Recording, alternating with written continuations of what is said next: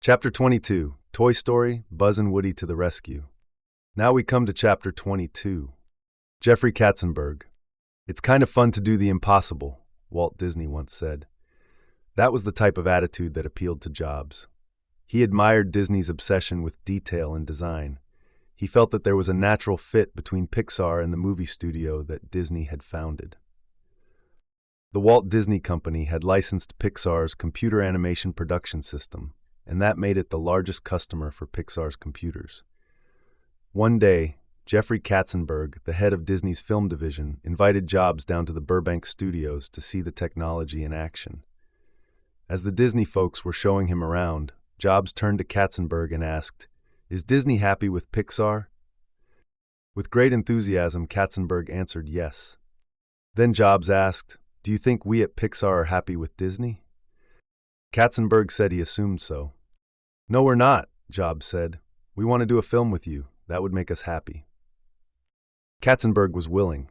He admired John Lasseter's animated shorts and had tried unsuccessfully to lure him back to Disney.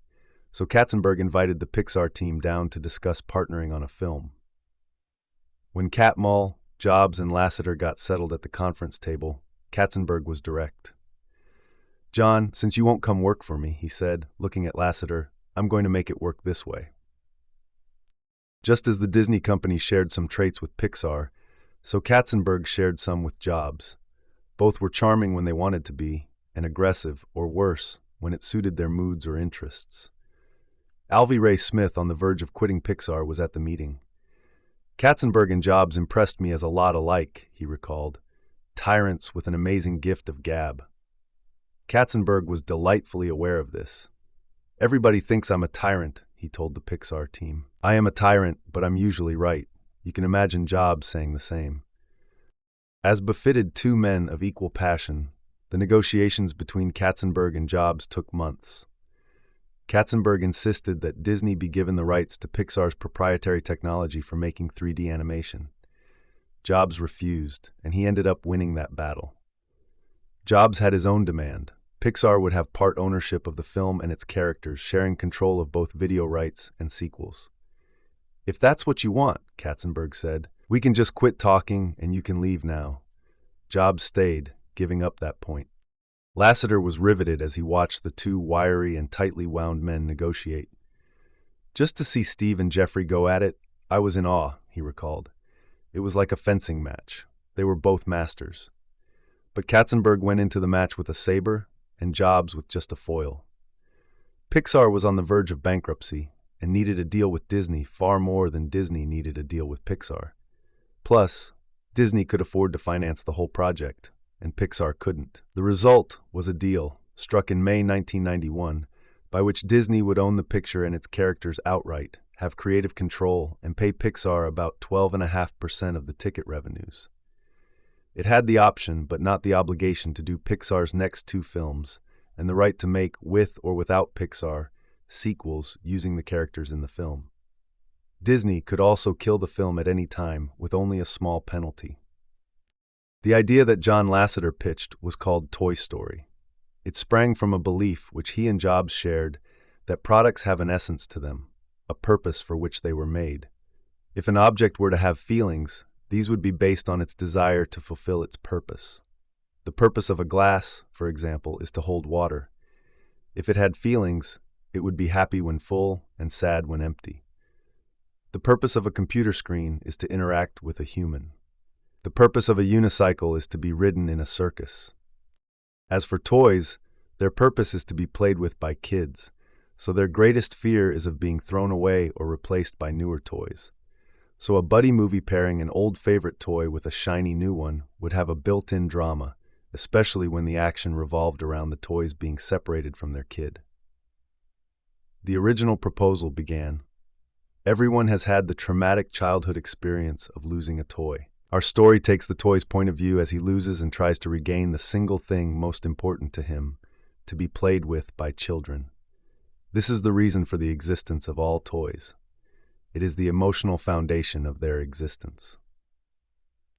The two main characters went through many versions before they ended up as Buzz Lightyear and Woody.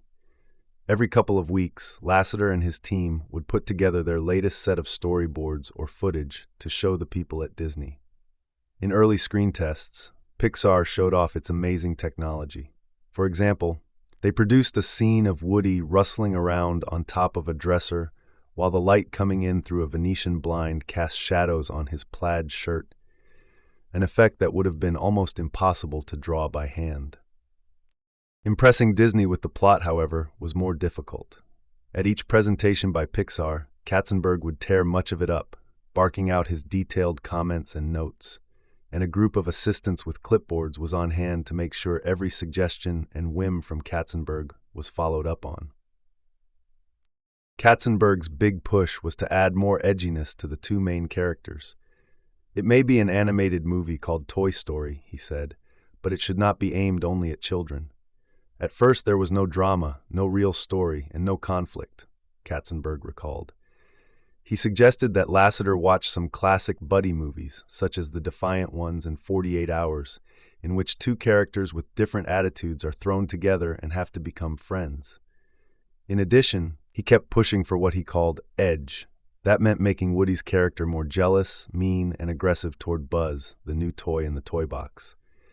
"It's a toy-eat-toy world," Woody says at one point, after pushing Buzz out of a window. After many rounds of notes from Katzenberg and other Disney executives, Woody had been stripped of almost all his charm. In one scene, he throws the other toys off the bed and orders Slinky to come help. When Slinky hesitates, Woody barks, "Who said your job was to think, Springweener?" Slinky then asks a question that the Pixar team members would soon be asking themselves. Why is the cowboy so scary? As Tom Hanks, who had signed up to be Woody's voice, exclaimed at one point, "This guy's a real jerk." Cut. Lasseter and his Pixar team had the first half of the movie ready to show by November 1993, so they brought it down to Burbank to show to Katzenberg and other Disney executives. Peter Schneider, the head of feature animation, had never liked Katzenberg's idea of having outsiders make animation for Disney. He declared it a mess and ordered that production be stopped. Katzenberg agreed. "Why is this so terrible?" he asked a colleague, Tom Schumacher. "Because it's not their movie anymore," Schumacher bluntly replied. He later explained they were following Katzenberg's notes and the project had been driven completely off track. Lasseter realized that Schumacher was right. "I sat there and I was pretty much embarrassed with what was on the screen," he recalled. "It was a story filled with the most unhappy, mean characters that I've ever seen." He asked Disney for the chance to go back to Pixar and rework the script. Katzenberg was supportive. Jobs did not get involved much in the creative process.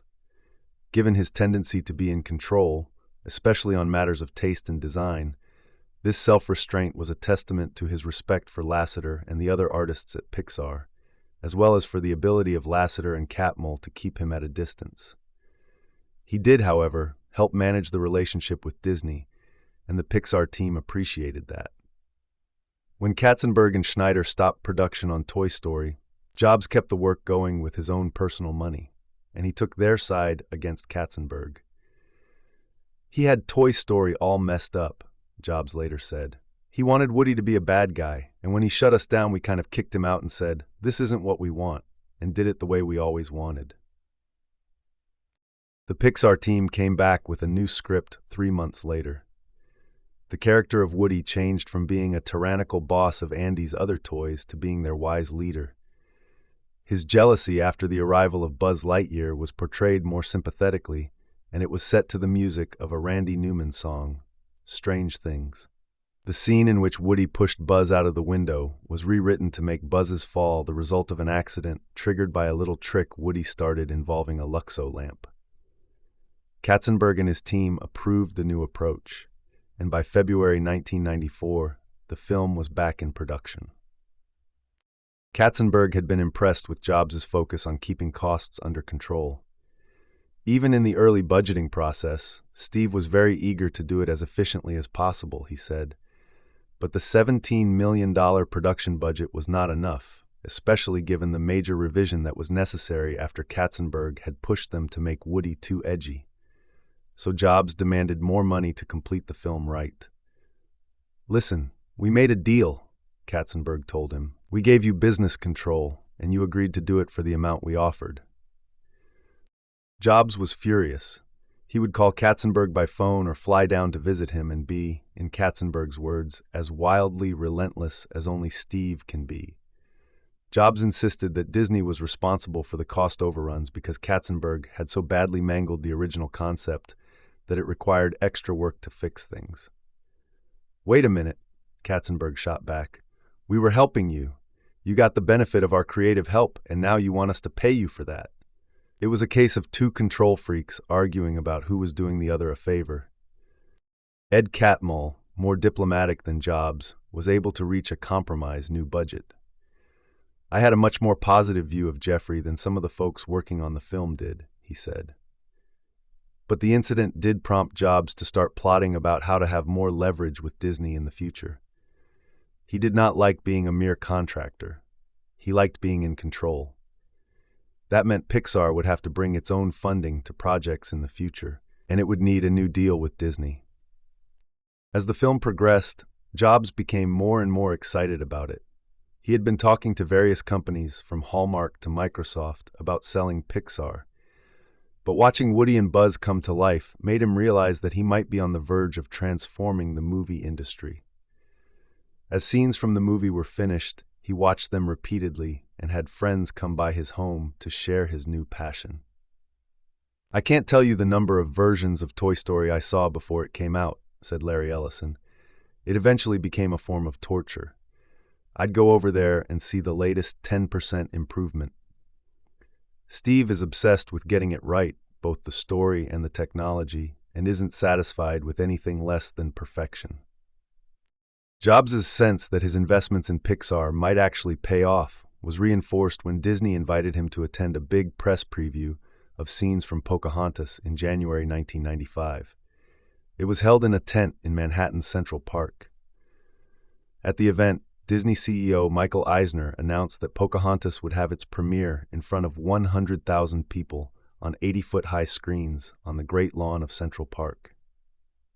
Jobs was a master showman who knew how to stage great premieres, but even he was astonished by this plan. Buzz Lightyear's great call to action, to infinity and beyond, suddenly seemed worth following. Jobs decided that the release of Toy Story that November would be the occasion to take Pixar public. Even the usually eager investment bankers were doubtful and said it couldn't happen. Pixar had spent 5 years losing money, but Jobs was determined. I was nervous and argued that we should wait until after our second movie, Lasseter recalled. Steve overruled me and said we needed the cash so we could put up half the money for our films and renegotiate the Disney deal. To infinity, there were 2 premieres of Toy Story in November 1995. Disney organized one at El Capitan, a grand old theater in Los Angeles, and built a funhouse next door featuring the characters. Pixar was given a handful of passes, but the evening and its celebrity guest list was very much a Disney production. Jobs did not even attend. Instead, the next night he rented the Regency, a similar theater in San Francisco, and held his own premiere. Instead of Tom Hanks and Steve Martin, the guests were Silicon Valley celebrities such as Larry Ellison and Andy Grove. This was clearly Jobs' show. He, not Lasseter, took the stage to introduce the movie. The dueling premieres highlighted a simmering issue. Was Toy Story a Disney or a Pixar movie? Was Pixar just an animation contractor helping Disney make movies? Or was Disney just a distributor and marketer helping Pixar roll out its movies? The answer was somewhere in between. The question would be whether the egos involved, mainly those of Michael Eisner and Steve Jobs, could come to such a partnership. The stakes were raised when Toy Story opened to huge commercial and critical success. It made back its cost in the first weekend, with a domestic opening of $30 million. It went on to become the top-grossing film of the year, beating Batman Forever and Apollo 13, with $192 million in sales domestically and a total of $362 million worldwide. According to the review aggregator Rotten Tomatoes, 100% of the 73 critics surveyed gave it a positive review.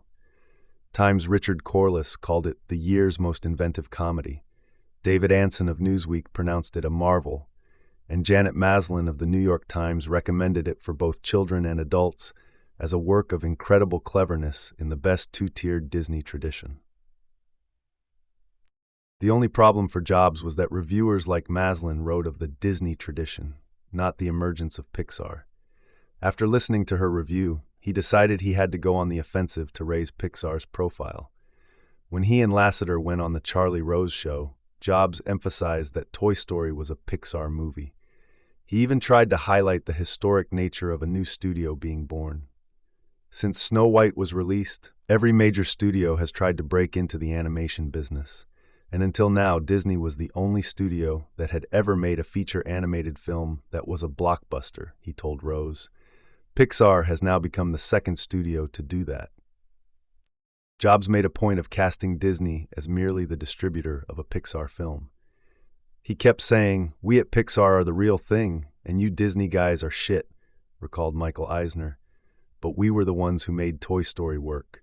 We helped shape the movie, and we pulled together all of our divisions, from our consumer marketers to the Disney Channel, to make it a hit." Jobs came to the conclusion that the fundamental issue, whose movie was it, would have to be settled by a contract rather than by a war of words. After Toy Story's success, he said, "I realized that we needed to cut a new deal with Disney if we were ever to build a studio and not just be a work-for-hire place. But to sit down with Disney on an equal basis, Pixar had to bring money to the table. That required a successful initial public offering." The public offering happened exactly 1 week after Toy Story's opening. Jobs had gambled that the movie would be successful, and the risky bet paid off, big time. As with the Apple IPO, a celebration was planned at the San Francisco office of the lead underwriter at 7 a.m., when the shares were to go on sale. The plan had originally been for the first shares to be offered at about $14 to be sure they would sell. Jobs insisted on pricing them at $22, which would give the company more money if the offering was a success. It was beyond even his wildest hopes. It was bigger than Netscape's as the biggest IPO of the year. In the first half hour, the stock shot up to $45, and trading had to be delayed because there were too many buy orders. It then went up even further to $49 before settling back to close the day at $39. Earlier that year, Jobs had been hoping to find a buyer for Pixar that would let him just get back the $50 million he had put in. By the end of the day, the shares he had kept, 80% of the company, were worth more than 20 times that, an astonishing $1.2 billion. That was about 5 times what he'd made when Apple went public in 1980. But Jobs told John Markoff of the New York Times that the money did not mean much to him. "There's no yacht in my future," he said. "I've never done this for the money." The successful initial public offering meant that Pixar would no longer have to depend on Disney to finance its movies. That was just the leverage Jobs wanted. "Because we could now fund half the cost of our movies, I could demand half the profits," he recalled. "But more important, I wanted co-branding. These were to be Pixar as well as Disney movies."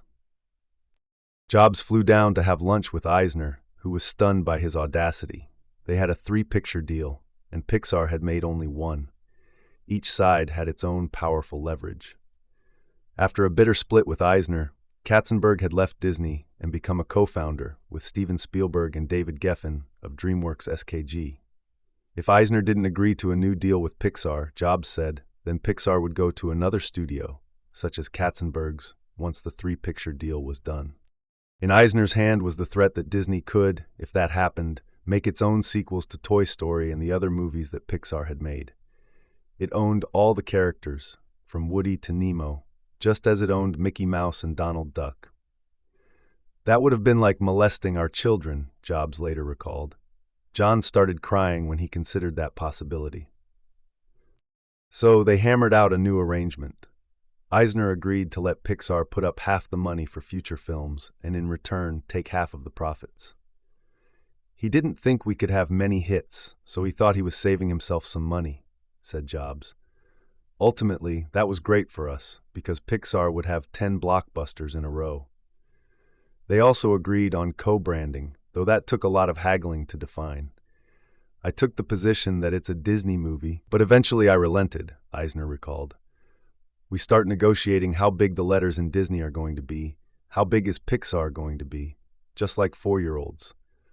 But by the beginning of 1997, they had a deal for 5 films over the course of 10 years. They even parted as friends, at least for the time being. Eisner was reasonable and fair to me then, Jobs later said. But eventually, over the course of a decade, I came to the conclusion that he was a dark man. In a letter to Pixar shareholders, Jobs explained that winning the right to have equal branding with Disney on all the movies, as well as on advertising and toys, was the most important part of the deal. We want Pixar to grow into a brand that embodies the same level of trust as the Disney brand, he wrote. But in order for Pixar to earn this trust, consumers must know that Pixar is creating the films. Jobs was known during his career for creating great products. But just as significant was his ability to create great companies with valuable brands, and he created 2 of the best of his era, Apple and Pixar. Chapter 23, The Second Coming. What rough beast, its hour come round at last. Now, let's explore Jobs' return to Apple in Chapter 23. Things fall apart. When Jobs unveiled the Next computer in 1988, there was a burst of excitement. That fizzled when the computer finally went on sale the following year. Jobs' ability to dazzle, intimidate, and spin the press began to fail him, and there was a series of stories on the company's problems. Next is incompatible with other computers at a time when the industry is moving toward interchangeable systems, Bart Ziegler of the Associated Press reported. Because relatively little software exists to run on Next, it has a hard time attracting customers. Next tried to reposition itself as the leader in a new category, personal workstations, for people who wanted the power of a workstation and the friendliness of a personal computer. But those customers were by now buying them from the fast-growing company Sun Microsystems. Revenues for Next in 1990 were $28 million. Sun made $2.5 billion that year. IBM abandoned its deal to license the Next software, so Jobs was forced to do something against his nature. Despite his deep-seated belief that hardware and software should be closely linked, he agreed in January 1992 to license the Next Step operating system to run on other computers. One surprising defender of Jobs was Jean-Louis Gasset. You might remember him from his time at Apple, where he clashed with Jobs and then was eventually forced out himself. He wrote an article praising the creativity of Next's products. Next might not be Apple, Gasset argued, but Steve is still Steve. A few days later, his wife answered a knock on the door and went running upstairs to tell him that Jobs was standing there. He thanked Gasset for the article and invited him to an event where Intel's Andy Grove would join Jobs in announcing that Next Step would be moved to the IBM Intel platform. I sat next to Steve's father, Paul Jobs, a movingly dignified individual, Gasset recalled. He raised a difficult son, but he was proud and happy to see him on stage with Andy Grove. A year later, Jobs took the inevitable next step. He gave up making hardware altogether. This was a painful decision, just as it had been when he gave up making hardware at Pixar. He cared about all aspects of his products, but hardware was a particular passion. He was energized by great design, obsessed over manufacturing details, and would spend hours watching his robots make his perfect machines.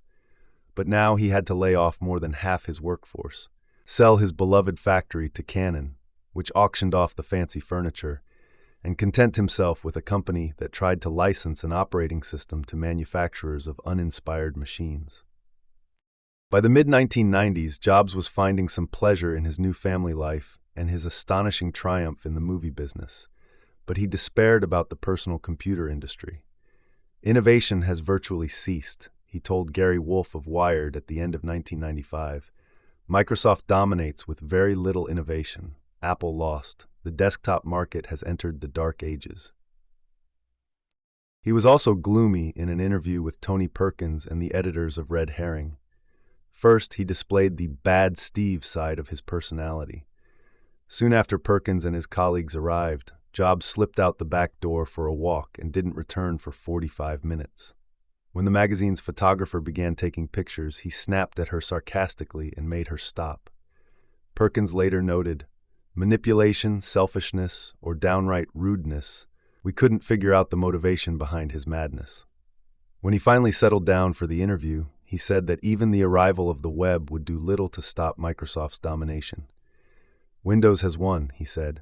It beat the Mac, unfortunately, it beat Unix, it beat OS2, an inferior product won. Apple falling.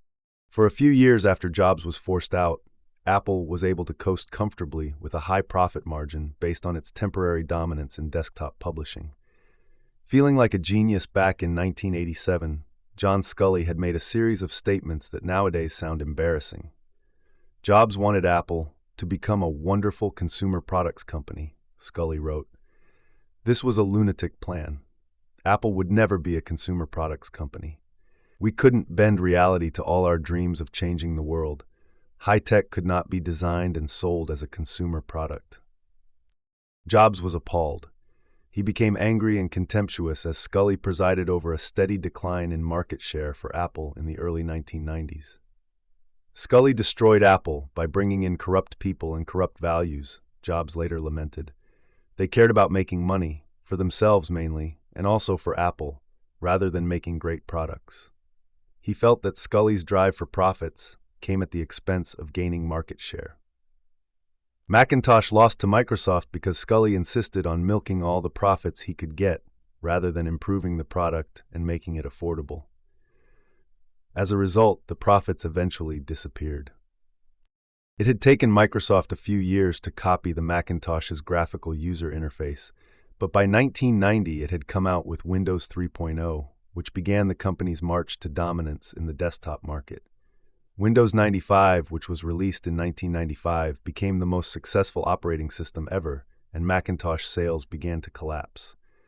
Microsoft simply ripped off what other people did, Jobs later said.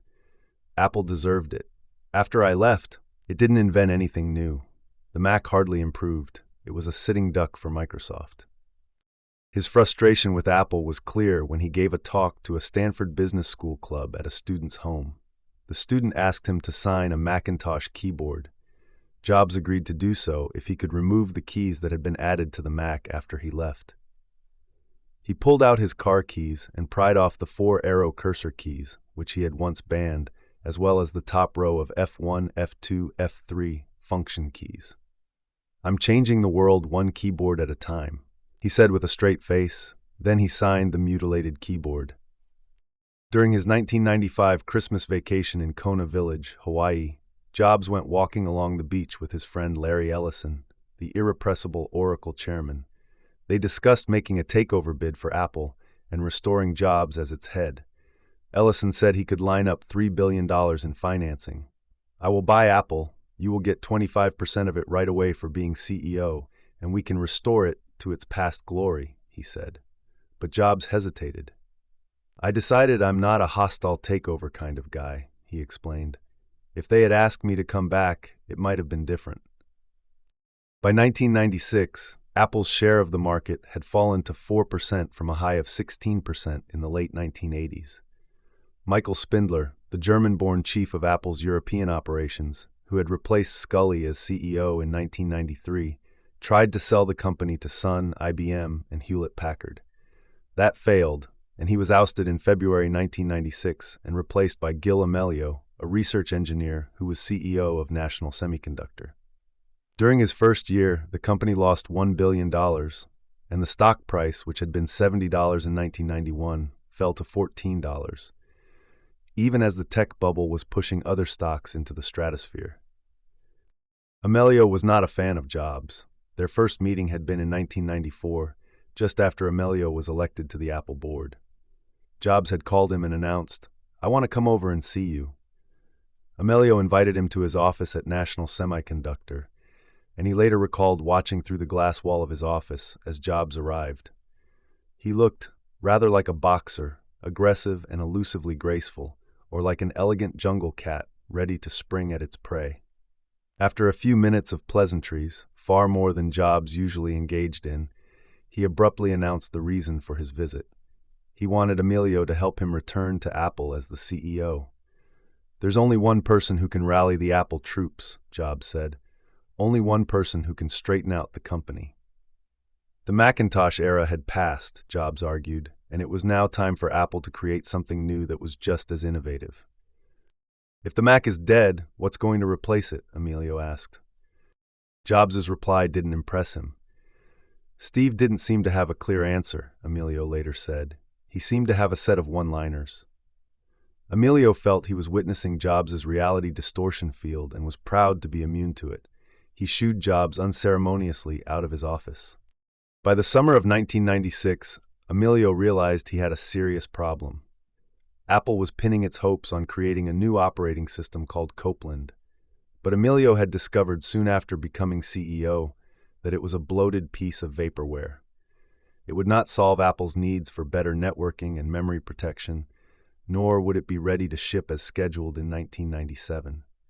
He publicly promised that he would quickly find an alternative. His problem was that he didn't have one. So Apple needed a partner, one that could make a stable operating system, preferably one that was Unix-like and had an object-oriented application layer. There was one company that could obviously supply such software, Next, but it would take a while for Apple to focus on it. Apple first zeroed in on a company that had been started by Jean-Louis Gasset, called Bay. Gasset began negotiating the sale of B to Apple, but in August 1996, he overplayed his hand at a meeting with Emilio in Hawaii. He said he wanted to bring his 50-person team to Apple, and he asked for 15% of the company, worth about $500 million. Emilio was stunned. Apple calculated that B was worth about $50 million. After a few offers and counteroffers, Gasset refused to budge from demanding at least $275 million. He thought that Apple had no other options. It got back to Emilio that Gasset said, "I've got them by the balls and I'm going to squeeze until it hurts." This did not please Emilio. Apple's chief technology officer, Ellen Hancock, argued for going with Sun's Unix-based Solaris operating system, even though it did not yet have a friendly user interface. Emilio began to favor using, of all things, Microsoft's Windows NT. He felt it could be rejiggered on the surface to look and feel just like a Mac while being compatible with the wide range of software available to Windows users. Bill Gates, eager to make a deal, began personally calling Emilio. There was, of course, one other option. 2 years earlier, Macworld magazine columnist and former Apple software evangelist Guy Kawasaki had published a parody press release joking that Apple was buying Next and making Jobs its CEO. In the spoof, Mike Markula asked Jobs, "Do you want to spend the rest of your life selling Unix with a sugar coating or change the world?" Jobs responded, "Because I'm now a father, I needed a steadier source of income." The release noted that, because of his experience at Next, he is expected to bring a newfound sense of humility back to Apple. It also quoted Bill Gates as saying there would now be more innovations from Jobs that Microsoft could copy. Everything in the press release was meant as a joke, of course, but reality has an odd habit of catching up with satire. Slouching toward Cupertino. "Does anyone know Steve well enough to call him on this?" Emilio asked his staff. Because his encounter with Jobs 2 years earlier had ended badly, Emilio didn't want to make the call himself. But as it turned out, he didn't need to. Apple was already getting feelers from Next. A mid-level product marketer at Next, Garrett Rice, had simply picked up the phone and, without consulting Jobs, called Ellen Hancock to see if she might be interested in taking a look at its software. She sent someone to meet with him. By Thanksgiving of 1996, the two companies had begun mid-level talks. Jobs picked up the phone to call Emilio directly. "I'm on my way to Japan, but I'll be back in a week, and I'd like to see you as soon as I return," he said. "Don't make any decision until we can get together." Emilio, despite his earlier experience with Jobs, was thrilled to hear from him and captivated by the possibility of working with him. "For me, the phone call with Steve was like inhaling the flavors of a great bottle of vintage wine," he recalled. He gave his assurance he would make no deal with B or anyone else before they got together. For Jobs, the contest against B was both professional and personal. Next was failing, and the prospect of being bought by Apple was a tantalizing lifeline. In addition, Jobs held grudges, sometimes passionately, and Gassé was near the top of his list, despite the fact that they had seemed to reconcile when Jobs was at Next. Gassé is one of the few people in my life I would say is truly horrible, Jobs later insisted, unfairly. He knifed me in the back in 1985. Scully, to his credit, had at least been gentlemanly enough to knife Jobs in the front. On December 2, 1996, Steve Jobs set foot on Apple's Cupertino campus for the first time since his ouster 11 years earlier. In the executive conference room, he met Amelio and Hancock to make the pitch for Next. Once again, he was scribbling on the whiteboard there, this time giving his lecture about the 4 waves of computer systems that had culminated, in his telling, with the launch of Next. He was at his most seductive, despite the fact that he was speaking to 2 people he didn't respect. He was particularly skilled at feigning modesty. "It's probably a totally crazy idea," he said, "but if they found it appealing, I'll structure any kind of deal you want. License the software, sell you the company, whatever." He was, in fact, eager to sell everything, and he pushed that approach. "When you take a close look, you'll decide you want more than my software," he told them. "You'll want to buy the whole company and take all the people." A few weeks later, Jobs and his family went to Hawaii for Christmas vacation. Larry Ellison was also there, as he had been the year before. "You know, Larry, I think I've found a way for me to get back into Apple and get control of it without you having to buy it," Jobs said as they walked along the shore. Ellison recalled, he explained his strategy, which was getting Apple to buy Next. Then he would go on the board and be one step away from being CEO. Ellison thought that Jobs was missing a key point. "But Steve, there's one thing I don't understand," he said. "If we don't buy the company, how can we make any money?" It was a reminder of how different their desires were. Jobs put his hand on Ellison's left shoulder, pulled him so close that their noses almost touched, and said, "Larry, this is why it's really important that I'm your friend. You don't need any more money." Ellison recalled that his own answer was almost a whine. He said, "Well, I may not need the money, but why should some fund manager at Fidelity get the money? Why should someone else get it? Why shouldn't it be us? I think if I went back to Apple, and I didn't own any of Apple, and you didn't own any of Apple, I'd have the moral high ground," Jobs replied. "Steve, that's really expensive real estate, this moral high ground," said Ellison. "Look, Steve, you're my best friend, and Apple is your company. I'll do whatever you want." Although Jobs later said that he was not plotting to take over Apple at the time, Ellison thought it was inevitable. Anyone who spent more than a half hour with Emilio would realize that he couldn't do anything but self-destruct, he later said. The big face-off between Next and B was held at the Garden Court Hotel in Palo Alto on December 10th, in front of Emilio, Hancock, and 6 other Apple executives. Next went first, with Avi Tavanian demonstrating the software, while Jobs displayed his mesmerizing salesmanship. They showed how the software could play 4 video clips on the screen at once, create multimedia, and connect to the internet. Steve's sales pitch on the Next operating system was dazzling, according to Emilio. He praised the virtues and strengths as though he were describing a performance of Olivier as Macbeth. Gassé came in afterward, but he acted as if he already had the deal. He provided no new presentation. He simply said that the Apple team knew the capabilities of the B operating system and asked if they had any further questions. It was a short session. While Gassé was presenting, Jobs and Tavanian walked the streets of Palo Alto. After a while, they bumped into one of the Apple executives who had been at the meetings. "You're going to win this," he told them. Tavanian later said that this was no surprise. He said, "We had better technology, we had a solution that was complete, and we had Steve." Emilio knew that bringing Jobs back into the fold would be a double-edged sword, but the same was true of bringing Gassé back. Larry Tesler, one of the Macintosh veterans from the old days, recommended to Emilio that he choose Next, but added, "Whatever company you choose, you'll get someone who will take your job away, Steve or Jean-Louis." Emilio chose Jobs. He called Jobs to say that he planned to propose to the Apple board that he be authorized to negotiate a purchase of Next. He asked if Jobs would like to be at the meeting. Jobs said he would. When he walked in, there was an emotional moment when he saw Mike Markula. They had not spoken since Markula, once his mentor and father figure, had sided with Scully back in 1985. Jobs walked over and shook his hand. Jobs invited Emilio to come to his house in Palo Alto so they could negotiate in a friendly setting. When Emilio arrived in his classic 1973 Mercedes, Jobs was impressed. He liked the car. In the kitchen, which had finally been renovated, Jobs put a kettle on for tea, and then they sat at the wooden table in front of the open hearth pizza oven. The financial part of the negotiations went smoothly. Jobs was eager not to make Gassay's mistake of overreaching. He suggested that Apple pay $12 a share for Next. That would amount to about $500 million. Emilio said that was too high. He countered with $10 a share, or just over $400 million.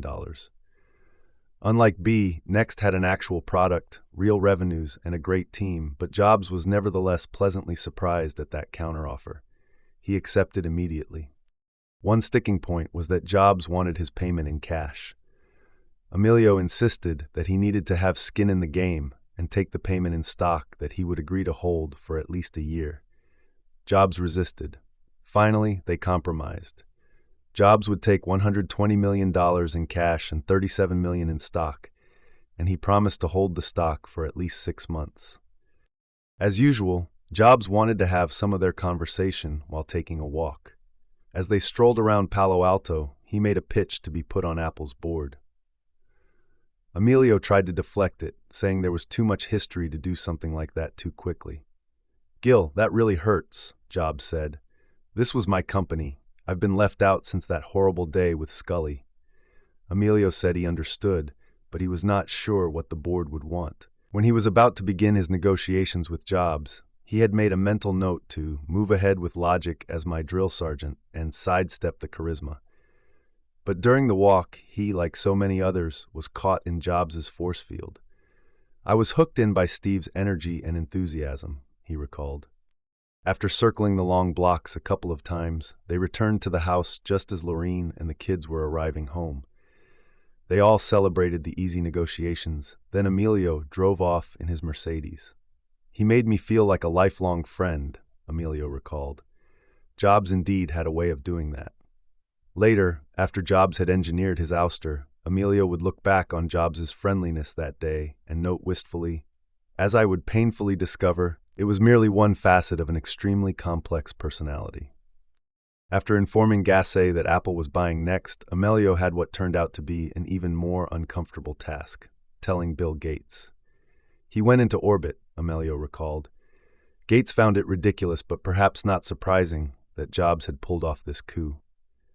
"Do you really think Steve Jobs has anything there?" Gates asked Emilio. "I know his technology. It's nothing but a warmed-over Unix, and you'll never be able to make it work on your machines." Gates, like Jobs, had a way of working himself up, and he did so now. "Don't you understand that Steve doesn't know anything about technology? He's just a super salesman. I can't believe you're making such a stupid decision. He doesn't know anything about engineering, and 99% of what he says and thinks is wrong. What the hell are you buying that garbage for?" Years later, when I brought it up with him, Gates did not recall being that upset. The purchase of Next, he argued, did not really give Apple a new operating system.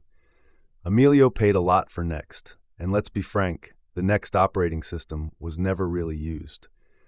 Instead, the purchase ended up bringing in Avi Tavanian, who could help the existing Apple operating system evolve so that it eventually incorporated the kernel of the Next technology.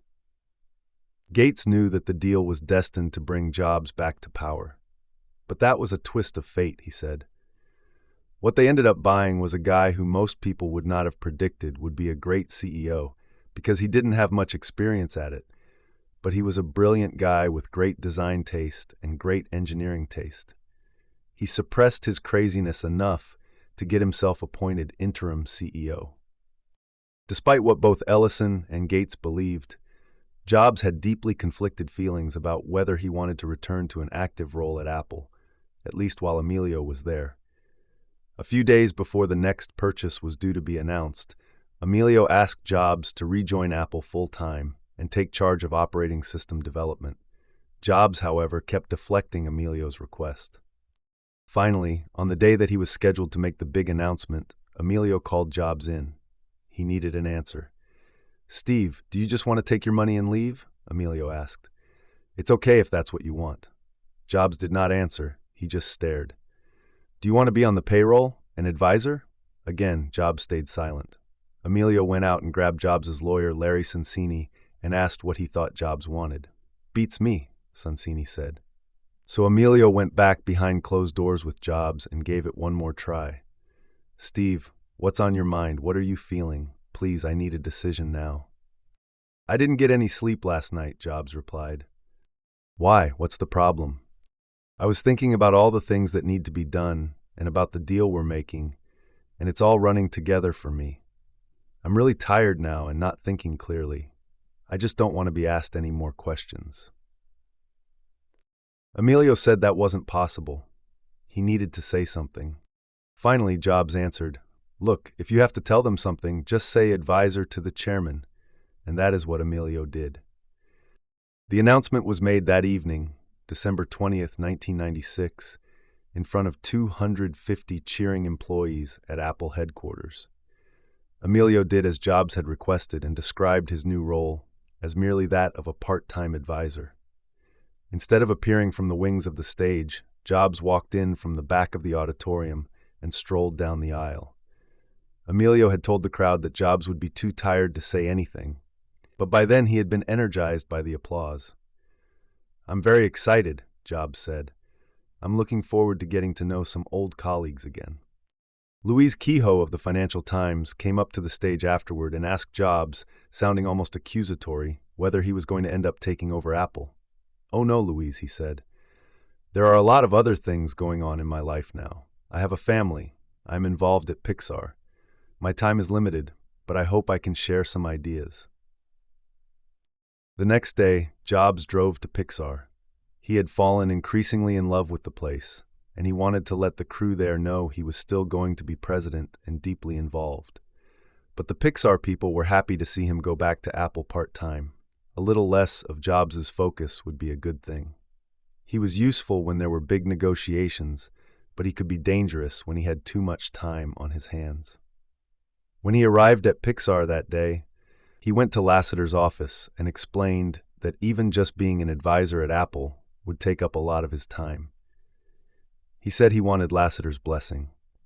"I keep thinking about all the time away from my family this will cause, and the time away from the other family at Pixar," Jobs said. "But the only reason I want to do it is that the world will be a better place with Apple in it." Lasseter smiled gently. "You have my blessing," he said. Chapter 24, The Restoration. The loser now will be later to win. Let's continue with Chapter 24. Hovering backstage. You may remember that when Jobs was about to turn 30, he said, "It's rare that you see an artist in his 30s or 40s able to really contribute something amazing." That held true for Jobs in his 30s, during the decade that began with his ouster from Apple in 1985. But after turning 40 in 1995, he flourished. Toy Story was released that year, and the following year, Apple's purchase of Next offered him a way back into the company he had founded. In returning to Apple, Jobs would show that even people over 40 could be great innovators. Having transformed personal computers in his 20s, he would now help to do the same for music players, the music industry's business model, mobile phones, apps, tablet computers, books, and journalism. He had told his friend Larry Ellison that his strategy for returning was to sell Next to Apple, get appointed to the board, and be ready when the CEO, Gil Amelio, stumbled. Ellison may have been baffled when Jobs insisted that he was not motivated by money, but it was partly true. He had neither Ellison's need for flashy consumption, nor Gates's philanthropic impulses, nor the competitive urge to see how high on the Forbes list he could get. Instead, his ego and personal drives led him to seek fulfillment by creating a legacy that would awe people. A dual legacy, actually, building innovative products and building a lasting company. He wanted to be in the same league as, and even a notch above, people like Edwin Land, Bill Hewlett, and David Packard. And the best way to achieve all this was to return to Apple and reclaim his kingdom. And yet, when the cup of power neared his lips, he became strangely hesitant, reluctant, perhaps even coy. He returned to Apple officially in January 1997 as a part-time advisor, as he had told Emilio he would. He began to assert himself in some personnel areas, especially in protecting his people who had made the transition from Next. But in most other ways, he was unusually passive. The decision not to ask him to join the board offended him, and he felt demeaned by the suggestion that he run the company's operating system division. Emilio was thus able to create a situation in which Jobs was both inside and outside the company, which was not a recipe for peace. Jobs later recalled, "Gil didn't want me around, and I thought he was a bozo. I knew that before I sold him the company. I thought I was just going to be trotted out now and then, for events like Macworld, mainly for show. That was fine because I was working at Pixar. I rented an office in downtown Palo Alto where I could work a few days a week, and I drove up to Pixar for 1 or 2 days. It was a nice life. I could slow down, spend time with my family." Jobs was, in fact, brought out for Macworld right at the beginning of January. This event reaffirmed his opinion that Emilio was a bozo. Close to 4,000 of the faithful fought for seats in the ballroom of the San Francisco Marriott to hear Emilio's keynote address. He was introduced by the actor Jeff Goldblum. Goldblum said, "I play an expert in chaos theory in the Lost World Jurassic Park. I figure that will qualify me to speak at an Apple event." He then turned it over to Emilio. Emilio came on stage wearing a flashy sports jacket and a banded collar shirt, buttoned tight at the neck. The Wall Street Journal reporter Jim Carlton noted he looked like a Vegas comic, while technology writer Michael Malone said he looked exactly like your newly divorced uncle on his first date. The bigger problem was that Emilio had gone on vacation, gotten into a nasty fight with his speechwriters, and refused to rehearse. When Jobs arrived backstage, he was upset by the chaos. He fumed as Emilio stood on the podium, bumbling through a disjointed and endless presentation. Emilio was unfamiliar with the talking points that appeared on his teleprompter, and soon was trying to improvise his presentation. He repeatedly lost his train of thought. After more than an hour, the audience was horrified. There were a few welcome breaks, such as when he brought out the singer Peter Gabriel to demonstrate a new music program. He also pointed out Muhammad Ali in the first row. The champ was supposed to come on stage to promote a website about Parkinson's disease, but Emilio never invited him up or explained why he was there. Emilio rambled for more than 2 hours before he finally called on stage the person everyone was waiting to cheer. Jobs, exuding confidence, style, and sheer magnetism, was the antithesis of the fumbling Emilio as he strode on stage, Carlton wrote. The return of Elvis would not have provoked a bigger sensation. The crowd jumped to its feet and gave him a loud ovation for more than a minute. The wilderness decade was over. Finally, Jobs waved for silence and cut to the heart of the challenge. "We've got to get the spark back," he said. "The Mac didn't progress much in 10 years. So Windows caught up, so we have to come up with an operating system that's even better." Jobs' pep talk could have been a redeeming finale to Emilio's frightening performance. Unfortunately, Emilio came back on stage and resumed his ramblings for another hour. Finally, more than 3 hours after the show began, Emilio brought it to a close. He called Jobs back on stage and then, in a surprise, brought up Steve Wozniak as well. Again, there was pandemonium. But Jobs was clearly annoyed. He avoided engaging in a triumphant trio scene with their arms in the air. Instead, he slowly edged off stage. "He ruthlessly ruined the closing moment I had planned," Emilio later complained. His own feelings were more important than good press for Apple. It was only 7 days into the new year for Apple, and already it was clear that the center would not hold. Jobs immediately put people he trusted into the top ranks at Apple. "I wanted to make sure the really good people who came in from Next didn't get knifed in the back by the less competent people who were then in senior jobs at Apple," he recalled. Ellen Hancock, who had favored choosing Sun's Solaris operating system over Next, was at the top of his bozo list. This was especially true when she continued to want to use the core of Solaris in the new Apple operating system.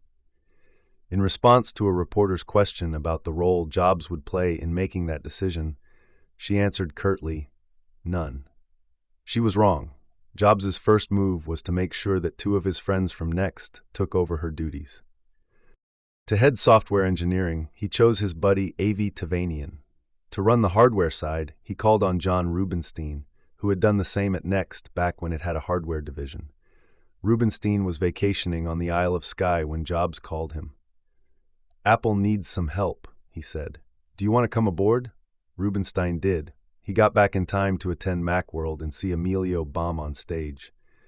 Things were worse than he expected. He and Tavanian would exchange glances at meetings as if they had stumbled into an insane asylum, with people making delusional statements while Emilio sat at the end of the table in a seeming daze. Jobs did not come into the office regularly, but he was on the phone to Emilio often. Once he had succeeded in making sure that Tavanian, Rubinstein, and others he trusted were given top positions, he turned his focus to the sprawling product line. One of his pet peeves was the Newton, the handheld personal digital assistant that boasted handwriting recognition capability. It was not quite as bad as the jokes in the Doonesbury comic strip made it seem, but Jobs hated it. He disdained the idea of having a stylus or pen for writing on a screen. "God gave us 10 styluses," he would say, waving his fingers. "Let's not invent another." In addition, he viewed the Newton as John Scully's one major innovation, his pet project. That alone doomed it in Jobs' eyes. "You ought to kill the Newton," he told Emilio one day by phone. It was a suggestion out of the blue, and Emilio pushed back. "What do you mean, kill it?" he said. "Steve, do you have any idea how expensive that would be?" "Shut it down, write it off, get rid of it," said Jobs. "It doesn't matter what it costs. People will cheer you if you got rid of it." "I've looked into the Newton, and it's going to be a moneymaker," Emilio declared. "I don't support getting rid of it." By May, however, he announced plans to spin off the Newton division, the beginning of its year-long hesitant march to the grave. Tavanian and Rubinstein would come by Jobs' house to keep him informed. Soon, much of Silicon Valley knew that Jobs was quietly taking power from Emilio. It was not so much a Machiavellian power play as it was Jobs being Jobs. Wanting control was ingrained in his nature. Louise Kehoe, the Financial Times reporter who had foreseen this when she questioned Jobs and Emilio at the December announcement, was the first with the story. "Mr. Out, Jobs has become the power behind the throne," she reported at the end of February. "He is said to be directing decisions on which parts of Apple's operations should be cut. Mr. Jobs has urged a number of former Apple colleagues to return to the company, hinting strongly that he plans to take charge," they said. According to one of Mr. Jobs' confidants, he has decided that Mr. Emilio and his appointees are unlikely to succeed in reviving Apple, and he is intent upon replacing them to ensure the survival of his company. That month, Emilio had to face the annual stockholders' meeting and explain why the results for the final quarter of 1996 showed a 30% drop in sales from the year before. Shareholders lined up at the microphones to vent their anger. Emilio was clueless about how poorly he handled the meeting. "The presentation was regarded as one of the best I had ever given," he later wrote. But Ed Woolard, the former CEO of DuPont, who was now the chairman of the Apple board, with Markula demoted to vice chairman, was appalled. "This is a disaster," his wife whispered to him in the middle of the session. Woolard agreed. "Gil came dressed real cool, but he looked and sounded silly," he recalled. "He couldn't answer the questions, didn't know what he was talking about, and didn't inspire any confidence." Woolard picked up the phone and called Jobs, whom he'd never met. The excuse was to invite him to Delaware to speak to DuPont executives. Jobs declined, but as Woolard recalled, the request was a trick to talk to him about Gil. He steered the phone call in that direction and asked Jobs directly what his impression of Emilio was. Woolard remembers Jobs being somewhat guarded, saying that Emilio was not in the right job. Jobs recalled being more blunt. He said, "I thought to myself, I either tell him the truth, that Gil is a bozo, or I lie by omission. He's on the board of Apple. I have a duty to tell him what I think. On the other hand, if I tell him, he will tell Gil, in which case Gil will never listen to me again, and he'll mess with the people I brought into Apple. All of this took place in my head in less than 30 seconds. I finally decided that I owed this guy the truth. I cared deeply about Apple. So I just let him have it. I said, this guy is the worst CEO I've ever seen. I think if you needed a license to be a CEO, he wouldn't get one. When I hung up the phone, I thought, I probably just did a really stupid thing. That spring, Larry Ellison saw Emilio at a party and introduced him to the technology journalist Gina Smith, who asked how Apple was doing. You know, Gina, Apple is like a ship, Emilio answered. That ship is loaded with treasure, but there's a hole in the ship, and my job is to get everyone to row in the same direction. Smith looked perplexed and asked, Yeah, but what about the hole? From then on, Ellison and Jobs joked about the parable of the ship. When Larry told me this story, we were in this sushi place, and I literally fell off my chair laughing, Jobs recalled. He was just such a buffoon, and he took himself so seriously. He insisted that everyone call him Dr. Emilio. That's always a warning sign. Brent Schlender, Fortune's well-sourced technology reporter, knew Jobs and was familiar with his thinking. In March, he came out with a story detailing the mess. Apple Computer, Silicon Valley's paragon of dysfunctional management and fumbled techno-dreams, is back in crisis mode, scrambling lugubriously in slow motion to deal with imploding sales, a floundering technology strategy, and a hemorrhaging brand name, he wrote. To the Machiavellian eye, it looks as if Jobs, despite the lure of Hollywood, lately he has been overseeing Pixar, maker of Toy Story and other computer-animated films, might be scheming to take over Apple. Once again, Ellison publicly floated the idea of doing a hostile takeover and installing his best friend Jobs as CEO. Steve's the only one who can save Apple, he told reporters. I'm ready to help him the minute he says the word. Like the third time the boy cried wolf, Ellison's latest takeover ideas didn't get much notice. So later in the month, he told Dan Gilmore of the San Jose Mercury News that he was forming an investor group to raise $1 billion to buy a majority stake in Apple. The company's market value was about $2.3 billion at the time.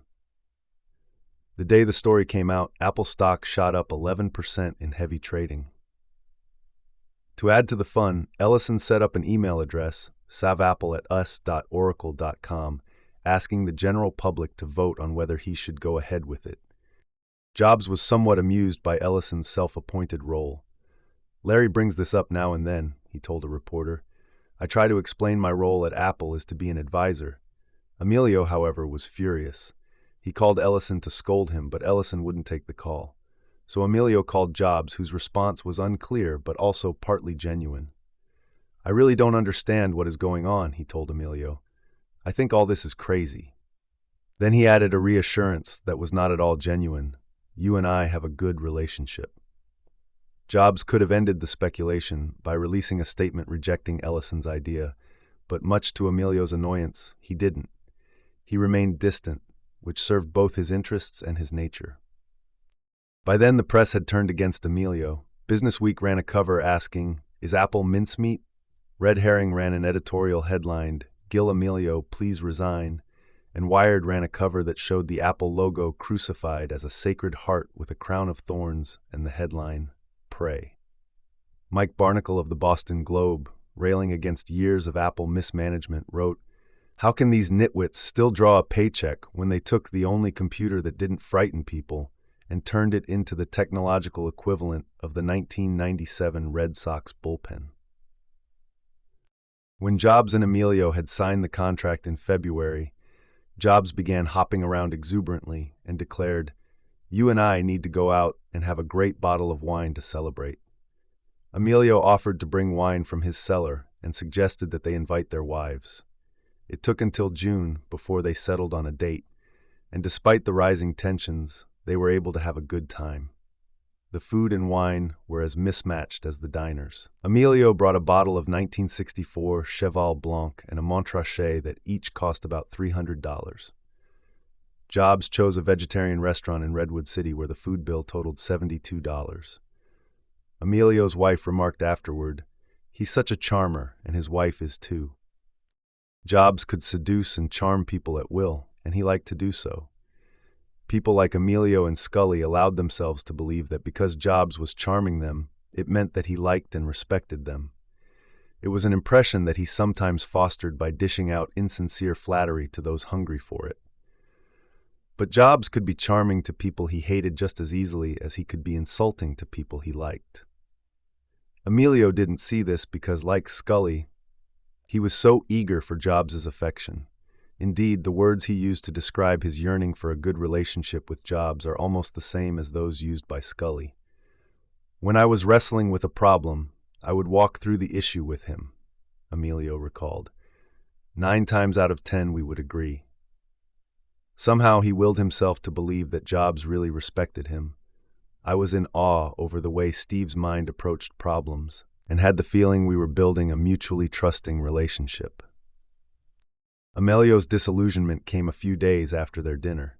During their negotiations, he had insisted that Jobs hold the Apple stock he got for at least 6 months, and preferably longer. That 6 months ended in June. When a block of 1.5 million shares was sold, Emilio called Jobs. "I'm telling people that the shares sold were not yours," he said. "Remember, you and I had an understanding that you wouldn't sell any without advising us first." "That's right," Jobs replied. Emilio took that response to mean that Jobs had not sold his shares, and he issued a statement saying so.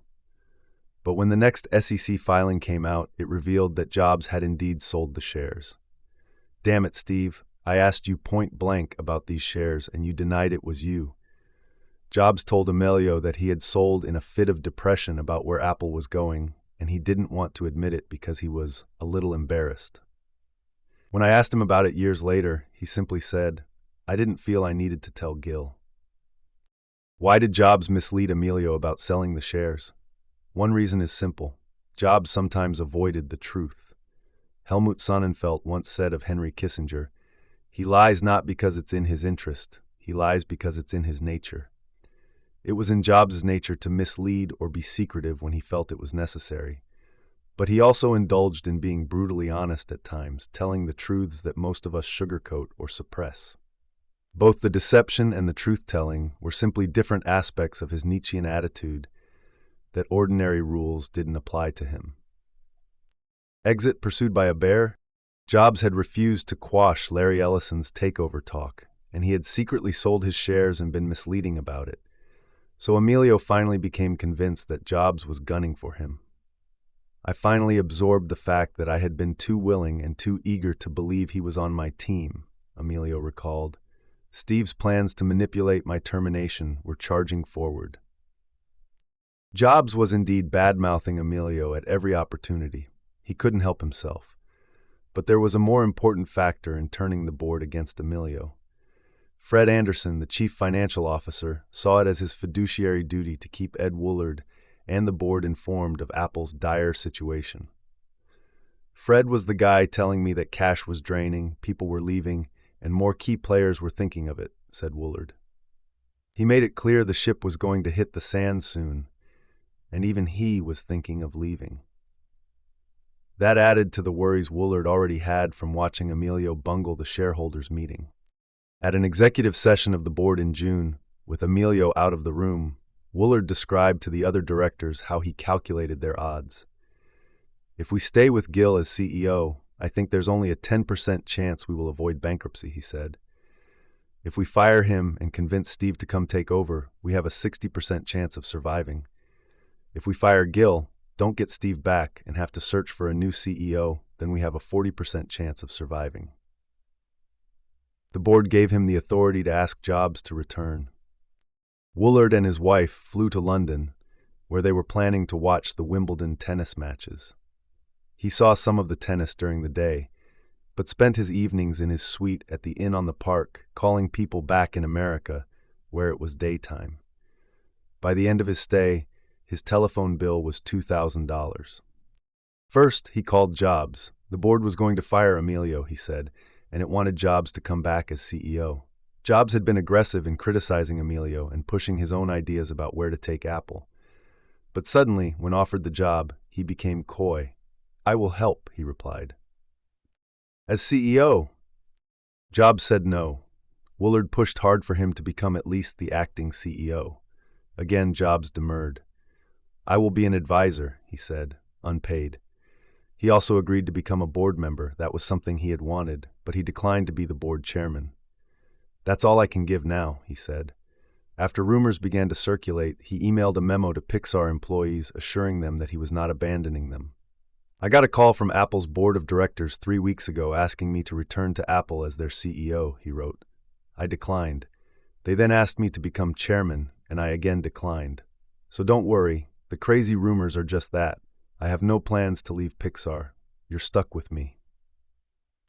Why did Jobs not seize control? Why was he hesitant to grab the job that for 2 decades he had seemed to desire? When I asked him, he said, "We'd just taken Pixar public, and I was happy being CEO there. I never knew of anyone who served as CEO of 2 public companies, even temporarily, and I wasn't even sure it was legal. I didn't know what I wanted to do. I was enjoying spending more time with my family. I was torn. I knew Apple was a mess, so I wondered, do I want to give up this nice lifestyle that I have? What are all the Pixar shareholders going to think?" I talked to people I respected.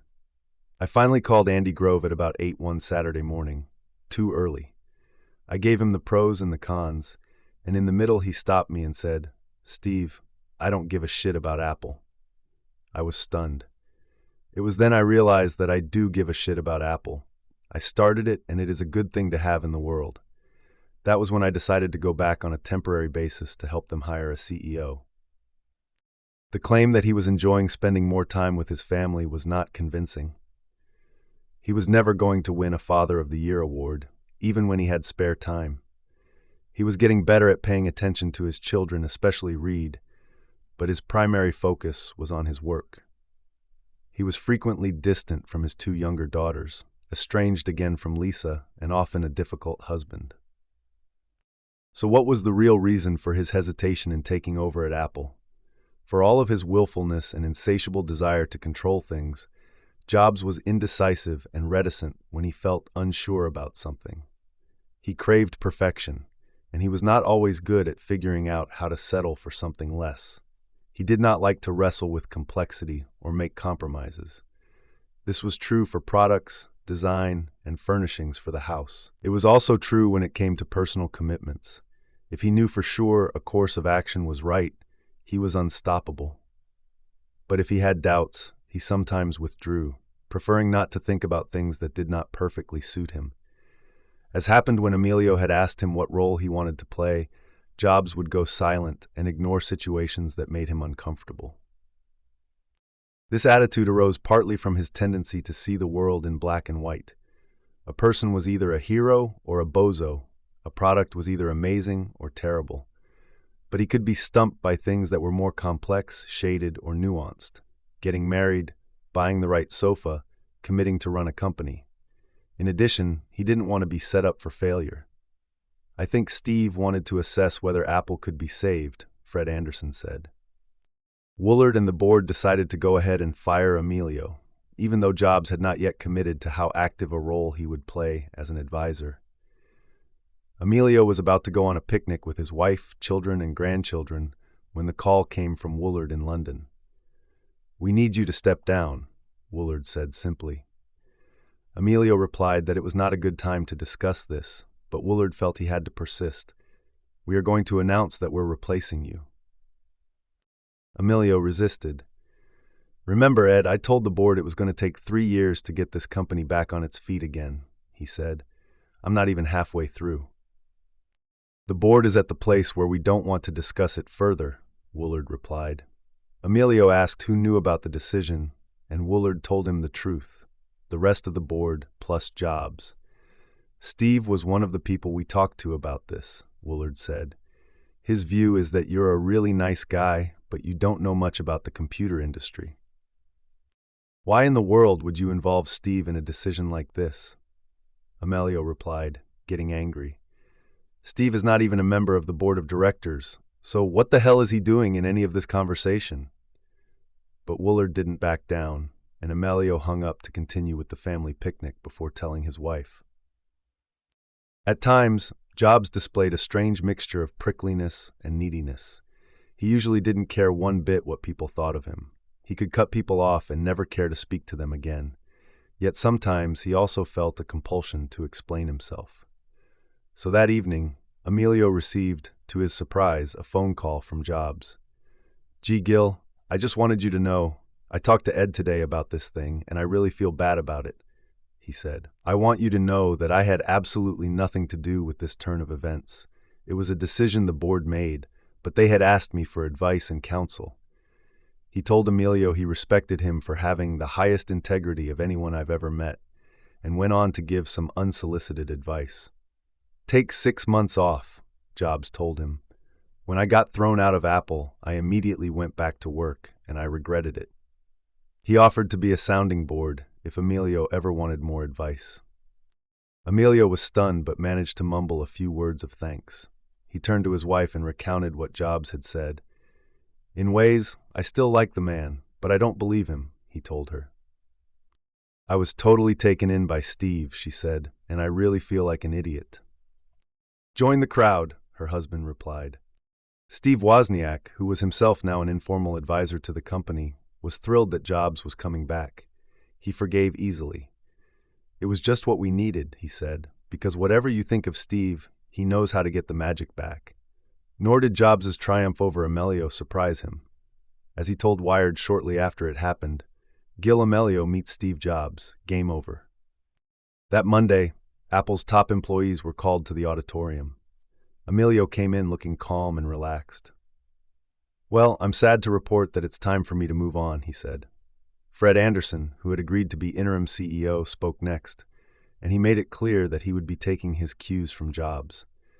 Then, exactly 12 years since he had lost power in a July 4th weekend struggle, Jobs walked back on stage at Apple.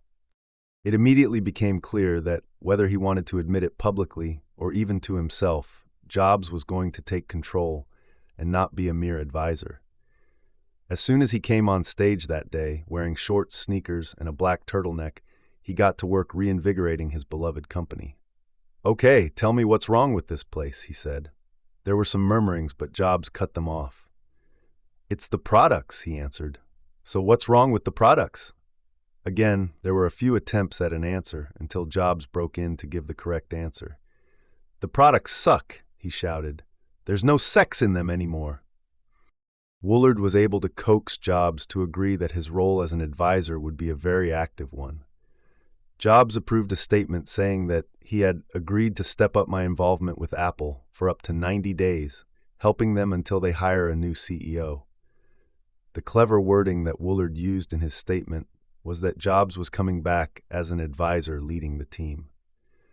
Jobs took a small office next to the boardroom on the executive floor, pointedly avoiding Emilio's big corner office. He got involved in all aspects of the business: product design, where to cut, supplier negotiations, and advertising agency review. He believed that he had to stop the loss of top Apple employees. To do so, he wanted to reprice their stock options. Apple stock had dropped so low that the options had become worthless. Jobs wanted to lower the exercise price so they would be valuable again. At the time, that was legally permissible, but it was not considered good corporate practice. On his first Thursday back at Apple, Jobs called for a telephonic board meeting and outlined the problem. The directors balked. They asked for time to do a legal and financial study of what the change would mean. "It has to be done fast," Jobs told them. "We're losing good people." Even his supporter Ed Woolard, who headed the compensation committee, objected. "At DuPont, we never did such a thing," he said. "You brought me here to fix this thing, and people are the key," Jobs argued.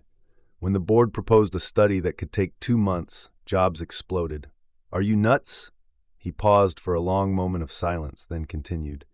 "Guys, if you don't want to do this, I'm not coming back on Monday, because I've got thousands of key decisions to make that are far more difficult than this, and if you can't throw your support behind this kind of decision, I will fail. So if you can't do this, I'm out of here, and you can blame it on me. You can say Steve wasn't up for the job." The next day, after consulting with the board, Woolard called Jobs back. "We're going to approve this," he said, "but some of the board members don't like it. We feel like you've put a gun to our head." The options for the top team, of which Jobs had none, were reset at $13.25, which was the price of the stock the day Emilio was fired. Instead of declaring victory and thanking the board, Jobs continued to be angry at having to answer to a board he didn't respect. "Stop the train. This isn't going to work," he told Woolard. "This company is in shambles, and I don't have time to wet nurse the board, so I need all of you to resign, or else I'm going to resign and not come back on Monday." The one person who could stay, he said, was Woolard. Most members of the board were shocked. Jobs was still refusing to commit to coming back full-time or to be anything more than an advisor, yet he felt he had the power to force them to leave. The hard truth, however, was that he did have that power over them. They could not afford for him to storm off in a fury, nor was the prospect of remaining an Apple board member very appealing by then. After all they'd been through, most were glad to be let off, Woolard recalled. Once again, the board gave in. It made only one request. Would he let one other director stay, in addition to Woolard? It would help the appearance of things. Jobs agreed. They were an awful board, a terrible board, he later said. I agreed they could keep Ed Woolard and a guy named Gareth Chang, who turned out to be a zero. He wasn't terrible, just a zero. Woolard, on the other hand, was one of the best board members I've ever seen. He was a prince, one of the most supportive and wise people I've ever met. Among those being asked to resign was Mike Markula. In 1976, as a young venture capitalist, he had visited the Jobs garage, fallen in love with the new computer on the workbench, guaranteed a $250,000 line of credit, and become the third partner and one-third owner of the new company. Over the next 2 decades, he was the one constant on the board, bringing in and pushing out a variety of CEOs. He had supported Jobs at times, but also clashed with him, most notably when he sided with Scully in the showdowns of 1985. With Jobs returning, he knew that it was time for him to leave. Jobs could be cutting and cold, especially toward people who crossed him, but he could also be sentimental about those who had been with him from the early days. Wozniak fell into that favored category, of course, even though they had drifted apart. So did Andy Hertzfeld and a few others from the Macintosh team. In the end, Mike Markula did as well. I felt deeply betrayed by him, but he was like a father and I always cared about him, Jobs later recalled. So when the time came to ask him to resign from the Apple board, Jobs drove to Markula's chateau-like mansion in the Woodside Hills to do it personally. As usual, he asked to take a walk, and they strolled the grounds to a redwood grove with a picnic table. He told me he wanted a new board because he wanted to start fresh, Markula said. He was worried that I might take it poorly, and he was relieved when I didn't. They spent the rest of the time talking about where Apple should focus in the future. Jobs' ambition was to build a company that would last, and he asked Markula what the formula for that would be. Markula replied that lasting companies know how to reinvent themselves. Hewlett-Packard had done that repeatedly. It started as an instrument company, then became a calculator company, then a computer company. Apple has been sidelined by Microsoft in the PC business. Markula said, "You've got to reinvent the company to do some other thing, like other consumer products or devices. You've got to be like a butterfly and have a metamorphosis." Jobs didn't say much, but he agreed. The old board met in late July to approve the transition. Woolard, who was as refined as Jobs was prickly, was mildly surprised when Jobs appeared dressed in jeans and sneakers.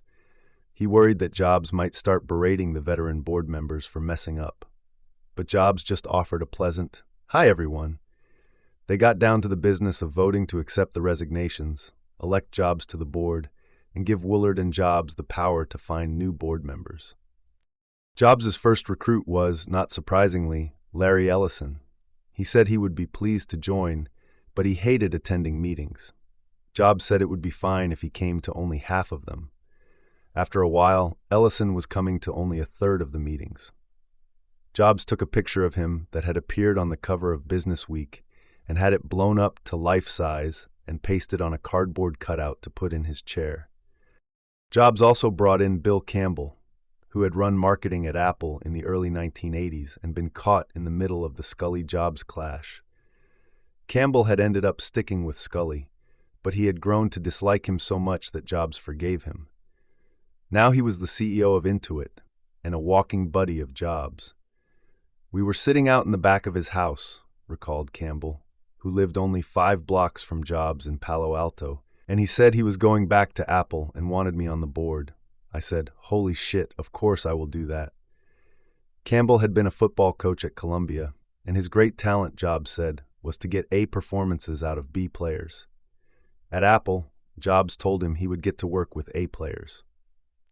Woolard helped bring in Jerry York, who had been the chief financial officer at Chrysler and then IBM.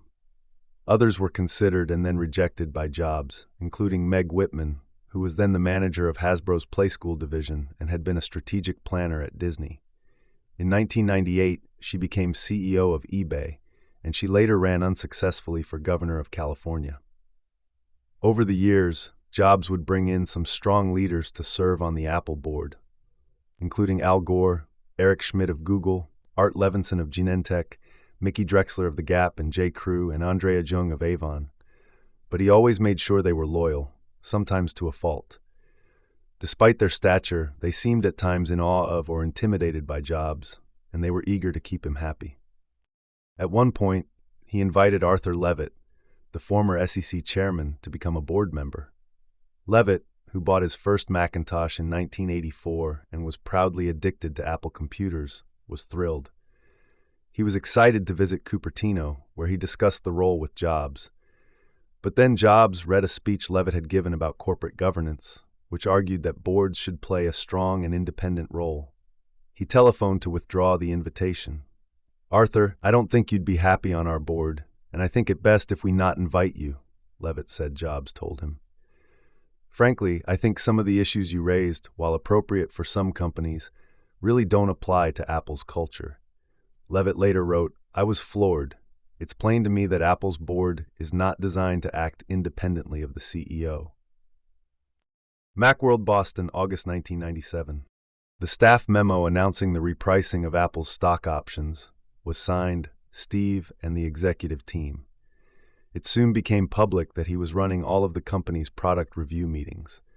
These and other signs that Jobs was now deeply involved at Apple helped push the stock up from about $13 to $20 during July. It also created a buzz of excitement as the Apple faithful gathered for the August 1997 Macworld in Boston. More than 5,000 showed up hours in advance to cram into the Castle Convention Hall of the Park Plaza Hotel for Jobs' keynote speech. They came to see their returning hero and to find out whether he was really ready to lead them again. Huge cheers erupted when a picture of Jobs from 1984 was flashed on the overhead screen. "Steve, Steve, Steve!" the crowd started to chant, even as he was still being introduced. When he finally strode on stage, wearing a black vest, a collarless white shirt, jeans, and a playful smile, the screams and flashbulbs rivaled those for any rock star. At first, he punctured the excitement by reminding them of where he officially worked. "I'm Steve Jobs, the chairman and CEO of Pixar," he introduced himself, flashing a slide on the screen with that title. Then he explained his role at Apple. "I, like a lot of other people, are pulling together to help Apple get healthy again."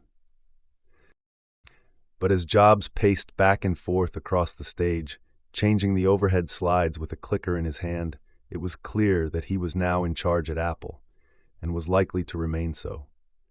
He delivered a carefully crafted presentation, using no notes, on why Apple's sales had fallen by 30% over the previous 2 years. "There are a lot of great people at Apple, but they're doing the wrong things because the plan has been wrong," he said. "I've found people who can't wait to fall into line behind a good strategy, but there just hasn't been one."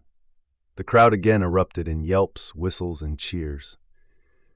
As he spoke, his passion poured out with increasing intensity, and he began saying "we" and "I" rather than "they" when talking about what Apple would be doing.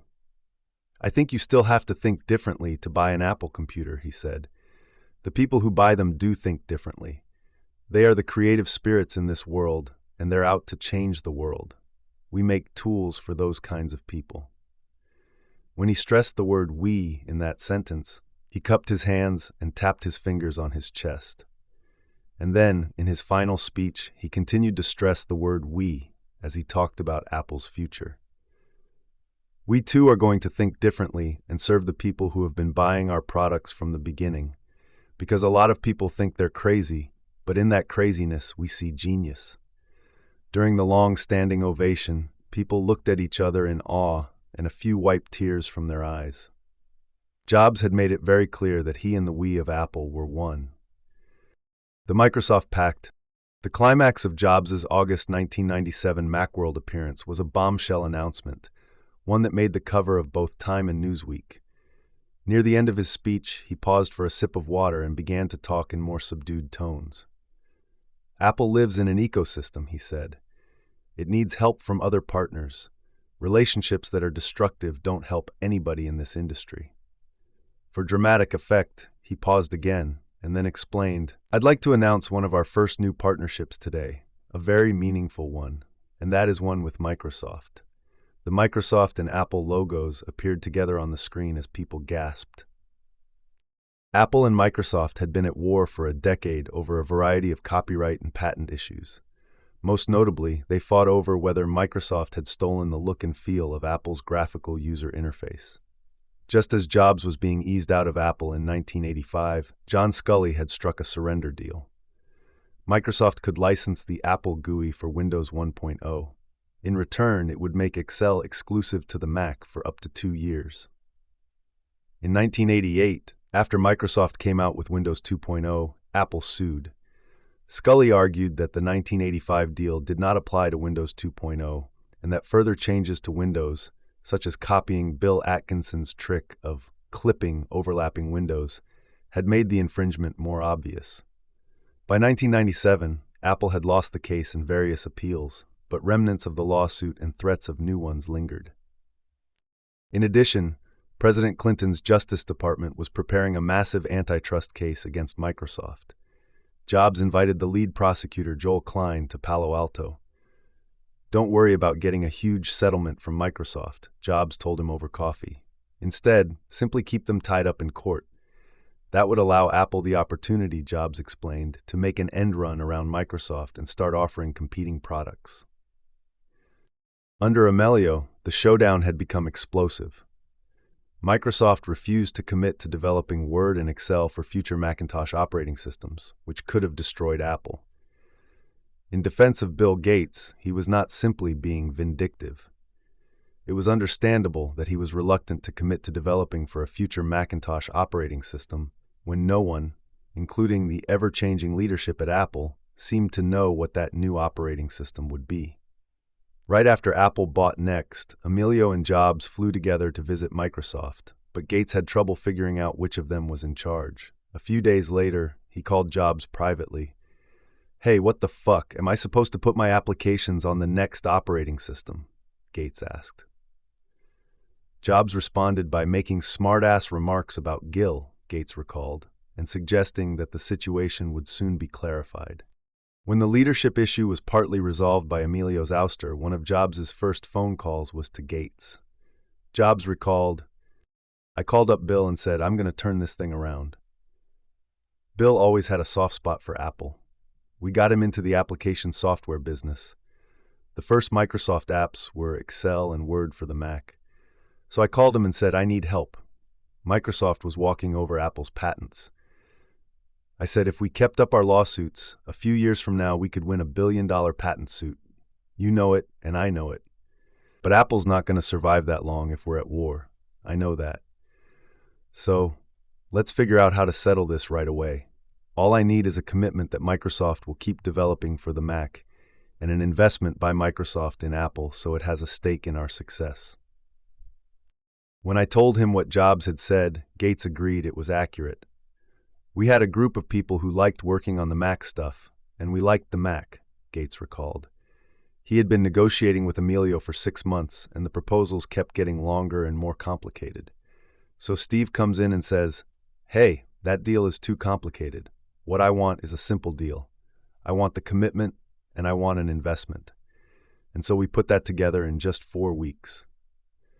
Gates and his chief financial officer, Greg Maffei, made the trip to Palo Alto to work out the framework for a deal. Maffei returned alone the following Sunday to work on the details. When he arrived at Jobs' home, Jobs grabbed 2 bottles of water out of the refrigerator and took Maffei for a walk around the Palo Alto neighborhood. Both men wore shorts, and Jobs walked barefoot. As they sat in front of a Baptist church, Jobs cut to the core issues. "These are the things we care about," he said, "a commitment to make software for the Mac and an investment." Although the negotiations went quickly, the final details were not finished until hours before Jobs' Macworld speech in Boston. He was rehearsing at the Park Plaza Castle when his cell phone rang. "Hi, Bill," he said as his words echoed through the old hall. Then he walked to a corner and spoke in a soft tone so others couldn't hear. The call lasted an hour. Finally, the remaining deal points were resolved. "Bill, thank you for your support of this company," Jobs said as he crouched in his shorts. "I think the world's a better place for it." During his Macworld keynote address, Jobs walked through the details of the Microsoft deal. At first, there were groans and hisses from the faithful. Particularly upsetting was Jobs' announcement that, as part of the Peace Pact, Apple has decided to make Internet Explorer its default browser on the Macintosh.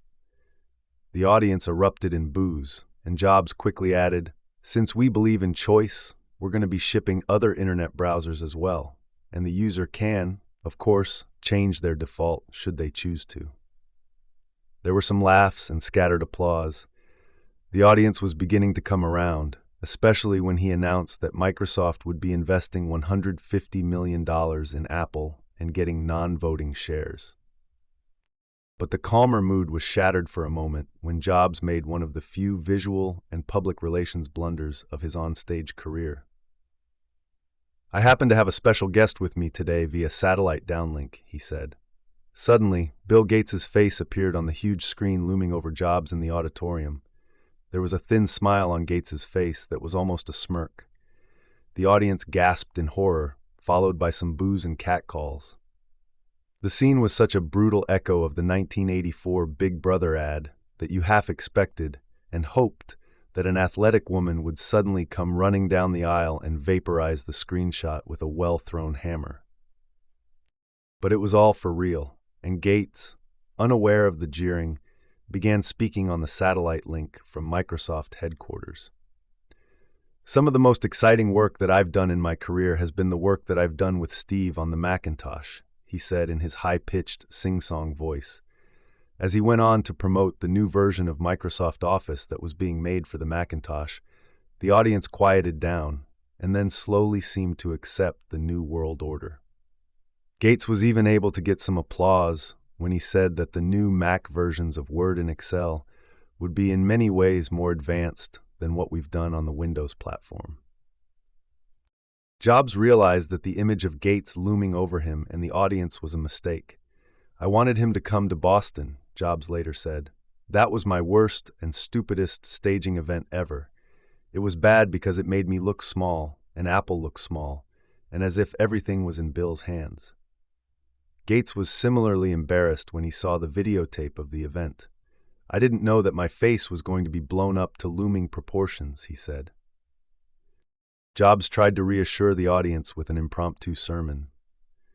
"If we want to move forward and see Apple healthy again, we have to let go of a few things here," he told the audience. "We have to let go of this notion that for Apple to win, Microsoft has to lose. I think if we want Microsoft Office on the Mac, we better treat the company that puts it out with a little bit of gratitude." The Microsoft announcement, along with Jobs' passionate re-engagement with the company, provided a much-needed jolt for Apple. By the end of the day, its stock had skyrocketed $6.56, or 33%, to close at $26.31. This was twice the price of the day Emilio resigned. The one-day jump added $830 million to Apple's stock market capitalization. The company was back from the edge of the grave. Chapter 25, Think Different, Jobs as ICEO. Now we'll dive into Chapter 25. Here's to the crazy ones. You might remember Lee Clow, the creative director at the Chiat Day advertising agency. He was the one who created the great 1984 ad for the launch of the Macintosh. In early July 1997, he was driving in Los Angeles when his car phone rang. It was Steve Jobs. "Hi, Lee, this is Steve," Jobs said. "Guess what? Emilio just resigned. Can you come up here?" At the time, Apple was looking for a new advertising agency, and Jobs was not impressed with what he had seen so far. So he wanted Clow and his firm, which was now called TBWA Chiat Day, to compete for the business. "We have to prove that Apple is still alive," Jobs said, "and that it still stands for something special." Clow told Jobs that he didn't pitch for accounts. "You know our work," he said. But Jobs begged him. He explained that it would be hard to reject all the other agencies that were making presentations, including BBDO and Arnold Worldwide, and then just bring back an old friend. Jobs called it bringing back an old crony. Clow agreed to fly up to Cupertino with something to show them. When Jobs recounted the scene years later, he started to cry. He said, "This chokes me up. This really chokes me up." It was so clear that Lee loved Apple so much. Here was the best guy in advertising, and he hadn't pitched in 10 years. Yet here he was, and he was pitching his heart out because he loved Apple as much as we did. He and his team had come up with this brilliant idea, think different, and it was 10 times better than anything the other agencies showed. It choked me up, and it still makes me cry to think about it. Both the fact that Lee cared so much and also how brilliant his think different idea was. Every once in a while, I find myself in the presence of purity of spirit and love, and I always cry. It always just reaches in and grabs me. That was one of those moments. There was a purity about that I will never forget. I cried in my office as he was showing me the idea, and I still cry when I think about it. Jobs and Clow agreed that Apple was one of the world's great brands, probably in the top 5 based on emotional appeal, but they needed to remind people what was distinctive about it. So, they wanted a brand image campaign, not a set of ads featuring products. The campaign was designed to celebrate what creative people could do with the computers, not just what the computers themselves could do. This wasn't about processor speed or memory, Jobs recalled. It was about creativity. The campaign was also aimed at Apple's own employees. We at Apple had forgotten who we were, Jobs explained. One way to remember who you are is to remember who your heroes are. That was the origin of that campaign. Clow and his team tried a variety of approaches that praised the crazy ones who think different. They did one video with the Seal song, Crazy, with the lyric, "We're never going to survive unless we get a little crazy," but couldn't get the rights to it. Then they tried versions using a recording of Robert Frost reading The Road Not Taken and of Robin Williams' speeches from the movie Dead Poets Society. Eventually, they decided they needed to write their own text. Their draft began with the line, "Here's to the crazy ones." Jobs was as demanding as ever. When Clow's team flew up with a version of the text, he exploded at the young copywriter. "This is shit," he yelled. "It's advertising agency shit, and I hate it." It was the first time the young copywriter had met Jobs, and he stood there speechless. He never went back. But those who could stand up to Jobs, including Clow and his teammates Ken Siegel and Craig Tanimoto, were able to work with him to create a poem-like text that he liked. In its original 60-second version, it read, "Here's to the crazy ones, the misfits, the rebels, the troublemakers, the round pegs in the square holes. The ones who see things differently. They're not fond of rules, and they have no respect for the status quo. You can quote them, disagree with them, glorify or vilify them. About the only thing you can't do is ignore them, because they change things. They push the human race forward. And while some may see them as the crazy ones, we see genius. Because the people who are crazy enough to think they can change the world are the ones who do." Jobs, who could identify with each of those sentiments, wrote some of the lines himself, including, "They push the human race forward." By the time of the Boston Macworld in early August, they had produced a rough version. They agreed it was not ready, but Jobs used the concepts and the think different phrase in his keynote speech there. "There's a germ of a brilliant idea there," he said at the time. "Apple is about people who think outside the box, who want to use computers to help them change the world. They debated the grammar of the slogan. If different was supposed to describe the verb think, it should be an adverb, as in think differently. But Jobs insisted that he wanted different to be used as a noun, like in think victory or think beauty. It also sounded more like everyday speech, like think big. Jobs later explained his reasoning. He said, "We discussed whether it was correct before we ran it. It's grammatical, if you think about what we're trying to say. It's not think the same, it's think different. Think a little different, think a lot different, think different. Think differently wouldn't hit the meaning for me." To capture the spirit of Dead Poets Society, Clow and Jobs wanted to get Robin Williams to read the narration. His agent said that Williams didn't do ads, so Jobs tried to call him directly. He got through to Williams's wife, who would not let him talk to the actor because she knew how persuasive he could be. They also considered Maya Angelou and Tom Hanks. At a fundraising dinner featuring Bill Clinton that fall, Jobs pulled the president aside and asked him to call Hanks to talk him into it, but the president chose not to. They ended up with Richard Dreyfuss, who was a dedicated Apple fan. In addition to the television commercials, they created one of the most memorable print campaigns in history. Each ad featured a black and white portrait of an iconic historical figure, with just the Apple logo and the words "Think Different" in the corner. What made it especially engaging was that the faces were not identified. Some were easy to recognize, like Einstein, Gandhi, Lenin, Dylan, Picasso, Edison, Chaplin, and Martin Luther King Jr. But others made people pause, puzzle, and maybe ask a friend for the name. These included Martha Graham, Ansel Adams, Richard Feynman, Maria Callas, Frank Lloyd Wright, James Watson, and Amelia Earhart. Most were Jobs' personal heroes. They tended to be creative people who had taken risks, defied failure, and bet their careers on doing things in a different way. A photography lover, he became involved in making sure they had the perfect iconic portraits. "This is not the right picture of Gandhi," he erupted to Clow at one point. Clow explained that the famous Margaret Bourke-White photograph of Gandhi at the spinning wheel was owned by Time Life Pictures and was not available for commercial use. So Jobs called Norman Pearlstein, the editor-in-chief of Time Inc., and badgered him into making an exception. He called Eunice Shriver to convince her family to release a picture that he loved of her brother Bobby Kennedy touring Appalachia. He also talked to Jim Henson's children personally to get the right shot of the late Muppet creator. He likewise called Yoko Ono for a picture of her late husband, John Lennon. She sent him one, but it was not Jobs' favorite. "Before it ran, I was in New York, and I went to this small Japanese restaurant that I love and let her know I would be there," he recalled. When he arrived, she came over to his table. "This is a better one," she said, handing him an envelope. "I thought I would see you, so I had this with me." It was the classic photo of her and John in bed together, holding flowers, and it was the one that Apple ended up using. "I can see why John fell in love with her," Jobs recalled. The narration by Richard Dreyfuss worked well, but Lee Clow had another idea. What if Jobs did the voiceover himself? "You really believe this," Clow told him. "You should do it." So Jobs went into a studio, recorded a few takes, and soon produced a voice track that everyone liked.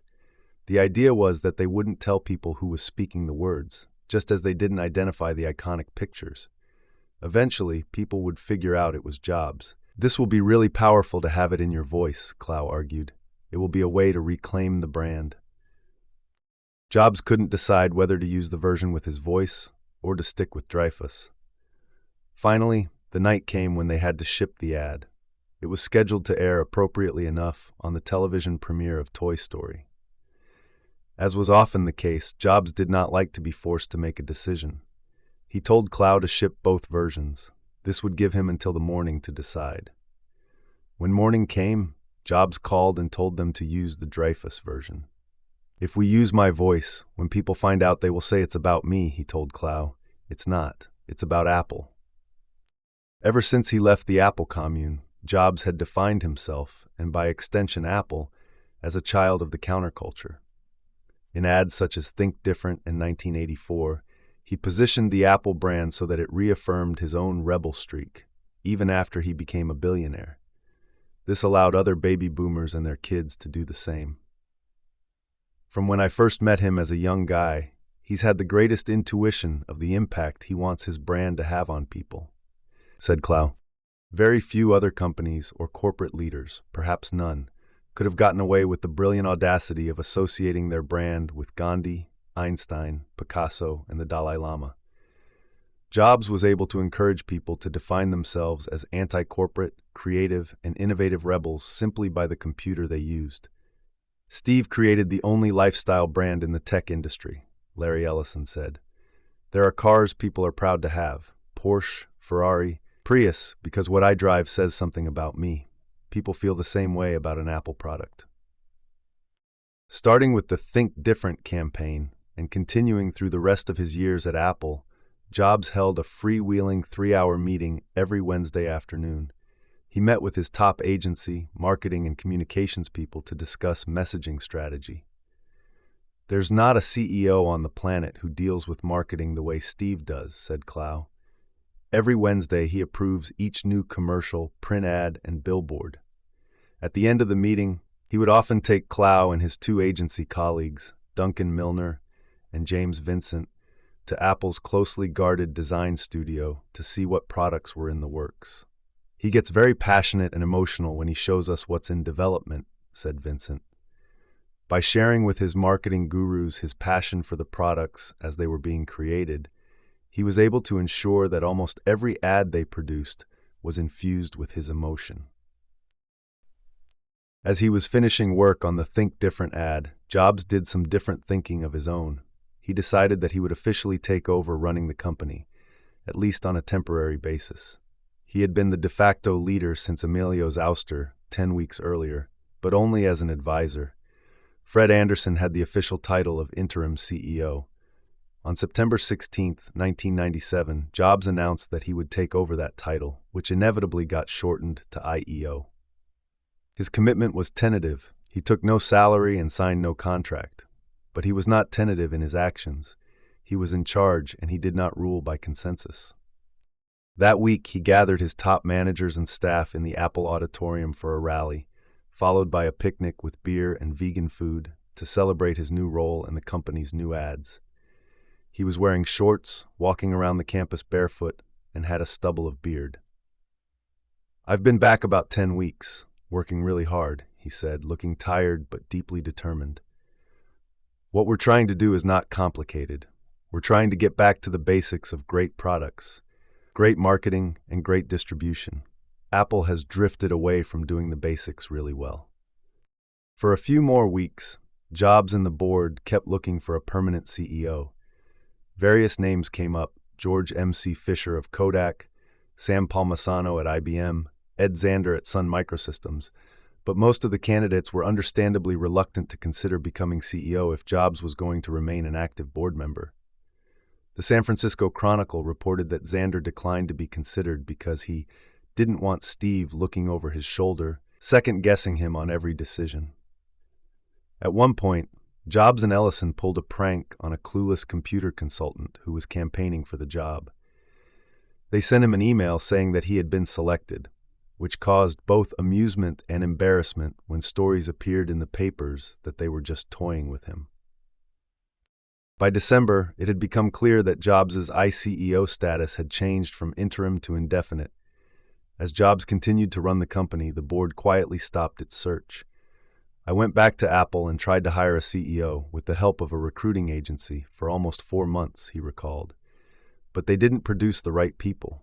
That's why I finally stayed. Apple was in no shape to attract anybody good. The problem Jobs faced was that running 2 companies was brutal. Looking back on it, he traced his health problems back to those days. He said, "It was rough, really rough, the worst time in my life. I had a young family, I had Pixar. I would go to work at 7 a.m. and I'd get back at 9 at night and the kids would be in bed. And I couldn't speak. I literally couldn't. I was so exhausted. I couldn't speak to Laureen. All I could do was watch a half hour of TV and vegetate. It got close to killing me. I was driving up to Pixar and down to Apple in a black Porsche convertible, and I started to get kidney stones. I would rush to the hospital, and the hospital would give me a shot of Demerol in the butt, and eventually I would pass it. Despite the grueling schedule, the more that Jobs immersed himself in Apple, the more he realized that he would not be able to walk away.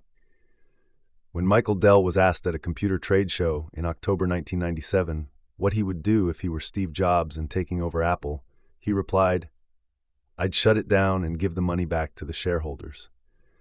Jobs fired off an email to Dell. "CEOs are supposed to have class," it said. "I can see that isn't an opinion you hold."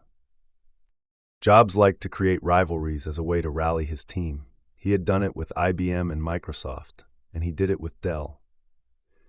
When he called his managers together to set up a build-to-order system for manufacturing and distribution, Jobs used as a backdrop a blown-up picture of Michael Dell with a target on his face.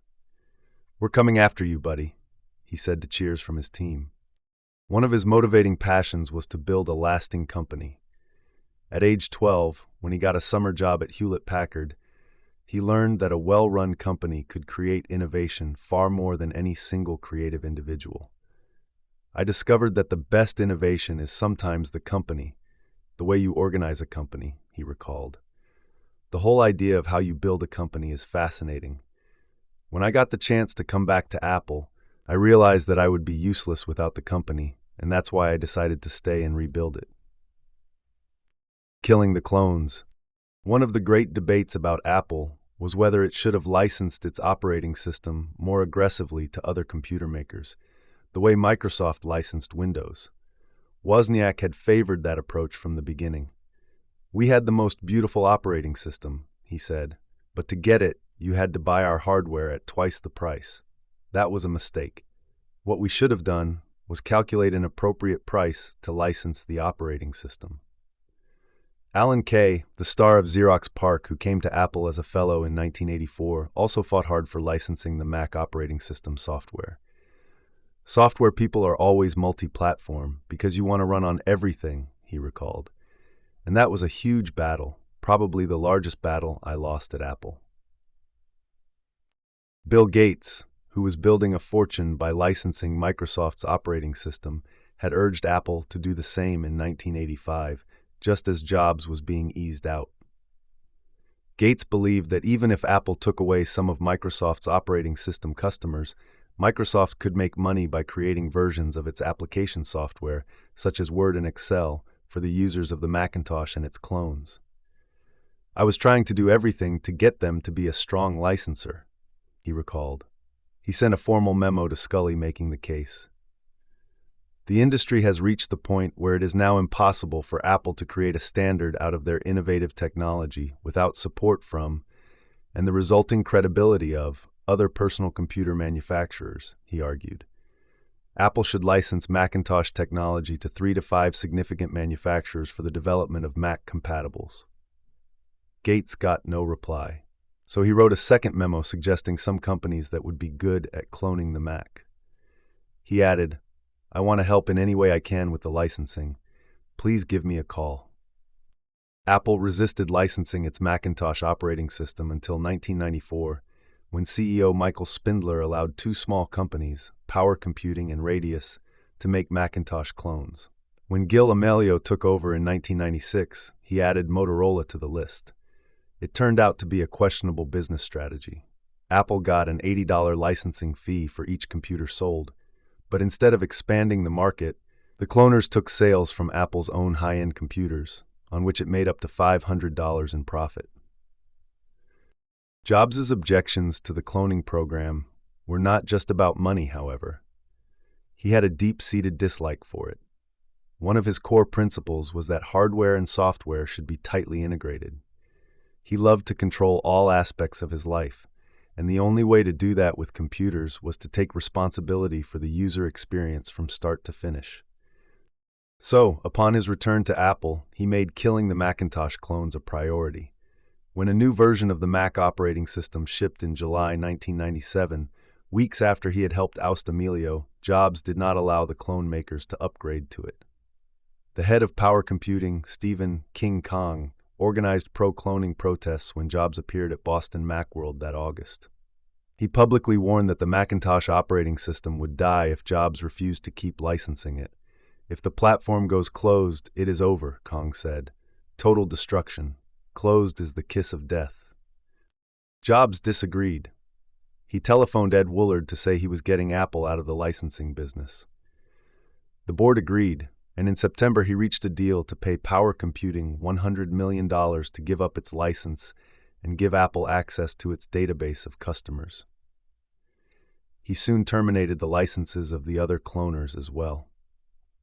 It was the dumbest thing in the world to let companies making crappier hardware use our operating system and cut into our sales, he later said. Product line review. One of Jobs' great strengths was knowing how to focus. Deciding what not to do is as important as deciding what to do, he said. That's true for companies, and it's true for products. He went to work applying this principle as soon as he returned to Apple. One day he was walking the halls and ran into a young graduate from the Wharton School who had been Emilio's assistant. The young man said he was finishing up his work. Well, good, because I need someone to do grunt work, Jobs told him. His new role was to take notes as Jobs met with the dozens of product teams at Apple. Jobs asked them to explain what they were doing and forced them to justify continuing with their products or projects. He also enlisted a friend, Phil Schiller, who had worked at Apple but was then at the graphics software company Macromedia. Steve would summon the teams into the boardroom, which seats 20, and they would come with 30 people and try to show PowerPoints, which Steve didn't want to see, Schiller recalled. One of the first things Jobs did during the product review process was ban PowerPoints. I hate the way people use slide presentations instead of thinking. Jobs later recalled, people would confront a problem by creating a presentation. I wanted them to engage, to hash things out at the table, rather than show a bunch of slides. People who know what they're talking about don't need PowerPoint. The product review revealed how unfocused Apple had become. The company was churning out multiple versions of each product because of bureaucratic inertia and to satisfy the whims of retailers. It was insanity, Schiller recalled. Tons of products, most of them crap, done by deluded teams. Apple had a dozen versions of the Macintosh, each with a different, confusing number, ranging from 1400 to 9600. I had people explaining this to me for 3 weeks, Jobs said. I couldn't figure it out. He finally began asking simple questions like, which ones do I tell my friends to buy? When he couldn't get simple answers, he began slashing away at models and products. Soon he had cut 70% of them. You are bright people, he told one group. You shouldn't be wasting your time on such crappy products. Many of the engineers were furious at his slash-and-burn tactics, which resulted in massive layoffs. But Jobs later claimed that the good engineers, including some whose projects were killed, were appreciative. He told one staff meeting in September 1997, I came out of the meeting with people who had just gotten their products canceled, and they were 3 feet off the ground with excitement because they finally understood where in the heck we were going. After a few weeks, Jobs finally had enough. Stop, he shouted at one big product strategy session. This is crazy. He grabbed a magic marker, padded to a whiteboard, and drew a horizontal and a vertical line to make a 4-squared chart. Here's what we need, he continued. Atop the 2 columns, he wrote Consumer and Pro. He labeled the 2 rows Desktop and Portable. Their job, he said, was to make 4 great products, one for each quadrant. The room was in dumb silence. Schiller recalled. There was also a stunned silence when Jobs presented the plan to the September meeting of the Apple board. Gil had been urging us to approve more and more products every meeting, Woolard recalled. He kept saying we need more products. Steve came in and said we needed fewer. He drew a matrix with 4 quadrants and said that this was where we should focus. At first, the board pushed back. It was a risk, Jobs was told. I can make it work, he replied. The board never voted on the new strategy. Jobs was in charge, and he forged ahead. The result was that the Apple engineers and managers suddenly became sharply focused on just 4 areas. For the professional desktop quadrant, they would work on making the Power Macintosh G3. For the professional portable, there would be the PowerBook G3. For the consumer desktop, work would begin on what became the iMac, and for the consumer portable, they would focus on what would become the iBook. The I, Jobs later explained, was to emphasize that the devices would be seamlessly integrated with the internet. Apple's sharper focus meant getting the company out of other businesses, such as printers and servers. In 1997, Apple was selling StyleWriter color printers that were basically a version of the Hewlett-Packard DeskJet. HP made most of its money by selling the ink cartridges. "I don't understand," Jobs said at the product review meeting. "You're going to ship 1 million and not make money on these. This is nuts." He left the room and called the head of HP. "Let's tear up our arrangement," Jobs proposed, "and we will get out of the printer business and just let you do it." Then he came back to the boardroom and announced the decision. "Steve looked at the situation and instantly knew we needed to get outside of the box," Schiller recalled. The most visible decision he made was to kill, once and for all, the Newton. This was the personal digital assistant with the almost good handwriting recognition system. Jobs hated it for a few reasons.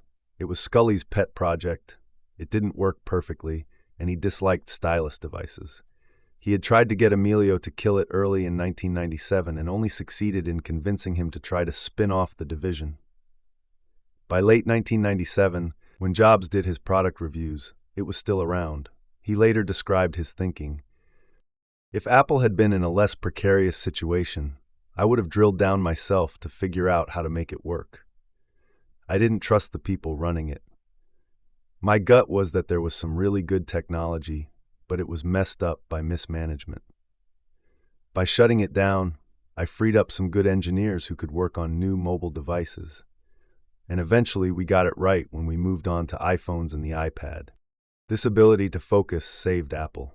In his first year back, Jobs laid off more than 3,000 people, which salvaged the company's balance sheet.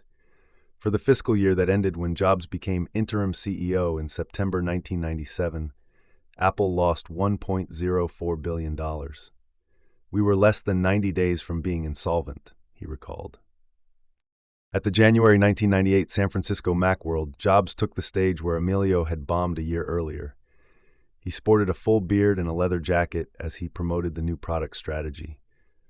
And for the first time, he ended the presentation with a phrase that he would make his signature closing, "Oh, and one more thing." This time, the one more thing was, "Think profit." When he said those words, the crowd erupted in applause. After 2 years of staggering losses, Apple had enjoyed a profitable quarter, making $45 million. For the full fiscal year of 1998, it would turn in a $309 million profit. Jobs was back, and so was Apple. Chapter 26, Design Principles, the Studio of Jobs and Ive. Now we'll move on to Chapter 26. John Ive.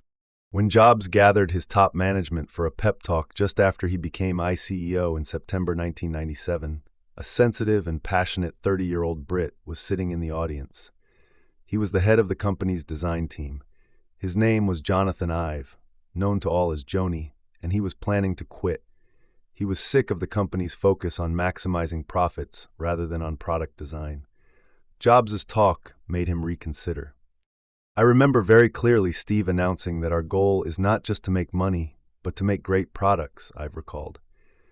"The decisions you make based on that philosophy are fundamentally different from the ones we had been making at Apple." Ive and Jobs would soon form a bond that would lead to the greatest industrial design collaboration of their era. Ive grew up in Chingford, a town on the northeast edge of London. His father was a silversmith who taught at the local college. "He's a fantastic craftsman," Ive recalled. "His Christmas gift to me would be one day of his time in his college workshop, during the Christmas break when no one else was there, helping me make whatever I dreamed up. The only condition was that Joni had to draw by hand what they planned to make. I always understood the beauty of things made by hand. I came to realize that what was really important was the care that was put into it. What I really despise is when I sense some carelessness in a product." I've enrolled in Newcastle Polytechnic and spent his spare time and summers working at a design consultancy. One of his creations was a pen with a little ball on top that was fun to play with. It helped give the owner a playful, emotional connection to the pen. For his thesis, he designed a microphone and earpiece in pure white plastic to communicate with hearing-impaired kids. His apartment was filled with foam models he had made to help him perfect the design. He also designed an ATM machine and a curved phone, both of which won awards from the Royal Society of Arts. Unlike some designers, he didn't just make beautiful sketches. He also focused on how the engineering and inner components would work. He had an epiphany in college when he was able to design on a Macintosh. "I discovered the Mac and felt I had a connection with the people who were making this product," he recalled. "I suddenly understood what a company was, or was supposed to be." After graduation, I've helped build a design firm in London called Tangerine, which got a consulting contract with Apple. In 1992, he moved to Cupertino to take a job in the Apple design department. He became the head of the department in 1996, the year before Jobs returned, but he wasn't happy. Emilio had little appreciation for design. There wasn't that feeling of putting care into a product because we were trying to maximize the money we made. I've said, all they wanted from us designers was a model of what something was supposed to look like on the outside, and then engineers would make it as cheap as possible. I was about to quit. When Jobs took over and gave his pep talk, I've decided to stick around. But Jobs at first looked around for a world-class designer from the outside. He talked to Richard Sapper, who designed the IBM ThinkPad, and Giorgetto Giugiaro, who designed the Ferrari 250 and the Maserati Ghibli. But then he took a tour of Apple's design studio and bonded with the friendly, eager, and very earnest Ive. We discussed approaches to forms and materials, Ive recalled. We were on the same wavelength. I suddenly understood why I loved the company. I've reported, at least at first, to John Rubinstein, whom Jobs had brought in to head the hardware division, but he developed a direct and unusually strong relationship with Jobs. They began to have lunch together regularly, and Jobs would end his day by dropping by Ive's design studio for a chat. "Johnny had a special status," said Laureen Powell. "He would come by our house, and our families became close. Steve is never intentionally wounding to him. Most people in Steve's life are replaceable, but not Joni." Jobs described his respect for Ive to me. He said, "The difference that Joni has made not only at Apple but in the world is huge. He is a wickedly intelligent person in all ways. He understands business concepts, marketing concepts. He picks stuff up just like that, click. He understands what we do at our core better than anyone. If I had a spiritual partner at Apple, it's Johnny. Joni and I think up most of the products together and then pull others in and say, hey, what do you think about this?" He gets the big picture as well as the most tiny details about each product, and he understands that Apple is a product company. He's not just a designer. That's why he works directly for me. He has more operational power than anyone else at Apple, except me. There's no one who can tell him what to do or to butt out. That's the way I set it up. Like most designers, I've enjoyed analyzing the philosophy and the step-by-step thinking that went into a particular design. For Jobs, the process was more intuitive. He would point to models and sketches he liked and criticize the ones he didn't. I would then take the cues and develop the concepts Jobs approved. Ive was a fan of the German industrial designer Dieter Rams, who worked for the electronics firm Braun. Rams preached the gospel of less but better. Likewise, Jobs and Ive wrestled with each new design to see how much they could simplify it.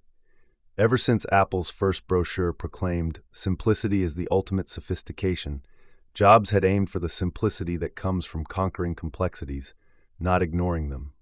"It takes a lot of hard work," he said, "to make something simple, to truly understand the underlying challenges and come up with elegant solutions."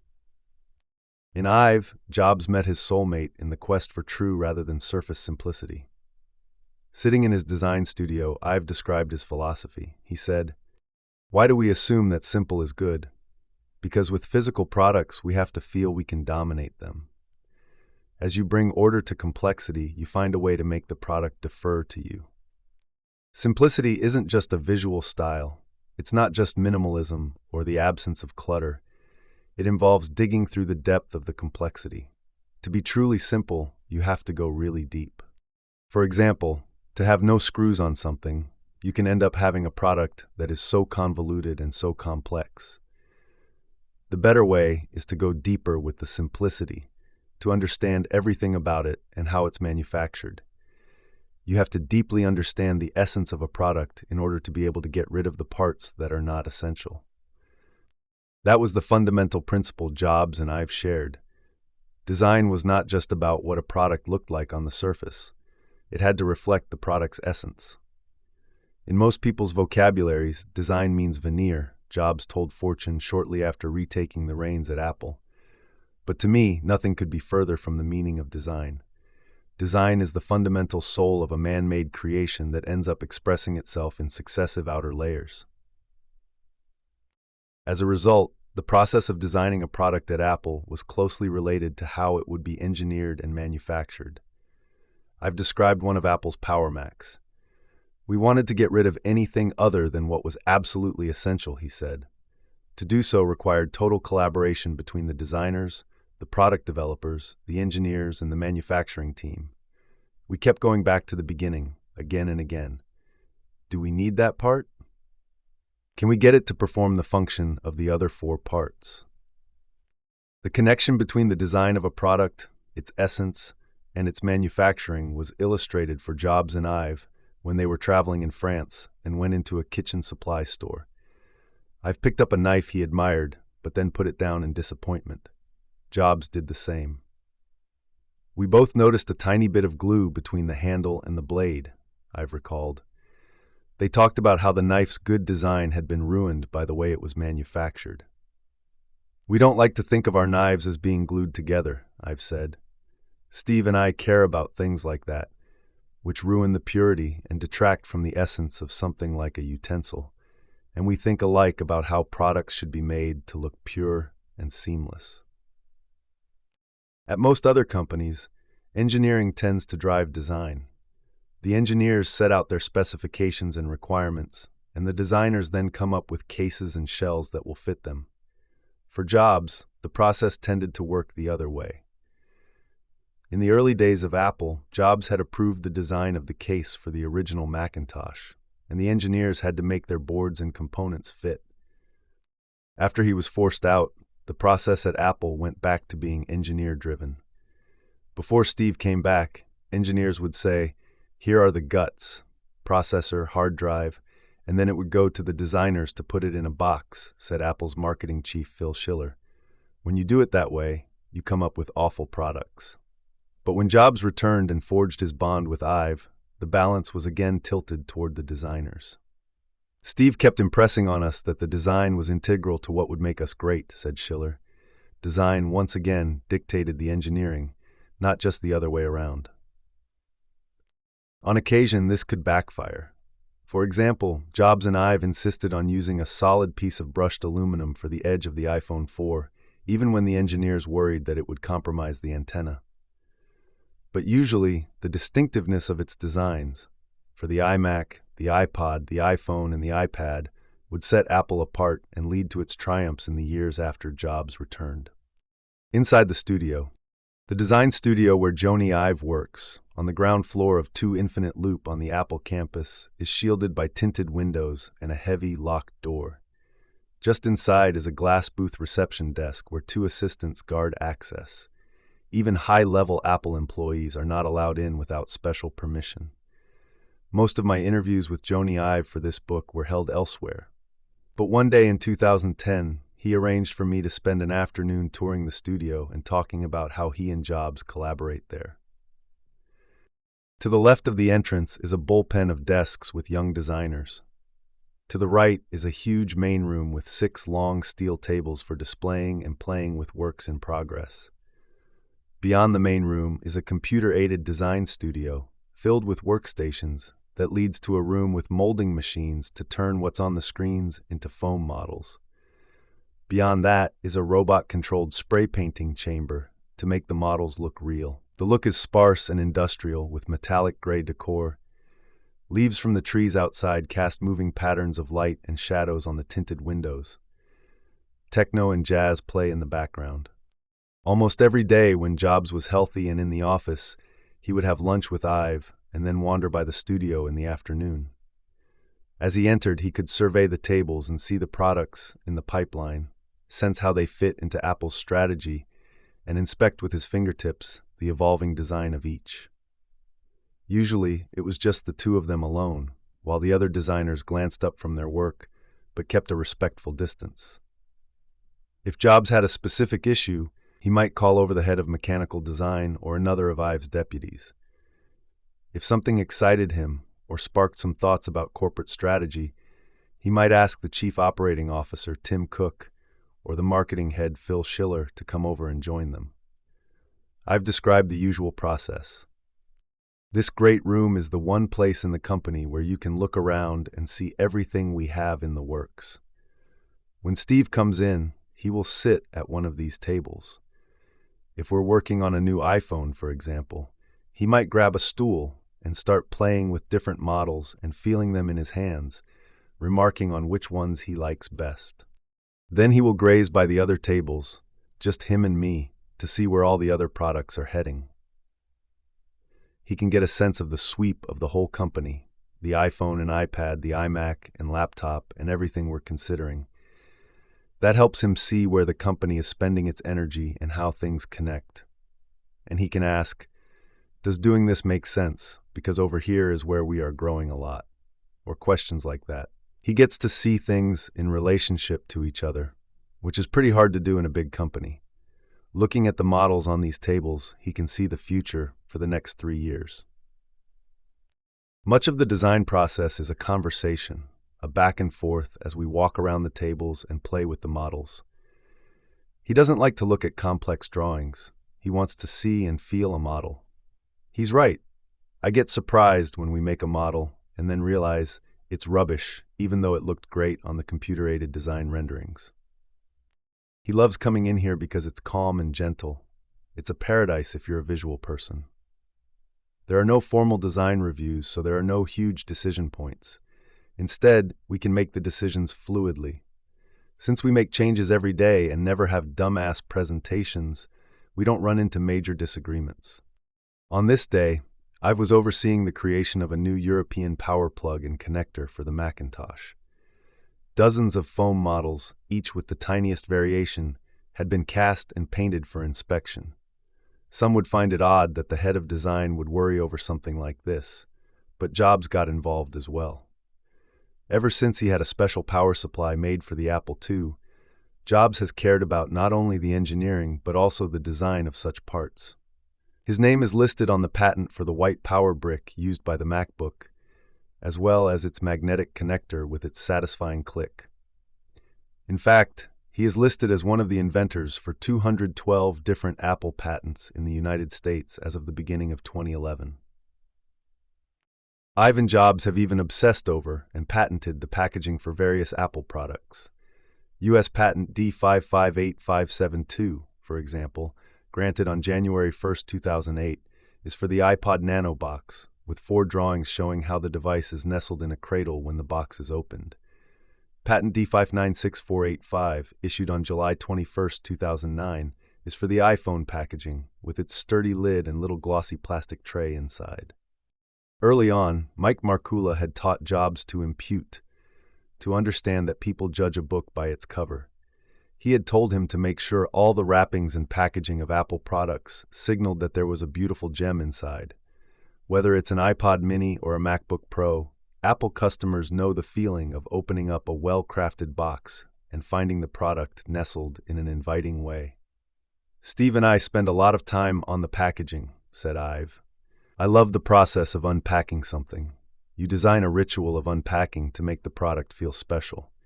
Packaging can be theater. It can create a story. Ive, who has the sensitive temperament of an artist, at times got upset with Jobs for taking too much credit, a habit that has bothered other colleagues over the years. His personal feelings for Jobs were so intense that at times he was easily hurt. He will go through a process of looking at my ideas and say, "That's no good. That's not very good. I like that one," I've said. And later I will be sitting in the audience, and he will be talking about it as if it was his idea. I pay maniacal attention to where an idea comes from, and I even keep notebooks filled with my ideas, so it hurts when he takes credit for one of my designs. Ive has also been annoyed when outsiders portrayed Jobs as the only ideas guy at Apple. That makes us vulnerable as a company, Ive said earnestly, his voice soft. But then he paused to recognize the role Jobs in fact played. In so many other companies, ideas and great design get lost in the process, he said. The ideas that come from me and my team would have been completely irrelevant, nowhere, if Steve hadn't been here to push us, work with us, and drive through all the resistance to turn our ideas into products. Chapter 27, the iMac, hello again. Let's begin Chapter 27. Back to the future. The first great design triumph to come from the Jobs-Ive collaboration was the iMac. This was a desktop computer aimed at the home consumer market and was introduced in May 1998. Jobs had certain requirements. It had to be an all-in-one product with the keyboard, monitor, and computer ready to use right out of the box. It had to have a distinctive design that made a brand statement, and it had to sell for around $1,200. At the time, Apple had no computer selling for less than $2,000. He told us to go back to the roots of the original 1984 Macintosh, an all-in-one consumer appliance, recalled Schiller. That meant design and engineering had to work together. The initial plan was to build a network computer, an idea championed by Oracle's Larry Ellison. This was a simple terminal without a hard drive that would mainly be used to connect to the internet and other networks. But Apple's chief financial officer, Fred Anderson, pushed to make the product more robust by adding a disk drive, so it could become a full-fledged desktop computer for the home. Jobs eventually agreed. John Rubinstein, who was in charge of hardware, adapted the microprocessor and guts of the PowerMac G3, Apple's high-end professional computer, for use in the proposed new machine. It would have a hard drive and a tray for compact discs.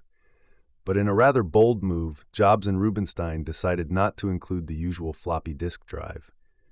Jobs quoted the hockey star Wayne Gretzky saying, "Skate where the puck's going, not where it's been." He was a bit ahead of his time, but eventually most computers eliminated floppy disks. Ive and his top deputy, Danny Koster, began to sketch out futuristic designs. Jobs brusquely rejected the dozen foam models they initially produced, but Ive knew how to guide him gently. Ive agreed that none of them was quite right, but he pointed out one that had promise. It was curved, playful-looking, and did not seem like an immovable slab rooted to the table. It has a sense that it's just arrived on your desktop, or it's just about to hop off and go somewhere, he told Jobs. By the next showing, I've had refined the playful model. This time Jobs, with his black and white view of the world, raved that he loved it. He took the foam prototype and began carrying it around the headquarters with him, showing it in confidence to trusted lieutenants and board members.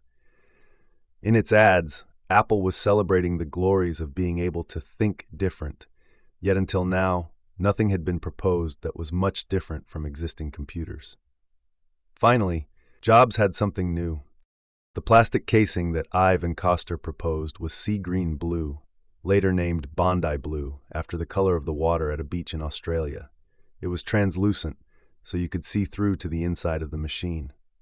We were trying to convey a sense of the computer being changeable based on your needs, to be like a chameleon, said Ive. That's why we liked the translucency. You could have color, but it felt so unstatic, and it came across as cheeky. Both metaphorically and in reality, the translucency connected the inner engineering of the computer to the outer design. Jobs had always insisted that the rows of chips on the circuit boards look neat, even though they would never be seen. Now they would be seen. The casing would make visible the care that had gone into making all the components of the computer and fitting them together. The playful design would convey simplicity, while also revealing the depths that true simplicity requires. Even the simplicity of the plastic shell itself involved great complexity. Ive and his team worked with Apple's Korean manufacturers to perfect the process of making the cases. They even went to a jelly bean factory to study how to make translucent colors look appealing. The cost of each case was more than $60 per unit, 3 times that of a regular computer case.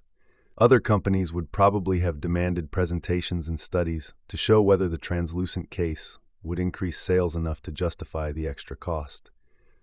Jobs asked for no such analysis. Topping off the design was the handle nestled into the iMac. It was more playful and symbolic than it was functional. This was a desktop computer. Not many people were really going to carry it around. But as I've later explained, back then people weren't comfortable with technology. If you're scared of something, then you won't touch it. I could see my mom being scared to touch it. So I thought, if there's this handle on it, it makes a relationship possible. It's approachable, it's intuitive, it gives you permission to touch. It gives a sense of its deference to you. Unfortunately, manufacturing a recessed handle costs a lot of money. At the old Apple, I would have lost the argument. What was really great about Steve is that he saw it and said, "That's cool." I didn't explain all the thinking, but he intuitively got it. He just knew that it was part of the iMac's friendliness and playfulness. Jobs had to fight off the objections of the manufacturing engineers, who were supported by Rubinstein. They tended to raise practical cost issues when faced with Ives' aesthetic desires and various design whims. When we took it to the engineers, Jobs said, they came up with 38 reasons they couldn't do it. And I said, no, we're doing this. And they said, well, why? And I said, because I'm the CEO and I think it can be done. And so they kind of grudgingly did it. Jobs asked Lee Clow, Ken Siegel, and others from the TBWA Chiat Day ad team to fly up to see what he had in the works. He brought them into the guarded design studio and dramatically unveiled Ives' translucent, teardrop-shaped design, which looked like something from the Jetsons, the animated TV show set in the future. For a moment, they were taken aback. We were pretty shocked, but we couldn't be frank, Segal recalled. We were really thinking, Jesus, do they know what they are doing? It was so radical. Jobs asked them to suggest names. Siegel came back with 5 options, one of them iMac. Jobs didn't like any of them at first, so Segal came up with another list a week later, but he said that the agency still preferred iMac. Jobs replied, I don't hate it this week, but I still don't like it. He tried silkscreening it on some of the prototypes, and the name grew on him. And so it became the iMac. As the deadline for completing the iMac drew near, Jobs' legendary temper returned in full force, especially when he was dealing with manufacturing issues. At one product review meeting, he learned that the process was going slowly. He did one of his displays of awesome fury, and the fury was absolutely pure, recalled Ive. He went around the table attacking everyone, starting with Rubinstein. You know we're trying to save the company here, he shouted, and you guys are screwing it up. Like the original Macintosh team, the iMac crew staggered to completion just in time for the big announcement. But not before Jobs had one last explosion. When it came time to rehearse for the launch presentation, Rubinstein put together 2 working prototypes. Jobs had not seen the final product before, and when he looked at it on stage, he saw a button on the front under the display. He pushed it, and the CD tray opened. "What the fuck is this?" he asked, though not as politely. None of us said anything, Schiller recalled, because he obviously knew what a CD tray was. So Jobs continued to rage. It was supposed to have a clean CD slot, he insisted, referring to the elegant slot drives that were already found in high-end cars. Steve, this is exactly the drive I showed you when we talked about the components, Rubinstein explained. No, there was never a tray, just a slot, Jobs insisted. Rubinstein didn't back down. Jobs' fury didn't lessen. I almost started crying because it was too late to do anything about it, Jobs later recalled. They stopped the rehearsal, and for a while it seemed as if Jobs might cancel the entire product launch.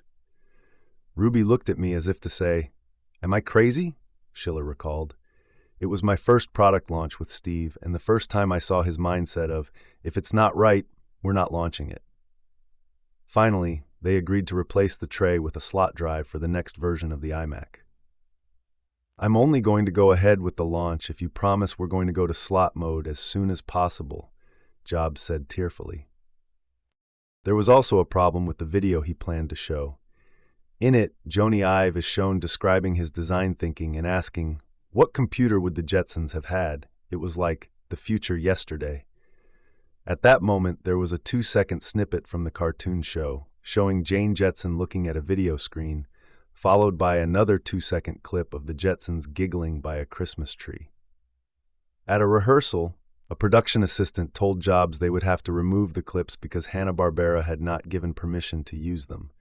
"Keep it in," Jobs barked at him. The assistant explained that there were rules against that. "I don't care," Jobs said. "We're using it." The clip stayed in. Lee Clow was preparing a series of colorful magazine ads.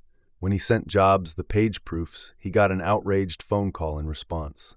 The blue in the ad, Jobs insisted, was different from that of the iMac. "You guys don't know what you're doing," Jobs shouted. "I'm going to get someone else to do the ads because this is messed up." Clow argued back. "Compare them," he said. Jobs, who was not in the office, insisted he was right and continued to shout. Eventually, Clow got him to sit down with the original photographs. I finally proved to him that the blue was the blue was the blue. Years later, on a Steve Jobs discussion board on the website Gawker, the following story appeared from someone who had worked at the Whole Foods store in Palo Alto, a few blocks from Jobs' home. The person wrote, "I was getting carts one afternoon when I saw this silver Mercedes parked in a handicap spot. Steve Jobs was inside screaming at his car phone. This was right before the first iMac was unveiled, and I'm pretty sure I could make out, not fucking blue enough." As always, Jobs was obsessive in preparing for the dramatic unveiling. Having stopped one rehearsal because he was angry about the CD drive tray, he stretched out the other rehearsals to make sure the show would be stellar. He repeatedly went over the climactic moment when he would walk across the stage and proclaim, "Say hello to the new iMac." He wanted the lighting to be perfect so that the translucence of the new machine would be vivid.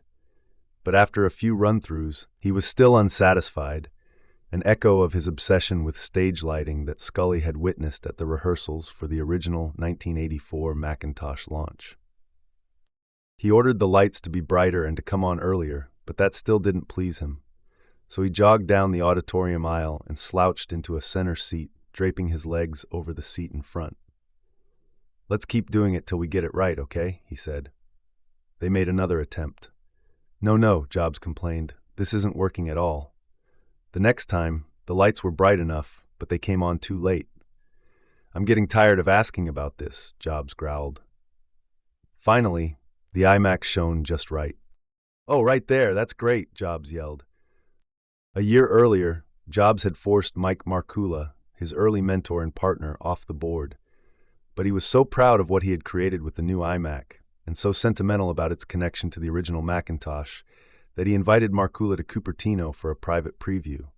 Markkula was impressed. His only objection was to the new mouse that I've had designed.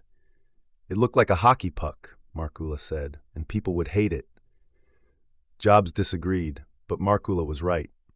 Otherwise, the machine had turned out to be, as its predecessor had been, insanely great. The launch, May 6, 1998. With the launch of the original Macintosh in 1984, Jobs had created a new kind of theater. The product debut as a major event, climaxed by a "let there be light" moment where the skies part, a light shines down, the angels sing, and a chorus of the chosen faithful sings hallelujah.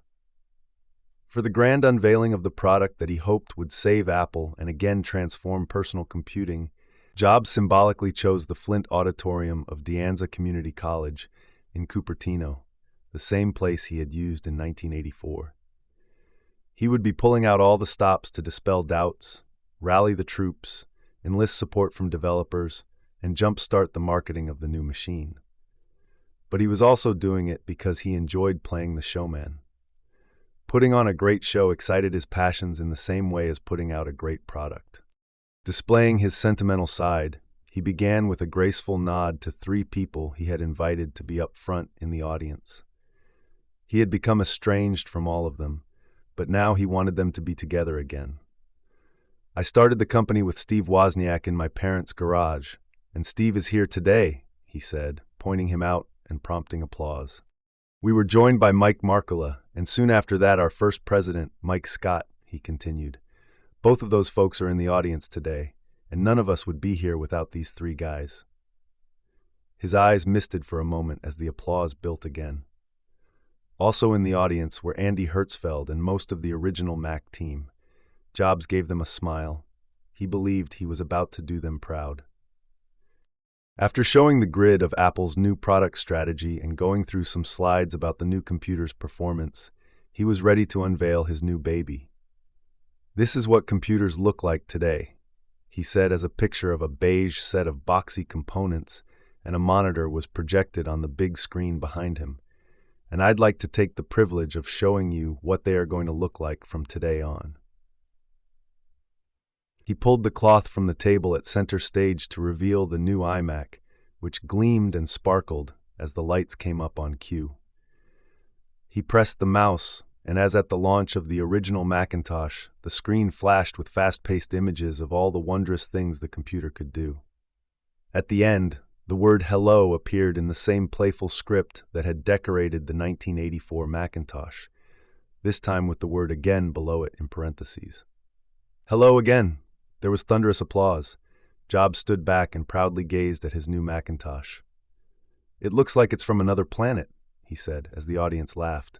"A good planet, a planet with better designers." Once again, Jobs had produced an iconic new product, this one a sign of a new millennium. It fulfilled the promise of "think different." Instead of beige boxes and monitors with a tangle of cables and a bulky setup manual, here was a friendly and spunky appliance, smooth to the touch and as pleasing to the eye as a robin's egg. You could grab its cute little handle, lift it out of the elegant white box, and plug it right into a wall socket. People who had been afraid of computers now wanted one, and they wanted to put it in a room where others could admire and perhaps covet it. A piece of hardware that blends sci-fi shimmer with the kitsch whimsy of a cocktail umbrella, Stephen Levy wrote in Newsweek. It is not only the coolest-looking computer introduced in years, but a chest-thumping statement that Silicon Valley's original dream company is no longer asleep. Forbes called it an industry-altering success, and John Sculley later came out of exile to gush. He has implemented the same simple strategy that made Apple so successful 15 years ago: make hit products and promote them with terrific marketing. Complaining was heard from only one familiar corner. As the iMac received praise, Bill Gates assured a gathering of financial analysts visiting Microsoft that this would be a passing fad. "The one thing Apple's providing now is leadership in colors," Gates said as he pointed to a Windows-based PC that he jokingly had painted red. "It won't take long for us to catch up with that, I don't think." Jobs was furious, and he told a reporter that Gates, the man he had publicly decried for being completely devoid of taste, was clueless about what made the iMac so much more appealing than other computers. "The thing that our competitors are missing is that they think it's about fashion, and they think it's about surface appearance," he said. "They say, we'll slap a little color on this piece of junk computer, and we'll have one too." The iMac went on sale in August 1998 for $1,299. It sold 278,000 units in its first 6 weeks and would sell 800,000 by the end of the year, making it the fastest-selling computer in Apple history. Most notably, 32% of the sales went to people who were buying a computer for the first time, and another 12% to people who had been using Windows machines. I've soon came up with 4 new juicy-looking colors, in addition to Bondi Blue for the iMacs. Offering the same computer in 5 colors would, of course, create huge challenges for manufacturing, inventory, and distribution. At most companies, including even the old Apple, there would have been studies and meetings to look at the costs and benefits. But when Jobs looked at the new colors, he got totally excited and called other executives over to the design studio. "We're going to do all sorts of colors," he told them excitedly. When they left, I've looked at his team in amazement. In most places, that decision would have taken months, I've recalled. Steve did it in a half hour. There was one other important change that Jobs wanted for the iMac: getting rid of that hated CD tray. "I'd seen a slot-load drive on a very high-end Sony stereo," he said, "so I went to the drive manufacturers and got them to do a slot-load drive for us for the version of the iMac we did 9 months later." Rubinstein tried to argue him out of the change. He predicted that new drives would come along that could burn music onto CDs, rather than just play them, and they would be available in tray form before they were made to work in slots. If you go to slots, you will always be behind on the technology, Rubinstein argued.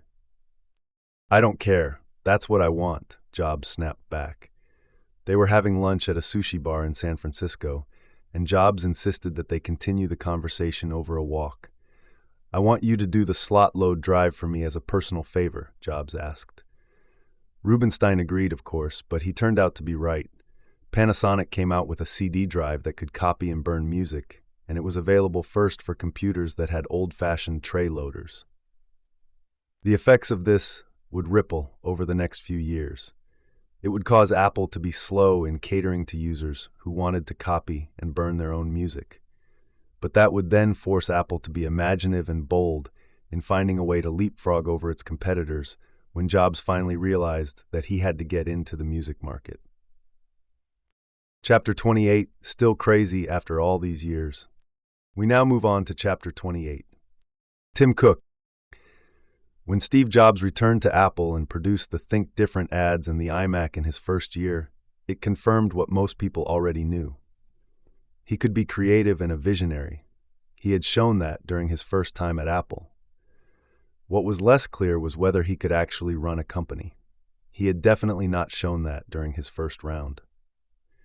Jobs threw himself into the task with a detail-oriented realism that amazed those who were used to his fantasy that the rules of the universe didn't apply to him. Ed Woolard, the board chairman who brought him back, recalled, "He became a manager, which is different from being an executive or visionary, and that pleasantly surprised me." His management motto was focus. He got rid of extra product lines and cut unnecessary features in the new operating system software Apple was developing.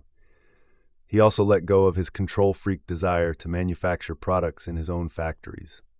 Instead, he outsourced the making of everything, from the circuit boards to the finished computers.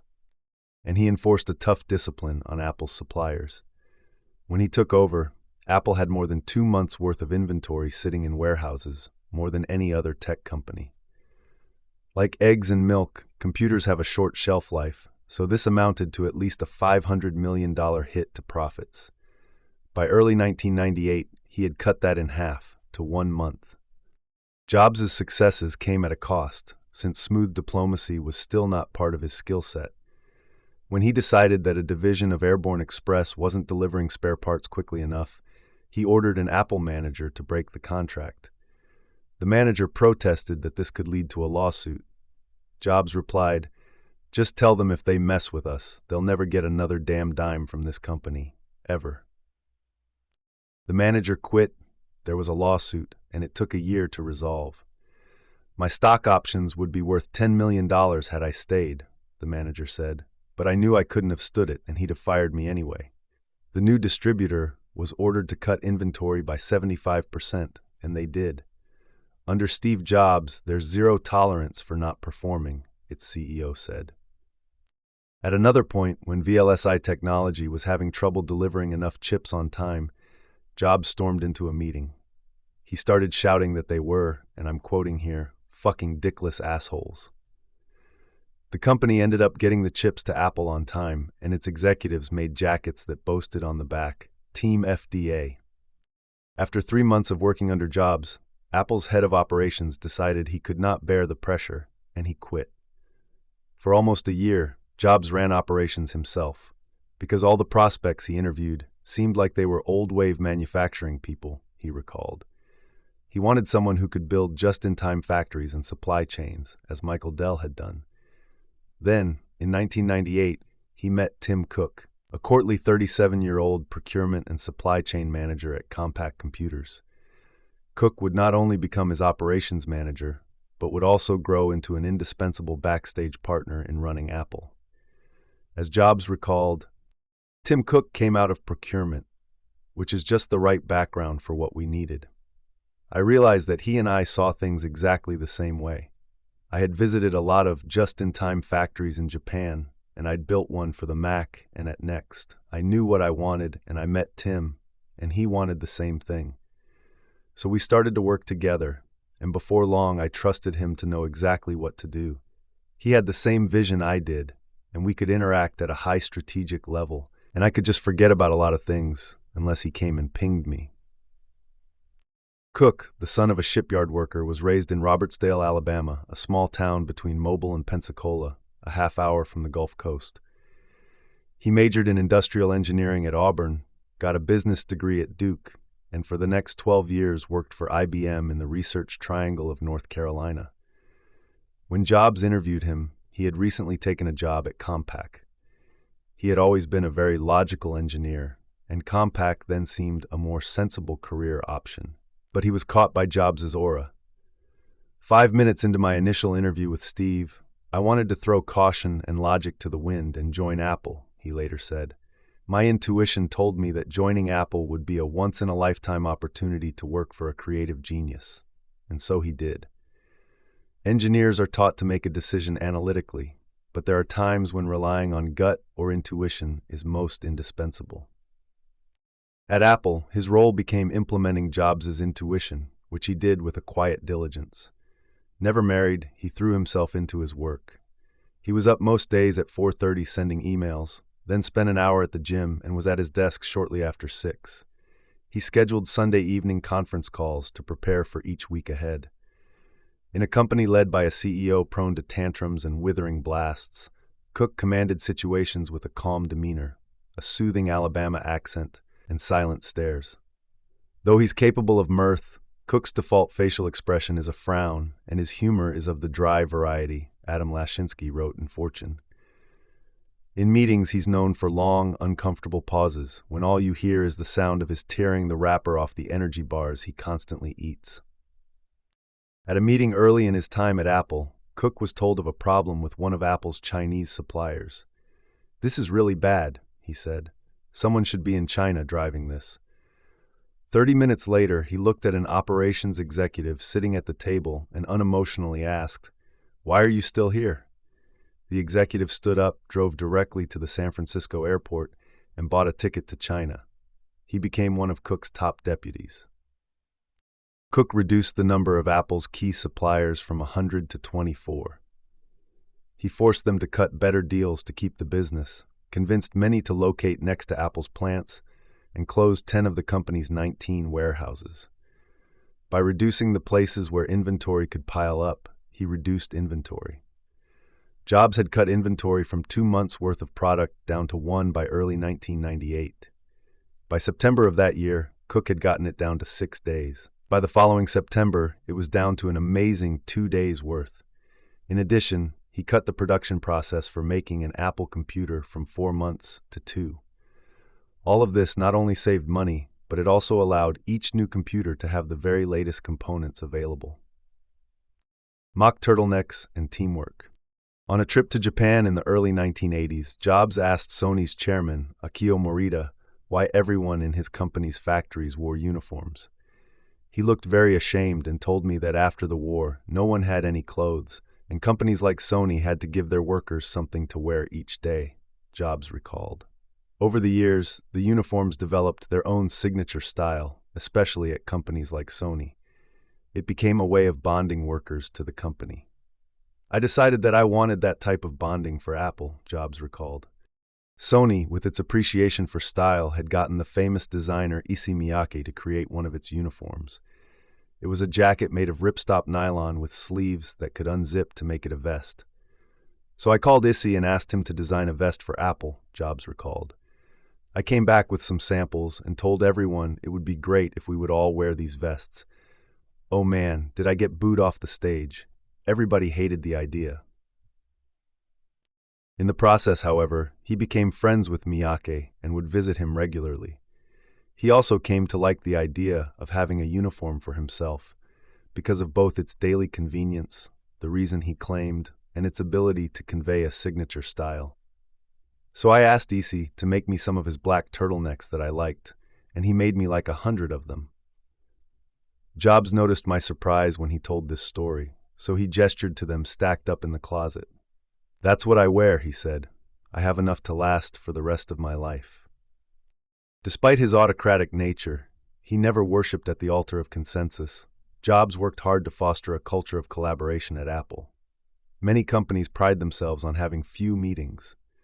Jobs had many: an executive staff session every Monday, a marketing strategy session all Wednesday afternoon, and endless product review sessions. Still allergic to PowerPoints and formal presentations, he insisted that the people around the table hash out issues from various viewpoints and the perspectives of different departments. Because he believed that Apple's great advantage was its integration of the whole widget, from design to hardware to software to content, he wanted all departments at the company to work together in parallel. The phrases he used were deep collaboration and concurrent engineering. Instead of a development process in which a product would be passed sequentially from engineering to design to manufacturing to marketing and distribution, these various departments collaborated simultaneously. Our method was to develop integrated products, and that meant our process had to be integrated and collaborative, Jobs said. This approach also applied to key hires. He would have candidates meet the top leaders: Cook, Tavanian, Schiller, Rubenstein, Ive, rather than just the managers of the department where they wanted to work. Then we all get together without the person and talk about whether they'll fit in, Jobs said. His goal was to be vigilant against the bozo explosion that leads to a company being filled with second-rate talent. He explained, "For most things in life, the range between best and average is 30% or so. The best airplane flight, the best meal, they may be 30% better than your average one." What I saw with Woz was somebody who was 50 times better than the average engineer. He could have meetings in his head. The Mac team was an attempt to build a whole team like that. Players. People said they wouldn't get along, they'd hate working with each other. But I realized that A players like to work with A players, they just didn't like working with C players. At Pixar, it was a whole company of A players. When I got back to Apple, that's what I decided to try to do. You need to have a collaborative hiring process. When we hire someone, even if they're going to be in marketing, I will have them talk to the design folks and the engineers. My role model was J. Robert Oppenheimer. I read about the type of people he sought for the atom bomb project. I wasn't nearly as good as he was, but that's what I aspired to do. The process could be intimidating, but Jobs had an eye for talent. When they were looking for people to design the graphical interface for Apple's new operating system, Jobs got an email from a young man and invited him in. The applicant was nervous, and the meeting did not go well. Later that day, Jobs bumped into him, dejected, sitting in the lobby. The man asked if he could just show him one of his ideas. Jobs looked over his shoulder and saw a little demo, using Adobe Director, of a way to fit more icons in the dock at the bottom of a screen. When the man moved the cursor over the icons crammed into the dock, the cursor acted like a magnifying glass and made each icon balloon bigger. I said, "My God," and hired him on the spot, Jobs recalled. The feature became a lovable part of Mac OS X, and the designer went on to design such things as inertial scrolling for multi-touch screens, the delightful feature that makes the screen keep gliding for a moment after you finish swiping. Jobs' experiences at Next had matured him, but they had not mellowed him much. He still had no license plate on his Mercedes, and he still parked in the handicapped spaces next to the front door, sometimes straddling 2 slots. It became a running gag. Employees made signs saying, "Park different," and someone painted over the handicapped wheelchair symbol with a Mercedes logo. People were allowed, even encouraged, to challenge him, and sometimes he would respect them for it. But you had to be prepared for him to attack you, even bite your head off, as he processed your ideas. You never win an argument with him at the time, but sometimes you eventually win, said James Vincent, the creative young admin who worked with Lee Clow. You propose something, and he declares, "That's a stupid idea," and later he comes back and says, "Here's what we're going to do," and you want to say, "That's what I told you 2 weeks ago, and you said that's a stupid idea." But you can't do that. Instead, you say, "That's a great idea, let's do that." People also had to put up with Jobs' occasional irrational or incorrect statements. To both family and colleagues, he was likely to declare, with great conviction, some scientific or historical fact that had little connection to reality. There can be something he knows absolutely nothing about, and because of his crazy style and utter conviction, he can convince people that he knows what he's talking about, said Ive, who described the trait as weirdly endearing. Yet with his eye for detail, Jobs sometimes correctly pounced on tiny things others had missed. Lee Clow recalled showing Jobs a cut of a commercial, making some minor changes he requested, and then being assaulted with a tirade about how the ad had been completely destroyed. He discovered we had cut 2 extra frames, something so fleeting it was nearly impossible to notice, said Clow. But he wanted to be sure that an image hit at the exact moment as a beat of the music, and he was totally right. For my CEO, Ed Woolard, his mentor on the Apple board, pressed Jobs for more than 2 years to drop the interim in front of his CEO title. Not only was Jobs refusing to commit himself, but he was baffling everyone by taking only $1 a year in pay and no stock options. I make 50 cents for showing up, he liked to joke, and the other 50 cents is based on performance. Since his return in July 1997, Apple stock had gone from just under $14 to just over $102 at the peak of the internet bubble at the beginning of 2000. Woolard had begged him to take at least a modest stock grant back in 1997, but Jobs had declined, saying, "I don't want the people I work with at Apple to think I am coming back to get rich." Had he accepted that modest grant, it would have been worth $400 million. Instead, he made $2.50 during that period. The main reason he clung to his interim title was a sense of uncertainty about Apple's future. But as 2000 approached, it was clear that Apple had rebounded, and it was because of him. He took a long walk with his wife Laureen and discussed what to most people by now seemed a formality, but to him was still a big deal. If he dropped the interim title, Apple could be the base for all the things he envisioned, including the possibility of getting Apple into products beyond computers. He decided to do so. Woolard was thrilled, and he suggested that the board was willing to give him a massive stock grant. "Let me be straight with you," Jobs replied. "What I'd rather have is an airplane. We just had a 3rd kid. I don't like flying commercial. I like to take my family to Hawaii. When I go east, I'd like to have pilots I know." He was never the type of person who could display grace and patience in a commercial airplane or terminal, even before the days of the TSA.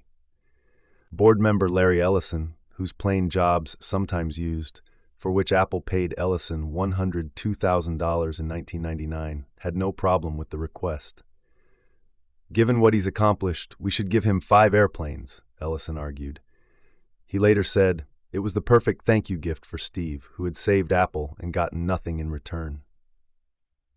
So Woolard happily granted Jobs' wish with a Gulfstream Vive and also offered him 14 million stock options. Jobs gave an unexpected response. He wanted more, 20 million options. Woolard was baffled and upset. The board had authority from the stockholders to give out only 14 million. "You said you didn't want any, and we gave you a plane, which you did want," Woolard said. "I hadn't been insisting on options before," Jobs replied, "but you suggested it could be up to 5% of the company in options, and that's what I now want." It was an awkward tiff in what should have been a celebratory period. In the end, a complex solution was worked out that granted him 10 million shares in January 2000 that were valued at the current price, but timed to vest as if granted in 1997, plus another grant due in 2001. Making matters worse, the stock fell with the burst of the internet bubble. Jobs never exercised the options, and at the end of 2001, he asked that they be replaced by a new grant with a lower strike price. The wrestling over options would come back to haunt the company. Even if he didn't profit from the options, at least he got to enjoy the airplane. Not surprisingly, he worried over how the interior would be designed. It took him more than a year. He used Ellison's plane as a starting point and hired his designer. Pretty soon, he was driving her crazy. For example, Ellison's plane had a door between cabins with an open button and a close button. Jobs insisted that his have a single button that toggled. He didn't like the polished stainless steel of the buttons, so he had them replaced with brushed metal ones. But in the end, he got the plane he wanted, and he loved it. I look at his airplane and mine, and everything he changed was better, said Ellison. At the January 2000 Macworld in San Francisco, Jobs rolled out the new Macintosh operating system, OS X, which used some of the software that Apple had bought from Next 3 years earlier. It was fitting, and not entirely coincidental, that he was willing to incorporate himself back at Apple at the same moment as the Next operating system was incorporated into Apple's. Avi Tavanian had taken the Unix-related mock kernel of the Next operating system and turned it into the Mac OS kernel, known as Darwin. It offered protected memory, advanced networking, and preemptive multitasking. It was precisely what the Macintosh needed, and it would be the foundation of the Mac operating system from then on. Some critics, including Bill Gates, noted that Apple ended up not adopting the entire Next operating system. There's some truth to that, because Apple decided not to leap into a completely new system, but instead to evolve the existing one. Application software written for the old Macintosh system was generally compatible with or easy to move to the new one. A Mac user who upgraded would notice a lot of new features, but not a whole new interface. The fans at Macworld received the news with enthusiasm, of course. They especially cheered when Jobs showed off the dock and how the icons in it could be magnified by passing the cursor over them. But the biggest applause came for the announcement he reserved for his "Oh, and one more thing" finale. He spoke about his duties at both Pixar and Apple and said that he had become comfortable that the situation could work. "So I am pleased to announce today that I'm going to drop the interim title," he said with a big smile. The crowd jumped to its feet, screaming as if the Beatles had reunited. Jobs bit his lip, adjusted his wire rims, and put on a graceful show of humility. "You guys are making me feel funny now," he said. "I get to come to work every day and work with the most talented people on the planet, at Apple and Pixar. But these jobs are team sports. I accept your thanks on behalf of everybody at Apple." Chapter 29, Apple Stores, Genius Bars, and Sienna Sandstone. Let's now turn our attention to Chapter 29. The customer experience. Jobs hated to give up control of anything, especially when it might affect the customer's experience. But he faced a problem. There was one part of the process he didn't control: the experience of buying an Apple product in a store. The days of the bite shop were over. Industry sales were shifting from local computer specialty shops to huge chains and big box stores. In these stores, most clerks had neither the knowledge nor the motivation to explain the unique nature of Apple products. All that the salesman cared about was a $50 bonus, Jobs said. Other computers were pretty generic, but Apple's had innovative features and a higher price tag. He didn't want an iMac to sit on a shelf between a Dell and a Compaq, while an uninformed clerk simply read the specifications of each. "Unless we could find ways to get our message to customers at the store, we were screwed," he said. In great secrecy, Jobs began interviewing executives in late 1999 who might be able to develop a string of Apple retail stores. One of the candidates had a passion for design and the boyish enthusiasm of a natural-born retailer. His name was Ron Johnson, the vice president for merchandising at Target. He was responsible for launching distinctive-looking products, such as a tea kettle designed by Michael Graves. "Steve is very easy to talk to," said Johnson in recalling their first meeting. "All of a sudden there's a torn pair of jeans and a turtleneck, and he's often running about why he needed great stores. If Apple is going to succeed, he told me, we're going to win on innovation. And you can't win on innovation unless you have a way to communicate to customers." When Johnson came back in January 2000 to be interviewed again, Jobs suggested that they take a walk. They went to the sprawling 140-store Stanford shopping mall at 8:30 in the morning. The stores weren't open yet, so they walked up and down the entire mall repeatedly. They discussed how it was organized, what role the big department stores played in relation to the other stores, and why certain specialty shops were successful. They were still walking and talking when the stores opened at 10, and they went into Eddie Bauer. It had an entrance from the mall and another from the parking lot.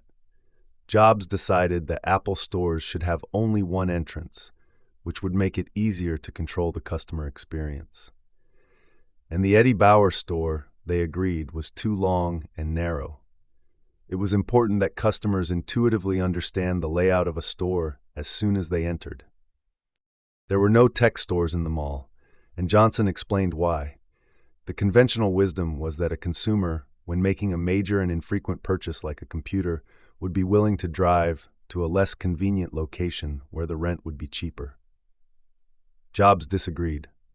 Apple stores should be in malls and on main streets, in areas with a lot of foot traffic, no matter how expensive.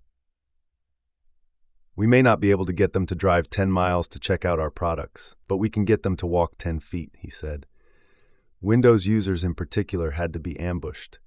If they're passing by, they will drop in out of curiosity, if we make it inviting enough. And once we get a chance to show them what we have, we will win. Johnson said that the size of a store signaled the importance of the brand. Is Apple as big of a brand as the Gap, he asked. Jobs said it was much bigger. Johnson replied that its stores should therefore be bigger. Otherwise, you won't be relevant. Jobs described Mike Markula's rule that a good company must impute. It must convey its values and importance in everything it does, from packaging to marketing. Johnson loved it. It definitely applied to a company's stores.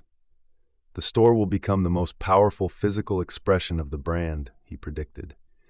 He said that when he was young, he had gone to the wood-paneled, art-filled, mansion-like store that Ralph Lauren had created at 72nd and Madison in Manhattan.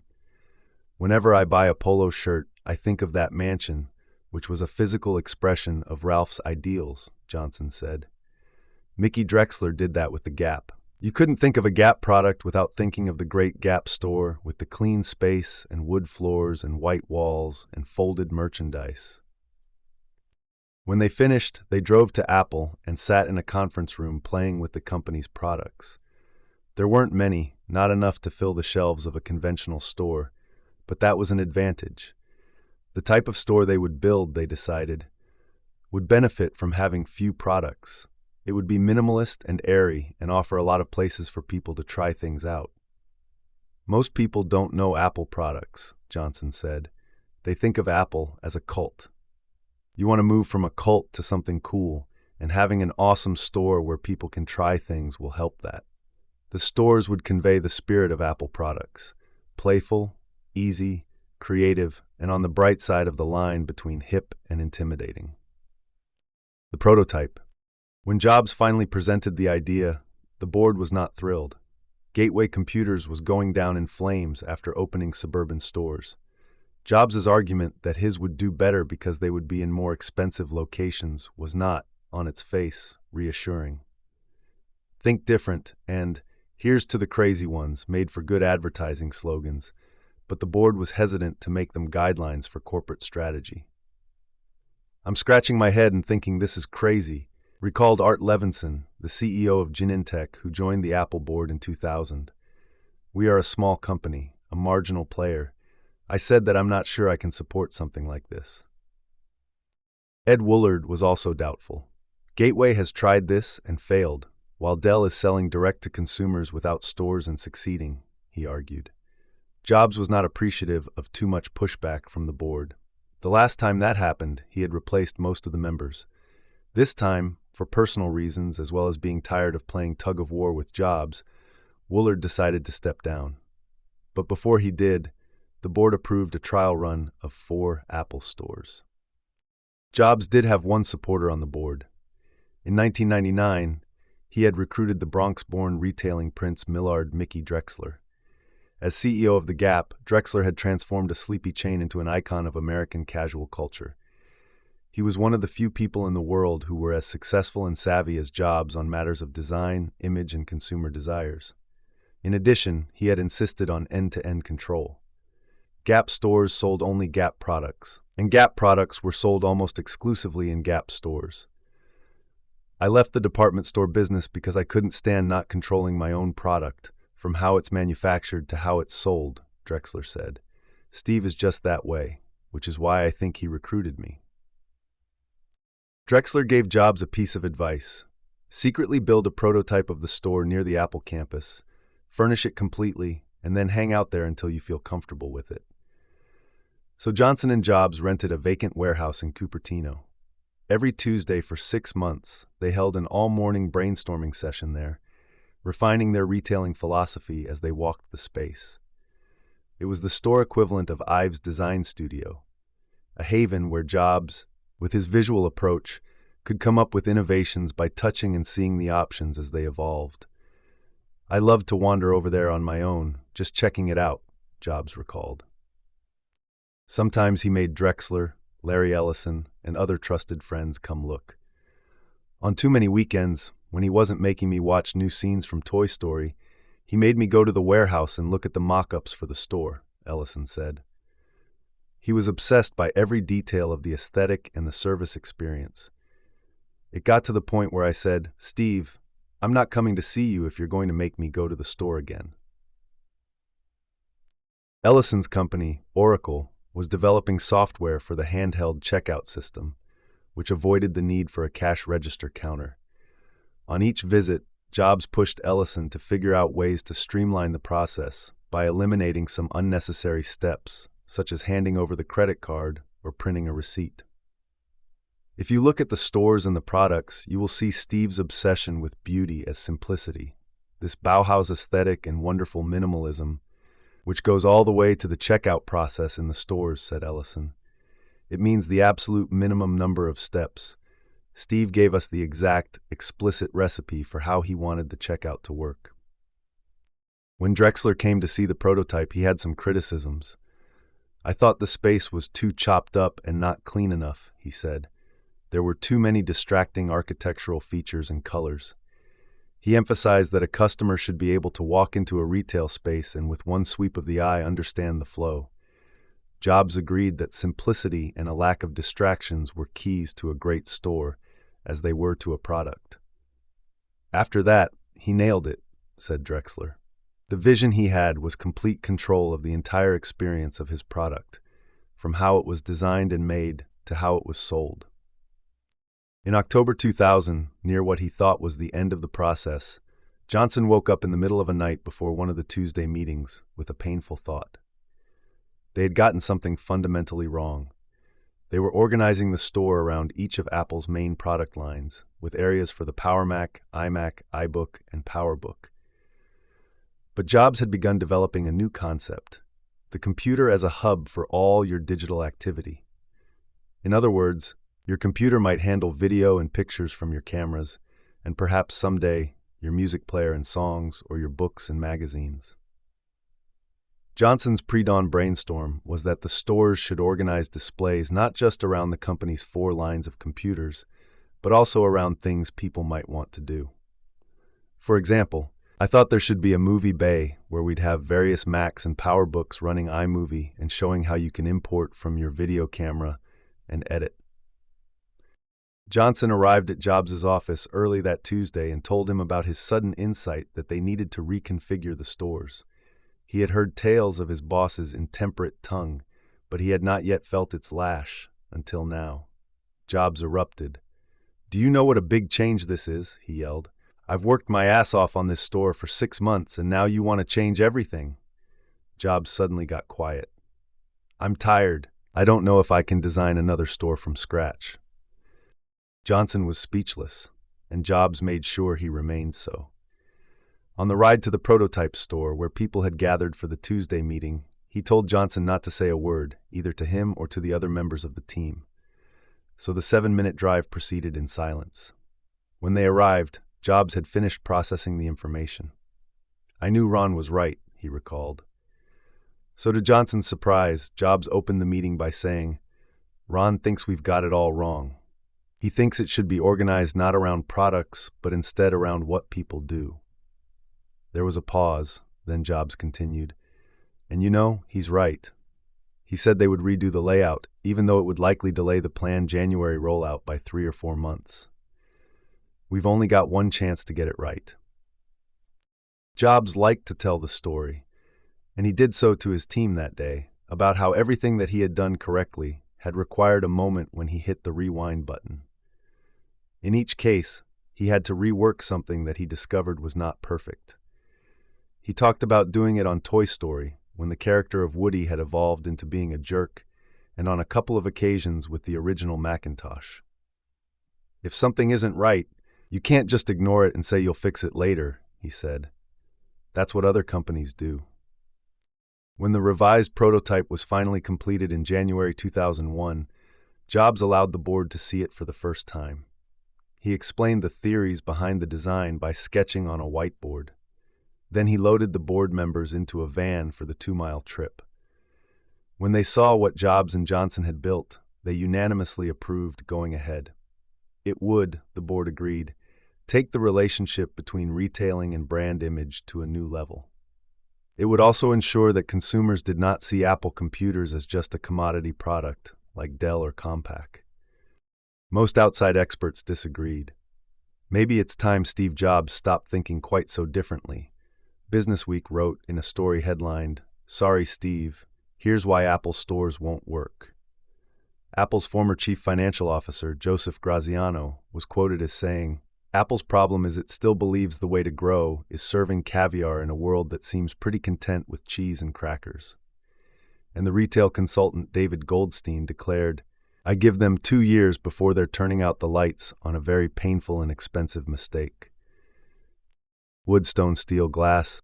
On May 19, 2001, the first Apple store opened in Tysons Corner, Virginia. It had gleaming white counters, bleached wood floors, and a huge Think Different poster of John and Yoko in bed. The skeptics were wrong. Gateway stores had been averaging 250 visitors a week. By 2004, Apple stores were averaging 5,400 per week. That year, the stores had $1.2 billion in revenue, setting a record in the retail industry for reaching the billion-dollar milestone. Sales in each store were calculated every 4 minutes by Ellison's software, giving instant information on how to integrate manufacturing, supply, and sales channels. As the stores flourished, Jobs stayed involved in every aspect. Lee Clow recalled, "In one of our marketing meetings, just as the stores were opening, Steve made us spend a half hour deciding what shade of gray the restroom signs should be." The architectural firm of Bolin, Sawinski, Jackson designed the signature stores, but Jobs made all of the major decisions. Jobs particularly focused on the staircases, which echoed the one he had built at Next. When he visited a store as it was being constructed, he invariably suggested changes to the staircase. His name is listed as the lead inventor on 2 patent applications for the staircases. One is for the see-through look that features all glass treads and glass supports fused together with titanium. The other is for the engineering system that uses a single unit of glass containing multiple laminated glass sheets for supporting loads. In 1985, as he was being forced out of his first time at Apple, he had visited Italy and been impressed by the gray stone of Florence's sidewalks. In 2002, when he came to the conclusion that the light wood floors in the stores were beginning to look somewhat ordinary, a concern that it's hard to imagine bothering someone like Microsoft CEO Steve Ballmer, Jobs wanted to use that stone instead. Some of his colleagues pushed to replicate the color and texture using concrete, which would have been 10 times cheaper, but Jobs insisted that it had to be authentic. The gray-blue Pietra Serena sandstone, which has a fine-grained texture, comes from a family-owned quarry, Il Cazzone, in Firenzuola, outside of Florence. We select only 3% of what comes out of the mountain, because it has to have the right shading and veining and purity, said Johnson. Steve felt very strongly that we had to get the color right, and it had to be a material with high integrity. So designers in Florence picked out just the right quarried stone, oversaw cutting it into the proper tiles, and made sure each tile was marked with a sticker to ensure that it was laid out next to its companion tiles. Knowing that it's the same stone that Florence uses for its sidewalks assures you that it can stand the test of time, said Johnson. Another notable feature of the stores was the Genius Bar. Johnson came up with the idea on a 2-day retreat with his team. He had asked them all to describe the best service they'd ever received. Almost everyone mentioned some nice experience at a Four Seasons or Ritz-Carlton hotel. So Johnson sent his first 5 store managers through the Ritz-Carlton training program and came up with the idea of creating something between a concierge desk and a bar. "What if we staffed the bar with the smartest Mac people?" he said to Jobs. "We could call it the Genius Bar." Jobs called the idea crazy. He even objected to the name. "You can't call them geniuses," he said. "They're geeks. They don't have the people skills to deliver on something called the Genius Bar." Johnson thought he had lost, but the next day he ran into Apple's general counsel, who said, "By the way, Steve just told me to trademark the name Genius Bar." Many of Jobs' passions came together for Manhattan's Fifth Avenue store, which opened in 2006. It featured a cube, a signature staircase, glass, and making a maximum statement through minimalism. "It was really Steve's store," said Johnson. "Open 24 hours a day, 7 days a week. It proved the strategy of finding signature, high-traffic locations by attracting 50,000 visitors a week during its first year. Remember Gateway's draw? 250 visitors a week. This store grosses more per square foot than any store in the world," Jobs proudly noted in 2010. "It also grosses more in total, absolute dollars, not just per square foot, than any store in New York. That includes Saks and Bloomingdale's." Jobs was able to build excitement for store openings with the same flair he used for product releases. People began to travel to store openings and spend the night outside so they could be among the first in. "My then 14-year-old son suggested my first overnighter at Palo Alto, and the experience turned into an interesting social event," wrote Gary Allen, who started a website that caters to Apple Store fans. "He and I have done several overnighters, including 5 in other countries, and have met so many great people." In July 2011, a decade after the first ones opened, there were 326 Apple stores. The biggest was in London's Covent Garden, and the tallest was in Tokyo's Ginza. The average annual revenue per store was $34 million, and the total net sales in the 2010 fiscal year were $9.8 billion. But the stores did even more. They directly accounted for only 15% of Apple's revenue. But by creating buzz and brand awareness, they indirectly helped boost everything the company did. Even as he was fighting the effects of cancer in 2011, Jobs spent time envisioning future store projects, such as the one he wanted to build in New York City's Grand Central Terminal. One afternoon, he showed me a picture of the Fifth Avenue store and pointed to the 18 pieces of glass on each side. "This was state-of-the-art in glass technology at the time," he said. "We had to build our own autoclaves to make the glass." Then he pulled out a drawing in which the 18 panes were replaced by 4 huge panes. That is what he wanted to do next, he said. Once again, it was a challenge at the intersection of aesthetics and technology. "If we wanted to do it with our current technology, we would have to make the cube a foot shorter," he said, "and I didn't want to do that. So we have to build some new autoclaves in China." Ron Johnson was not thrilled by the idea. He thought the 18 panes actually looked better than 4 panes would. "The proportions we have today work magically with the colonnade of the GM building," he said. "It glitters like a jewel box. I think if we get the glass too transparent, it will almost go away to a fault." He debated the point with Jobs, but to no avail. "When technology enables something new, he wants to take advantage of that," said Johnson. Plus, for Steve, less is always more. Simpler is always better. Therefore, if you can build a glass box with fewer elements, it's better, it's simpler, and it's at the forefront of technology. That's where Steve likes to be in both his products and his stores. Chapter 30, The Digital Hub, from iTunes to the iPod. Now we'll begin Chapter 30. Connecting the dots. Once a year, Steve Jobs took his most valuable employees on a retreat. He called it the Top 100. The people invited were chosen based on a simple idea. If you could only take 100 people with you to start your next company, who would you choose? At the end of each retreat, Jobs would stand in front of a whiteboard. He loved whiteboards because they gave him complete control and helped everyone focus. He would ask the group, "What are the 10 things we should be doing next?" People would fight to get their suggestions on the list. Jobs would write them down, and then cross off the ones he thought were dumb. After much debate, the group would have a list of 10. Then Jobs would slash the bottom 7 and announce, "We can only do 3." By 2001, Apple had revived its personal computer offerings. It was now time to think differently. A set of new possibilities topped the what's next list on his whiteboard that year. At the time, a gloom had settled over the digital world. The dot-com bubble had burst, and the Nasdaq stock market had fallen more than 50% from its peak. Only 3 tech companies had ads during the January 2001 Super Bowl, compared to 17 the year before. But the sense of deflation went deeper. For the 25 years since Jobs and Wozniak had founded Apple, the personal computer had been the centerpiece of the digital revolution. Now, experts were predicting that its central role was ending. It had matured into something boring, wrote the Wall Street Journal's Walt Mossberg. Jeff Weitzen, the CEO of Gateway, declared, "We're clearly migrating away from the PC as the centerpiece." It was at that moment that Jobs launched a new grand strategy that would transform Apple, and with it the entire technology industry. The personal computer, instead of moving to the sidelines, would become a digital hub. It would coordinate a variety of devices, from music players to video recorders to cameras.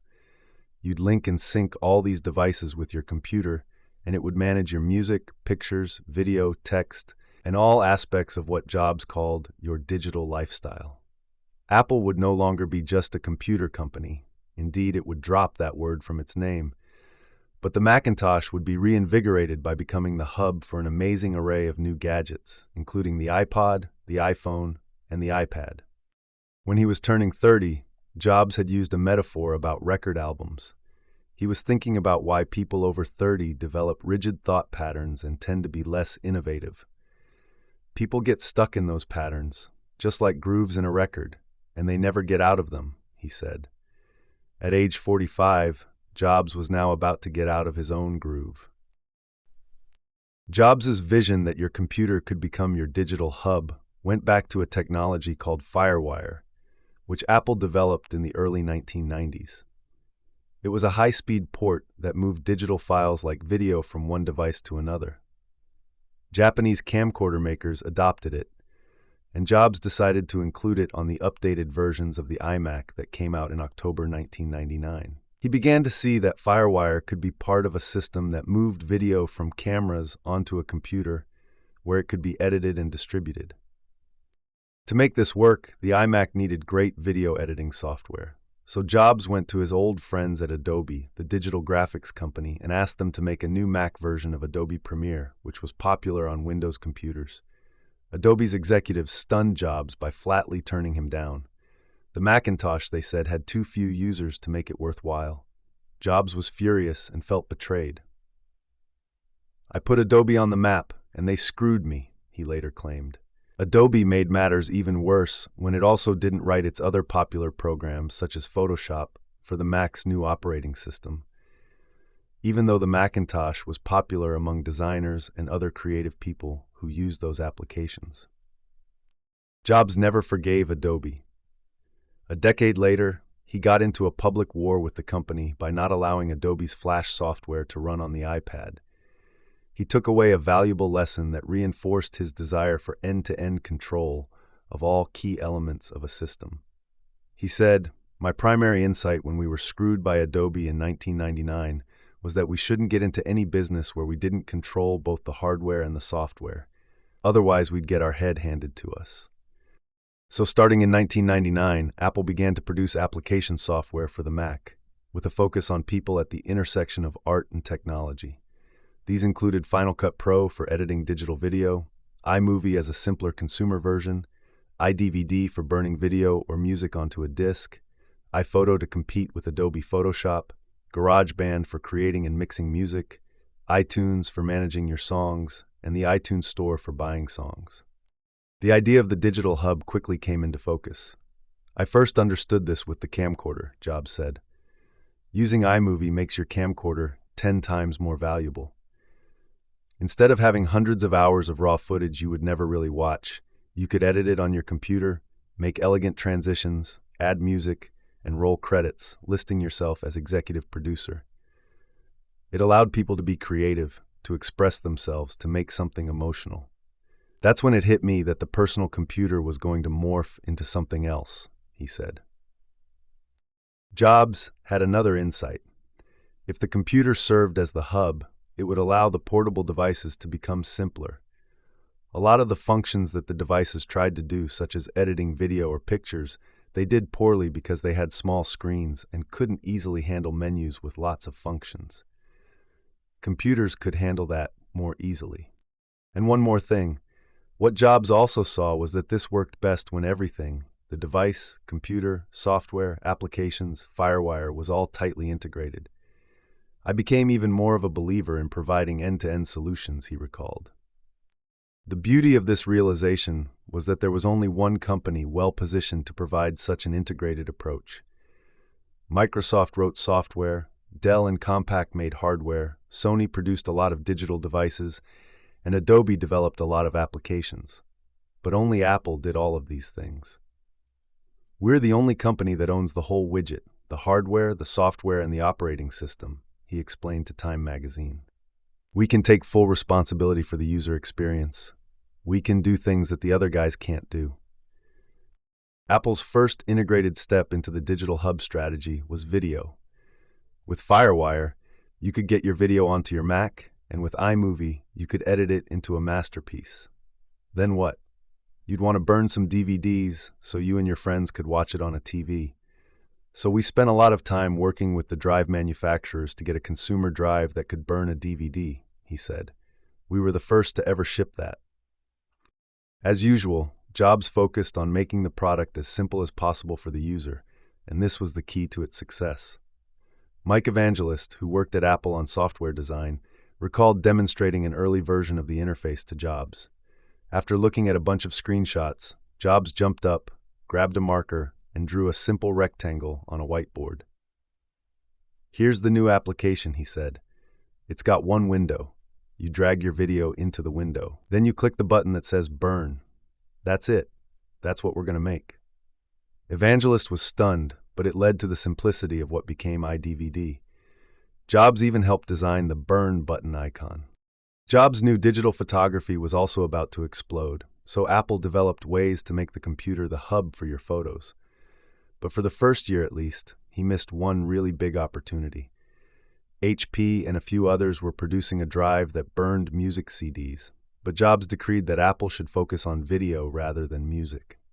In addition, his angry insistence that the iMac get rid of its tray disk drive and use a more elegant slot drive instead meant that it couldn't include the first CD burners, which were initially made for the tray format. We kind of missed the boat on that, he recalled, so we needed to catch up real fast. The mark of an innovative company is not only that it comes up with new ideas first, but also that it knows how to leapfrog when it finds itself behind. It didn't take Jobs long to realize that music was going to be huge. By 2000, people were copying music onto their computers from CDs or downloading it from file-sharing services like Napster and burning playlists onto their own blank discs. That year, the number of blank CDs sold in the United States was 320 million. There were only 281 million people in the country. That meant some people were really into burning CDs, and Apple wasn't catering to them. I felt like a dope, he told Fortune. I thought we had missed it. We had to work hard to catch up. Jobs added a CD burner to the iMac, but that wasn't enough. His goal was to make it simple to transfer music from a CD, manage it on your computer, and then burn playlists. Other companies were already making music management applications, but they were clunky and complex. One of Jobs' talents was spotting markets filled with second-rate products.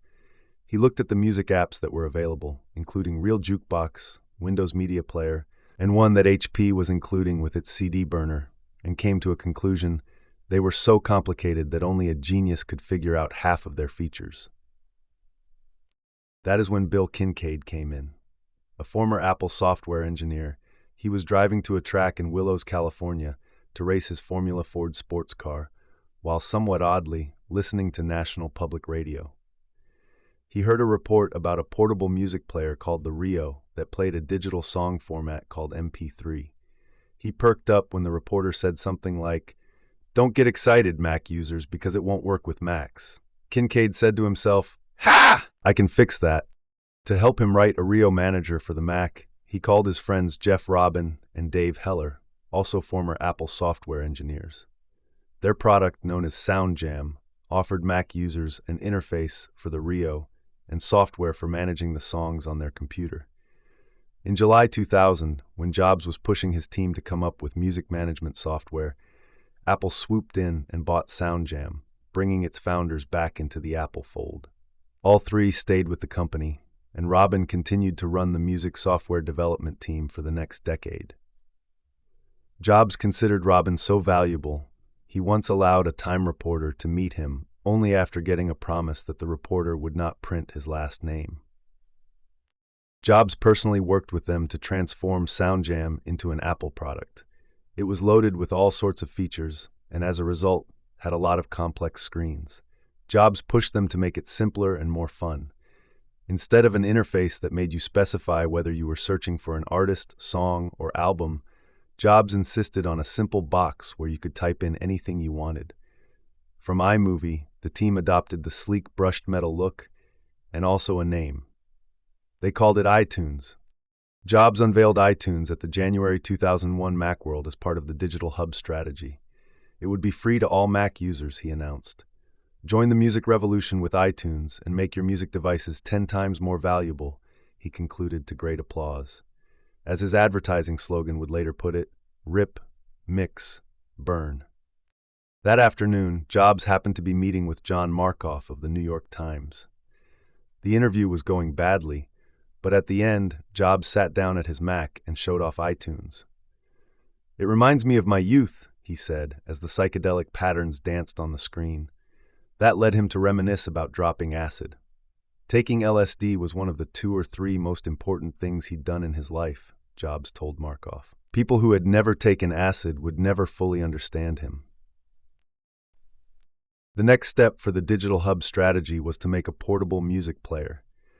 Jobs realized that Apple had the opportunity to design such a device in tandem with the iTunes software, allowing it to be simpler. Complex tasks could be handled on the computer and easy ones on the device.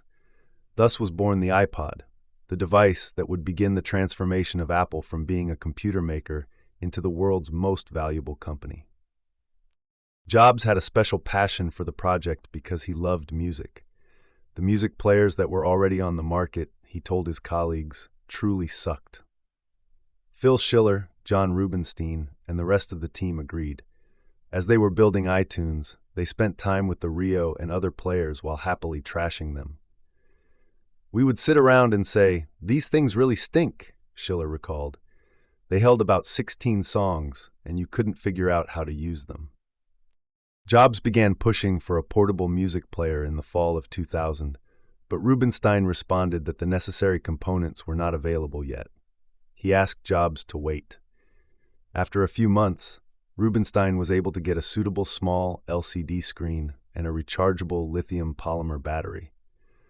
The tougher challenge was finding a disk drive that was small enough but had enough memory to make a great music player. Then, in February 2001, he took one of his regular trips to Japan to visit Apple's suppliers. At the end of a routine meeting with Toshiba, the engineers mentioned a new product they had in the lab that would be ready by that June. It was a tiny 1.8-inch drive, the size of a silver dollar, that would hold 5 gigabytes of storage, about 1,000 songs, and they weren't sure what to do with it. When the Toshiba engineers showed it to Rubinstein, he knew immediately what it could be used for. 1,000 songs in his pocket. Perfect. But he kept a straight face. Jobs was also in Japan, giving the keynote speech at the Tokyo Macworld conference. They met that night at the Hotel Okura, where Jobs was staying. "I know how to do it now," Rubinstein told him. "All I need is a $10 million check." Jobs immediately authorized it. So Rubinstein started negotiating with Toshiba to have exclusive rights to every one of the discs it could make, and he began to look for someone who could lead the development team. Tony Fadell was a brash, entrepreneurial programmer with a cyberpunk look and an engaging smile. He had started 3 companies while still at the University of Michigan.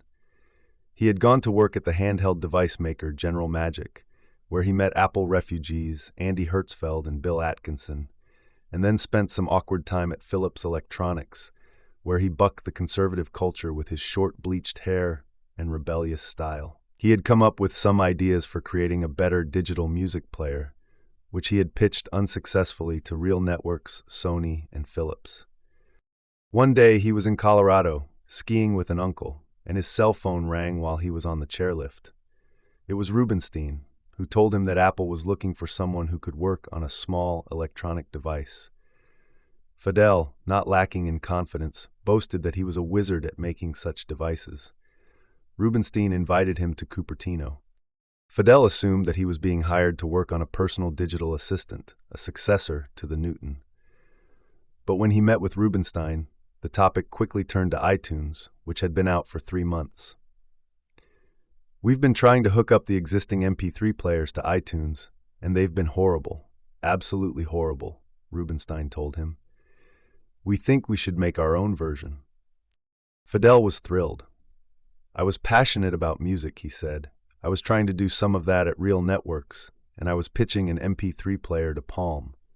He agreed to come on board, at least as a consultant. After a few weeks, Rubenstein insisted that if he was to lead the team, he had to become a full-time Apple employee. But Fidel resisted. He liked his freedom. Rubenstein was furious at what he considered Fidel's whining. "This is one of those life decisions," he told Fidel. "You'll never regret it." He decided to force Fidel's hand. He gathered a room full of the 20 or so people who had been assigned to the project.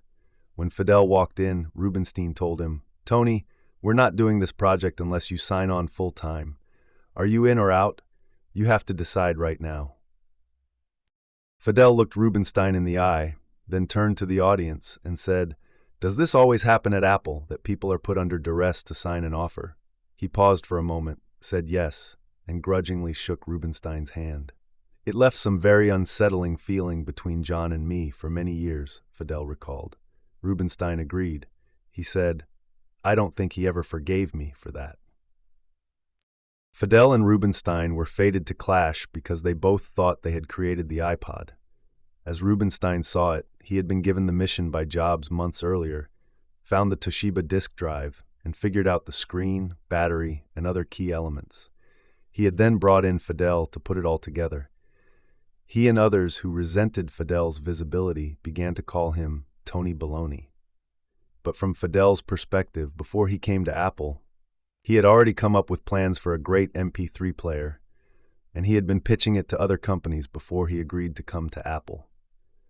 The issue of who deserved the most credit for the iPod, or who should get the title Podfather, would be fought over for years in interviews, articles, web pages, and even Wikipedia entries.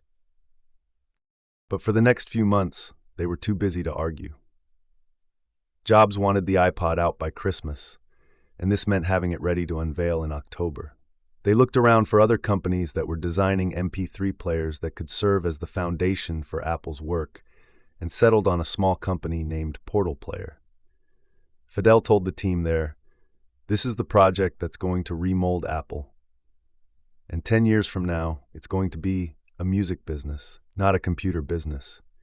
He convinced them to sign an exclusive deal, and his group began to modify Portal Player's weaknesses, such as its complex interfaces, short battery life, and inability to make a playlist longer than 10 songs. That's it. There are certain meetings that are memorable, both because they mark a historic moment and because they show how a leader operates. Such was the case with the gathering in Apple's 4th-floor conference room in April 2001, where Jobs decided on the fundamentals of the iPod. There to hear Fidel present his proposals to Jobs were Rubenstein, Schiller, Ive, Jeff Robin, and marketing director Stan Ning. Fidel didn't know Jobs, and he was understandably intimidated. When he walked into the conference room, I sat up and thought, "Whoa, there's Steve." I was really on guard because I'd heard how brutal he could be. The meeting started with a presentation of the potential market and what other companies were doing. Jobs, as usual, had no patience. He won't pay attention to a slide deck for more than a minute, Fidel said. When a slide showed other possible players in the market, he waved it away. Don't worry about Sony, he said. We know what we're doing, and they don't.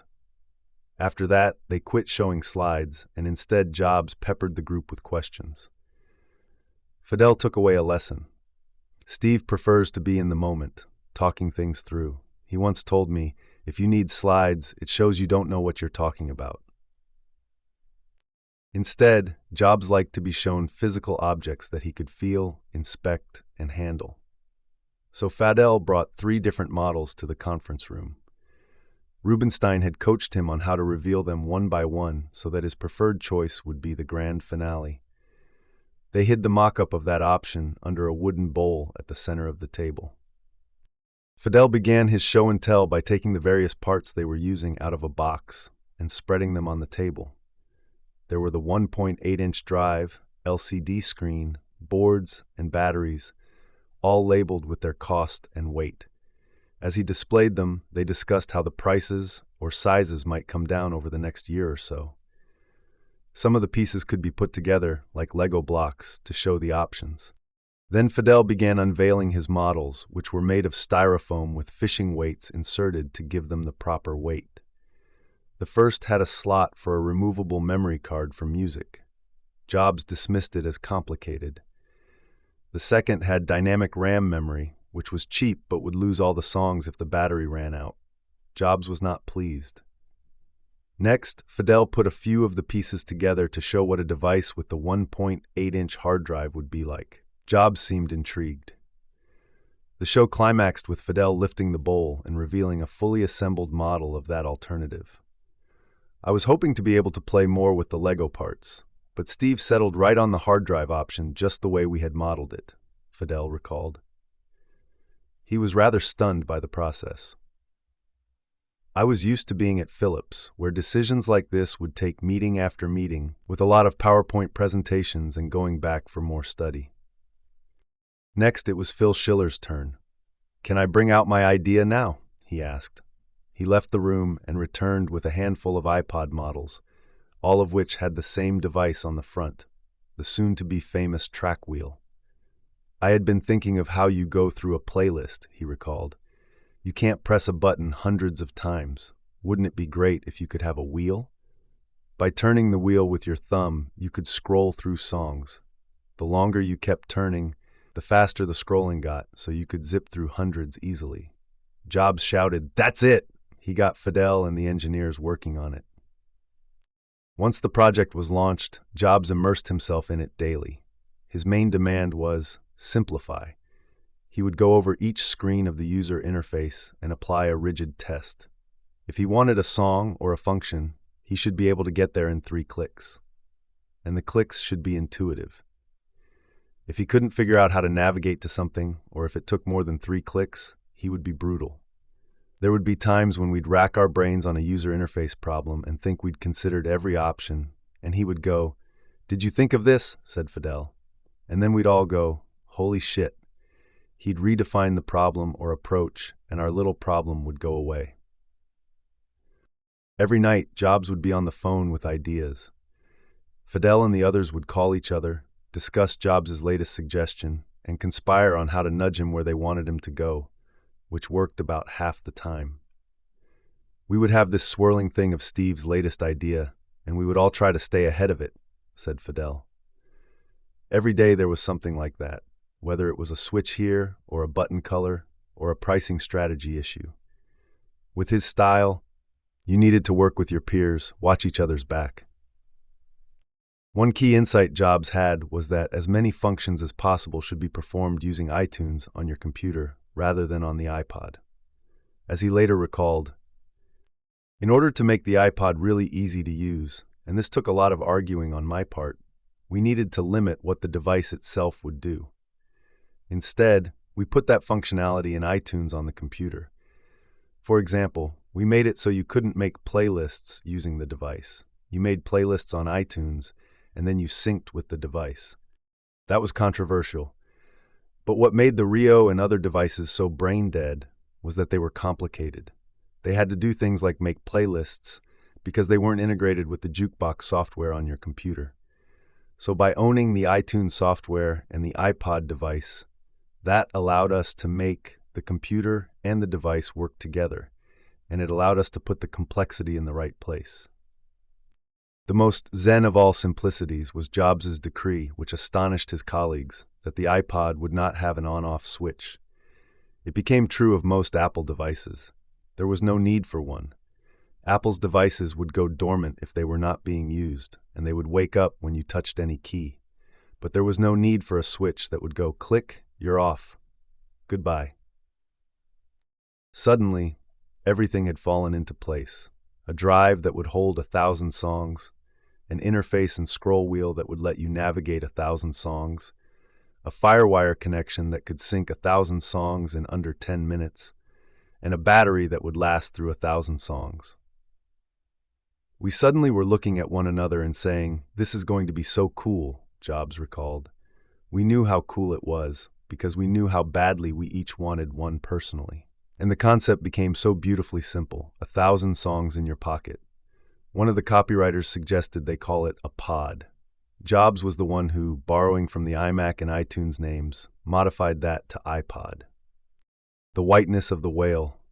Joni Ive had been playing with the foam model of the iPod and trying to imagine what the finished product should look like when an idea came to him on a morning drive from his San Francisco home to Cupertino. Its face should be pure white, he told his colleague in the car, and it should connect seamlessly to a polished stainless steel back. Most small consumer products have this disposable feel to them, said Ive. There is no cultural gravity to them. The thing I'm proudest of about the iPod is that there is something about it that makes it feel significant, not disposable. The white would be not just white, but pure white. Not only the device, but the headphones and the wires and even the power block, he recalled. Pure white. Others kept arguing that the headphones, of course, should be black, like all headphones. But Steve got it immediately and embraced white, said Ive. There would be a purity to it. The winding flow of the white earbud wires helped make the iPod an icon. As Ive described it, there was something very significant and non-disposable about it, yet there was also something very quiet and very restrained. It wasn't wagging its tail in your face. It was restrained, but it was also crazy, with those flowing headphones. That's why I like white. White isn't just a neutral color.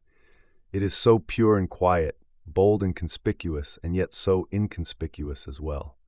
Lee Clow's advertising team at TBWA Chiat Day wanted to celebrate the iconic nature of the iPod and its whiteness, rather than create more traditional product introduction ads that showed off the device's features.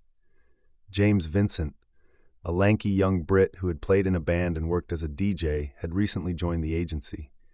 He was a natural to help focus Apple's advertising on hip, millennial generation music lovers rather than rebel baby boomers.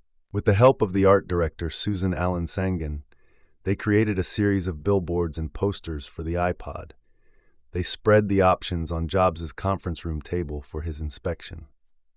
At the far right end, they placed the most traditional options, which featured straightforward photos of the iPod on a white background.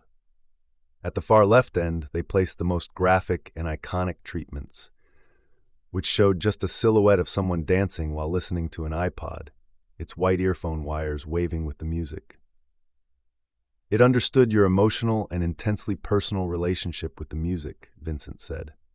He suggested to Duncan Milner, the creative director, that they all stand firmly at the far left end to see if they could get Jobs to move there.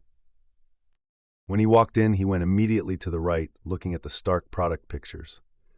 "This looks great," he said. "Let's talk about these."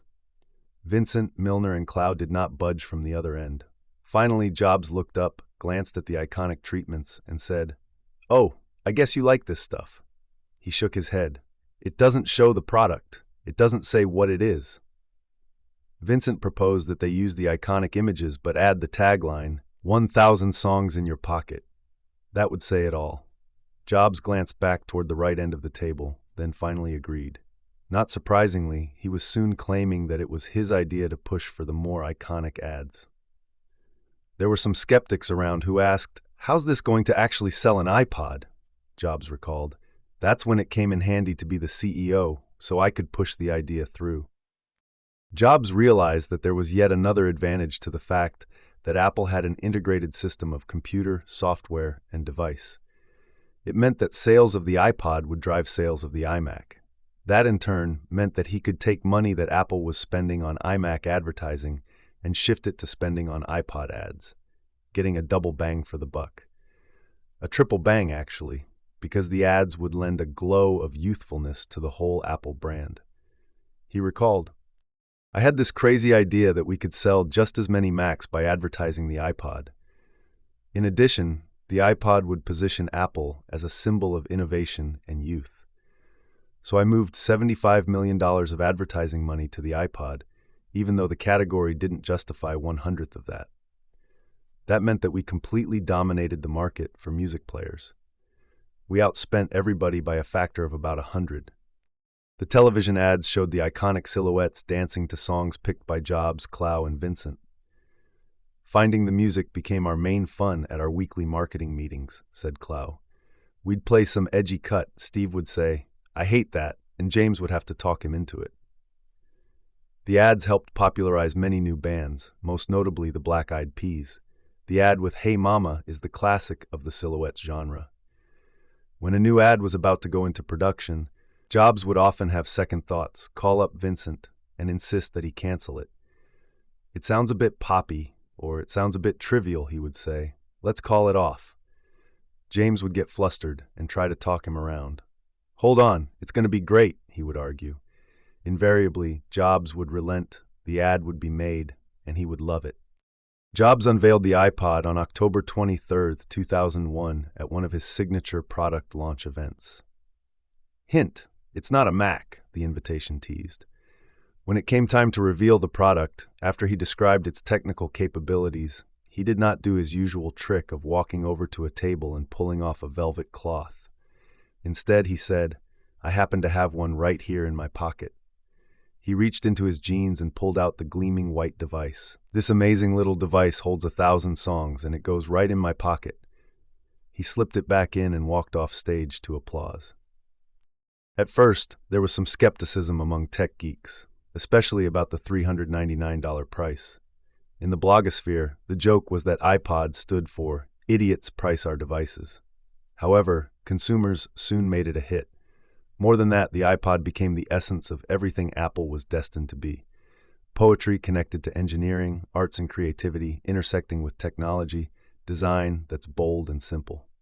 It had an ease of use that came from being an integrated end-to-end system, from computer to FireWire to device to software to content management. When you took an iPod out of the box, it was so beautiful that it seemed to glow, and it made all other music players look as if they had been designed and manufactured in Uzbekistan. Not since the original Mac had a clarity of product vision so propelled a company into the future. If anybody was ever wondering why Apple is on the earth, I would hold up this as a good example, Jobs told Newsweek's Steve Levy at the time. Wozniak, who had long been skeptical of integrated systems, began to revise his philosophy. Wow, it makes sense that Apple was the one to come up with it, Wozniak said enthusiastically after the iPod came out. After all, Apple's whole history is making both the hardware and the software, with the result that the two work better together. The day that Levy got his press preview of the iPod, he happened to be meeting Bill Gates at a dinner, and he showed it to him. Have you seen this yet? Levy asked. Levy noted, Gates went into a zone that recalls those science fiction films where a space alien, confronted with a novel object, creates some sort of forced tunnel between him and the object, allowing him to suck directly into his brain all possible information about it. Gates played with the scroll wheel and pushed every button combination, while his eyes stared fixedly at the screen. It looks like a great product, he finally said. Then he paused and looked puzzled. It's only for Macintosh? He asked. Chapter 31, The iTunes Store. I'm the Pied Piper. Now we'll begin Chapter 31. Warner Music. At the beginning of 2002, Apple faced a challenge. The seamless connection between your iPod, iTunes software, and computer made it easy to manage the music you already owned. But to get new music, you had to venture out of this cozy environment and go buy a CD or download the songs online. The latter often meant venturing into the murky world of file sharing and piracy services. So Jobs wanted to offer iPod users a way to download songs that was simple, safe, and legal. The music industry also faced a challenge. It was being plagued by a host of piracy services, Napster, Grokster, Nutella, Kazaa, that allowed people to get songs for free. Partly as a result, legal sales of CDs were down 9% in 2002. The executives at the music companies were desperately scrambling, with the grace of second graders playing soccer, to agree on a common standard for copy-protecting digital music. Paul Vittich of Warner Music and his corporate colleague Bill Radichel of AOL Time Warner were working with Sony on that effort. They hoped to get Apple to be part of their group. So, a group of them flew to Cupertino in January 2002 to see Jobs. It was not an easy meeting. Vittich had a cold and was losing his voice, so his deputy, Kevin Gage, began the presentation. Jobs, sitting at the head of the conference table, fidgeted and looked annoyed. After 4 slides, he waved his hand and broke in. "You have your heads up your asses," he pointed out. Everyone turned to Vittich, who struggled to get his voice working. "You're right," he said after a long pause. "We don't know what to do. You need to help us figure it out." Jobs later recalled being slightly taken aback, and he agreed that Apple would work with the Warner-Sony effort.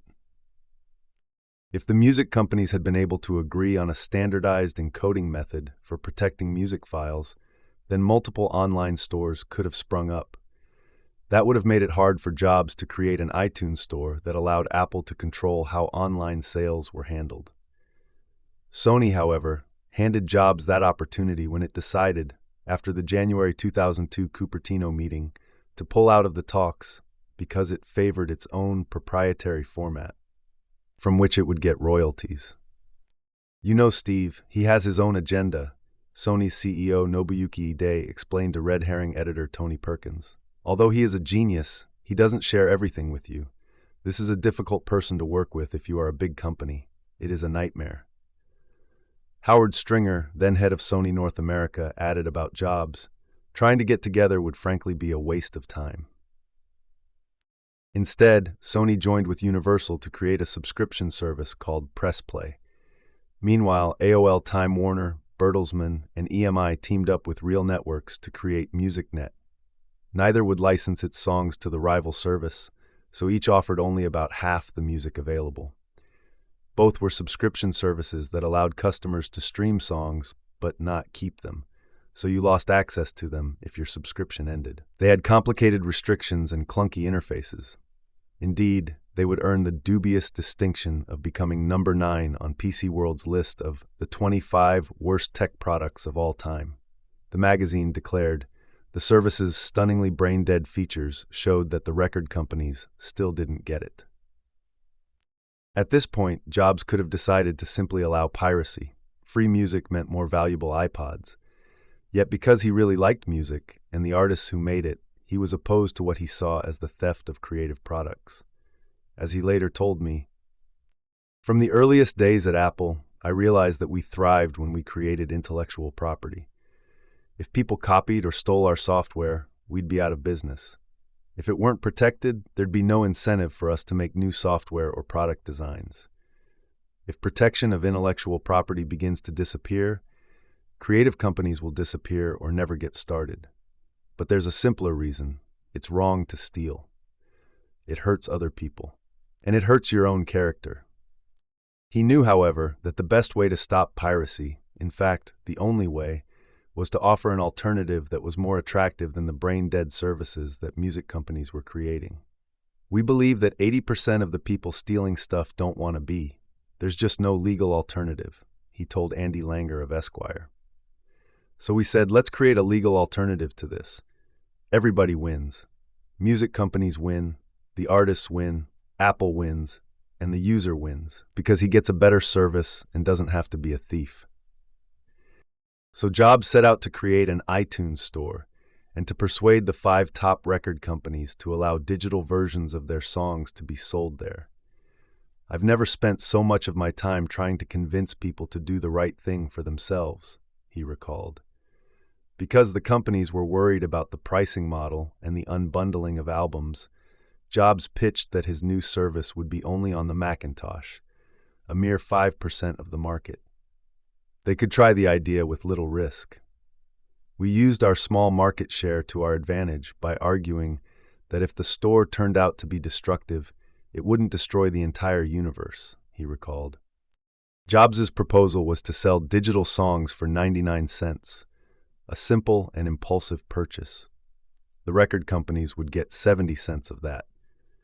Jobs insisted that this would be more appealing than the monthly subscription model preferred by the music companies. He believed that people had an emotional connection to the songs they loved. They wanted to own Sympathy for the Devil and Shelter from the Storm, not just rent them.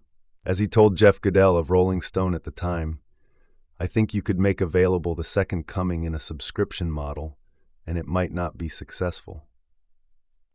Jobs also insisted that the iTunes Store would sell individual songs, not just entire albums. That ended up being the biggest cause of conflict with the record companies. They made money by putting out albums that had 2 or 3 great songs and a dozen or so filler tracks. To get the song they wanted, consumers had to buy the whole album. Some musicians objected on artistic grounds to Jobs' plan to break up albums. "There's a flow to a good album," said Trent Reznor of Nine Inch Nails. "The songs support each other. That's the way I like to make music." But the objections were pointless. Piracy and online downloads had already deconstructed the album, Jobs recalled. You couldn't compete with piracy unless you sold the songs individually. At the heart of the problem was a gap between the people who loved technology and those who loved art. Jobs loved both, as he had shown at Pixar and Apple, and he was therefore in a position to bridge that gap. He later explained, "When I went to Pixar, I became aware of a great divide. Tech companies don't understand creativity. They don't appreciate intuitive thinking, like the ability of a talent scout at a music label to listen to 100 artists and have a feel for which 5 might be successful. And they think that creative people just sit around on couches all day and are undisciplined, because they've not seen how driven and disciplined the creative folks at places like Pixar are. On the other hand, music companies are completely clueless about technology. They think they can just go out and hire a few tech folks. But that would be like Apple trying to hire people to produce music. We'd get second-rate talent scouts, just like the music companies ended up with second-rate tech people. I'm one of the few people who understands how producing technology requires intuition and creativity, and how producing something artistic takes real discipline." Jobs had a long relationship with Barry Schuller, the CEO of the AOL unit of Time Warner. He began to pick his brain about how to get the music labels into the proposed iTunes Store. "Piracy is flipping everyone's circuit breakers," Schuller told him. "You should use the argument that because you have an integrated end-to-end service, from iPods to the store, you can best protect how the music is used." One day in March 2002, Schuller got a call from Jobs and decided to include Vidic in the conversation. Jobs asked Vidic if he would come to Cupertino and bring the head of Warner Music, Roger Ames. This time, Jobs was charming. Ames was a witty, fun, and clever Brit, a type that Jobs tended to like James Vincent and Joni Ive. So the good Steve was on display. At one point early in the meeting, Jobs even played the unusual role of diplomat. Ames and Eddie Q, who ran iTunes for Apple, got into an argument over why radio in England was not as vibrant as in the United States. Jobs stepped in, saying, "We know about tech, but we don't know as much about music, so let's not argue." Ames had just lost a boardroom battle to have his corporation's AOL division improve its own new music download service. "When I did a digital download using AOL, I could never find the song on my shitty computer," he recalled. So when Jobs demonstrated a prototype of the iTunes Store, Ames was impressed. Yes, that's exactly what we've been waiting for," he said. He agreed that Warner Music would sign up, and he offered to help enlist other music companies. Jobs flew east to show the service to other Time Warner executives. "He sat in front of a Mac like a kid with a toy," Vidic recalled. Unlike any other CEO, he was totally engaged with the product. Ames and Jobs began to work out the details of the iTunes store, including the number of times a track could be put on different devices and how the copy protection system would work. They soon reached an agreement and set out to bring in other music labels. Herding Cats. The key player to bring on board was Doug Morris, head of the Universal Music Group. His domain included must-have artists such as U2, Eminem, and Mariah Carey, as well as powerful labels like Motown and Interscope, Geffen A&M. Morris was eager to talk. More than any other mogul, he was upset about piracy and fed up with the quality of the technology people at the music companies. It was like the Wild West, Morris recalled. No one was selling digital music, and it was awash with piracy. Everything we tried at the record companies was a failure. The difference in skill sets between the music folks and technologists is just huge. As Ames walked with Jobs to Morris's office on Broadway, he coached Jobs on what to say. It worked. What impressed Morris was that Jobs tied everything together in a way that made things easy for the consumer and also safe for the record companies.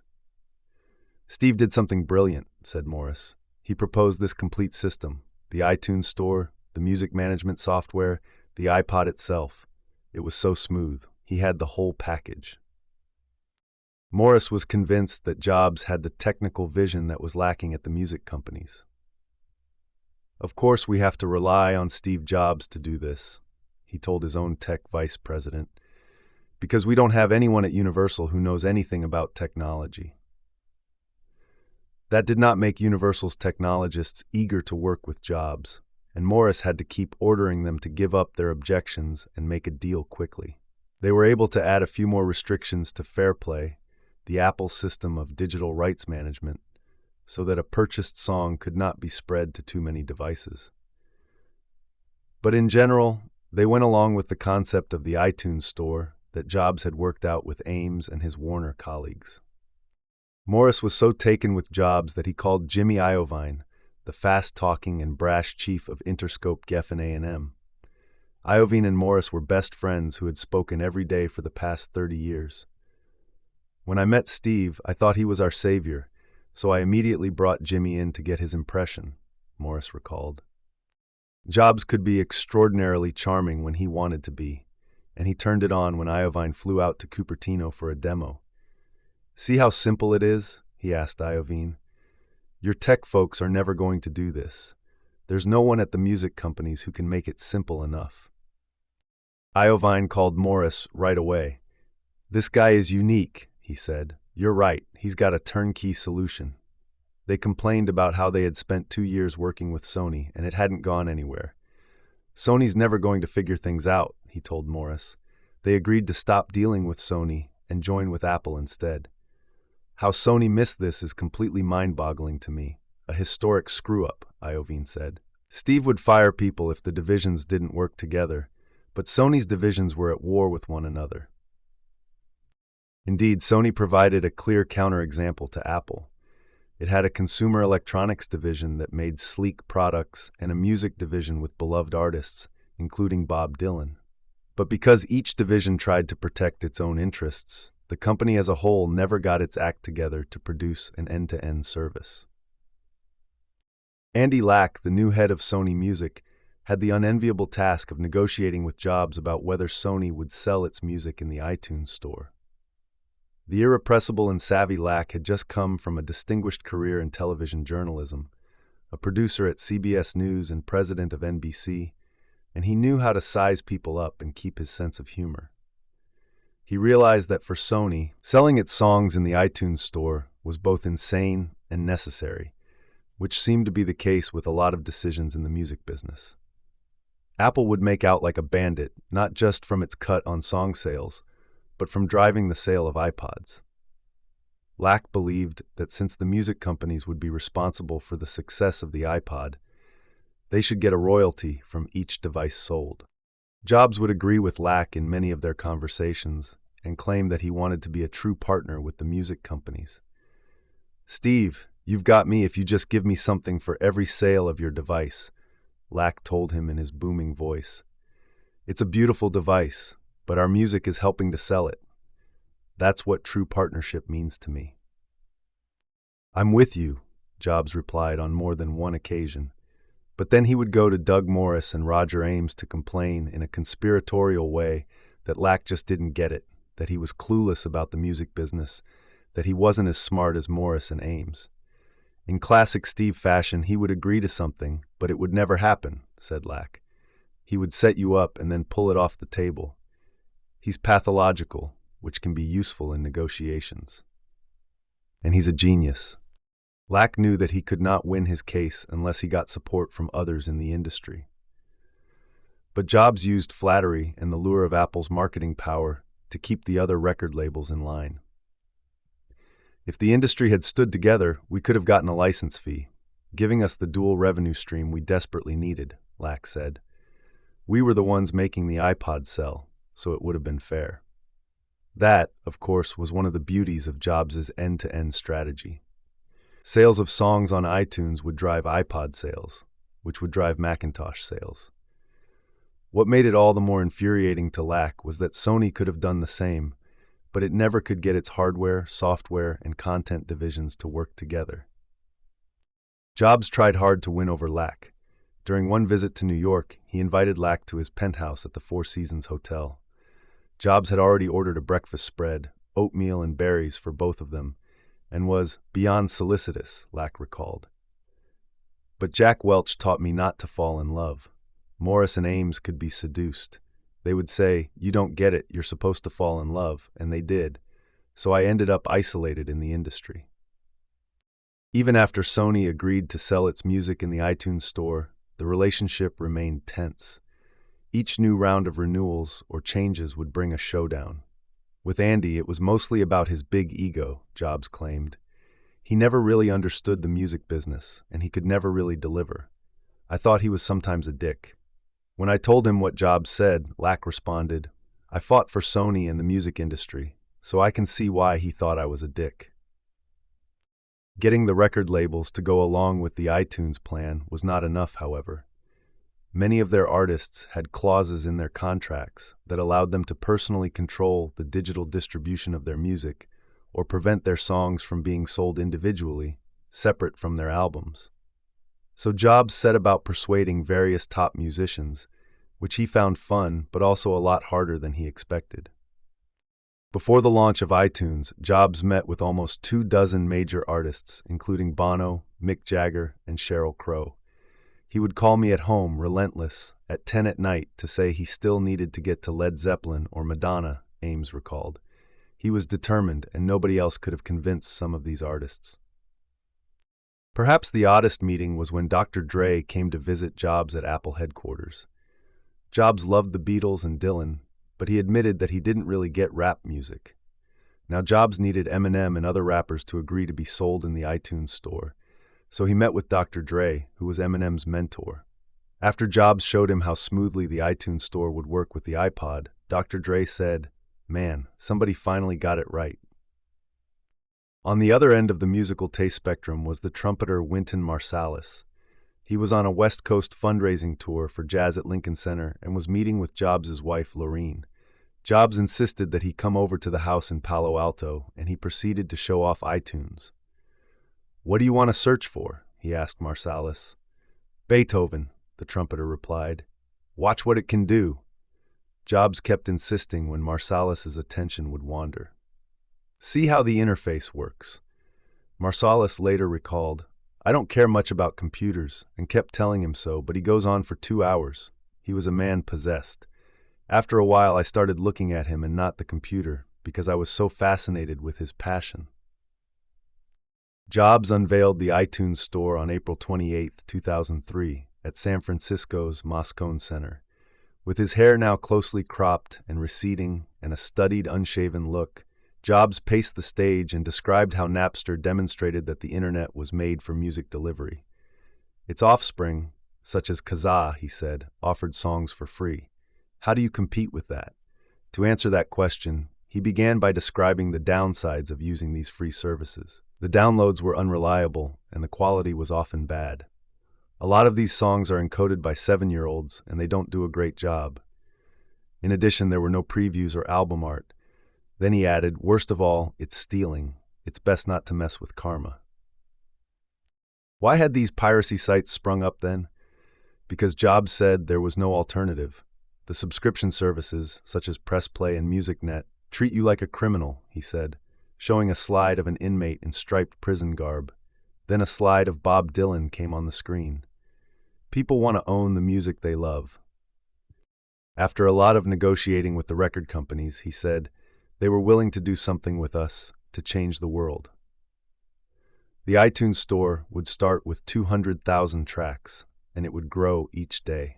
By using the store, he said, you can own your songs, burn them on CDs, be sure of the download quality, get a preview of a song before you download it, and use it with your iMovies and iDVDs to make the soundtrack of your life.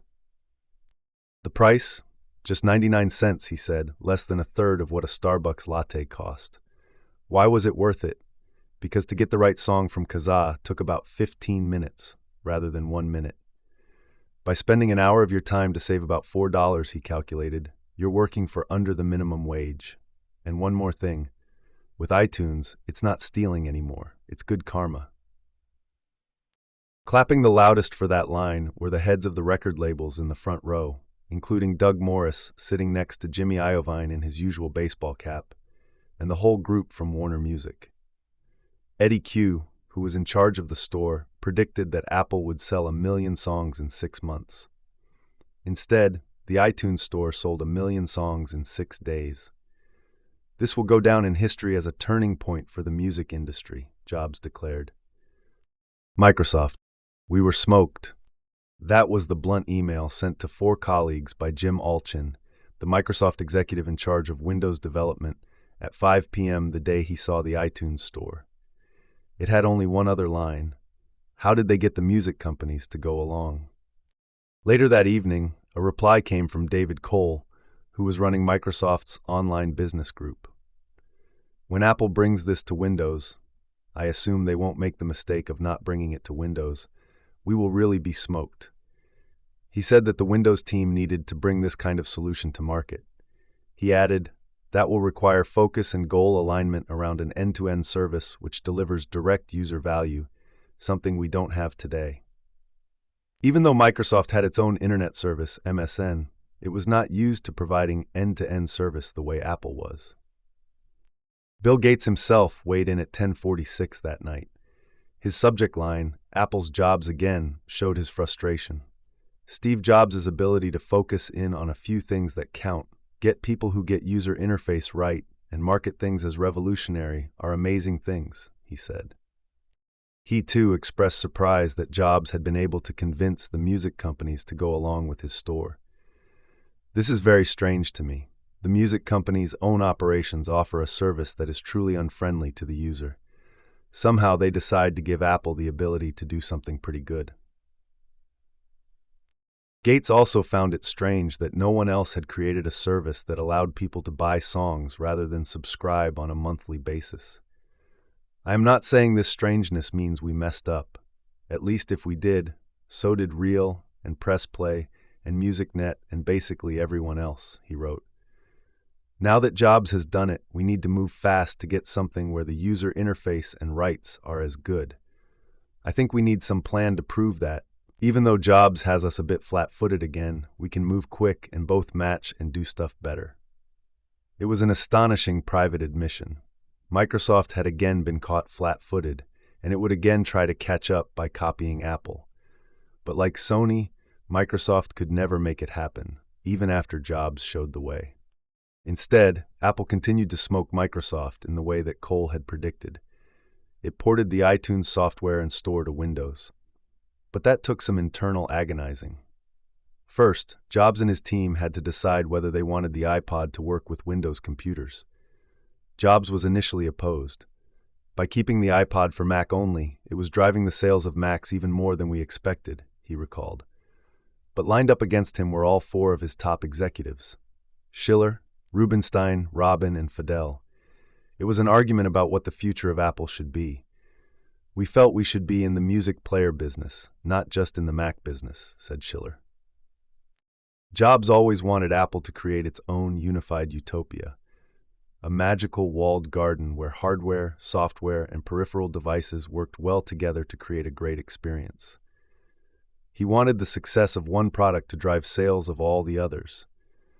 Now he was facing pressure to have his hottest new product work with Windows machines, and it went against his nature. It was a really big argument for months, Jobs recalled, me against everyone else.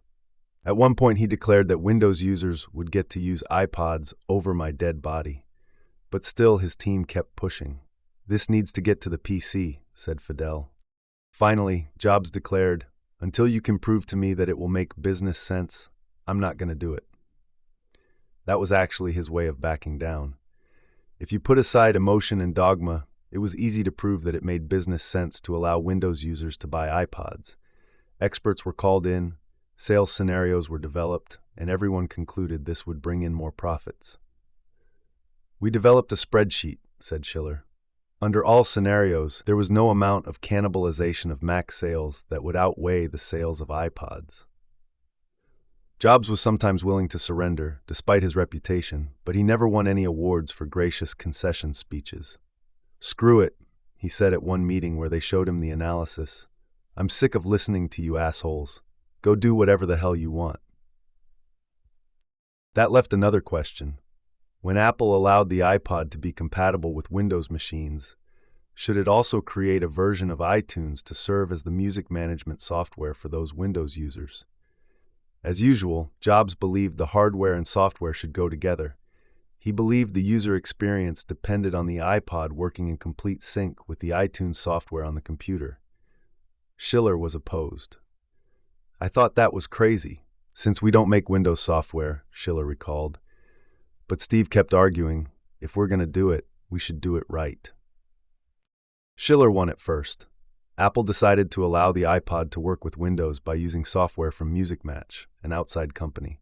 But the software was so clunky that it proved Jobs' point, and Apple began a fast-track effort to produce iTunes for Windows. Jobs recalled, to make the iPod work on PCs, we initially partnered with another company that had a jukebox. We gave them the secret sauce to connect to the iPod, and they did a crappy job. That was the worst of all worlds because this other company was controlling a big piece of the user experience. So we lived with this crappy outside jukebox for about 6 months, and then we finally got iTunes written for Windows. In the end, you just don't want someone else to control a big part of the user experience. People may disagree with me, but I am pretty consistent about that. Porting iTunes to Windows meant going back to all of the music companies, which had made deals to be in iTunes based on the assurance that it would be for only the small universe of Macintosh users, and negotiating again. Sony was especially resistant. Andy Lack thought it was another example of Jobs changing the terms after a deal was done. It was. But by then the other labels were happy with how the iTunes store was working and went along, so Sony was forced to give in. Jobs announced the launch of iTunes for Windows in October 2003. Here's a feature that people thought we'd never add until this happened, he said, waving his hand at the giant screen behind him. Hell froze over, the slide proclaimed. The show included online chats and videos from Mick Jagger, Dr. Dre, and Bono. It's a very cool thing for musicians and music, Bono said of the iPod and iTunes.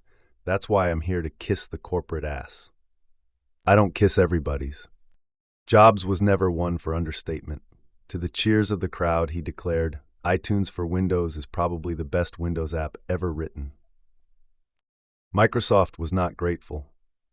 They're pursuing the same strategy that they pursued in the PC business, controlling both the hardware and software, Bill Gates told Business Week.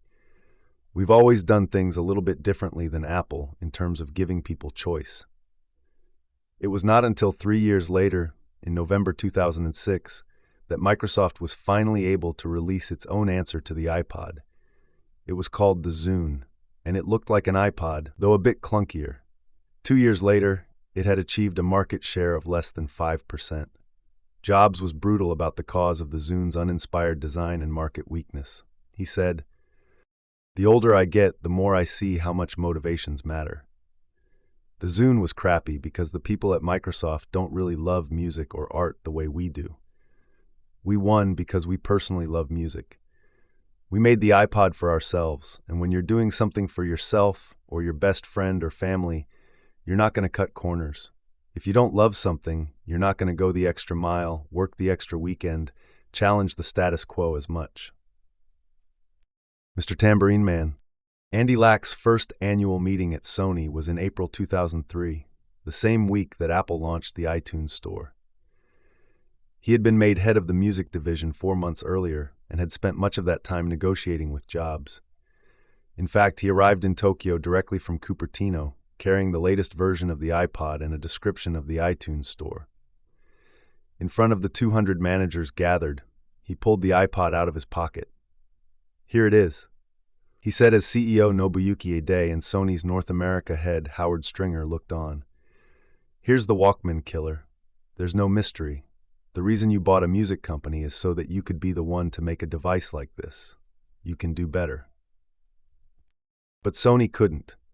It had pioneered portable music with the Walkman, it had a great record company, and it had a long history of making beautiful consumer devices.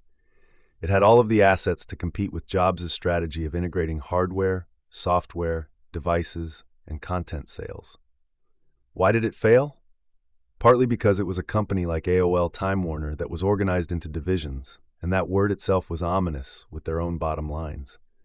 The goal of achieving synergy in such companies by pushing the divisions to work together was usually hard to achieve. Jobs did not organize Apple into semi-independent divisions. He closely controlled all of his teams and pushed them to work as one cohesive and flexible company, with one overall profit and loss bottom line.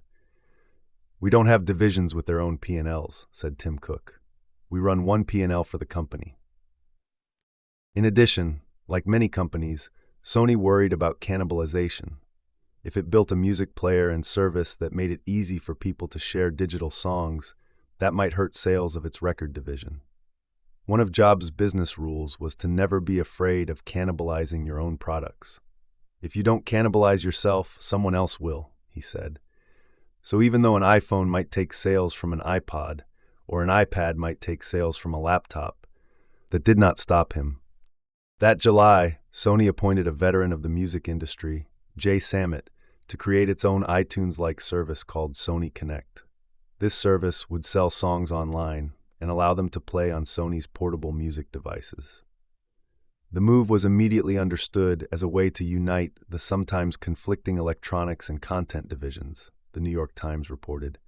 That internal battle was seen by many as the reason Sony, the inventor of the Walkman and the biggest player in the portable audio market, was being trounced by Apple. Sony Connect launched in May 2004. It lasted just over 3 years before Sony shut it down. Microsoft was willing to license its Windows Media software and digital rights format to other companies, just as it had licensed out its operating system in the 1980s. Jobs, on the other hand, would not license out Apple's Fairplay to other device makers. It worked only on an iPod. Nor would he allow other online stores to sell songs for use on iPods.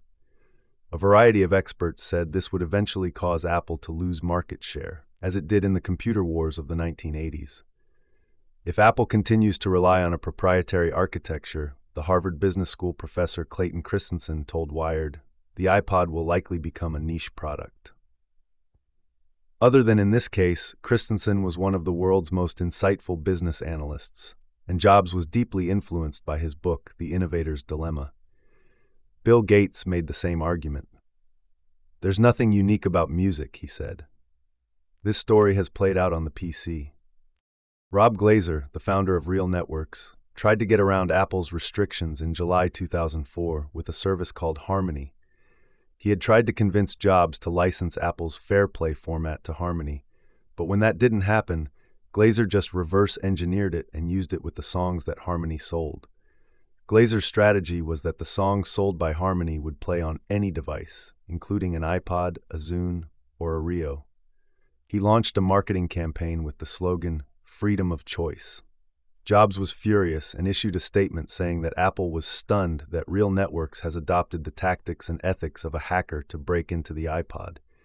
Real Networks responded by launching an internet petition that demanded, "Hey Apple, don't break my iPod." Jobs kept quiet for a few months, but in October he released a new version of the iPod software that made songs bought through Harmony unplayable. Steve is a one-of-a-kind guy, Glazer said. You know that about him when you do business with him. In the meantime, Jobs and his team, Rubenstein, Fidel, Robin, and Ive, were able to keep coming up with new versions of the iPod that extended Apple's lead. The first major revision, announced in January 2004, was the iPod Mini. It was far smaller than the original iPod, just the size of a business card, had less capacity, and was about the same price. At one point, Jobs decided to kill it, not seeing why anyone would want to pay the same for less. He doesn't do sports, so he didn't relate to how it would be great on a run or in the gym, said Fidel. In fact, the Mini was what truly launched the iPod to market dominance by eliminating the competition from smaller flash drive players. In the 18 months after it was introduced, Apple's market share in the portable music player market shot from 31% to 74%. The iPod Shuffle, introduced in January 2005, was even more revolutionary. Jobs learned that the shuffle feature on the iPod, which played songs in random order, had become very popular.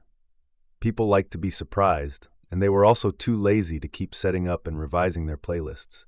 Some users even became obsessed with figuring out whether the song selection was truly random, and if so, why their iPod kept coming back to, say, the Neville Brothers. That feature led to the iPod Shuffle. As Rubenstein and Fidel were working on creating a flash player that was small and inexpensive, they kept doing things like making the screen smaller. At one point, Jobs came in with a crazy suggestion: get rid of the screen altogether. What? Fidel responded. Just get rid of it, Jobs insisted. Fidel asked how users would navigate the songs. Jobs' insight was that you wouldn't need to navigate. The songs would play randomly. After all, they were songs you had chosen. All that was needed was a button to skip a song if you weren't in the mood for it. Embrace uncertainty, the ads read. As competitors stumbled and Apple continued to innovate, music became a larger part of Apple's business. In January 2007, iPod sales were half of Apple's revenues. The device also added a cool factor to the Apple brand. But an even bigger success was the iTunes Store. Having sold 1 million songs in the first 6 days after it was introduced in April 2003, the store went on to sell 70 million songs in its first year. In February 2006, the store sold its 1 billionth song when Alex Ostrovsky, 16, of West Bloomfield, Michigan, bought Coldplay's Speed of Sound. He got a congratulatory call from Jobs, who gave him 10 iPods, an iMac, and a $10,000 music gift certificate. The success of the iTunes Store also had a more subtle benefit. By 2011, an important new business had emerged, being the service that people trusted with their online identity and payment information. Along with Amazon, Visa, PayPal, American Express, and a few other services, Apple had built up databases of people who trusted them with their email addresses and credit card information to make shopping safe and easy. This allowed Apple to sell, for example, a magazine subscription through its online store. When that happened, Apple, not the magazine publisher, would have a direct relationship with the subscriber. As the iTunes Store sold videos, apps, and subscriptions, it built up a database of 225 million active users by June 2011. This positioned Apple for the next age of digital commerce. Chapter 32, Music Man, the soundtrack of his life. We now come to Chapter 32. On his iPod. As the iPod became more popular, a new question emerged, asked of presidential candidates, celebrities, first dates, and just about anyone else with white earbuds. What's on your iPod? The parlor game really took off in early 2005 when Elizabeth Bumiller wrote a piece in the New York Times analyzing President George W. Bush's answer to that question. Bush's iPod is heavy on traditional country singers, she reported. He has selections by Van Morrison, whose Brown-Eyed Girl is a Bush favorite, and by John Fogerty, most predictably, Centerfield. She got a Rolling Stone editor, Joe Levy, to analyze the selection. He commented, "One thing that's interesting is that the president likes artists who don't like him. Simply handing over your iPod to a friend, your blind date, or the total stranger sitting next to you on the plane opens you up like a book," Stephen Levy wrote in The Perfect Thing. All somebody needs to do is scroll through your library on that click wheel, and musically speaking, you're naked. It's not just what you like, it's who you are. So one day, when we were sitting in his living room listening to music, I asked Jobs to let me see his. As we sat there, he flicked through his favorite songs. Not surprisingly, there were all 6 volumes of Bob Dylan's bootleg series. This included the tracks Jobs had first started loving when he and Wozniak were able to get them on reel-to-reel tapes, years before the series was officially released. In addition, there were 15 other Dylan albums, starting with his first, Bob Dylan, from 1962, but going only up to Oh Mercy from 1989. Jobs had spent a lot of time arguing with Andy Hertzfeld and others that Dylan's later albums, in fact any of his albums after Blood on the Tracks from 1975, were not as powerful as his early performances. The one exception he made was Dylan's track Things Have Changed from the 2000 movie Wonder Boys. Notably, his iPod did not include Empire Burlesque from 1985, the album that Hertzfeld had brought him the weekend he was forced out of Apple. The other great collection on his iPod was the Beatles. He had songs from 7 of their albums, A Hard Day's Night, Abbey Road, Help, Let It Be, Magical Mystery Tour, Meet the Beatles, and Sgt. Pepper's Lonely Hearts Club Band. The solo albums didn't make the cut. The Rolling Stones came in next with 6 albums, Emotional Rescue, Flashpoint, Jump Back, Some Girls, Sticky Fingers, and Tattoo You. In the case of the Dylan and Beatles albums, most were included in their entirety. But true to his belief that albums can and should be broken up, those of the Stones and most other artists on his iPod included only 3 or 4 songs each. His one-time girlfriend Joan Baez was well represented by selections from 4 albums, including 2 different versions of Love Is Just a 4-Letter Word. His iPod selections were those of a kid from the 70s with his heart in the 60s. There were Aretha Franklin, B.B. King, Buddy Holly, Buffalo Springfield, Don McLean, Donovan, The Doors, Janis Joplin, Jefferson Airplane, Jimi Hendrix, Johnny Cash, John Mellencamp, Simon and Garfunkel, and even the Monkees with I'm a Believer and Sam the Sham with Wooly Bully. Only about a quarter of the songs were from more contemporary artists, such as 10,000 Maniacs, Alicia Keys, Black Eyed Peas, Coldplay, Dido, Green Day, John Mayer, who was a friend of both his and Apple, Moby, who was likewise a friend, U2, Seal, and Talking Heads. As for classical music, there were a few recordings of Bach, including the Brandenburg Concertos and 3 albums by Yo-Yo Ma. Jobs told Sheryl Crow in May 2003 that he was downloading some Eminem tracks, admitting, "He's starting to grow on me." James Vincent later took him to an Eminem concert. Even so, the rapper didn't make it onto Jobs' iPod. As Jobs said to Vincent after the concert, "I don't know." He later told me, "I respect Eminem as an artist, but I just don't want to listen to his music, and I can't relate to his values the way I can to Dylan's." His favorites did not change over the years. When the iPad 2 came out in March 2011, he transferred his favorite music to it. One afternoon, we sat in his living room as he scrolled through the songs on his new iPad and with a mellow nostalgia tapped on ones he wanted to hear. We went through the usual Dylan and Beatles favorites. Then he became more reflective and tapped on a Gregorian chant, Spiritus Domini, performed by Benedictine monks. For a minute or so, he zoned out, almost in a trance. "That's really beautiful," he murmured. He followed with Bach's Second Brandenburg Concerto and a fugue from the Well-Tempered Clavier. Bach, he declared, was his favorite classical composer. He was particularly fond of listening to the contrast between the 2 versions of the Goldberg variations that Glenn Gould recorded. The first was in 1955 as a 22-year-old, little-known pianist, and the second was in 1981, a year before he died. "They're like night and day," Jobs said after playing them one after the other one afternoon.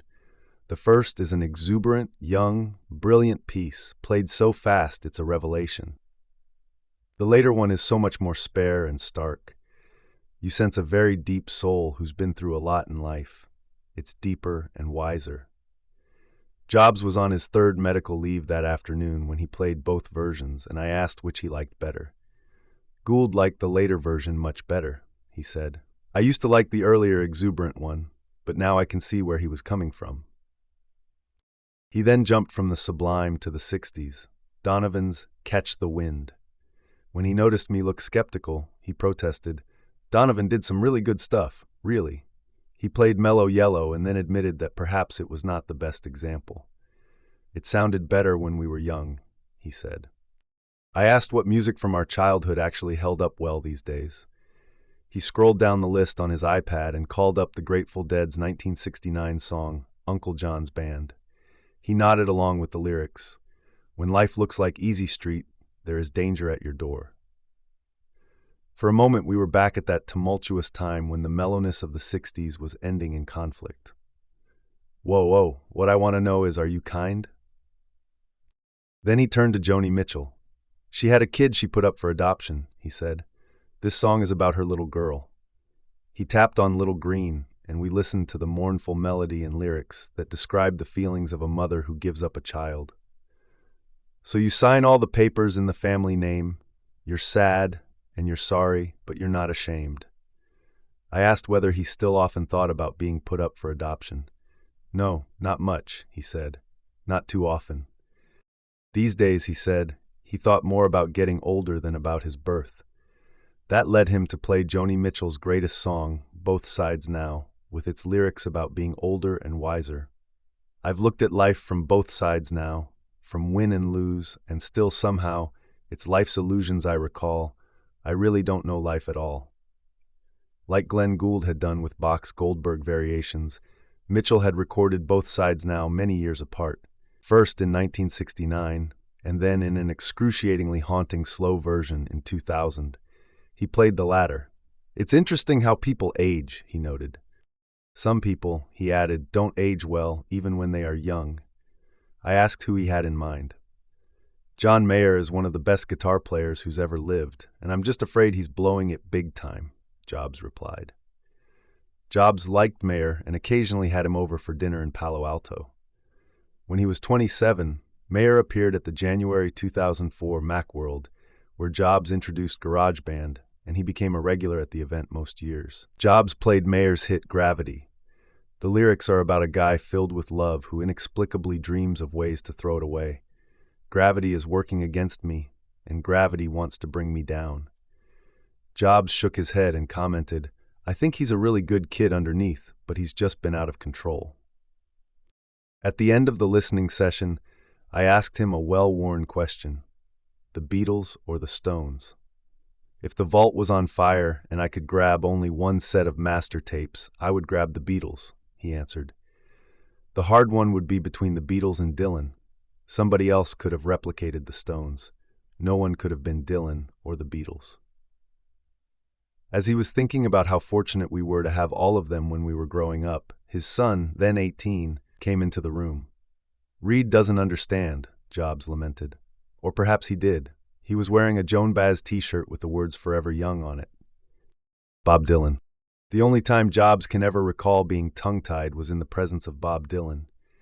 Dylan was playing near Palo Alto in October 2004, and Jobs was recovering from his first cancer surgery.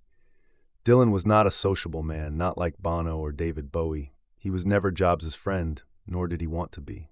He did, however, invite Jobs to visit him at his hotel before the concert. Jobs recalled, "We sat on the patio outside his room and talked for 2 hours. I was really nervous because he was one of my heroes, and I was also afraid that he wouldn't be really smart anymore, that he'd be a caricature of himself like happens to a lot of people. But I was delighted. He was as sharp as a tack. He was everything I'd hoped. He was really open and honest. He was just telling me about his life and about writing his songs. He said, they just came through me. It wasn't like I was having to compose them. That doesn't happen anymore. I just can't write them that way anymore." Then he paused and said to me with his raspy voice and little smile, "But I still can sing them." The next time Dylan played nearby, he invited Jobs to drop by his tricked-out tour bus just before the concert. When Dylan asked what his favorite song was, Jobs said "One Too Many Mornings." So Dylan sang it that night. After the concert, as Jobs was walking out the back, the tour bus came by and screeched to a stop. The door flipped open. "So did you hear my song I sang for you?" Dylan rasped. Then he drove off. When Jobs tells the story, he does a pretty good impression of Dylan's voice. He's one of my all-time heroes, Jobs recalled. My love for him has grown over the years. It's ripened. I can't figure out how he did it when he was so young. A few months after seeing him in concert, Jobs came up with a grand plan. The iTunes Store should offer a digital boxed set of every Dylan song ever recorded, more than 700 in all, for $199. Jobs would be the curator of Dylan for the digital age. But Andy Lack of Sony, which was Dylan's label, was in no mood to make a deal without some serious concessions regarding iTunes. In addition, Lack felt the price was too low and would cheapen Dylan. Bob is a national treasure, said Lack, and Steve wanted him on iTunes at a price that commoditized him. It got to the heart of the problems that Lack and other record executives were having with Jobs. He was getting to set the price points, not them. So Lack said no. Okay, then I will call Dylan directly, Jobs said. But it was not the type of thing that Dylan ever dealt with, so it fell to his agent, Jeff Rosen, to sort things out. It's a really bad idea, Lack told Rosen, showing him the numbers. Bob is Steve's hero. He'll sweeten the deal. Lack had both a professional and a personal desire to fend Jobs off, even to yank his chain a bit. So he made an offer to Rosen. I will write you a check for $1 million tomorrow if you hold off for the time being. As Lack later explained, it was an advance against future royalties, one of those accounting things record companies do. Rosen called back 45 minutes later and accepted. Andy worked things out with us and asked us not to do it, which we didn't, he recalled. I think Andy gave us some sort of an advance to hold off doing it. By 2006, however, Lack had stepped aside as the CEO of what was by then Sony BMG, and Jobs reopened negotiations. He sent Dylan an iPod with all of his songs on it, and he showed Rosen the type of marketing campaign that Apple could mount. In August, he announced a grand deal. It allowed Apple to sell the $199 digital box set of all the songs Dylan ever recorded, plus the exclusive right to offer Dylan's new album, Modern Times, for pre-release orders. Bob Dylan is one of the most respected poets and musicians of our time, and he is a personal hero of mine, Jobs said at the announcement. The 773-track set included 42 rarities, such as a 1961 tape of Wade in the Water, made in a Minnesota hotel, a 1962 version of Handsome Molly from a live concert at the Gaslight Cafe in Greenwich Village, the truly awesome version of Mr. Tambourine Man from the 1964 Newport Folk Festival, Jobs' favorite, and an acoustic version of Outlaw Blues from 1965. As part of the deal, Dylan appeared in a television ad for the iPod, featuring his new album, Modern Times. This was one of the most astonishing cases of flipping the script since Tom Sawyer convinced his friends to whitewash the fence.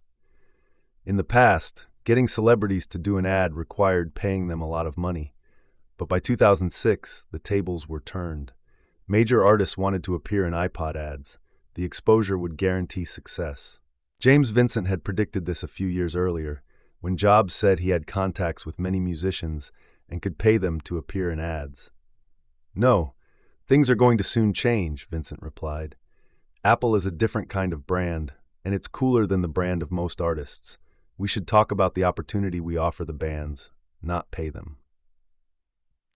Lee Clow recalled that there was actually some resistance among the younger staffers at Apple and the ad agency to using Dylan. They wondered whether he was still cool enough, Clow said. Jobs would hear none of that. He was thrilled to have Dylan. Jobs became obsessed with every detail of the Dylan commercial. Rosen flew to Cupertino so that they could go through the album and pick the song they wanted to use, which ended up being Someday Baby. Jobs approved a test video that Clow made using a stand-in for Dylan, which was then shot in Nashville with Dylan himself. But when it came back, Jobs hated it. It wasn't distinctive enough. He wanted a new style. So Clow hired another director, and Rosen was able to convince Dylan to retape the entire commercial. This time it was done with a gently backlit, cowboy-hatted Dylan sitting on a stool, strumming and singing, while a hip woman in a newsboy cap dances with her iPod. Jobs loved it. The ad showed the halo effect of the iPod's marketing. It helped Dylan win a younger audience, just as the iPod had done for Apple computers. Because of the ad, Dylan's album was #1 on the Billboard chart its first week, topping hot-selling albums by Christina Aguilera and Outkast. It was the first time Dylan had reached the top spot since Desire in 1976, 30 years earlier. Ad Age highlighted Apple's role in propelling Dylan. The iTunes spot wasn't just a run-of-the-mill celebrity endorsement deal in which a big brand signs a big check to tap into the equity of a big star, it reported. This one flipped the formula, with the all-powerful Apple brand giving Mr. Dylan access to younger demographics and helping propel his sales to places they hadn't been since the Ford administration. The Beatles. Among Jobs' prized CDs was a bootleg that contained a dozen or so taped sessions of the Beatles revising Strawberry Fields Forever. It became the musical score to his philosophy of how to perfect a product. Andy Hertzfeld had found the CD and made a copy of it for Jobs in 1986, though Jobs sometimes told people that it had come from Yoko Ono. Sitting in the living room of his Palo Alto home one day, Jobs rummaged around in some glass-enclosed bookcases to find it, then put it on while describing what it had taught him. He said, "It's a complex song, and it's fascinating to watch the creative process as they went back and forth and finally created it over a few months. Lennon was always my favorite Beatle. Did you hear that little detour they took? It didn't work, so they went back and started from where they were. It's so raw in this version. It actually makes them sound like mere mortals. You could actually imagine other people doing this up to this version. Maybe not writing and conceiving it, but certainly playing it, yet they just didn't stop. They were such perfectionists, they kept it going and going. This made a big impression on me when I was in my 30s. You could just tell how much they worked at this. They did a lot of work between each of these recordings. They kept sending it back to make it closer to perfect.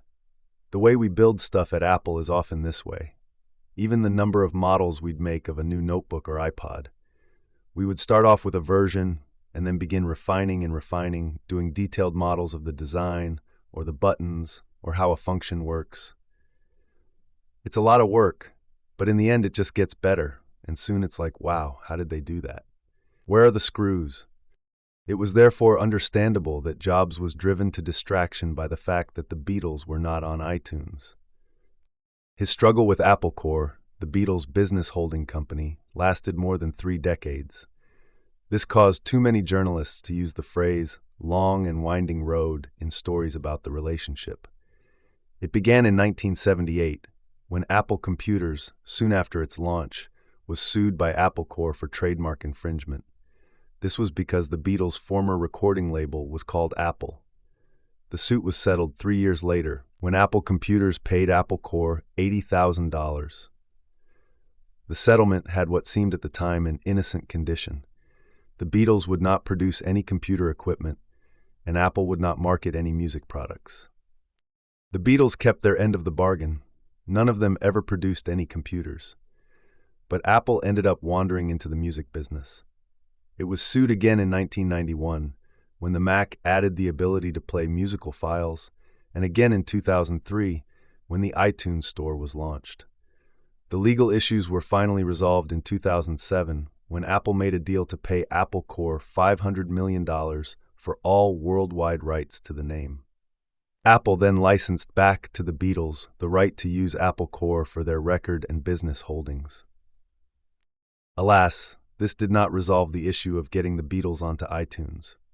For that to happen, the Beatles and EMI Music, which held the rights to most of their songs, had to negotiate their own differences over how to handle the digital rights. The Beatles all want to be on iTunes, Jobs later recalled, but they and EMI are like an old married couple. They hate each other but can't get divorced. The fact that my favorite band was the last holdout from iTunes was something I very much hoped I would live to resolve. As it turned out, he would. Bono, the lead singer of U2, deeply appreciated Apple's marketing power.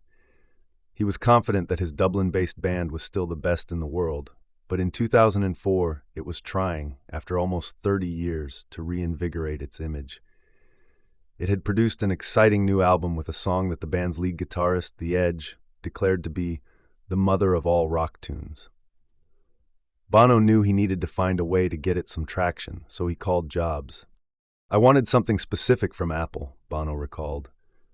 We had a song called Vertigo that featured an aggressive guitar riff that I knew would be contagious, but only if people were exposed to it many, many times. He was worried that the era of promoting a song through radio airplay was over, so Bono visited Jobs at his home in Palo Alto, walked around the garden, and made an unusual pitch. Over the years, U2 had turned down offers as high as $23 million to be in commercials. Now he wanted Jobs to use the band in an iPod commercial for free, or at least as part of a mutually beneficial package. They had never done a commercial before, Jobs later recalled, but they were getting ripped off by free downloading. They liked what we were doing with iTunes, and they thought we could promote them to a younger audience. Any other CEO would have jumped at the chance to have U2 in an ad, but Jobs pushed back a bit. Apple didn't feature recognizable people in the iPod ads, just silhouettes. The Dylan ad had not yet been made. You have silhouettes of fans, Bono replied, so couldn't the next phase be silhouettes of artists? Jobs said it sounded like an idea worth exploring. Bono left a copy of the unreleased album, How to Dismantle an Atomic Bomb, for Jobs to hear. He was the only person outside the band who had it, Bono said. A round of meetings followed. Jobs flew down to talk to Jimmy Iovine, whose Interscope Records distributed U2, at his house in the Holmby Hills section of Los Angeles. The Edge was there, along with U2's manager, Paul McGuinness. Another meeting took place in Jobs' kitchen, with McGuinness writing down the deal points in the back of his diary.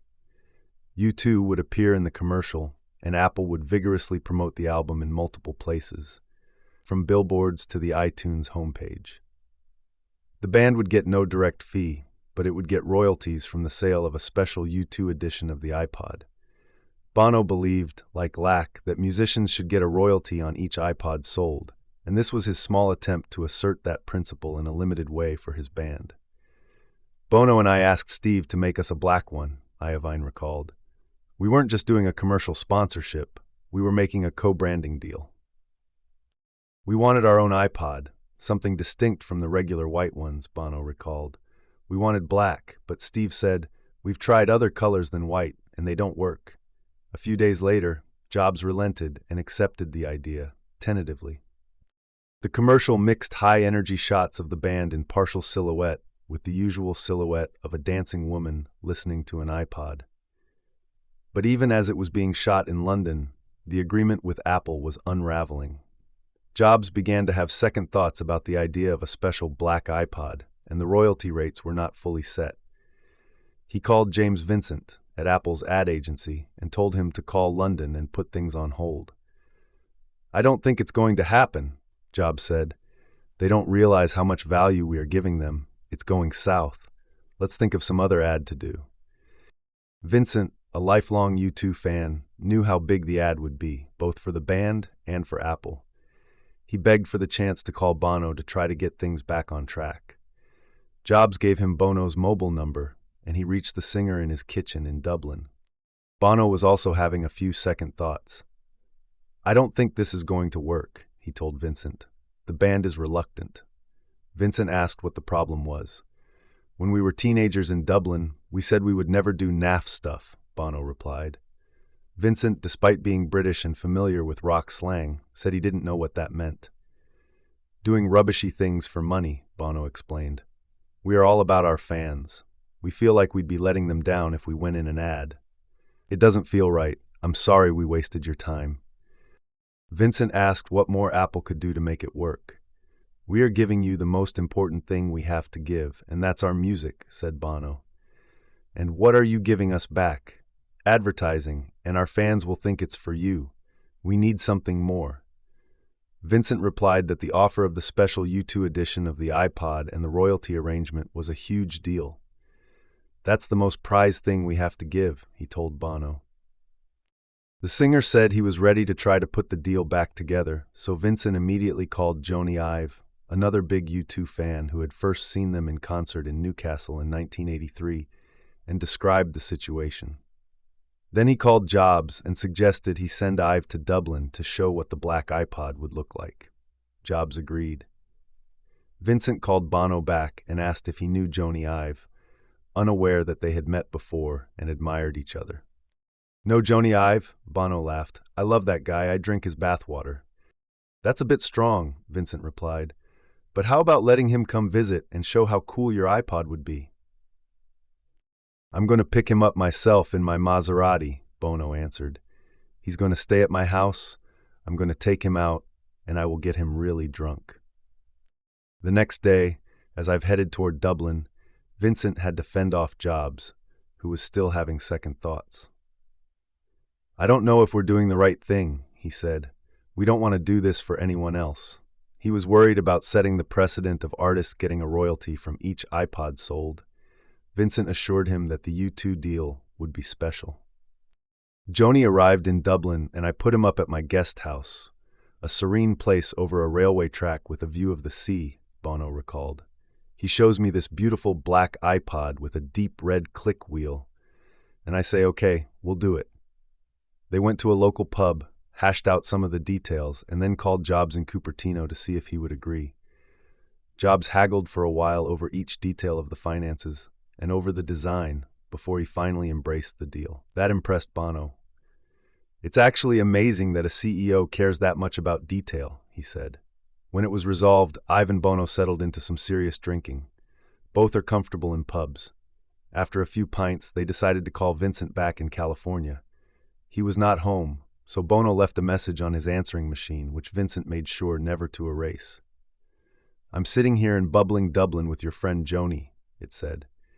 "We're both a bit drunk, and we're happy with this wonderful iPod, and I can't even believe it exists, and I'm holding it in my hand. Thank you." Jobs rented a theater in San Jose for the unveiling of the TV commercial and special iPod. Bono and The Edge joined him on stage.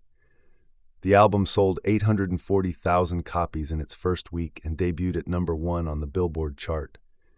Bono told the press afterward that he had done the commercial for free because U2 will get as much value out of the commercial as Apple will. Jimmy Iovine added that it would allow the band to reach a younger audience. What was remarkable was that associating with a computer and electronics company was the best way for a rock band to seem hip and appeal to young people. Bono later explained that not all corporate sponsorships were deals with the devil. "Let's have a look," he told Greg Kot, the Chicago Tribune music critic. "The devil here is a bunch of creative minds, more creative than a lot of people in rock bands. The lead singer is Steve Jobs. These men have helped design the most beautiful art object in music culture since the electric guitar. That's the iPod.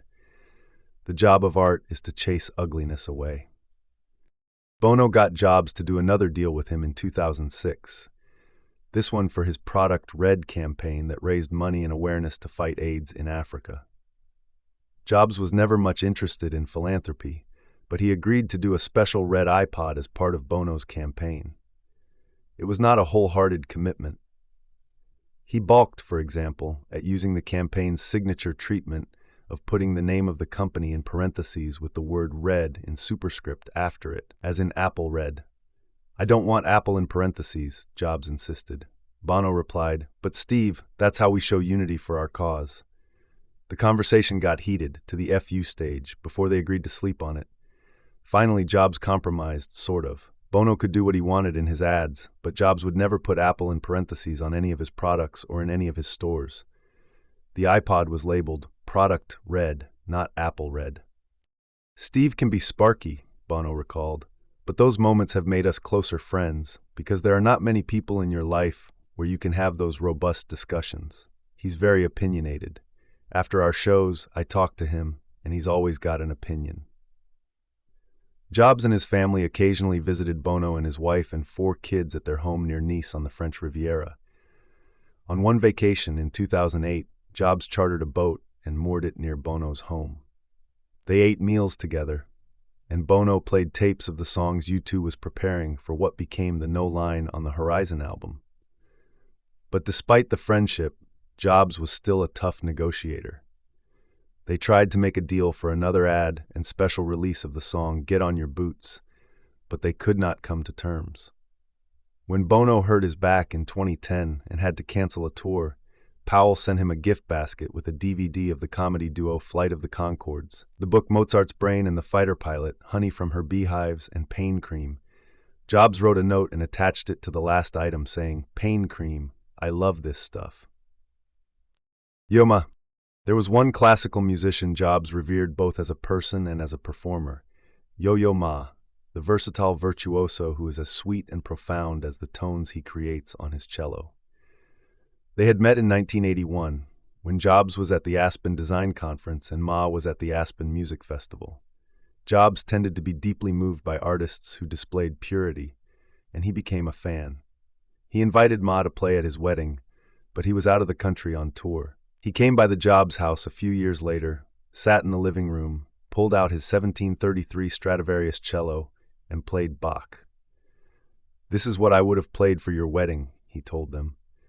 Jobs teared up and told him, "You playing is the best argument I've ever heard for the existence of God, because I don't really believe a human alone can do this."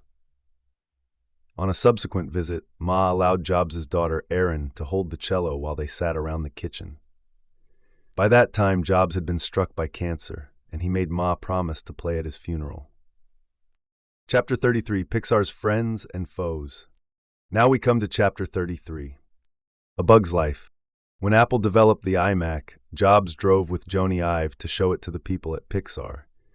He felt that the machine had the spunky personality that would appeal to the creators of Buzz Lightyear and Woody. He loved the fact that Ive and John Lasseter shared the talent to connect art with technology in a playful way. Pixar was a haven where Jobs could escape the intensity of Cupertino. At Apple, the managers were often excitable and exhausted. Jobs tended to be volatile, and people felt nervous about where they stood with him. At Pixar, the storytellers and illustrators seemed more serene and behaved more gently, both with each other and even with Jobs. In other words, the tone at each place was set at the top, by Jobs at Apple, but by Lasseter at Pixar. Jobs reveled in the earnest playfulness of movie making and got passionate about the algorithms that enabled such magic as allowing computer-generated raindrops to refract sunbeams or blades of grass to wave in the wind. But he was able to restrain himself from trying to control the creative process. It was at Pixar that he learned to let other creative people flourish and take the lead. This was largely because he loved Lasseter, a gentle artist who, like Ive, brought out the best in Jobs. Jobs' main role at Pixar was deal-making, in which his natural intensity was an asset. Soon after the release of Toy Story, he clashed with Jeffrey Katzenberg, who had left Disney in the summer of 1994 and joined with Steven Spielberg and David Geffen to start DreamWorks SKG. Jobs believed that his Pixar team had told Katzenberg, while he was still at Disney, about its proposed second movie, A Bug's Life. He believed Katzenberg had then stolen the idea of an animated insect movie when he decided to produce Ants at DreamWorks. Jobs said, "When Jeffrey was still running Disney Animation, we pitched him on A Bug's Life. In 60 years of animation history, nobody had thought of doing an animated movie about insects, until Lasseter. It was one of his brilliant creative sparks, and Jeffrey left and went to DreamWorks and all of a sudden had this idea for an animated movie about, insects, and he pretended he'd never heard the pitch. He lied through his teeth." Actually not. The real story is a bit more interesting. Katzenberg never heard the Bug's Life pitch while at Disney, but after he left for DreamWorks, he stayed in touch with Lasseter, occasionally calling him with one of his typical, "Hey buddy, how you doing? Just checking in," quick phone calls. So when Lasseter happened to be at the Technicolor facility on the Universal lot, where DreamWorks was also located, he called Katzenberg and dropped by with a couple of colleagues. When Katzenberg asked what they were doing next, Lasseter told him. Lasseter recalled, "We described to him A Bug's Life, with an ant as the main character, and told him the whole story of him organizing the other ants and enlisting a group of circus performer insects to fight off the grasshoppers. I should have been wary. Jeffrey kept asking questions about when it would be released." Lasseter began to get worried when, in early 1996, he heard rumors that DreamWorks might be making its own computer-animated movie about ants. He called Katzenberg and asked him directly. Katzenberg hesitated, then asked where Lasseter had heard that. Lasseter asked again, and Katzenberg admitted it was true. "How could you?" yelled Lasseter, who very rarely raised his voice. "We had the idea long ago," said Katzenberg, who explained that it had been pitched to him by a development director at DreamWorks. "I don't believe you," Lasseter replied. Katzenberg admitted that he had sped up Ants as a way to counter his former colleagues at Disney. DreamWorks' first major picture was to be Prince of Egypt, which was scheduled for release at Thanksgiving 1998. He was appalled when he heard that Disney was planning to release Pixar's A Bug's Life that same weekend. So he had rushed Ants into production to force Disney to change the release date of A Bug's Life. "Fuck you," replied Lasseter, who did not normally use such language. He didn't speak to Katzenberg for another 13 years. Jobs was furious, and he was far more practiced than Lasseter at expressing his emotions. He called Katzenberg and started yelling. Katzenberg made an offer. He would delay production of Ants if Jobs and Disney would move A Bug's Life so that it didn't compete with Prince of Egypt. "It was a blatant extortion attempt, and I didn't go for it," Jobs recalled. He told Katzenberg there was nothing he could do to make Disney change the release date. "Of course you can," Katzenberg replied. "You can move mountains. You taught me how." He said that when Pixar was almost bankrupt, he had come to its rescue by giving it the deal to do Toy Story. "I was the one guy there for you back then, and now you're allowing them to use you to screw me." He suggested that if Jobs wanted to, he could simply slow down production on A Bug's Life without telling Disney. If he did, Katzenberg said, he would put Ants on hold. "Don't even go there," Jobs replied. Katzenberg had a valid complaint. It was clear that Eisner and Disney were using the Pixar movie to get back at him for leaving Disney and starting a rival animation studio. Prince of Egypt was the first thing we were making, and they scheduled something for our announced release date just to be hostile, he said. My view was like that of the Lion King, that if you stick your hand in my cage and paw me, watch out. No one backed down, and the rival Ant movies created a media frenzy. Disney tried to keep Jobs quiet on the theory that playing up the rivalry would help Ants, but he was a man not easily muzzled. "The bad guys rarely win," he told the Los Angeles Times. In response, DreamWorks savvy marketing head Terry Press suggested Steve Jobs should take a pill. Ants was released at the beginning of October 1998. It was not a bad movie. Woody Allen voiced the part of a neurotic ant living in a conformist society who yearns to express his individualism. This is the kind of Woody Allen comedy Woody Allen no longer makes, Time magazine wrote.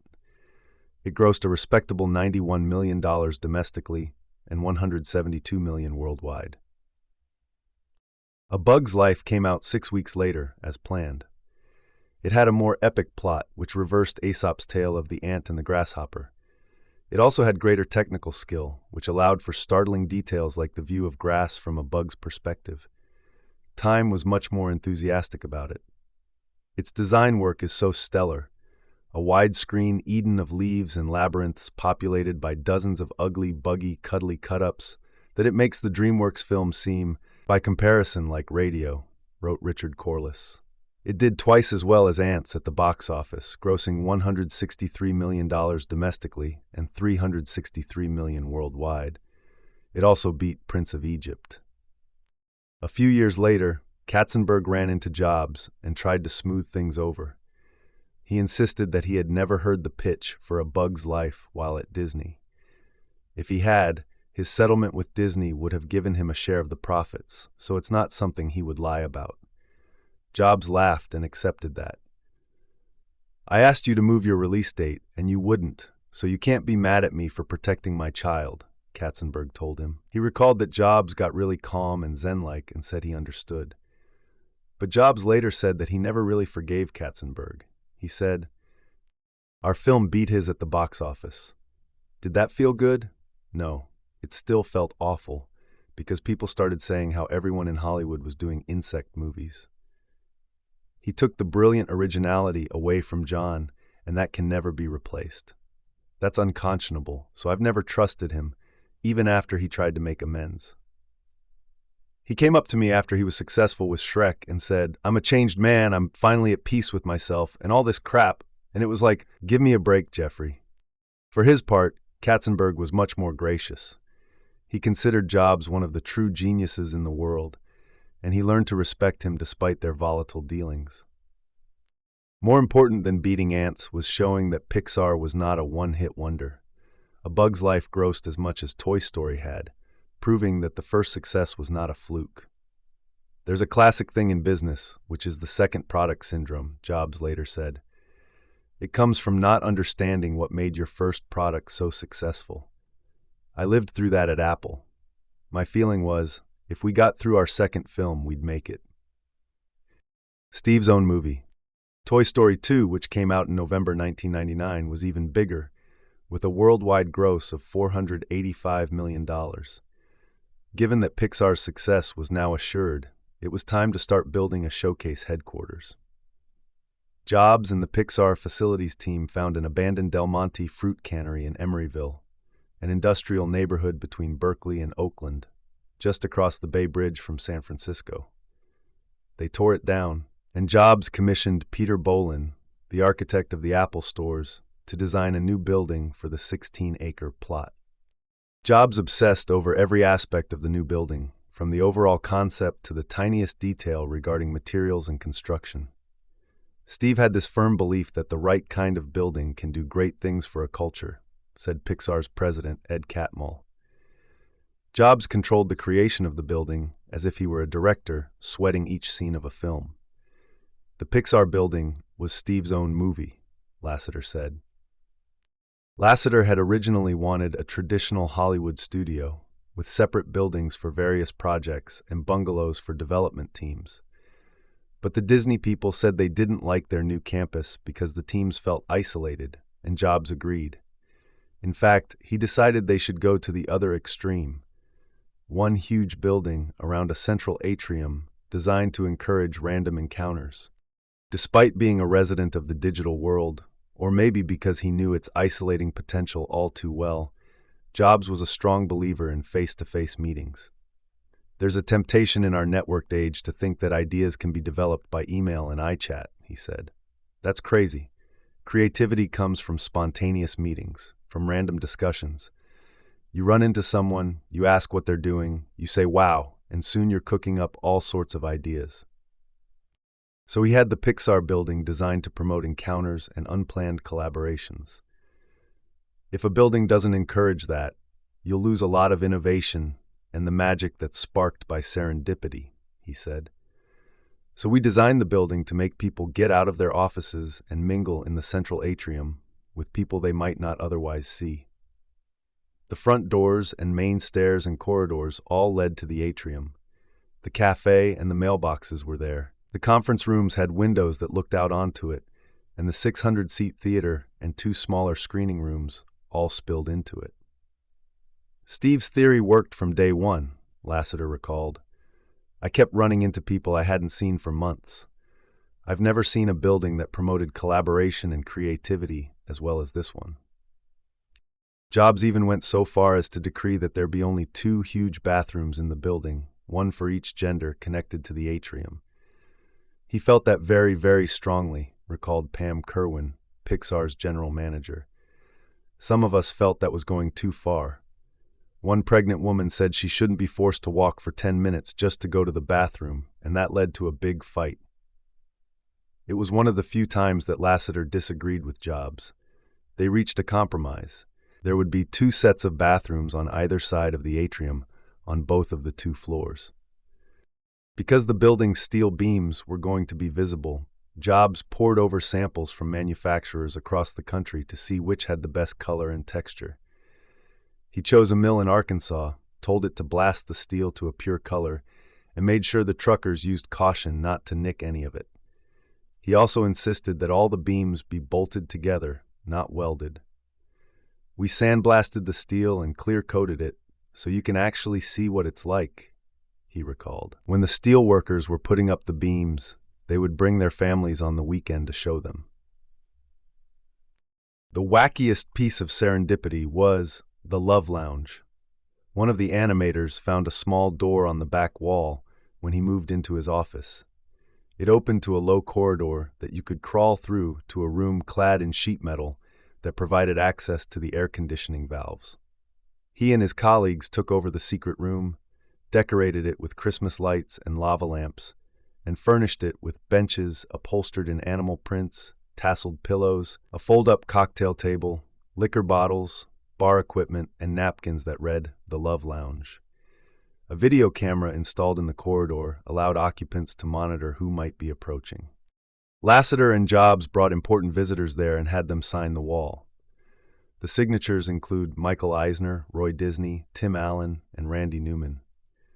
Jobs loved it, but since he wasn't a drinker, he sometimes referred to it as the meditation room.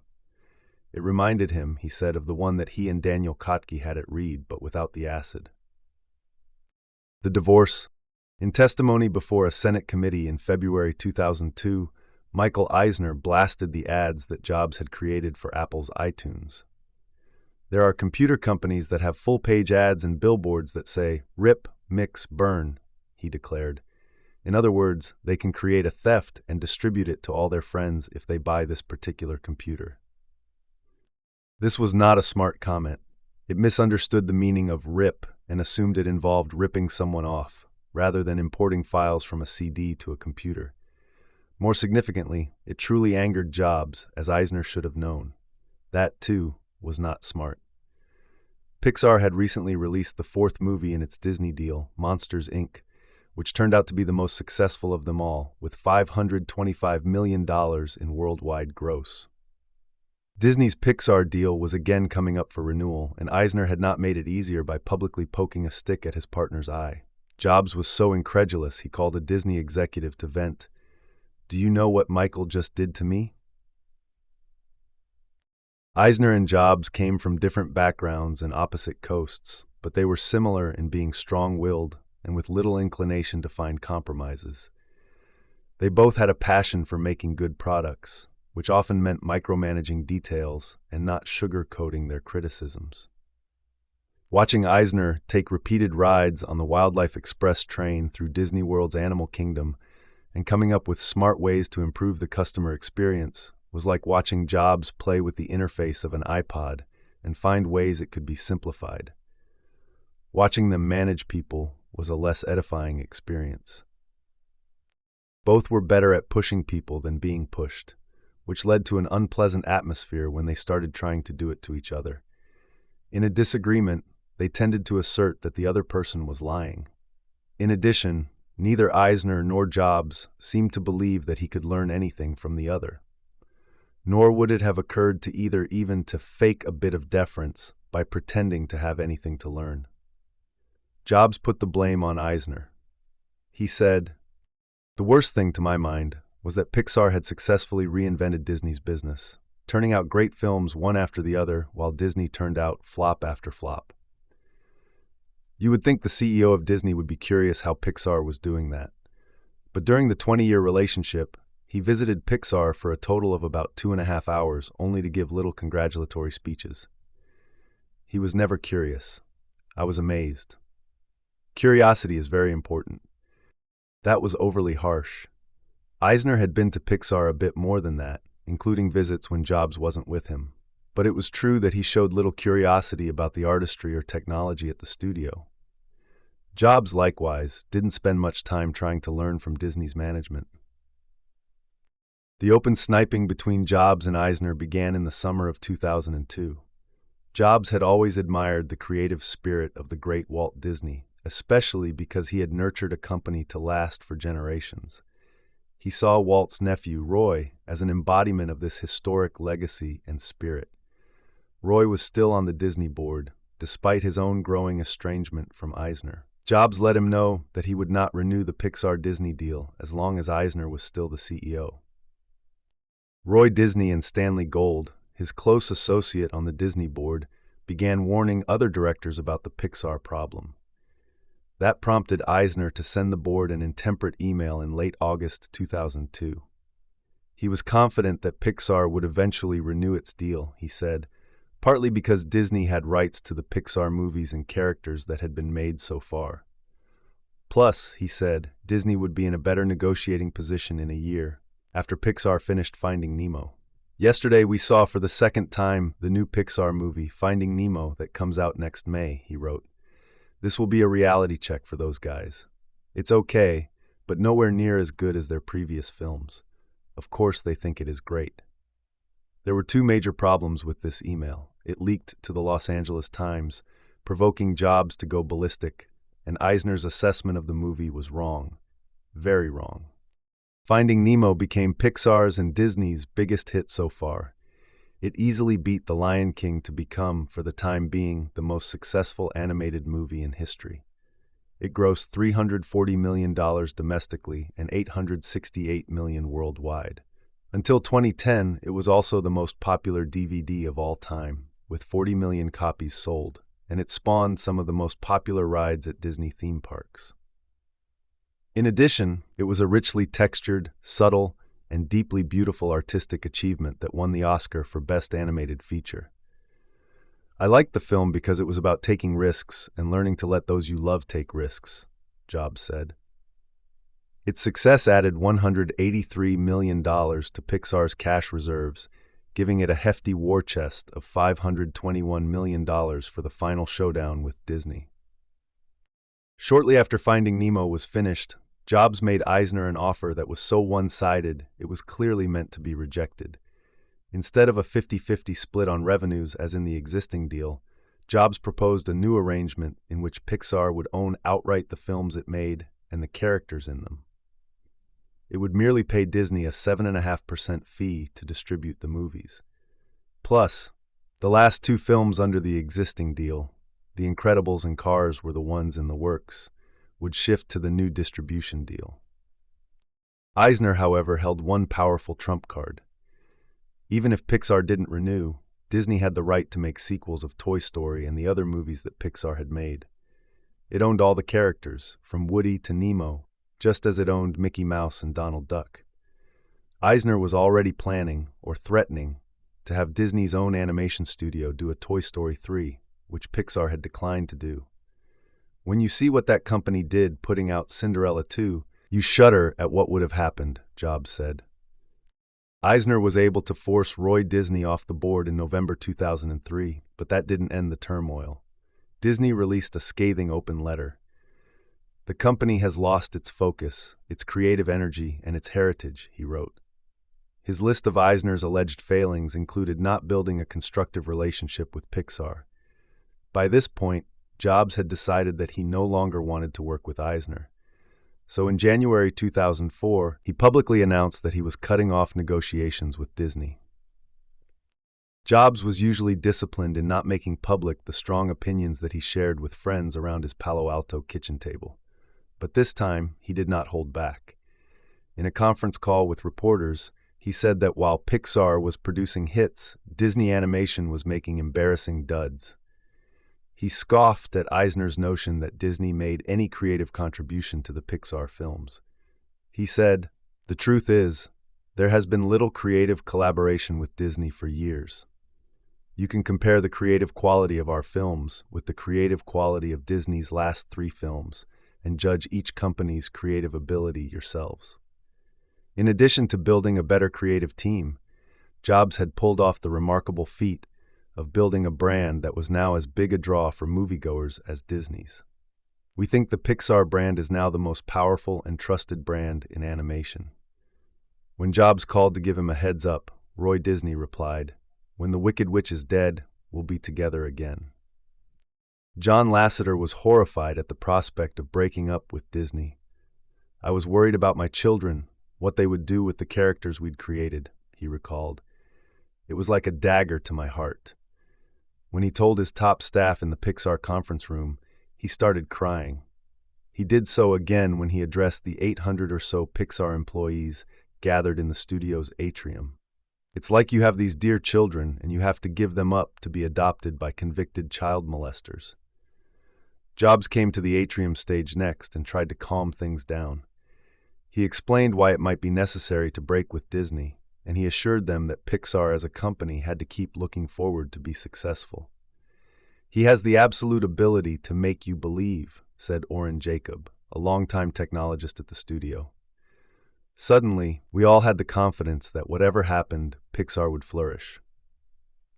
Bob Iger, Disney's chief operating officer, had to step in and do damage control. He was as sensible and solid as those around him were volatile. His background was in television. He had been president of the ABC network, which was acquired in 1996 by Disney. His reputation was as a corporate suit, and he excelled at skillful management. But he also had a sharp eye for talent, a good-humored ability to understand people, and a quiet flair that he was secure enough to keep muted. Unlike Eisner and Jobs, he had a disciplined calm, which helped him deal with large egos. Steve did some grandstanding by announcing that he was ending talks with us, Iger later recalled. We went into crisis mode, and I developed some talking points to settle things down. Eisner had presided over 10 great years at Disney when Frank Wells was his president. Wells freed Eisner from many management duties so he could make his suggestions, which were usually valuable and often brilliant, on ways to improve each movie project, theme park ride, television pilot, and countless other products. But after Wells was killed in a helicopter crash in 1994, Eisner never found the right manager. Katzenberg had demanded Wells's job, which is why Eisner forced him out. Michael Ovitz became president in 1995. It was not a pretty sight, and he was gone in less than 2 years. Jobs later offered his assessment. For his first 10 years as CEO, Eisner did a really good job. For the last 10 years, he really did a bad job. And the change came when Frank Wells died. Eisner is a really good creative guy. He gives really good notes. So when Frank was running operations, Eisner could be like a bumblebee going from project to project trying to make them better. But when Eisner had to run things, he was a terrible manager. Nobody liked working for him. They felt they had no authority. He had this strategic planning group that was like the Gestapo, in that you couldn't spend any money, not even a dime, without them approving it. Even though I broke with him, I had to respect his achievements in the first 10 years. And there was a part of him I actually liked. He's a fun guy to be around at times, smart, witty. But he had a dark side to him. His ego got the better of him. Eisner was reasonable and fair to me at first, but eventually, over the course of dealing with him for a decade, I came to see a dark side to him. Eisner's biggest problem in 2004 was that he didn't fully realize how messed up his animation division was. Its 2 most recent movies, Treasure Planet and Brother Bear, did no honor to the Disney legacy or to its balance sheets. Hit animated movies were the lifeblood of the company. They spawned theme park rides, toys, and television shows. Toy Story had led to a movie sequel, a Disney on Ice show, a Toy Story musical performed on Disney cruise ships, a direct-to-video film featuring Buzz Lightyear, a computer storybook, 2 video games, a dozen action toys that sold 25 million units, a clothing line, and 9 different attractions at Disney theme parks. This was not the case for Treasure Planet. Michael didn't understand that Disney's problems in animation were as severe as they were, Iger later explained. That showed in the way he dealt with Pixar. He never felt he needed Pixar as much as he really did. In addition, Eisner loved to negotiate and hated to compromise, which was not always the best combination when dealing with Jobs, who was the same way. Every negotiation needs to be resolved by compromises, Iger said. Neither one of them is a master of compromise. The stalemate was ended on a Saturday night in March 2005. Iger got a phone call from former Senator George Mitchell and other Disney board members. They told him that, starting in a few months, he would replace Eisner as Disney's CEO. When Iger got up the next morning, he called his daughters and then Steve Jobs and John Lasseter. He said, very simply and clearly, that he valued Pixar and wanted to make a deal. Jobs was thrilled. He liked Iger and even marveled at a small connection they had. His former girlfriend, Jennifer Egan, and Iger's wife, Willow Bay, had been roommates at Penn. That summer, before Iger officially took over, he and Jobs got a chance to try making a deal. Apple was coming out with an iPod that would play video as well as music. It needed television shows to sell, and Jobs did not want to be too public in negotiating for them because, as usual, he wanted the product to be a secret until he unveiled it on stage. Iger, who had multiple iPods and used them throughout the day, from his 5 a.m. workouts to late at night, had already been imagining what it could do for television shows. So he immediately offered ABC's most popular shows, Desperate Housewives and Lost. "We negotiated that deal in a week, and it was complicated," Iger said. "It was important because Steve got to see how I worked, and because it showed everyone that Disney could in fact work with Steve."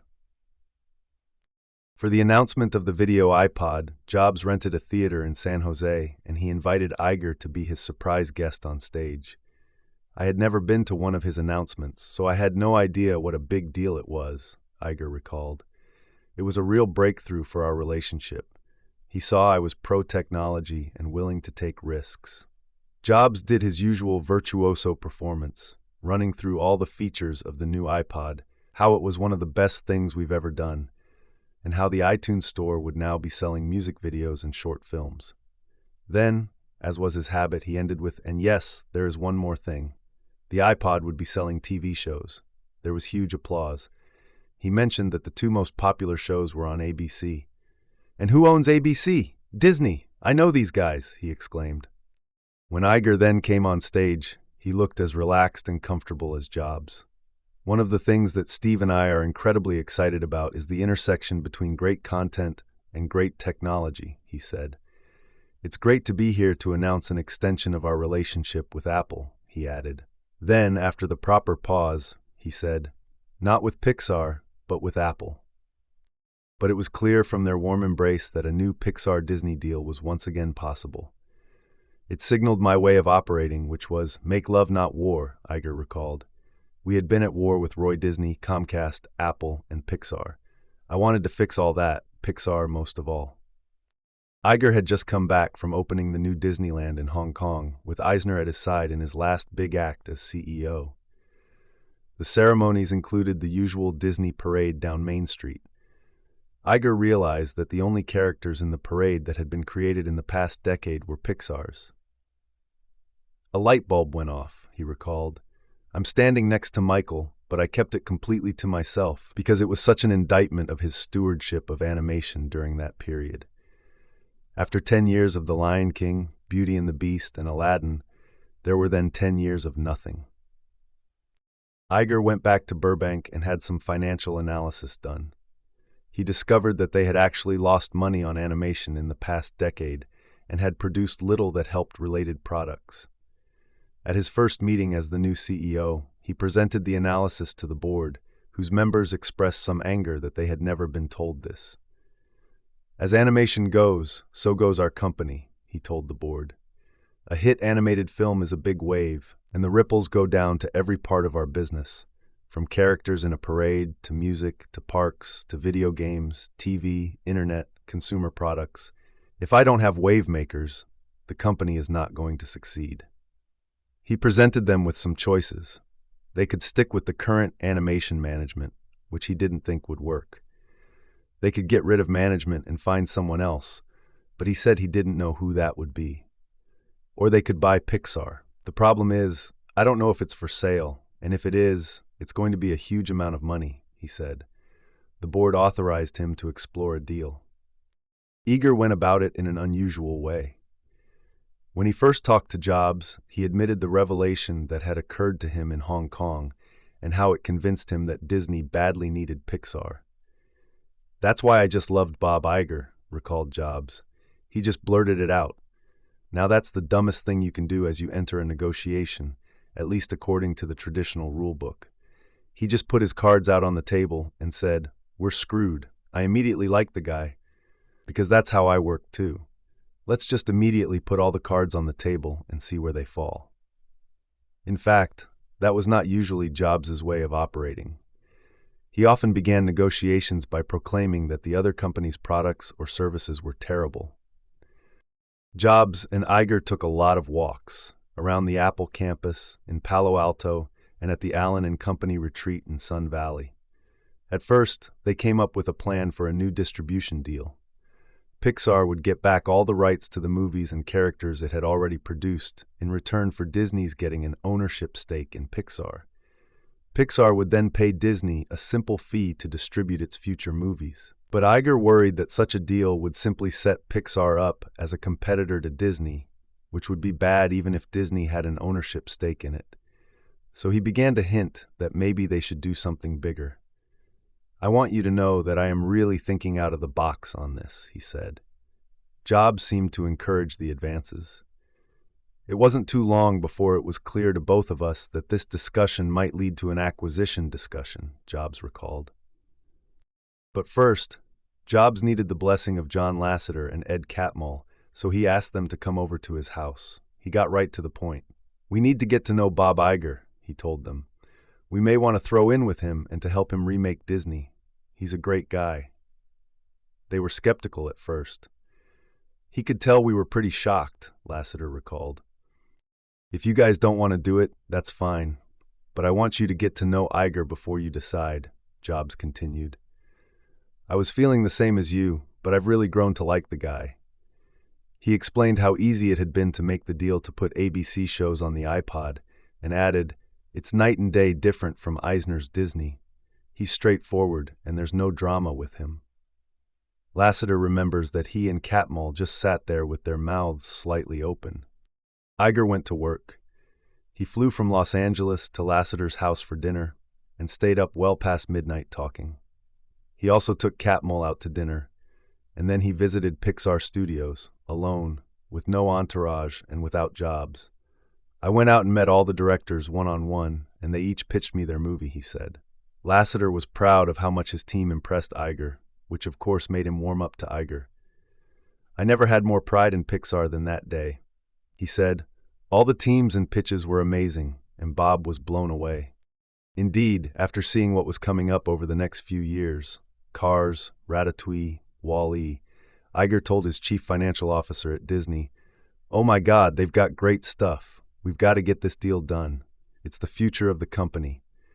He admitted that he had no faith in the movies that Disney Animation had in the works. The deal they proposed was that Disney would purchase Pixar for $7.4 billion in stock. Jobs would thus become Disney's largest shareholder, with approximately 7% of the company's stock, compared to 1.7% owned by Eisner and 1% by Roy Disney. Disney Animation would be put under Pixar, with Lasseter and Catmull running the combined unit. Pixar would keep its independent identity, its studio and headquarters would remain in Emeryville, and it would even keep its own email addresses. Iger asked Jobs to bring Lasseter and Catmull to a secret meeting of the Disney board in Century City, Los Angeles, on a Sunday morning. The goal was to make them feel comfortable with what would be a radical and expensive deal. As they prepared to take the elevator from the parking garage, Lasseter said to Jobs, "If I start getting too excited or go on too long, just touch my leg." Jobs ended up having to do it once, but otherwise, Lasseter made the perfect sales pitch. "I talked about how we make films, what our philosophies are, the honesty we have with each other, and how we nurture the creative talent," he recalled. The board asked a lot of questions, and Jobs let Lasseter answer most. But Jobs did talk about how exciting it was to connect art with technology. "That's what our culture is all about, just like at Apple," he said. Before the Disney board got a chance to approve the merger, however, Michael Eisner, who had departed, tried to derail it. He called Iger and said it was far too expensive. "You can fix animation yourself," Eisner told him. "How?" asked Iger. "I know you can," said Eisner. Iger got a bit annoyed. "Michael, how come you say I can fix it when you couldn't fix it yourself?" he asked. Eisner said he wanted to come to a board meeting, even though he was no longer a member or an officer, and speak against the acquisition. Iger resisted, but Eisner called Warren Buffett, a big shareholder, and George Mitchell, who was the lead director. The former senator convinced Iger to let Eisner have his say. "I told the board that they didn't need to buy Pixar because they already owned 85% of the movies Pixar had already made," Eisner recounted. He was referring to the fact that for the movies already made, Disney was getting that percentage of the gross. Plus, it had the rights to make all the sequels and exploit the characters. "I made a presentation that said, here's the 15% of Pixar that Disney does not already own. So that's what you're getting. The rest is a bet on future Pixar films." Eisner admitted that Pixar had been enjoying a good run, but he said it could not continue. I showed the history of producers and directors who had a certain number of hits in a row and then failed. It happened to Spielberg, Walt Disney, all of them. To make the deal worth it, he calculated, each new Pixar movie would have to gross $1.3 billion. It drove Steve crazy that I knew that, Eisner later said. After he left the room, Iger refuted his argument point by point. "Let me tell you what was wrong with that presentation," he began. When the board had finished hearing them both, it approved the deal Iger proposed. Iger flew up to Emeryville to meet Jobs and jointly announced the deal to the Pixar workers. But before they did, Jobs sat down alone with Lasseter and Catmull. "If either of you have doubts," he said, "I will just tell them no thanks and blow off this deal." He wasn't totally sincere. It would have been almost impossible to do so at that point, but it was a welcome gesture. "I'm good," said Lasseter. "Let's do it." Catmull agreed. They all hugged and Jobs wept. Everyone then gathered in the atrium. "Disney is buying Pixar," Jobs announced. There were a few tears, but as he explained the deal, the staffers began to realize that in some ways it was a reverse acquisition. Catmull would be the head of Disney Animation and Lasseter its chief creative officer. By the end, they were cheering. Iger had been standing on the side and Jobs invited him to center stage. As he talked about the special culture of Pixar and how badly Disney needed to nurture it and learn from it, the crowd broke into applause. "My goal has always been not only to make great products, but to build great companies," Jobs later said. "Walt Disney did that, and the way we did the merger, we kept Pixar as a great company and helped Disney remain one as well." Chapter 34, 21st Century Max, Setting Apple Apart. Now we'll move on to Chapter 34. Clams, Ice Cubes, and Sunflowers. Ever since the introduction of the iMac in 1998, Jobs and Jony Ive had made captivating design a signature of Apple's computers. There was a consumer laptop that looked like a tangerine clam, and a professional desktop computer that suggested a Zen ice cube. Like bell-bottoms you find in the back of a closet, some of these models looked better at the time than they do in retrospect. They show a love of design that was, at times, a bit too enthusiastic. But they set Apple apart and provided the publicity bursts it needed to survive in a world dominated by Windows. The PowerMac G4 Cube, released in 2000, was so alluring that one ended up on display in New York's Museum of Modern Art. An 8-inch perfect cube the size of a Kleenex box, it was the pure expression of Jobs' aesthetic. The sophistication came from minimalism. No buttons marred the surface. There was no CD tray, just a subtle slot. And as with the original Macintosh, there was no fan. Pure Zen. When you see something that's so thoughtful on the outside, you say, "Oh wow, it must be really thoughtful on the inside," he told Newsweek. "We make progress by eliminating things, by removing the superfluous." The G4 Cube was almost flashy in its lack of flashiness, and it was powerful. But it was not a success. It had been designed as a high-end desktop, but Jobs wanted to turn it, as he did almost every product, into something that could be sold to the masses. The Cube ended up not serving either market well. Workaday professionals weren't looking for a jewel-like sculpture for their desks, and mass-market consumers were not eager to spend twice what they'd pay for a plain vanilla desktop. Jobs predicted that Apple would sell 200,000 cubes per quarter. In its first quarter, it sold half that. The next quarter, it sold fewer than 30,000 units. Jobs later admitted that he had overdesigned and overpriced the Cube, just as he had the next computer. But gradually he was learning his lesson. In building devices like the iPod, he would control costs and make the trade-offs necessary to get them launched on time and on budget. Partly because of the poor sales of the Cube, Apple produced disappointing revenue numbers in September 2000. That was just when the tech bubble was deflating and Apple's education market was declining. The company's stock price, which had been above $60, fell 50% in one day, and by early December, it was below 15. None of this stopped Jobs from continuing to push for distinctive, even distracting new designs. When flat-screen displays became commercially viable, he decided it was time to replace the iMac. This was the translucent consumer desktop computer that looked as if it were from a Jetsons cartoon. I've came up with a model that was somewhat conventional, with the guts of the computer attached to the back of the flat screen. Jobs didn't like it. As he often did, both at Pixar and at Apple, he slammed on the brakes to rethink things. There was something about the design that lacked purity, he felt. "Why have this flat display if you're going to glom all this stuff on its back?" he asked Ive. "We should let each element be true to itself." Jobs went home early that day to think over the problem, then called Ive to come by. They wandered into the garden, which Jobs' wife had planted with a profusion of sunflowers. "Every year I do something wild with the garden, and that time it involved masses of sunflowers with a sunflower house for the kids," she recalled. Joni and Steve were riffing on their design problem. Then Joni asked, "What if the screen was separated from the base like a sunflower?" He got excited and started sketching. I've liked his designs to suggest a story, and he realized that a sunflower shape would convey that the flat screen was so fluid and responsive that it could reach for the sun. In Ive's new design, the Mac screen was attached to a movable chrome neck. This made it look not only like a sunflower, but also like a cheeky Luxo lamp.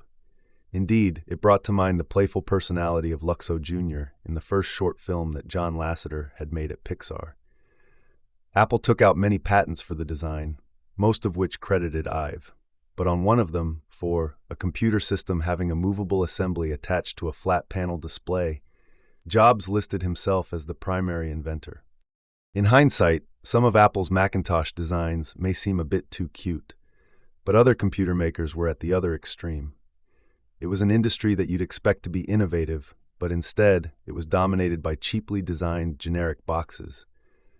After a few ill-conceived attempts at painting on blue colors and trying new shapes, companies such as Dell, Compaq, and HP commoditized computers by outsourcing manufacturing and competing on price.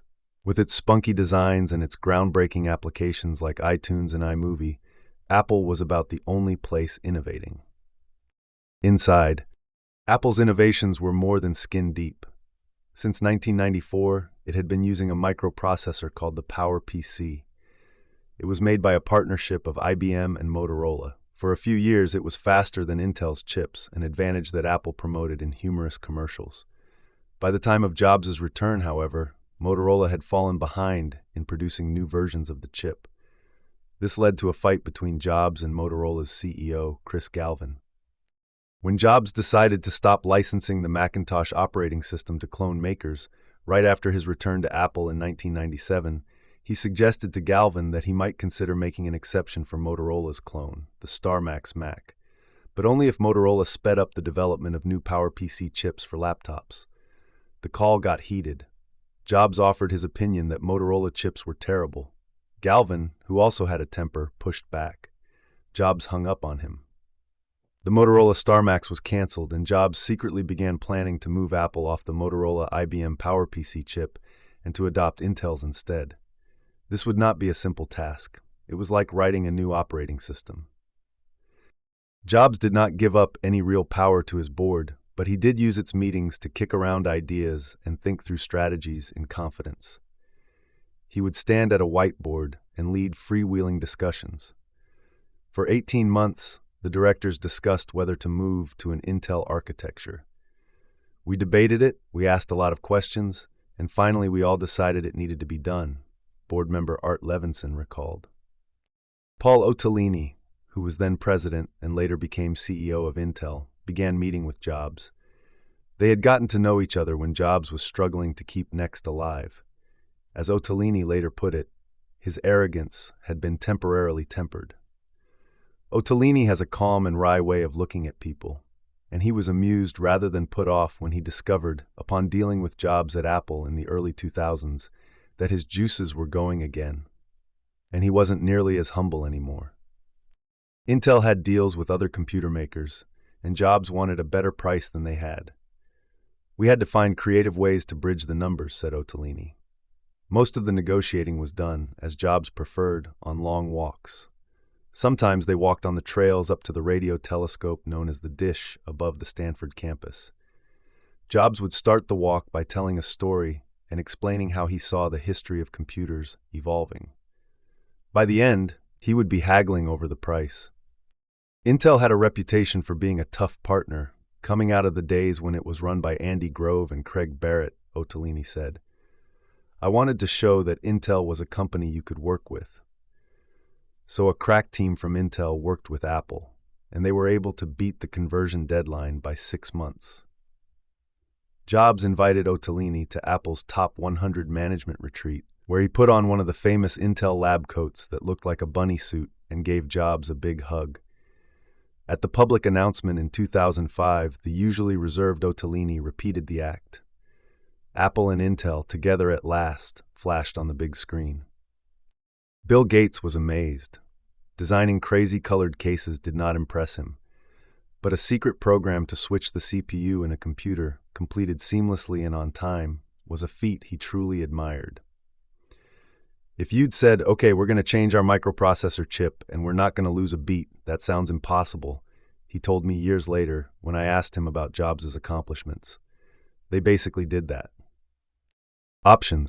Among Jobs' quirks was his attitude toward money. When he returned to Apple in 1997, he portrayed himself as a person working for $1 a year, doing it for the benefit of the company rather than himself. Nevertheless, he embraced the idea of mega grants of options, granting huge bundles of options to buy Apple stock at a preset price that were not subject to the usual good compensation practices of board committee reviews and performance criteria. When he dropped the interim from his title and officially became CEO, he was offered, in addition to the airplane, a large grant of stock options by Ed Woolard and the board at the beginning of 2000. Defying the image he cultivated of not being interested in money, he had stunned Woolard by asking for even more options than the board had proposed. But soon after he got them, it turned out to be for nothing. Apple stock crashed in September 2000 due to disappointing sales of the Cube plus the bursting of the internet bubble, which made the options worthless. Making matters worse was a June 2001 cover story in Fortune about overcompensated CEOs, the great CEO pay heist. A picture of Jobs, smiling smugly, filled the cover. Even though his options were underwater at the time, the technical method of valuing them when they were granted, known as a Black-Scholes valuation, set their worth at $872 million. Fortune proclaimed it by far the largest compensation package ever granted to a CEO. It was the worst of all worlds. Jobs had almost no money that he could put in his pocket for his 4 years of hard and successful turnaround work at Apple, yet he had become the poster child for greedy CEOs. This made him look hypocritical and undermined his self-image.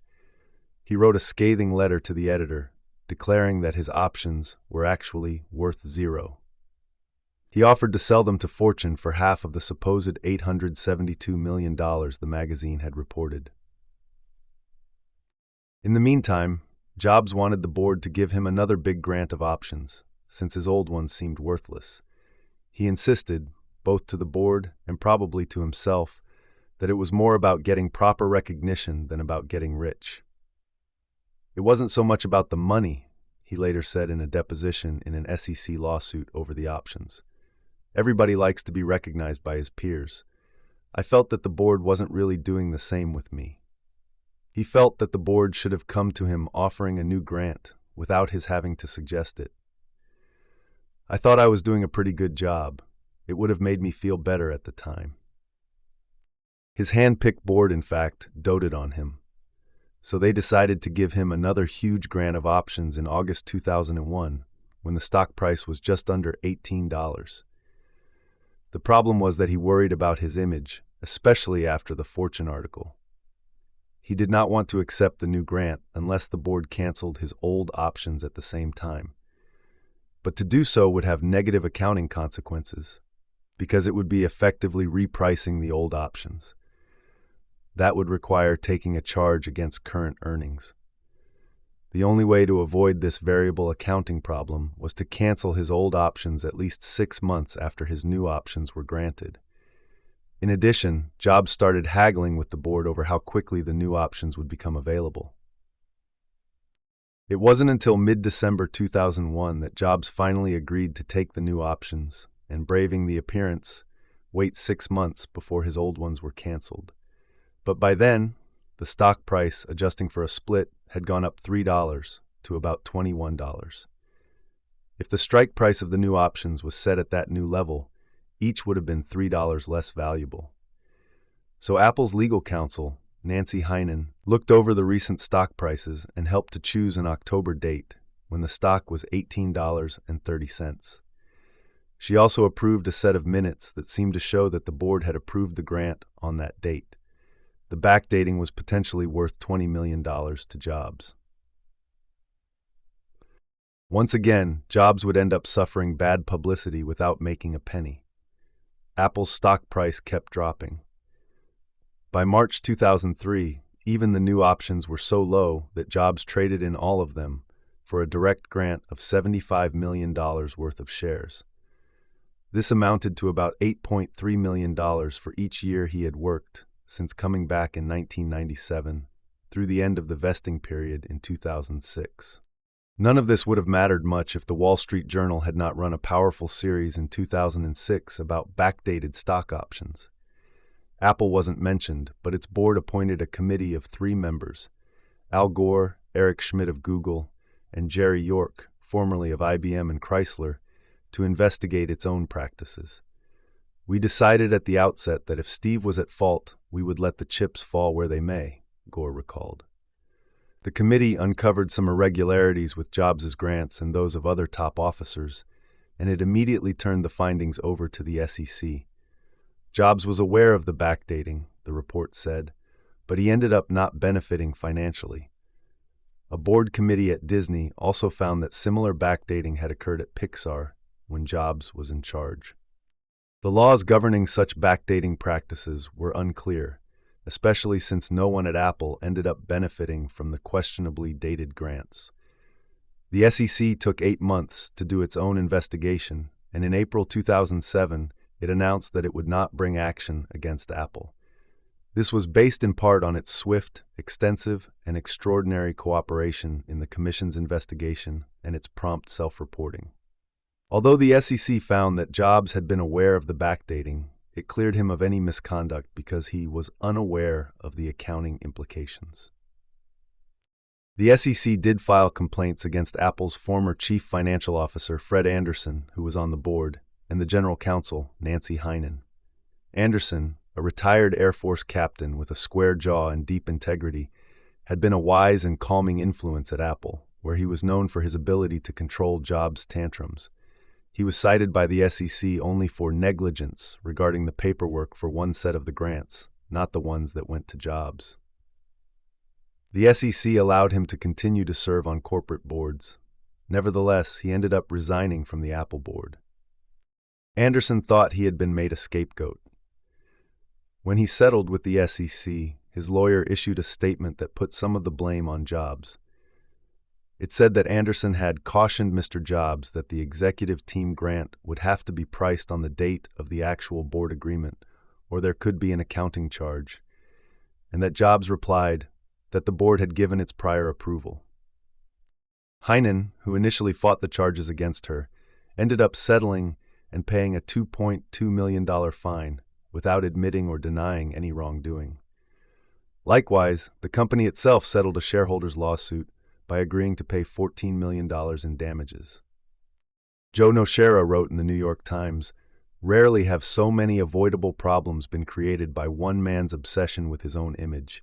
Then again, this is Steve Jobs we're talking about. Contemptuous of rules and regulations, he created a climate that made it hard for someone like Heinen to go against his wishes. At times, great creativity occurred, but people around him could pay a price." On compensation issues in particular, the difficulty of defying his whims drove some good people to make some bad mistakes. The compensation issue in some ways echoed Jobs' parking quirk. He refused such trappings as having a reserved for CEO spot, but he assumed for himself the right to park in the handicapped spaces. He wanted to be seen both by himself and by others as someone willing to work for $1 a year, but he also wanted to have huge stock grants given to him. Jangling inside him were the contradictions of a counterculture rebel turned business entrepreneur, someone who wanted to believe that he had turned on and tuned in without having sold out and cashed in. Chapter 35, Round 1, Memento Mori. Let's continue now with Chapter 35. Cancer. Jobs would later speculate that his cancer was caused by the grueling year that he spent, starting in 1997, running both Apple and Pixar. As he drove back and forth, he had developed kidney stones and other ailments. He would come home so exhausted that he could barely speak. That's probably when this cancer started growing, because my immune system was pretty weak at that time, he said. There's no evidence that exhaustion or a weak immune system causes cancer. However, his kidney problems did indirectly lead to the detection of his cancer. In October 2003, he happened to run into the urologist who had treated him. She asked him to get a CAT scan of his kidneys and ureter. It had been 5 years since his last scan. The new scan revealed nothing wrong with his kidneys, but it did show a shadow on his pancreas. So she asked him to schedule a pancreatic study. He didn't. As usual, he was good at willfully ignoring information that he did not want to process. But she persisted. "Steve, this is really important," she said a few days later. "You need to do this." Her tone of voice was urgent enough that he complied. He went in early one morning, and after studying the scan, the doctors met with him to deliver the bad news that it was a tumor. One of them even suggested that he should make sure his affairs were in order, a polite way of saying that he might have only months to live. That evening, they performed a biopsy. They stuck an endoscope down his throat and into his intestines so they could put a needle into his pancreas and get a few cells from the tumor. Powell remembers her husband's doctors tearing up with joy. It turned out to be an islet cell, or pancreatic neuroendocrine tumor. This type of tumor is rare, but slower growing and thus more likely to be treated successfully. He was lucky that it was detected so early, as a byproduct of a routine kidney screening, and could be surgically removed before it had definitely spread. One of his first calls was to Larry Brilliant, whom he first met at the ashram in India. "Do you still believe in God?" Jobs asked him. Brilliant said that he did, and they discussed the many paths to God that had been taught by the Hindu guru Neem Karoli Baba. Then Brilliant asked Jobs what was wrong. "I have cancer," Jobs replied. Art Levinson, who was on Apple's board, was chairing the board meeting of his own company, Genentech, when his cell phone rang and Jobs' name appeared on the screen. As soon as there was a break, Levinson called him back and heard the news of the tumor. He had a background in cancer biology, and his firm made cancer treatment drugs, so he became an advisor. So did Andy Grove of Intel, who had fought and beaten prostate cancer.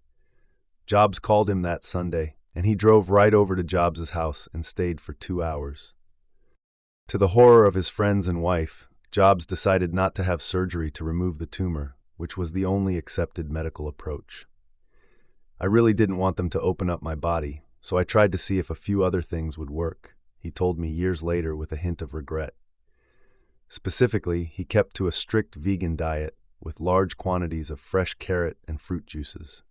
To that regimen, he added acupuncture, a variety of herbal remedies, and occasionally a few other treatments he found on the internet or by consulting people around the country, including a psychic. For a while, he was under the influence of a doctor who ran a natural healing clinic in Southern California that stressed the use of organic herbs, juice fasts, frequent bowel cleansings, hydrotherapy, and the expression of all negative feelings. The big thing was that he really was not ready to open his body, Powell recalled. "It's hard to push someone to do that." She did try, however. "The body exists to serve the spirit," she argued.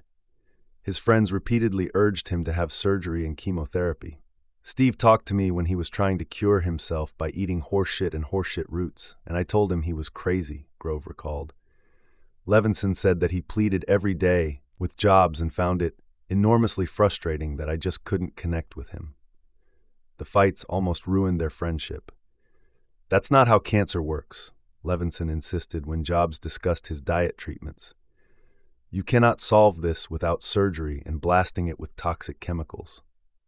Even the diet doctor Dean Ornish, a pioneer in alternative and nutritional methods of treating diseases, took a long walk with Jobs and insisted that sometimes traditional methods were the right option. "You really need surgery," Ornish told him. Jobs' stubbornness lasted for 9 months after his October 2003 diagnosis. Part of it was the product of the dark side of his reality distortion field.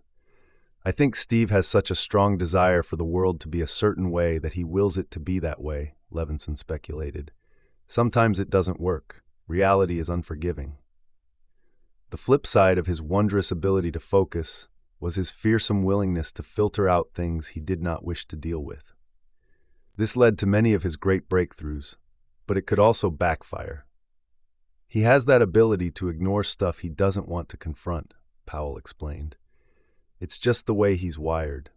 Whether it involved personal topics relating to his family and marriage, or professional issues relating to engineering or business challenges, or health and cancer issues, Jobs sometimes simply didn't engage. In the past, he had been rewarded for what his wife called his magical thinking, his assumption that he could will things to be as he wanted. But cancer does not work that way. Powell enlisted everyone close to him, including his sister Mona Simpson, to try to bring him around. In July 2004, a CAT scan showed that the tumor had grown and possibly spread. It forced him to face reality. Jobs had surgery on Saturday, July 31, 2004, at Stanford University Medical Center. He did not have a full Whipple procedure, which removes a large part of the stomach and intestine, as well as the pancreas. The doctors considered it but decided instead on a less radical approach, a modified Whipple that removed only part of the pancreas. Jobs sent employees an email the next day using his PowerBook hooked up to an airport express in his hospital room, announcing his surgery. He assured them that the type of pancreatic cancer he had represents about 1% of the total cases of pancreatic cancer diagnosed each year, and can be cured by surgical removal if diagnosed in time, which mine was.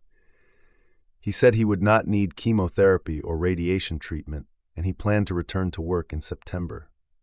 "While I'm out, I've asked Tim Cook to be responsible for Apple's day-to-day operations, so we shouldn't miss a beat," he wrote. "I'm sure I'll be calling some of you way too much in August, and I look forward to seeing you in September." One side effect of the operation would become a problem for Jobs because of his obsessive diets and the weird routines of purging and fasting that he had practiced since he was a teenager. Because the pancreas provides the enzymes that allow the stomach to digest food and absorb nutrients, removing part of the organ makes it hard to get enough protein. Patients are advised to make sure that they eat frequent meals and maintain a nutritious diet, with a wide variety of meat and fish proteins as well as full-fat milk products. Jobs had never done this, and he never would. He stayed in the hospital for 2 weeks and then struggled to regain his strength. "I remember coming back and sitting in that rocking chair," he told me, pointing to one in his living room. "I didn't have the energy to walk. It took me a week before I could walk around the block. I pushed myself to walk to the gardens a few blocks away, then further, and within 6 months, I had my energy almost back." Unfortunately, the cancer had spread. During the operation, the doctors found 3 metastases in his liver. Had they operated 9 months earlier, they might have caught it before it spread, though they would never know for sure. Jobs began chemotherapy treatments, which further complicated his eating challenges. The Stanford commencement.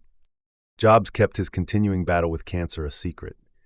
He told everyone that he had been cured, just as he had kept quiet about his diagnosis in October 2003. Such secrecy was not surprising. It was part of his nature. What was more surprising was his decision to speak very personally and publicly about his cancer diagnosis. Although he rarely gave speeches other than his staged product demonstrations, he accepted Stanford's invitation to give its June 2005 commencement address. He was in a reflective mood after his health scare and turning 50. For help with the speech, he called the brilliant scriptwriter Aaron Sorkin, who wrote A Few Good Men and The West Wing. Jobs sent him some thoughts. That was in February, and I heard nothing, so I pinged him again in April, and he says, "Oh yeah, and I send him a few more thoughts, Jobs recounted. I finally get him on the phone, and he keeps saying, yeah, but finally it's the beginning of June, and he never sent me anything. Jobs got panicky. He had always written his own presentations, but he had never done a commencement address.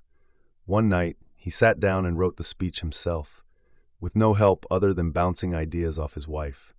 As a result, it turned out to be a very intimate and simple talk, with the unadorned and personal feel of a perfect Steve Jobs product. Alex Haley once said that the best way to begin a speech is, let me tell you a story. Nobody is eager for a lecture, but everybody loves a story.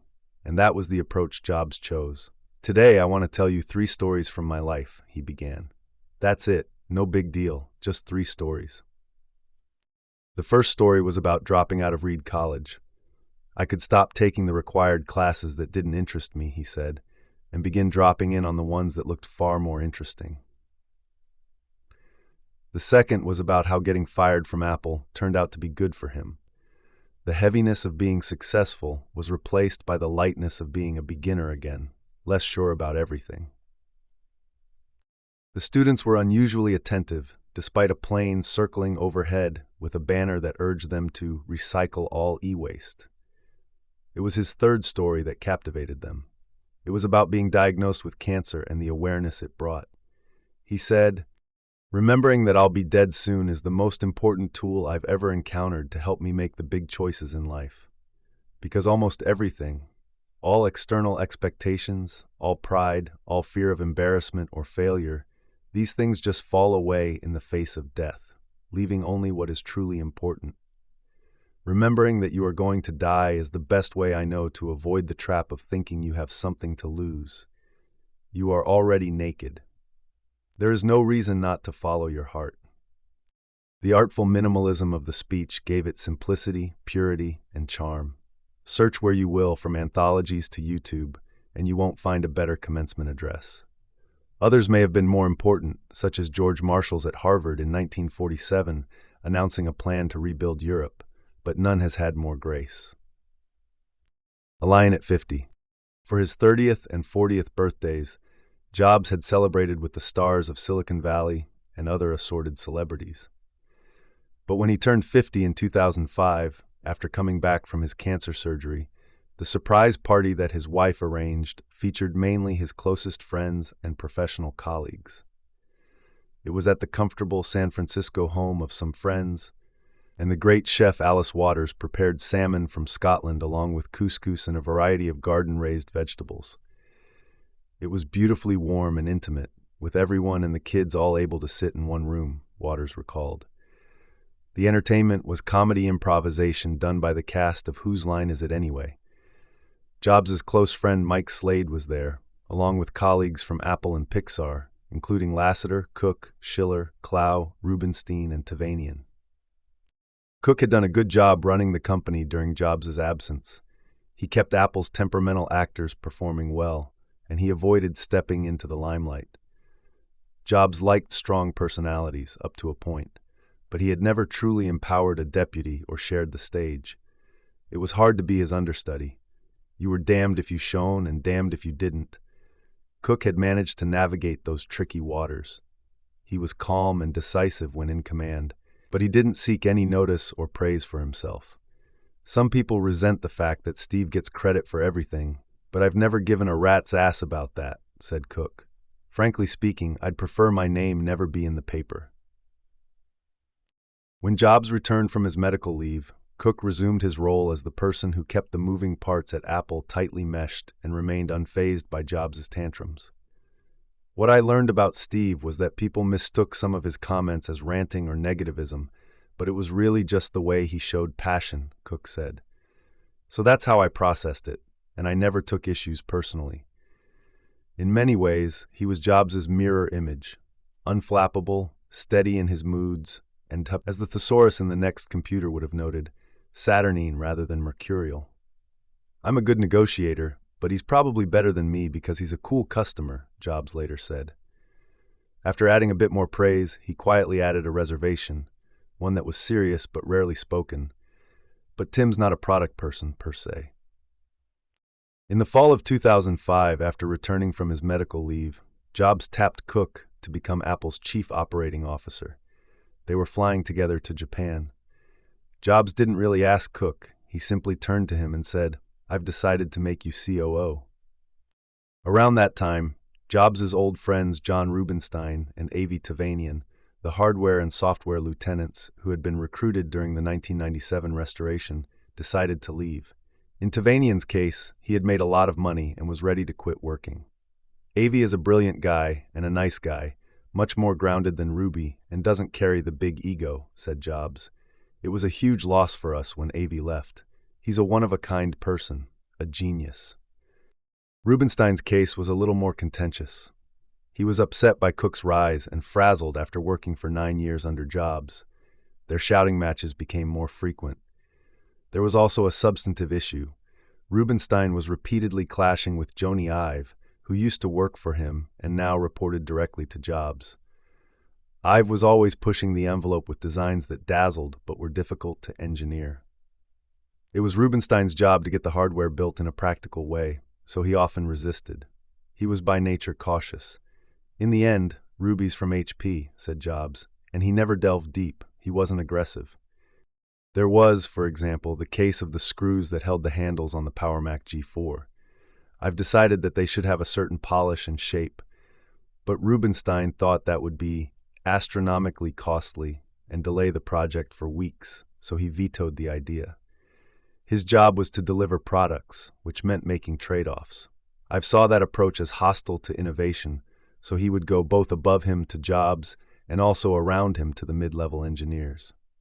Ruby would say, "You can't do this, it will delay," and I would say, "I think we can," I've recalled, and I would know because I had worked behind his back with the product teams.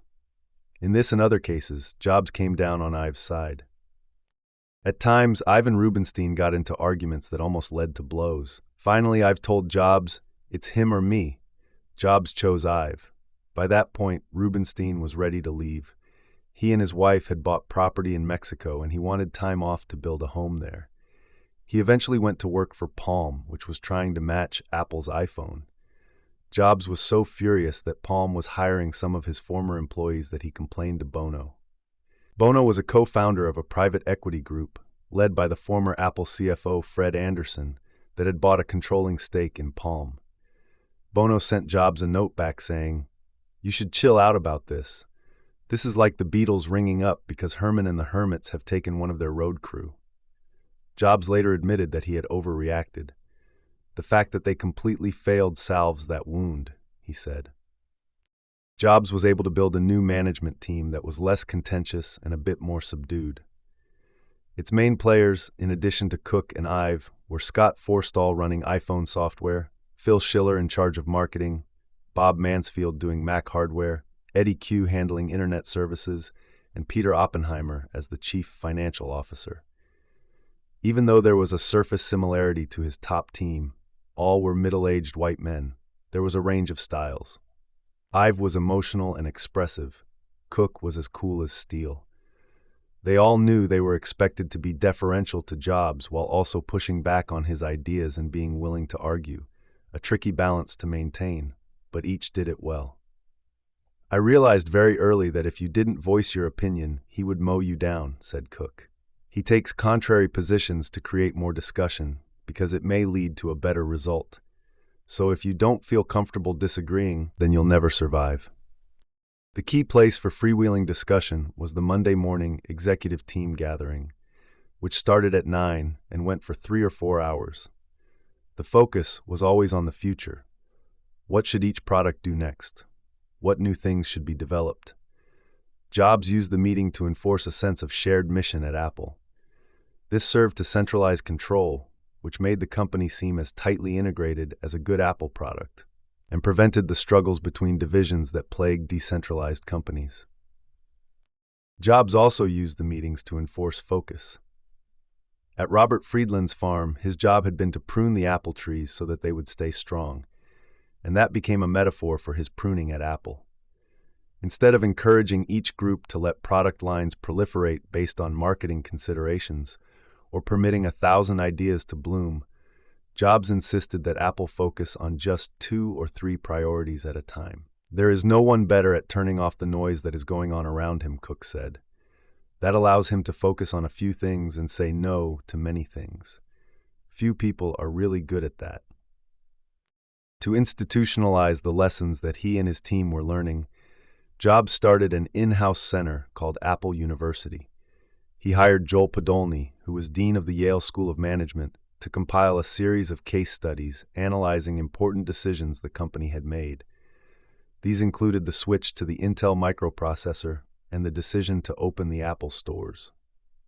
Top executives spent time teaching the cases to new employees so that the Apple style of decision-making would be embedded in the culture. In ancient Rome, when a victorious general paraded through the streets, legend has it that he was sometimes followed by a servant whose job it was to repeat to him, memento mori, which means, remember you will die. A reminder of mortality was supposed to help the hero keep things in perspective and instill some humility. Jobs' memento mori had been delivered by his doctors, but it did not instill humility. Instead, he roared back after his recovery with even more passion. The illness reminded him that he had nothing to lose, so he should forge ahead full speed. He came back on a mission, said Cook. Even though he was now running a large company, he kept making bold moves that I don't think anybody else would have done. For a while, there was some evidence, or at least hope, that he had softened his personal style. Facing cancer and turning 50 seemed to have made him a bit less brutal when he was upset. Right after he came back from his operation, he didn't do the humiliation bit as much, Tavanian recalled. If he was displeased, he might scream and get hopping mad and use expletives, but he wouldn't do it in a way that would totally destroy the person he was talking to. It was just his way to get the person to do a better job. Tavanian reflected for a moment as he said this, then added a caveat. Unless he thought someone was really bad and had to go, which happened every once in a while. Eventually, however, the rough edges returned. Because most of his colleagues were used to it by then and had learned to cope, what upset them most was when his anger turned on strangers. Once we went to a Whole Foods market to get a smoothie, I've recalled. And this older woman was making it, and he really got on her about how she was doing it. Then later, he sympathized. She's an older woman and doesn't want to be doing this job. He didn't connect the two. He was being a purist in both cases. On a trip to London with Jobs, I've had the thankless task of choosing the hotel. He picked the Hempel, a tranquil 5-star boutique hotel with a sophisticated minimalism that he thought Jobs would love. But as soon as they checked in, he braced himself. Sure enough, his phone rang a minute later. I hate my room, Jobs declared. It's a piece of shit. Let's go. So I've gathered his luggage and went to the front desk, where Jobs bluntly told the shocked clerk what he thought. I've realized that most people, himself included, tend not to be direct when they feel something is shoddy because they want to be liked, which is actually a vain trait. That was an overly kind explanation. In any case, it was not a trait Jobs had.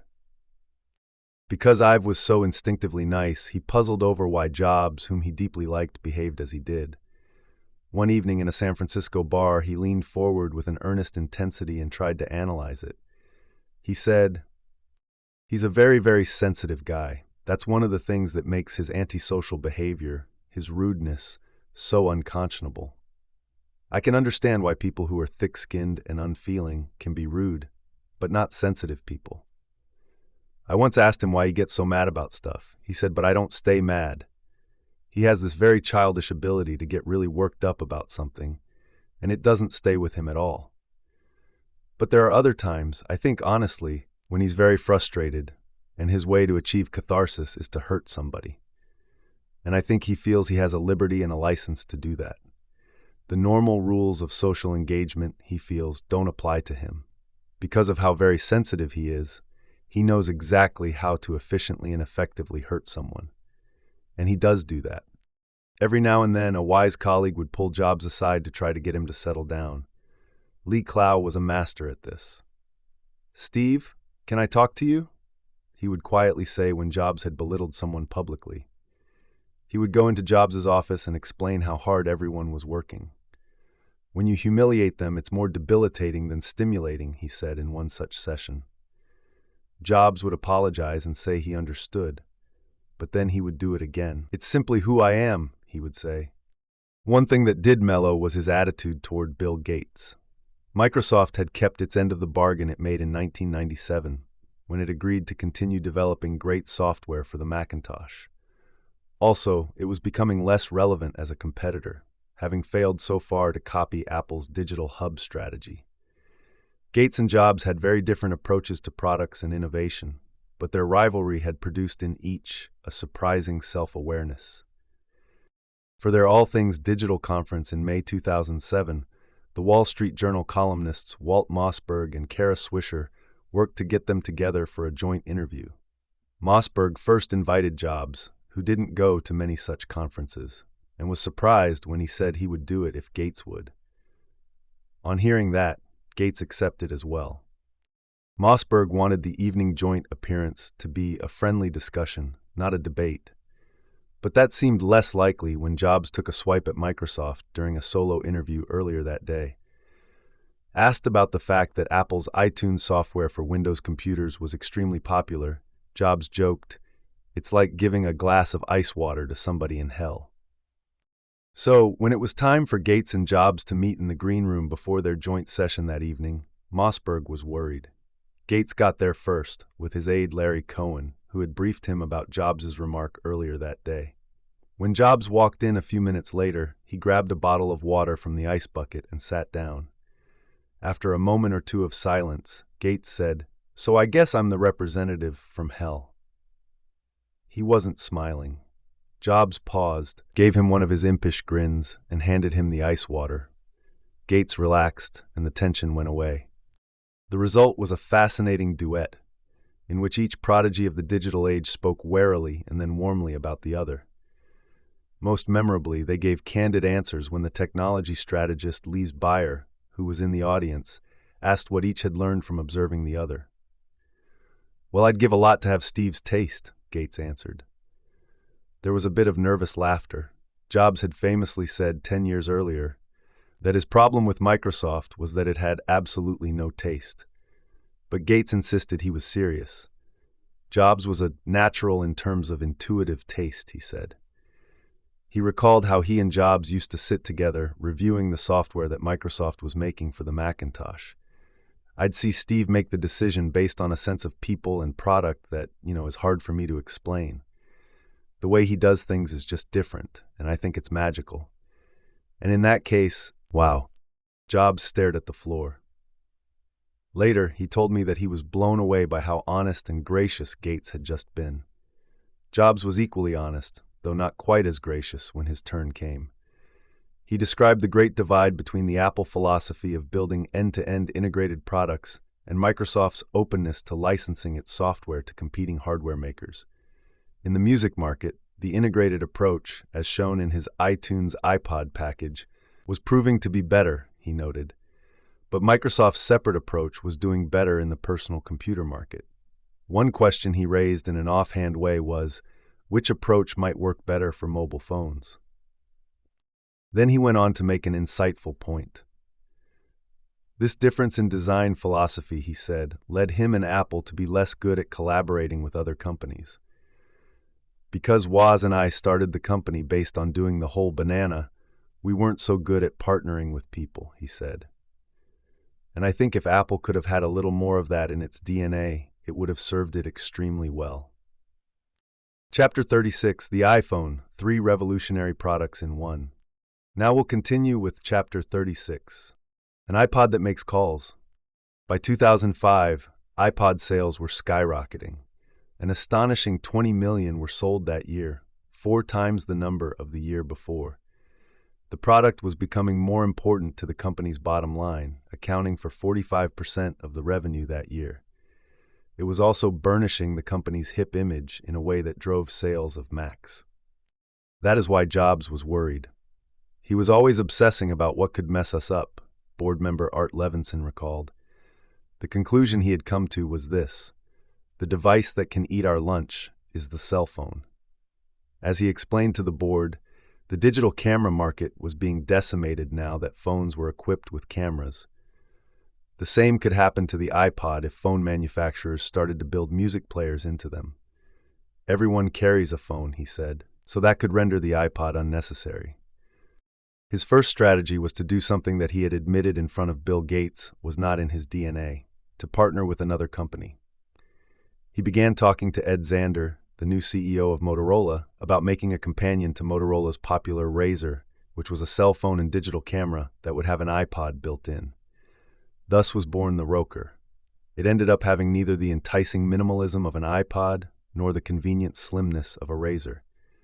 Ugly, difficult to load, and with an arbitrary 100-song limit, it had all the hallmarks of a product that had been negotiated by a committee. This was the opposite of the way Jobs liked to work.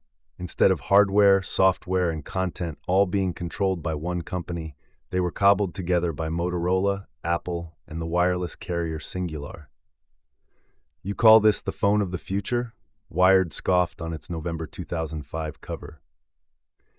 Jobs was furious. "I'm sick of dealing with these stupid companies like Motorola," he told Tony Fadell and others at one of the iPod product review meetings. "Let's do it ourselves." He had noticed something odd about the cell phones on the market. They all stank, just like portable music players used to. "We would sit around talking about how much we hated our phones," he recalled. "They were way too complicated. They had features nobody could figure out, including the address book. It was just a mess." George Riley, an outside lawyer for Apple, remembers sitting at meetings to go over legal issues. Jobs would get bored, grab Riley's mobile phone, and start pointing out all the ways it was brain dead. So Jobs and his team became excited about the prospect of building a phone that they would want to use. "That's the best motivator of all," Jobs later said. Another motivator was the potential market. More than 825 million mobile phones were sold in 2005, to everyone from grammar schoolers to grandmothers. Since most were junky, there was room for a premium and hip product, just as there had been in the portable music player market. At first, he gave the project to the Apple group that was making the airport wireless base station, on the theory that it was a wireless product. But he soon realized that it was basically a consumer device, like the iPod, so he reassigned it to Fadell and his team. Their first approach was to modify the iPod. They tried to use the track wheel as a way for a user to scroll through phone options and, without a keyboard, try to enter numbers. It was not a natural fit. "We were having a lot of problems using the wheel, especially in getting it to dial phone numbers," Fadell recalled. "It was cumbersome. It was fine for scrolling through an address book, but terrible for inputting anything."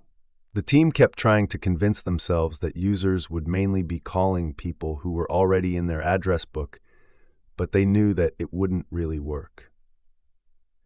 At that time, there was a second project happening at Apple, a secret effort to build a tablet computer. In 2005, these two projects came together, and the ideas for the tablet flowed into the planning for the phone. In other words, the idea for the iPad actually came before and helped to shape the birth of the iPhone. Multitouch, one of the engineers developing a tablet PC at Microsoft, was married to a friend of Laureen and Steve Jobs. For his 50th birthday, he wanted to have a dinner party that included them along with Bill and Melinda Gates. Jobs went, a bit reluctantly. "Steve was actually quite friendly to me at the dinner," Gates recalled, "but he wasn't particularly friendly to the birthday boy." Gates was annoyed that the man kept revealing information about the tablet PC he had developed for Microsoft.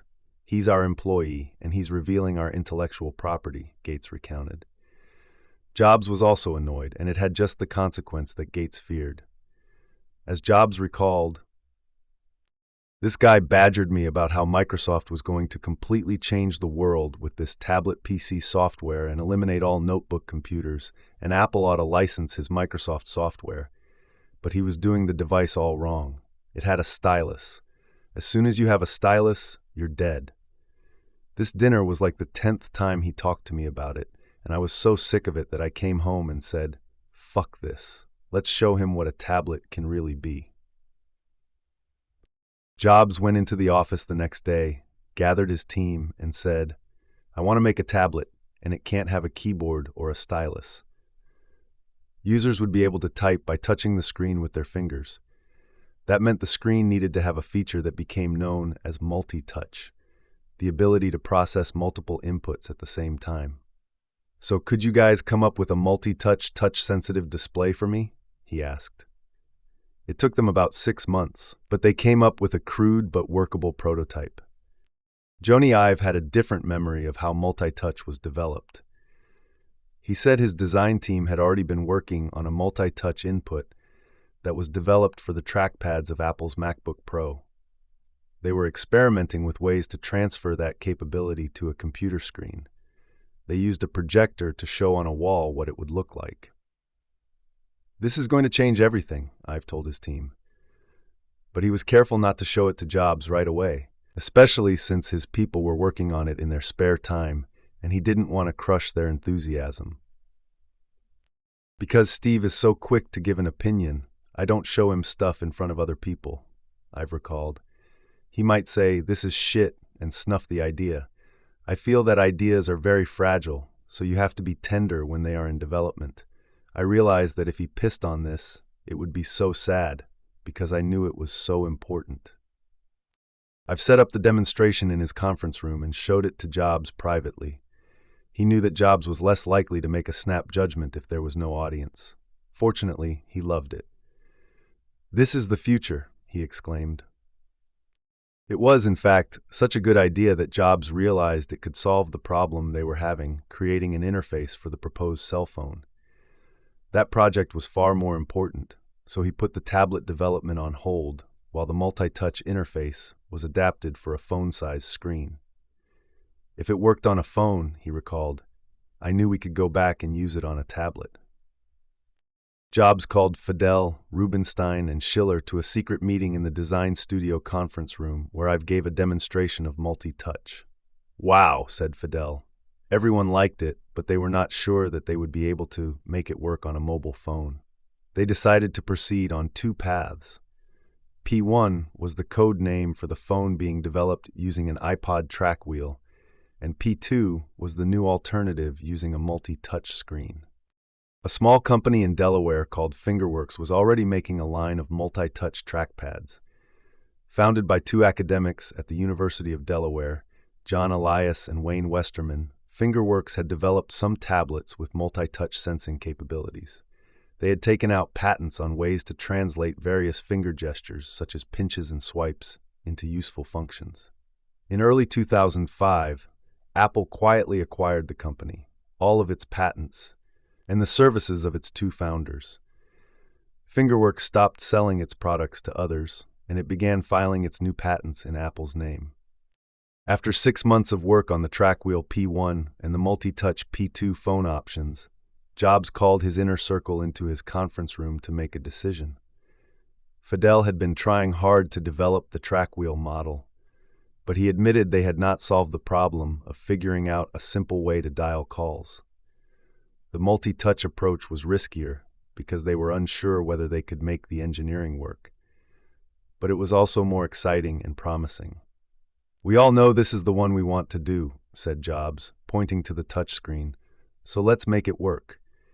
It was what he liked to call a bet the company moment, high risk and high reward if it succeeded. A couple of members of the team argued for having a keyboard as well, given the popularity of the BlackBerry, but Jobs vetoed the idea. A physical keyboard would take away space from the screen, and it would not be as flexible and adaptable as a touchscreen keyboard. "A hardware keyboard seems like an easy solution, but it's constraining," he said. "Think of all the innovations we'd be able to adapt if we did the keyboard on screen with software. Let's bet on it, and then we'll find a way to make it work."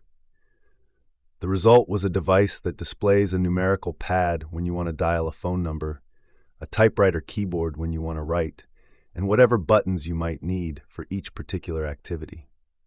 And then they all disappear when you're watching a video. By having software replace hardware, the interface became fluid and flexible. Jobs spent part of every day for 6 months helping to refine the display. "It was the most complex fun I've ever had," he recalled. It was like being the one evolving the variations on Sgt. Pepper. A lot of features that seem simple now were the result of creative brainstorms. For example, the team worried about how to prevent the device from playing music or making a call accidentally when it was jangling in your pocket. Jobs was strongly against having on-off switches, which he thought were inelegant. The solution was Swipe to Open, the simple and fun on-screen slider that activated the device when it had gone to sleep. Another breakthrough was the sensor that figured out when you put the phone to your ear so that your earlobes didn't accidentally activate some function. And of course, the icons came in his favorite shape, the one he had made Bill Atkinson design into the software of the first Macintosh, rounded rectangles. In session after session, with Jobs involved in every detail, the team members figured out ways to simplify what other phones made complicated. They added a big bar to guide you in putting calls on hold or making conference calls, found easy ways to navigate through email, and created icons you could scroll through horizontally to get to different apps, all of which were easier because they could be used visually on the screen rather than by using a keyboard built into the hardware. Gorilla Glass. Jobs became infatuated with different materials the way he did with certain foods. When he went back to Apple in 1997 and started work on the iMac, he had embraced what could be done with translucent and colored plastic. The next phase was metal. He and Ive replaced the curvy plastic PowerBook G3 with the sleek titanium PowerBook G4, which they redesigned 2 years later in aluminum, as if just to demonstrate how much they liked different metals. Then they did an iMac and an iPod Nano in anodized aluminum, which meant that the metal had been put in an acid bath and electrified so that its surface oxidized. Jobs was told it could not be done in the quantities they needed, so he had a factory built in China to handle it. I've went there during the SARS epidemic to oversee the process. I stayed for 3 months in a dormitory to work on the process, he recalled. Ruby and others said it would be impossible, but I wanted to do it because Steve and I felt that the anodized aluminum had a real integrity to it. Next was glass. After we did metal, I looked at Joni and said that we had to master glass, said Jobs. For the Apple stores, they had created huge window panes and glass stairs. For the iPhone, the original plan was for it to have a plastic screen, like the iPod. But Jobs decided it would feel much more elegant and substantial if the screens were glass. So he set about finding a glass that would be strong and resistant to scratches.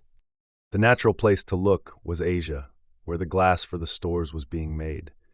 But Jobs' friend John Seely Brown, who was on the board of Corning Glass in upstate New York, told him that he should talk to that company's young and dynamic CEO, Wendell Weeks.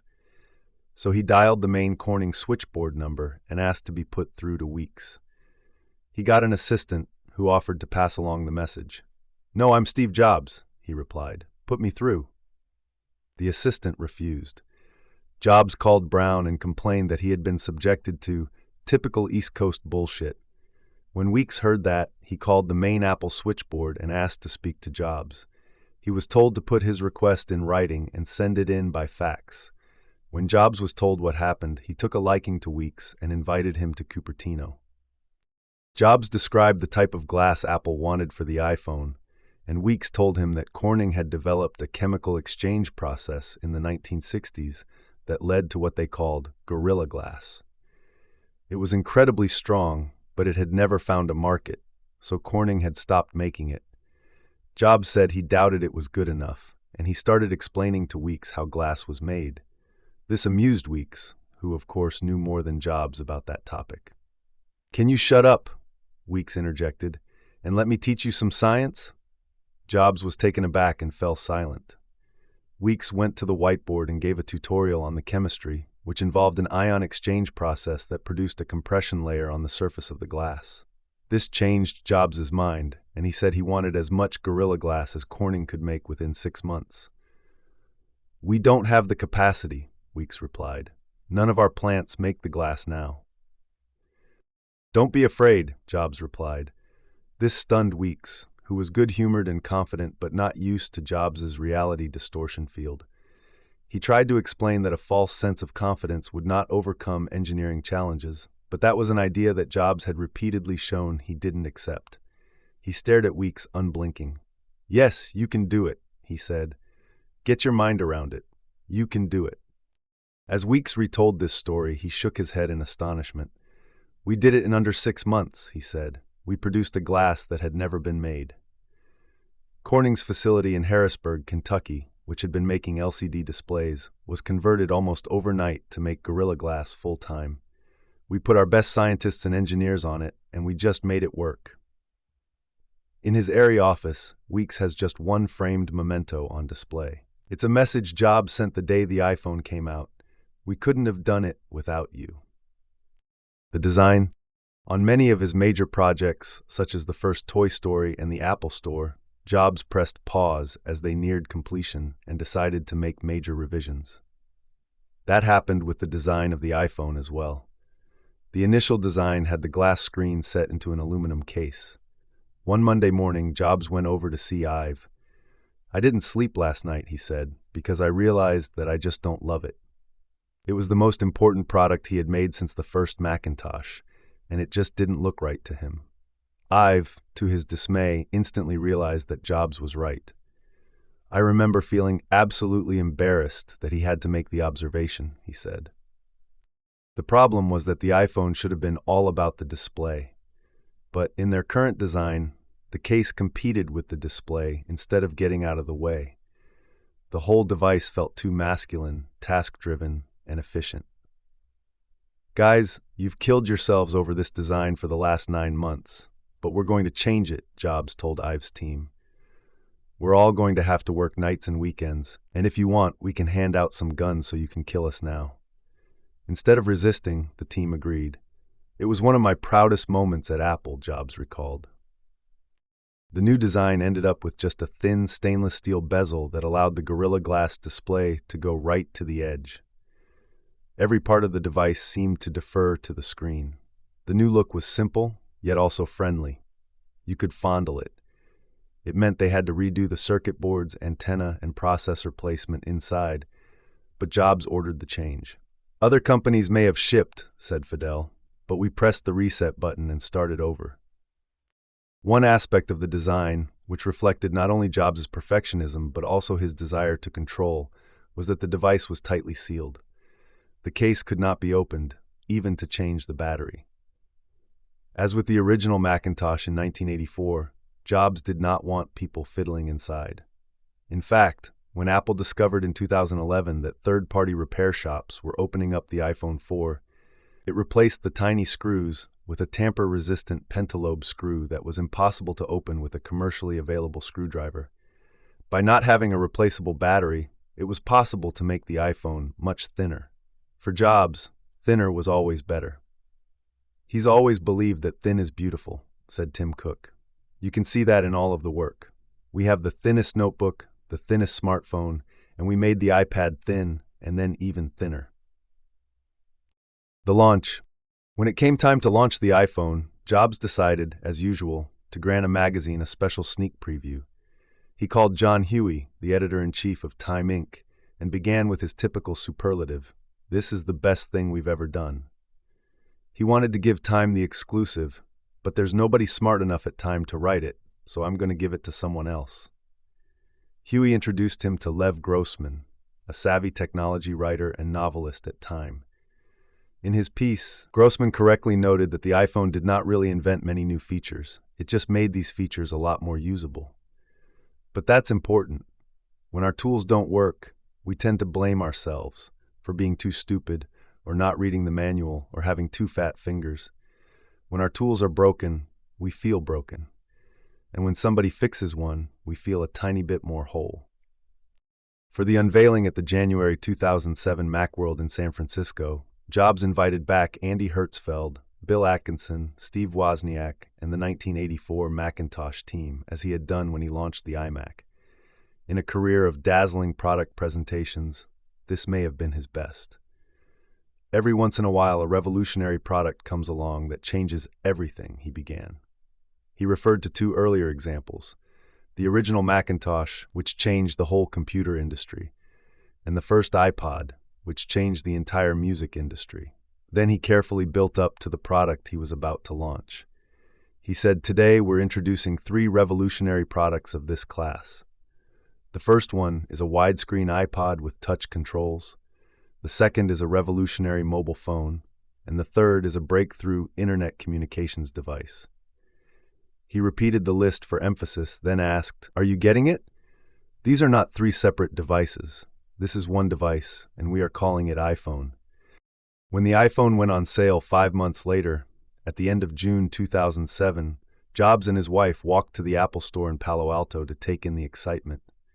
Since he often did that on the day new products went on sale, there were some fans hanging out in anticipation, and they greeted him as they would have Moses if he had walked in to buy the Bible. Among the faithful were Hertzfeld and Atkinson. "Bill stayed in line all night," Hertzfeld said. Jobs waved his arms and started laughing. "I sent him one," he said. Hertzfeld replied, "He needs 6. The iPhone was immediately nicknamed the Jesus phone by bloggers. But Apple's competitors emphasized that, at $500, it cost too much to be successful. "It's the most expensive phone in the world," Microsoft's Steve Ballmer said in a CNBC interview. "And it doesn't appeal to business customers because it doesn't have a keyboard." Once again, Microsoft had underestimated Jobs' product. By the end of 2010, Apple had sold 90 million iPhones, and it reaped more than half of the total profits generated in the global cell phone market.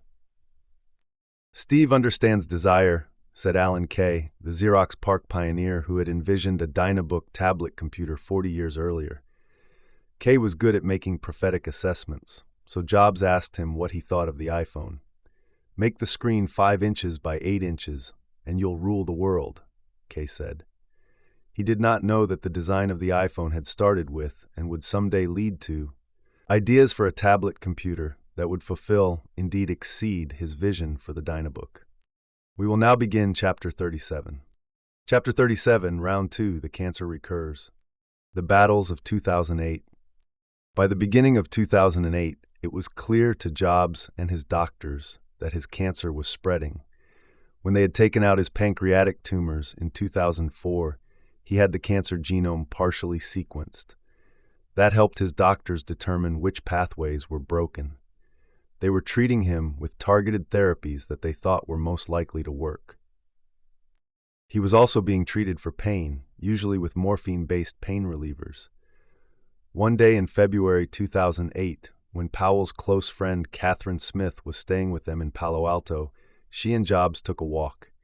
"He told me that when he feels really bad, he just concentrates on the pain, goes into the pain, and that seems to dissipate it," Smith recalled. That wasn't exactly true, however. When Jobs was in pain, he let everyone around him know it. There was another health issue that became increasingly problematic. He was having eating problems and losing weight. Partly, this was because he had lost much of his pancreas, which produces the enzymes needed to digest protein and other nutrients. It was also because both the cancer and the morphine reduced his appetite. And then there was the psychological component, which the doctors barely knew how to address. Since his early teens, he had indulged his weird obsession with extremely restrictive diets and fasts. Even after he married and had children, he kept his questionable eating habits. He would spend weeks eating the same thing, carrot salad with lemon or just apples, and then suddenly refuse that food and declare that he had stopped eating it. He would go on fasts, just as he did as a teenager. He became preachy as he lectured others at the table on the virtues of whatever eating regimen he was following. Powell had been a vegan when they were first married, but after her husband's operation, she began to add fish and other proteins to their family meals. Their son, Reed, who had been a vegetarian, became a hearty omnivore. They knew it was important for his father to get diverse sources of protein. The family hired a gentle and versatile cook, Briar Brown, who had once worked for Alice Waters at Chez Panisse. He came each afternoon and made a variety of healthy dishes for dinner, using the herbs and vegetables that Powell grew in their garden. When Jobs expressed any whim, carrot salad, pasta with basil, lemongrass soup, Brown would quietly and patiently find a way to make it. Jobs had always been an extremely opinionated eater, with a tendency to instantly judge any food as either fantastic or terrible. He could taste two avocados that most people would find indistinguishable and declare that one was the best avocado ever grown and the other was inedible. Beginning in early 2008, Jobs' eating disorders got worse. On some nights, he would stare at the floor and ignore all of the dishes set out on the long kitchen table. When others were halfway through their meal, he would abruptly get up and leave, saying nothing. It was stressful for his family. They watched him lose 40 pounds during the spring of 2008. His health problems became public again in March 2008, when Fortune magazine published a piece called "The Trouble with Steve Jobs." It revealed that he had tried to treat his cancer with diets for 9 months, and also investigated his involvement in the backdating of Apple stock options. As the story was being prepared, Jobs invited, or rather summoned, Fortune's managing editor, Andy Serwer, to Cupertino to pressure him to kill the story. He leaned into Serwer's face and asked, "So, you've uncovered the fact that I'm an asshole. Why is that news?" Jobs made the same rather self-aware argument when he called Serwer's boss at Time Inc., John Huey, from a satellite phone he had brought to Hawaii's Kona Village. He offered to convene a panel of fellow CEOs and be part of a discussion about what health issues are proper to disclose, but only if Fortune killed its peace. The magazine didn't. When Jobs introduced the iPhone 3G in June 2008, he was so thin that it overshadowed the product announcement. In Esquire magazine, Tom Junod described the withered figure on stage as being gaunt as a pirate, dressed in what had heretofore been the vestments of his invulnerability. Apple released a statement saying, untruthfully, that his weight loss was the result of a common bug. The following month, as questions persisted, the company released another statement saying that Jobs' health was a private matter. Joe Nocera of the New York Times wrote a column denouncing the handling of Jobs' health issues. "Apple simply can't be trusted to tell the truth about its chief executive," he wrote in late July. "Under Mr. Jobs, Apple has created a culture of secrecy that has served it well in many ways. The speculation over which products Apple will unveil at the annual Macworld conference has been one of the company's best marketing tools. But that same culture poisons its corporate governance." As he was writing the column and getting the standard, a private matter comment from everyone at Apple, he got an unexpected call from Jobs himself. "This is Steve Jobs," he began. "You think I'm an arrogant asshole who thinks he's above the law, and I think you're a slime bucket who gets most of his facts wrong." After that rather startling opening, Jobs offered up some information about his health, but only if Nocera would keep it off the record. Nocera honored the request, but he was able to report that while Jobs' health problems were more than just a common bug, they weren't life-threatening, and he doesn't have a recurrence of cancer. Jobs had given Nocera more information than he was willing to give his own board and shareholders, but it was not the full truth. Partly due to concern about Jobs' weight loss, Apple's stock price drifted from $188 at the beginning of June 2008 down to $156 at the end of July. Matters were not helped in late August, when Bloomberg News mistakenly released its pre-written obituary of Jobs, which ended up on the website Gawker. Jobs was able to use Mark Twain's famous line a few days later at his annual music event. "Reports of my death are greatly exaggerated," he said as he launched a line of new iPods. But his gaunt appearance was not reassuring. By early October, the stock price had sunk to $97. That month, Doug Morris of Universal Music was scheduled to meet with Jobs at Apple. Instead, Jobs invited him to his house. Morris was surprised to see him so ill and in pain. Morris was about to be honored at a gala in Los Angeles for City of Hope, which raised money to fight cancer, and he wanted Jobs to be there. Charitable events were something Jobs avoided, but he decided to do it, both for Morris and for the cause. At the event, held in a big tent on Santa Monica Beach, Morris told the 2,000 guests that Jobs was giving the music industry a new lease on life. The performances by Stevie Nicks, Lionel Richie, Erykah Badu, and Akon went on past midnight, and Jobs had severe chills. Jimmy Iovine gave him a hooded sweatshirt to wear, and he kept the hood over his head all evening. He was so sick, so cold, so thin, Morris recalled. Fortune's veteran technology writer, Brent Schlender, was leaving the magazine that December, and his final piece was to be a joint interview with Jobs, Bill Gates, Andy Grove, and Michael Dell. It had been hard to organize, and just a few days before it was to happen, Jobs called to back out. "If they ask why, just tell them I'm an asshole," he said. Gates was annoyed, then discovered what the health situation was. "Of course, he had a very, very good reason," said Gates. He just didn't want to say. That became more apparent when Apple announced on December 16th that Jobs was canceling his scheduled appearance at the January Macworld, the forum he had used for big product launches for the past 11 years. The blogosphere erupted with speculation about his health, much of which had the unpleasant smell of truth. Jobs was furious and felt his privacy had been violated. He was also annoyed that Apple wasn't being more active in pushing back. So on January 5, 2009, he wrote and released a misleading open letter. He claimed that he was skipping Macworld because he wanted to spend more time with his family. "As many of you know, I have been losing weight throughout 2008, he added. "My doctors think they have found the cause, a hormone imbalance that has been robbing me of the proteins my body needs to be healthy. Sophisticated blood tests have confirmed this diagnosis. The remedy for this nutritional problem is relatively simple."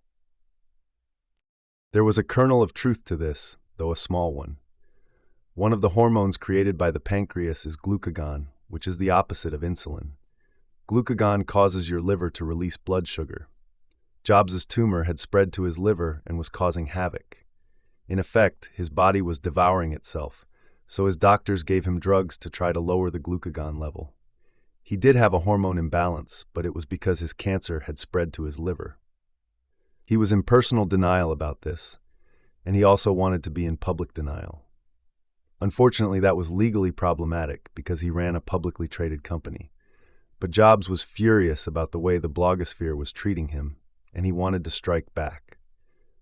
He was very sick at this point, despite his upbeat statement, and also in excruciating pain. He had started another round of cancer drug therapy, and it had grueling side effects. His skin started drying out and cracking. In his quest for alternative approaches, he flew to Basel, Switzerland, to try an experimental hormone-delivered radiotherapy. He also underwent an experimental treatment developed in Rotterdam known as peptide receptor radionuclide therapy. After a week filled with increasingly insistent legal advice, Jobs finally agreed to go on medical leave. He made the announcement on January 14, 2009, in another open letter to the Apple staff. At first, he blamed the decision on the prying of bloggers and the press.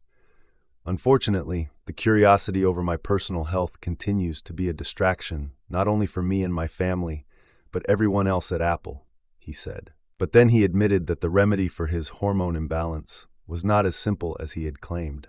"During the past week, I have learned that my health-related issues are more complex than I originally thought." Tim Cook would again take over daily operations, but Jobs said that he would remain CEO, continue to be involved in major decisions, and be back by June. Jobs had been consulting with Bill Campbell and Art Levinson, who were juggling the dual roles of being his personal health advisors and also the co-lead directors of the company. But the rest of the board had not been as fully informed, and the shareholders had initially been misinformed. That raised some legal issues, and the SEC opened an investigation into whether the company had withheld material information from shareholders. It would be a felony if the company had allowed false information to be spread or withheld true information that was relevant to the company's financial prospects. Because Jobs and his magic were so closely identified with Apple's comeback, his health seemed to meet this standard. But it was a murky area of the law. The privacy rights of the CEO had to be weighed. This balance was particularly difficult in the case of Jobs, who both valued his privacy and embodied his company more than most CEOs. He did not make the task easier. He became very emotional, both ranting and crying at times, when railing against anyone who suggested that he should be less secretive. Campbell treasured his friendship with Jobs, and he didn't want to have any official duty to violate his privacy, so he offered to step down as a director. "The privacy side is so important to me," he later said. "He's been my friend for about 1,000,000 years." The lawyers eventually determined that Campbell didn't need to resign from the board, but that he should step aside as co-lead director. He was replaced in that role by Andrea Jung of Avon. The SEC investigation ended up going nowhere, and the board circled the wagons to protect Jobs from calls that he release more information. "The press wanted us to blurt out more personal details," recalled Al Gore. "It was really up to Steve to go beyond what the law requires, but he was adamant that he didn't want his privacy invaded. His wishes should be respected." When I asked Gore whether the board should have been more forthcoming at the beginning of 2009, when Jobs' health issues were far worse than shareholders were led to believe, he replied, "We hired outside counsel to do a review of what the law required and what the best practices were, and we handled it all by the book." I sound defensive, but the criticism really pissed me off. One board member disagreed. Jerry York, the former CFO at Chrysler and IBM, did not say anything publicly, but he confided to a reporter at the Wall Street Journal, off the record, that he was disgusted when he learned that the company had concealed Jobs' health problems in late 2008. "Frankly, I wish I had resigned then." When York died in 2010, the Journal put his comments on the record. York had also provided off-the-record information to Fortune, which the magazine used when Jobs went on his third health leave in 2011. Some at Apple didn't believe the quotes attributed to York were accurate, since he had not officially raised objections at the time. But Bill Campbell knew that the reports rang true. York had complained to him in early 2009. Jerry had a little more white wine than he should have late at night, and he would call at 2 or 3 in the morning and say, "What the fuck? I'm not buying that shit about his health. We've got to make sure." And then I'd call him the next morning and he'd say, "Oh, fine, no problem." So on some of those evenings, I'm sure he got upset and talked to reporters. Memphis, the head of Jobs' oncology team was Stanford University's George Fisher, a leading researcher on gastrointestinal and colorectal cancers. He had been warning Jobs for months that he might have to consider a liver transplant, but that was the type of information that Jobs resisted processing. Powell was glad that Fisher kept raising the possibility, because she knew it would take repeated proddings to get her husband to consider the idea. He finally became convinced in January 2009, just after he had claimed his hormonal imbalance could be treated easily. But there was a problem. He was put on the wait list for a liver transplant in California, but it became clear he would never get one there in time. The number of available donors with his blood type was small. Also, the rules used by the United Network for Organ Sharing, which sets policies in the United States, favored those suffering from cirrhosis and hepatitis over cancer patients. There is no legal way for a patient, even one as wealthy as Jobs, to jump the line, and he didn't. Recipients are chosen based on their MELD score, which stands for Model for End-Stage Liver Disease. This score uses lab tests of hormone levels to determine how urgently a transplant is needed and on the length of time they have been waiting. Every donation is closely audited, data are available on public websites, and you can monitor your status on the waitlist at any time. Powell became the expert on the organ donation websites, checking in every night to see how many people were on the waitlists, what their MELD scores were, and how long they had been waiting. You can do the math, which I did, and it would have been way past June before he got a liver in California, and the doctors felt that his liver would give out in about April, she recalled. So she started asking questions and discovered that it was permissible to be on the list in 2 different states at the same time, which is something that about 3% of potential recipients do. Such multiple listing is not discouraged, even though critics say it favors the rich, but it is difficult. There were 2 major requirements. The potential recipient had to be able to get to the chosen hospital within 8 hours, which Jobs could do thanks to his plane, and the doctors from that hospital had to evaluate the patient in person before adding him or her to the list. George Riley, the San Francisco lawyer who often served as Apple's outside counsel, was a caring Tennessee gentleman, and he had become close to Jobs. His parents had both been doctors at Methodist University Hospital in Memphis. He was born there, and he was a friend of James Eason, who ran the Transplant Institute there. Eason's unit was one of the best and busiest in the nation. In 2008, he and his team performed 121 liver transplants. He had no problem allowing people from other places to be on the list in Memphis. "It's not gaming the system," he said. "It's people choosing where they want their health care. Some people would leave Tennessee to go to California or somewhere else to seek treatment. Now we have people coming from California to Tennessee." Riley arranged for Eason to fly to Palo Alto and conduct the required evaluation there. By late February 2009, Jobs had secured a place on the Tennessee list, as well as the one in California, and the nervous waiting began. He was declining rapidly by the first week in March, and the waiting time was projected to be 21 days. "It was dreadful," Powell recalled. "It didn't look like we would make it in time." Every day became more excruciating. He moved up to third on the list by mid-March, then second, and finally first. But then days went by. The awful reality was that upcoming events like St. Patrick's Day and March Madness, Memphis was in the 2009 basketball tournament and was a regional site, offered a greater likelihood of getting a donor because the drinking causes a spike in car accidents. Indeed, on the weekend of March 21, 2009, a young man in his mid-20s was killed in a car crash, and his organs were made available. Jobs and his wife flew to Memphis, landing just before 4 a.m., where they were met by Eason. A car was waiting on the tarmac, and everything was arranged so that the admitting paperwork was done as they rushed to the hospital. The transplant was a success, but not entirely reassuring. When the doctors took out his liver, they found spots on the peritoneum, the thin membrane that surrounds internal organs. In addition, there were tumors throughout the liver, which meant it was likely that the cancer had spread elsewhere as well. It had apparently mutated and grown quickly. They took samples and did more genetic mapping.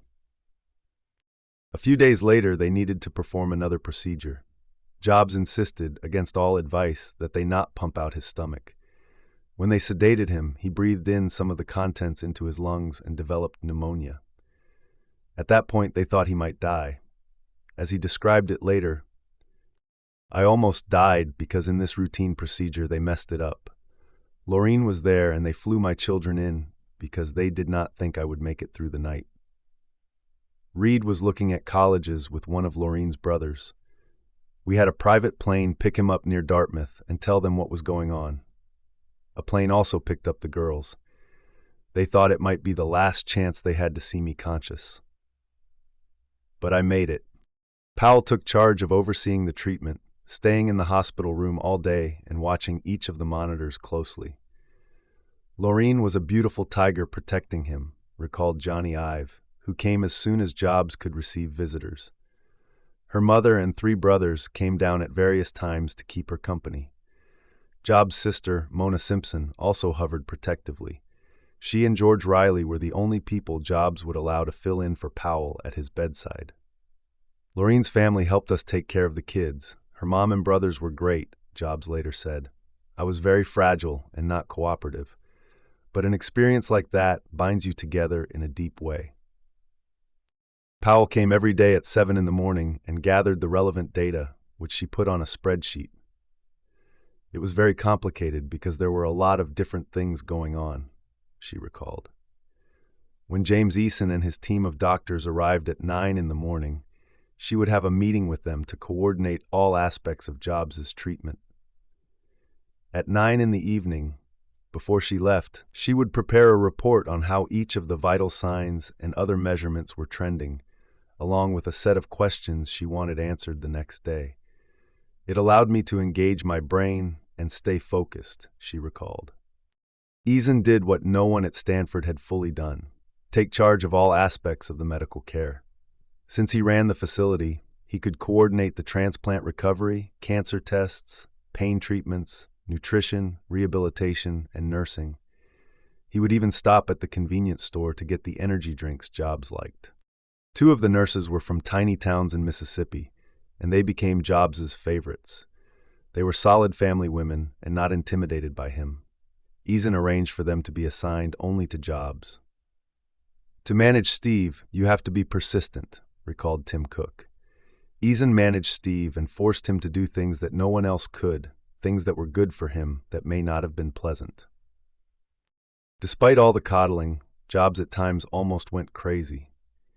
He chafed at not being in control, and he sometimes hallucinated or became angry. Even when he was barely conscious, his strong personality came through. At one point, the lung doctor tried to put a mask over his face when he was deeply sedated. Jobs ripped it off and mumbled that he hated the design and refused to wear it. Though barely able to speak, he ordered them to bring 5 different options for the mask, and he would pick a design he liked. The doctors looked at Powell, puzzled. She was finally able to distract him so they could put on the mask. He also hated the oxygen monitor they put on his finger. He told them it was ugly and too complex. He suggested ways it could be designed more simply. He was very attuned to every nuance of the environment and objects around him, and that drained him, Powell recalled. One day, when he was still floating in and out of consciousness, Powell's close friend Catherine Smith came to visit. Her relationship with Jobs had not always been the best, but Powell insisted that she come by his bedside. He motioned her over, signaled for a pad and pen, and wrote, "I want my iPhone." Smith took it off the dresser and brought it to him. Taking her hand, he showed her the swipe to open function and made her play with the menus. Jobs's relationship with Lisa Brennan Jobs, his daughter with Chrisanne, had frayed. She had graduated from Harvard, moved to New York City, and rarely communicated with her father.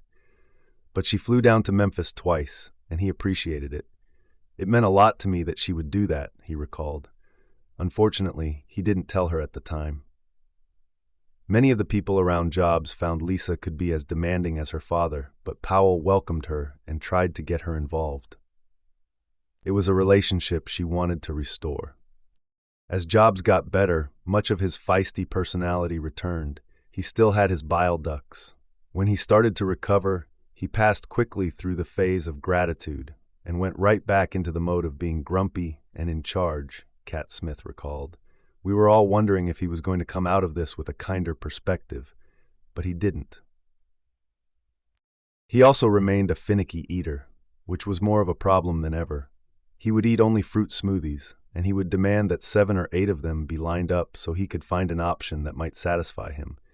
He would touch the spoon to his mouth for a tiny taste and pronounce, "That's no good. That one's no good either." Finally, Eason pushed back. "You know, this isn't a matter of taste," he lectured. "Stop thinking of this as food. Start thinking of it as medicine." Jobs's mood improved when he was able to have visitors from Apple. Tim Cook came down regularly and filled him in on the progress of new products. "You could see him brighten every time the talk turned to Apple," Cook recalled. "It was like the light turned on." He loved the company deeply, and he seemed to live for the prospect of returning. Details would energize him. When Cook described a new model of the iPhone, Jobs spent the next hour discussing not only what to call it. They agreed on iPhone 3GS, but also the size and font of the GS, including whether the letters should be capitalized, yes, and italicized, no.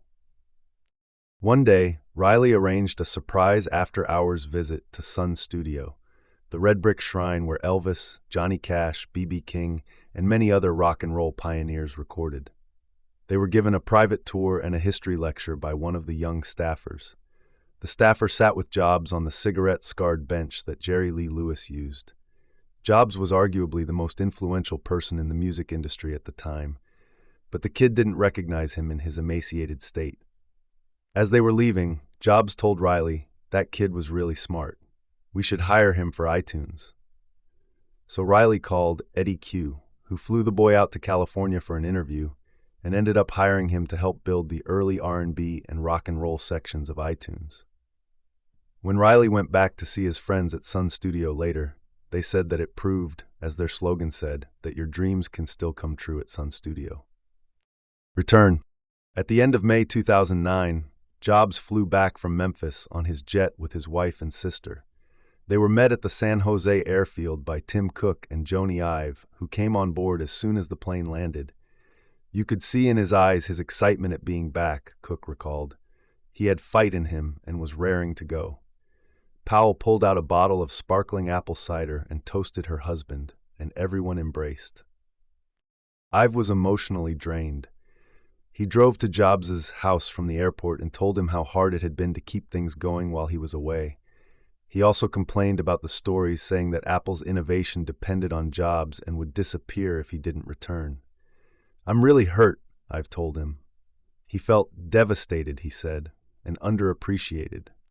Jobs was also in a dark mental state after his return to Palo Alto. He was coming to grips with the thought that he might not be indispensable to the company.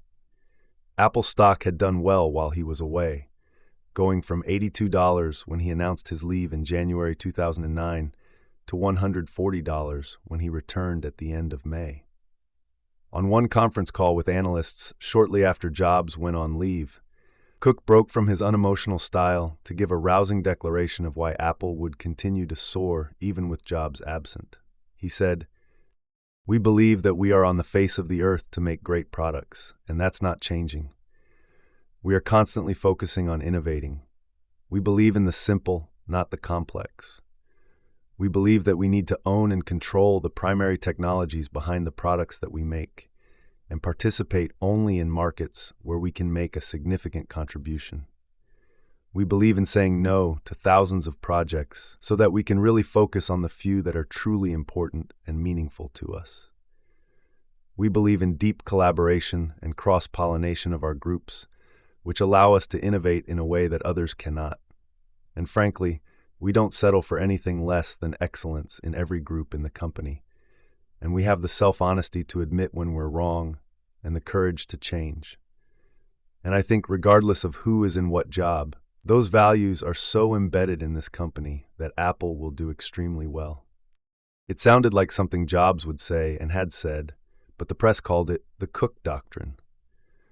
Jobs was annoyed and deeply depressed, especially about the last line. He didn't know whether to be proud or hurt that it might be true. There was talk that he might step aside and become chairman rather than CEO. That made him all the more motivated to get out of his bed, overcome the pain, and start taking his restorative long walks again. A board meeting was scheduled a few days after he returned, and Jobs surprised everyone by making an appearance. He walked in and was able to stay for most of the meeting. By early June, he was holding daily meetings at his house, and by the end of the month, he was back at work. Would he now, after facing death, be more mellow? His colleagues quickly got an answer. On his first day back, he startled his top team by throwing a series of tantrums.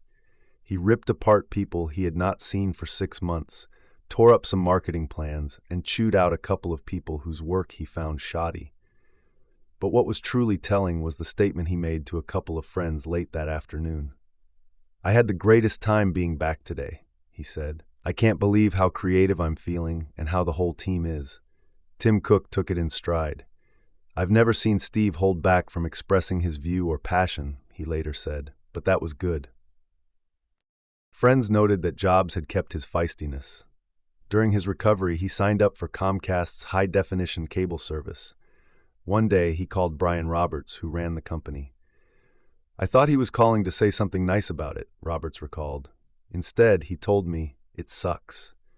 But Andy Hertzfeld noticed that beneath the gruffness, Jobs had become more honest. Before, if you asked Steve for a favor, he might do the exact opposite, Hertzfeld said. That was the perversity in his nature. Now he actually tries to be helpful. His public return came on September 9th, when he took the stage at the company's regular fall music event. He got a standing ovation that lasted almost a minute. Then he opened on an unusually personal note by mentioning that he was the recipient of a liver donation. "I wouldn't be here without such generosity," he said. "So I hope all of us can be as generous and elect to become organ donors." After a moment of exultation, "I'm vertical. I'm back at Apple, and I'm loving every day of it." He unveiled the new line of iPod Nanos with video cameras in 9 different colors of anodized aluminum. By the beginning of 2010, he had recovered most of his strength. He threw himself back into work for what would be one of his and Apple's most productive years. He had hit 2 consecutive home runs since launching Apple's digital hub strategy, the iPod and the iPhone. Now he was going to swing for another. Chapter 38, the iPad into the post-PC era. Now we'll begin Chapter 38. You say you want a revolution. Back in 2002, Jobs had been annoyed by the Microsoft engineer who kept evangelizing about the tablet computer software he had developed. This software allowed users to input information on the screen with a stylus or pen. A few manufacturers released tablet PCs that year using the software, but none made a significant impact. Jobs had been eager to show how it should be done right, with no stylus, but when he saw the multi-touch technology that Apple was developing, he had decided to use it first to make an iPhone. In the meantime, the tablet idea was brewing within the Macintosh hardware group. "We have no plans to make a tablet," Jobs declared in an interview with Walt Mossberg in May 2003. "It turns out people want keyboards. Tablets appeal to rich guys with plenty of other PCs and devices already." Like his statement about having a hormone imbalance, that was misleading. At most of his annual top 100 retreats, the tablet was among the future projects discussed. "We showed the idea off at many of these retreats because Steve never lost his desire to do a tablet," Phil Schiller recalled. The tablet project got a boost in 2007 when Jobs was considering ideas for a low-cost netbook computer. At an executive team brainstorming session one Monday, I've asked why it needed a keyboard hinged to the screen. That was expensive and bulky. "Put the keyboard on the screen using a multi-touch interface," he suggested. Jobs agreed, so the resources were directed to revving up the tablet project rather than designing a netbook. The process began with Jobs and I figuring out the right screen size. They had 20 models made, all rounded rectangles, of course, in slightly varying sizes and aspect ratios. I've laid them out on a table in the design studio, and in the afternoon, they would lift the velvet cloth hiding them and play with them. "That's how we nailed what the screen size was," I've said. As usual, Jobs pushed for the purest possible simplicity. That required determining what the core essence of the device was. The answer was the display screen. So the guiding principle was that everything they did had to defer to the screen. "How do we get out of the way so there aren't a ton of features and buttons that distract from the display?" I've asked. At every step, Jobs pushed to remove and simplify. At one point, Jobs looked at the model and was slightly dissatisfied. It didn't feel casual and friendly enough so that you would naturally scoop it up and whisk it away. I've put his finger, so to speak, on the problem. They needed to signal that you could grab it with one hand, on impulse. The bottom of the edge needed to be slightly rounded so that you'd feel comfortable just scooping it up rather than lifting it carefully. That meant engineering had to design the necessary connection ports and buttons in a simple lip that was thin enough to gently blend in underneath. If you had been paying attention to patent filings, you would have noticed the one numbered D504889 that Apple applied for in March 2004 and was issued 14 months later. Among the inventors listed were Jobs and Ive. The application included sketches of a rectangular electronic tablet with rounded edges, which looked just the way the iPad turned out.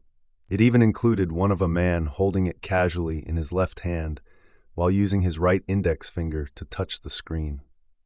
Since the Macintosh computers were now using Intel chips, Jobs initially planned to use the low-voltage Atom chip that Intel was developing in the iPad. Paul Otellini, Intel's CEO, was pushing hard to work together on a design, and Jobs' inclination was to trust him. His company was making the fastest processors in the world. But Intel was used to making processors for machines that plugged into a wall, not ones that had to preserve battery life. So Tony Fadell argued strongly for something based on the ARM architecture, which was simpler and used less power. Apple had been an early partner with ARM, and chips using its architecture were in the original iPhone. Fadell gathered support from other engineers and proved that it was possible to confront Jobs and turn him around. "Wrong, wrong, wrong," Fidel shouted at one meeting when Jobs insisted it was best to trust Intel to make a good mobile chip. Fidel even put his Apple badge on the table, threatening to resign. Eventually, Jobs relented. "I hear you," he said. "I'm not going to go against my best guys." In fact, he went to the other extreme. Apple licensed the ARM architecture, but it also bought a 150-person microprocessor design firm in Palo Alto called PA Semi. Apple had them create a custom system on a chip called the A4, which was based on the ARM architecture and manufactured in South Korea by Samsung. As Jobs recalled, "At the high-performance end, Intel is the best. They build the fastest chip if you don't care about power and cost, but they build just the processor on one chip, so it takes a lot of other parts. Our A4 has the processor and the graphics, mobile operating system, and memory control all in the chip. We tried to help Intel, but they don't listen much. We've been telling them for years that their graphics suck. Every quarter, we schedule a meeting with me and our top 3 guys and Paulo Tellini. At the beginning, we were doing wonderful things together. They wanted this big joint project to do chips for future iPhones. There were 2 reasons we didn't go with them. One was that they are just really slow. They're like a steamship, not very flexible. We're used to going pretty fast. Second is that we just didn't want to teach them everything, which they could go and sell to our competitors. According to Ottolini, it would have made sense for the iPad to use Intel chips. The problem, he said, was that Apple and Intel couldn't agree on a price. Also, they disagreed on who would control the design. It was another example of Jobs' desire, indeed his compulsion, to control every aspect of a product, from the silicon to the flesh. The launch, January 2010. The usual excitement that Jobs was able to generate for a product launch was nothing compared to the frenzy that built for the iPad unveiling on January 27, 2010, in San Francisco. The Economist magazine put him on its cover, robed and haloed, holding what was nicknamed the Jesus Tablet. The Wall Street Journal struck a similarly exalted note. The last time there was this much excitement about a tablet, it had some commandments written on it. As if to underscore the historic nature of the launch, Jobs invited back many of the old-timers from his early Apple days. More poignantly, James Eason, who had performed his liver transplant the year before, and Jeffrey Norton, who had operated on his pancreas in 2004, were in the audience. They were sitting with his wife, his son, and his sister, Mona Simpson. Jobs did his usual masterly job of putting a new device into context, as he had done for the iPhone 3 years earlier.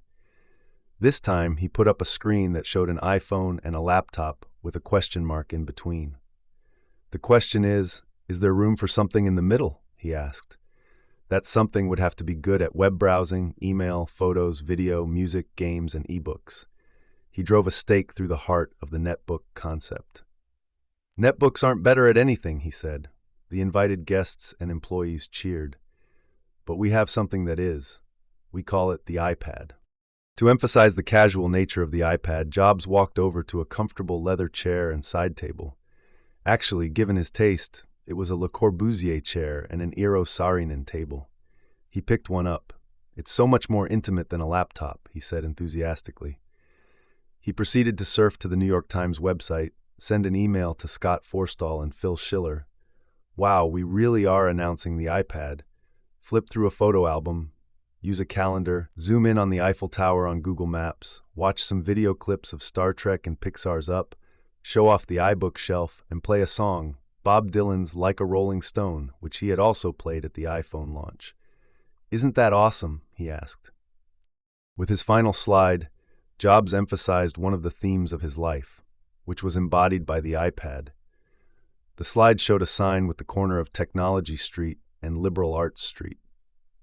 "The reason Apple can create products like the iPad is that we've always tried to be at the intersection of technology and liberal arts," he concluded. The iPad was the digital reincarnation of the Whole Earth catalog, the place where creativity met tools for living. For once, the initial reaction was not a hallelujah chorus.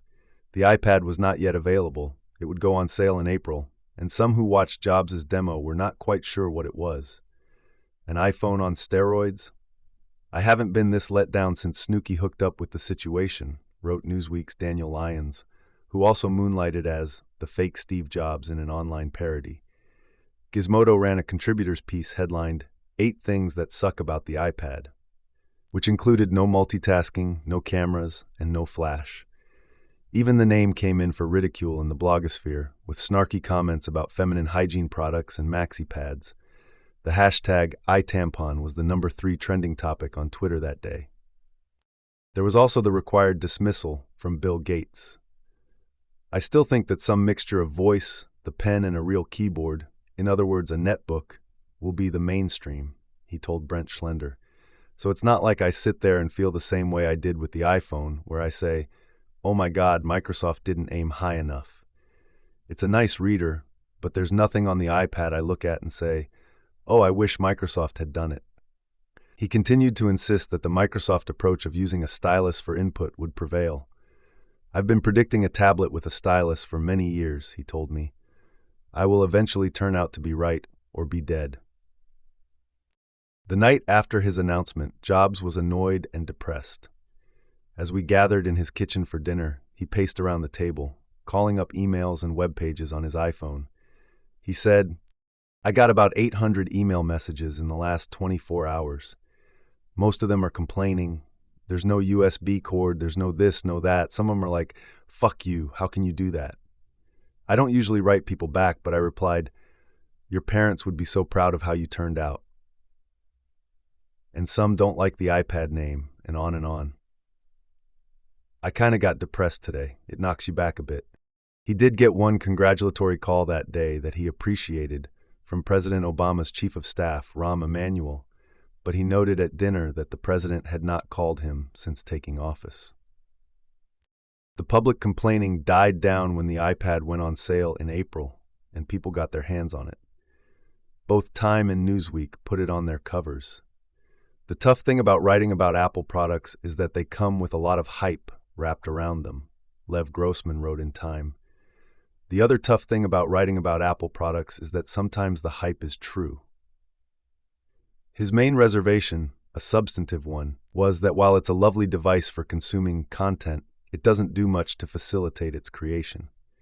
Computers, especially the Macintosh, had become tools that allowed people to make music, videos, websites, and blogs, which could be posted for the world to see.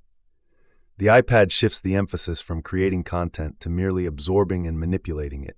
It mutes you, turns you back into a passive consumer of other people's masterpieces. It was a criticism Jobs took to heart. He set about making sure that the next version of the iPad would emphasize ways to make it easier for the user to create art. Newsweek's cover line was, "What's so great about the iPad? Everything."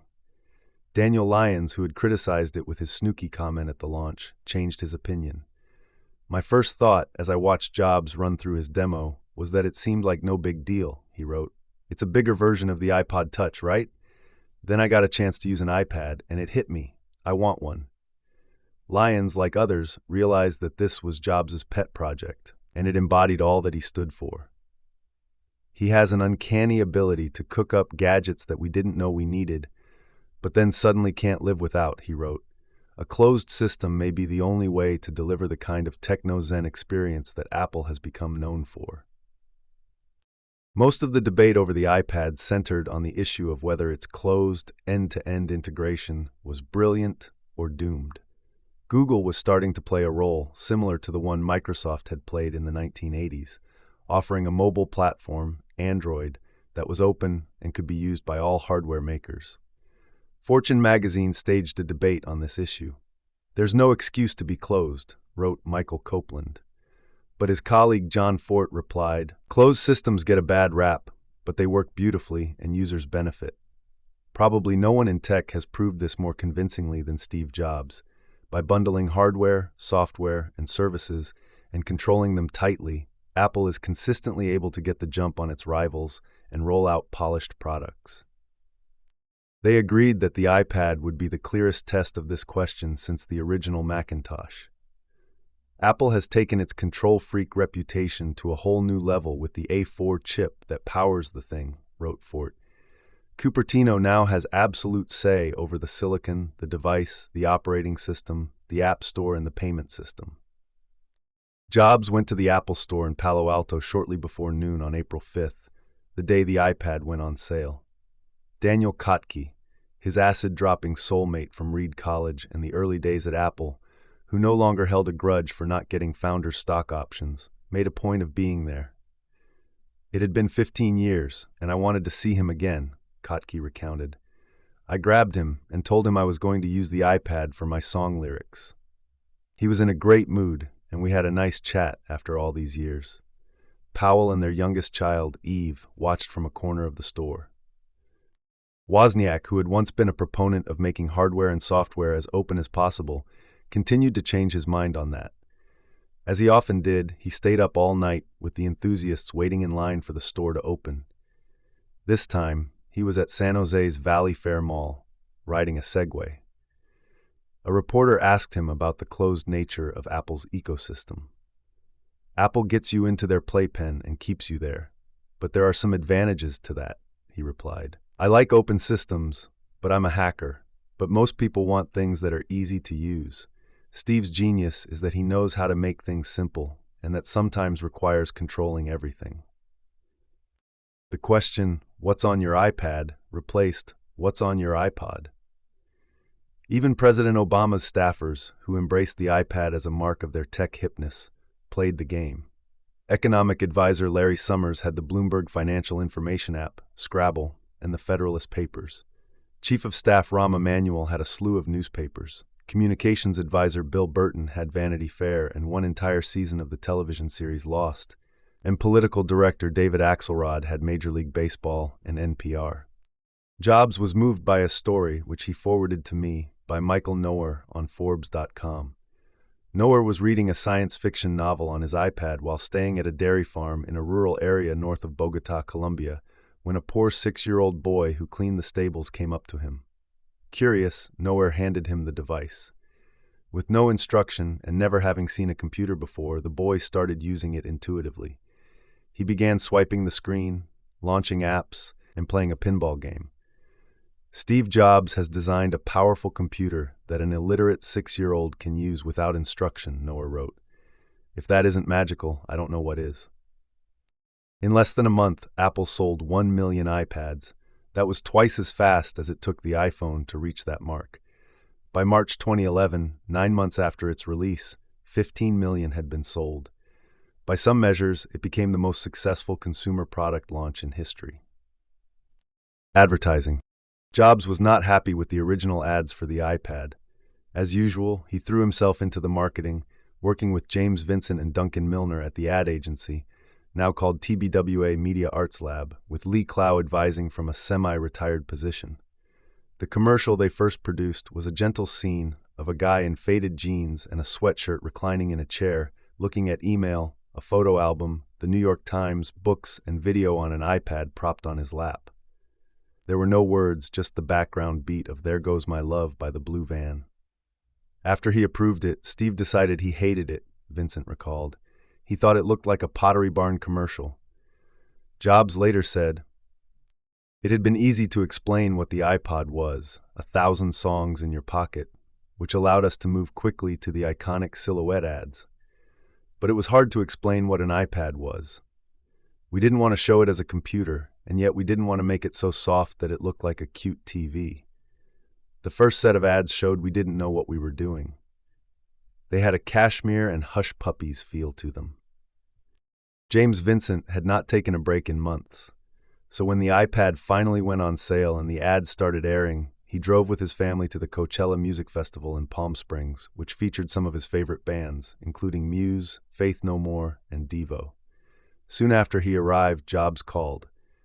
"Your commercials suck," he said. "The iPad is revolutionizing the world, and we need something big. You've given me small shit." "Well, what do you want?" Vincent shot back. "You've not been able to tell me what you want." "I don't know," Jobs said. "You have to bring me something new. Nothing you've shown me is even close." Vincent argued back, and suddenly Jobs went ballistic. "He just started screaming at me," Vincent recalled. Vincent could be volatile himself, and the argument escalated. When Vincent shouted, "You've got to tell me what you want," Jobs shot back, "You've got to show me some stuff, and I'll know it when I see it."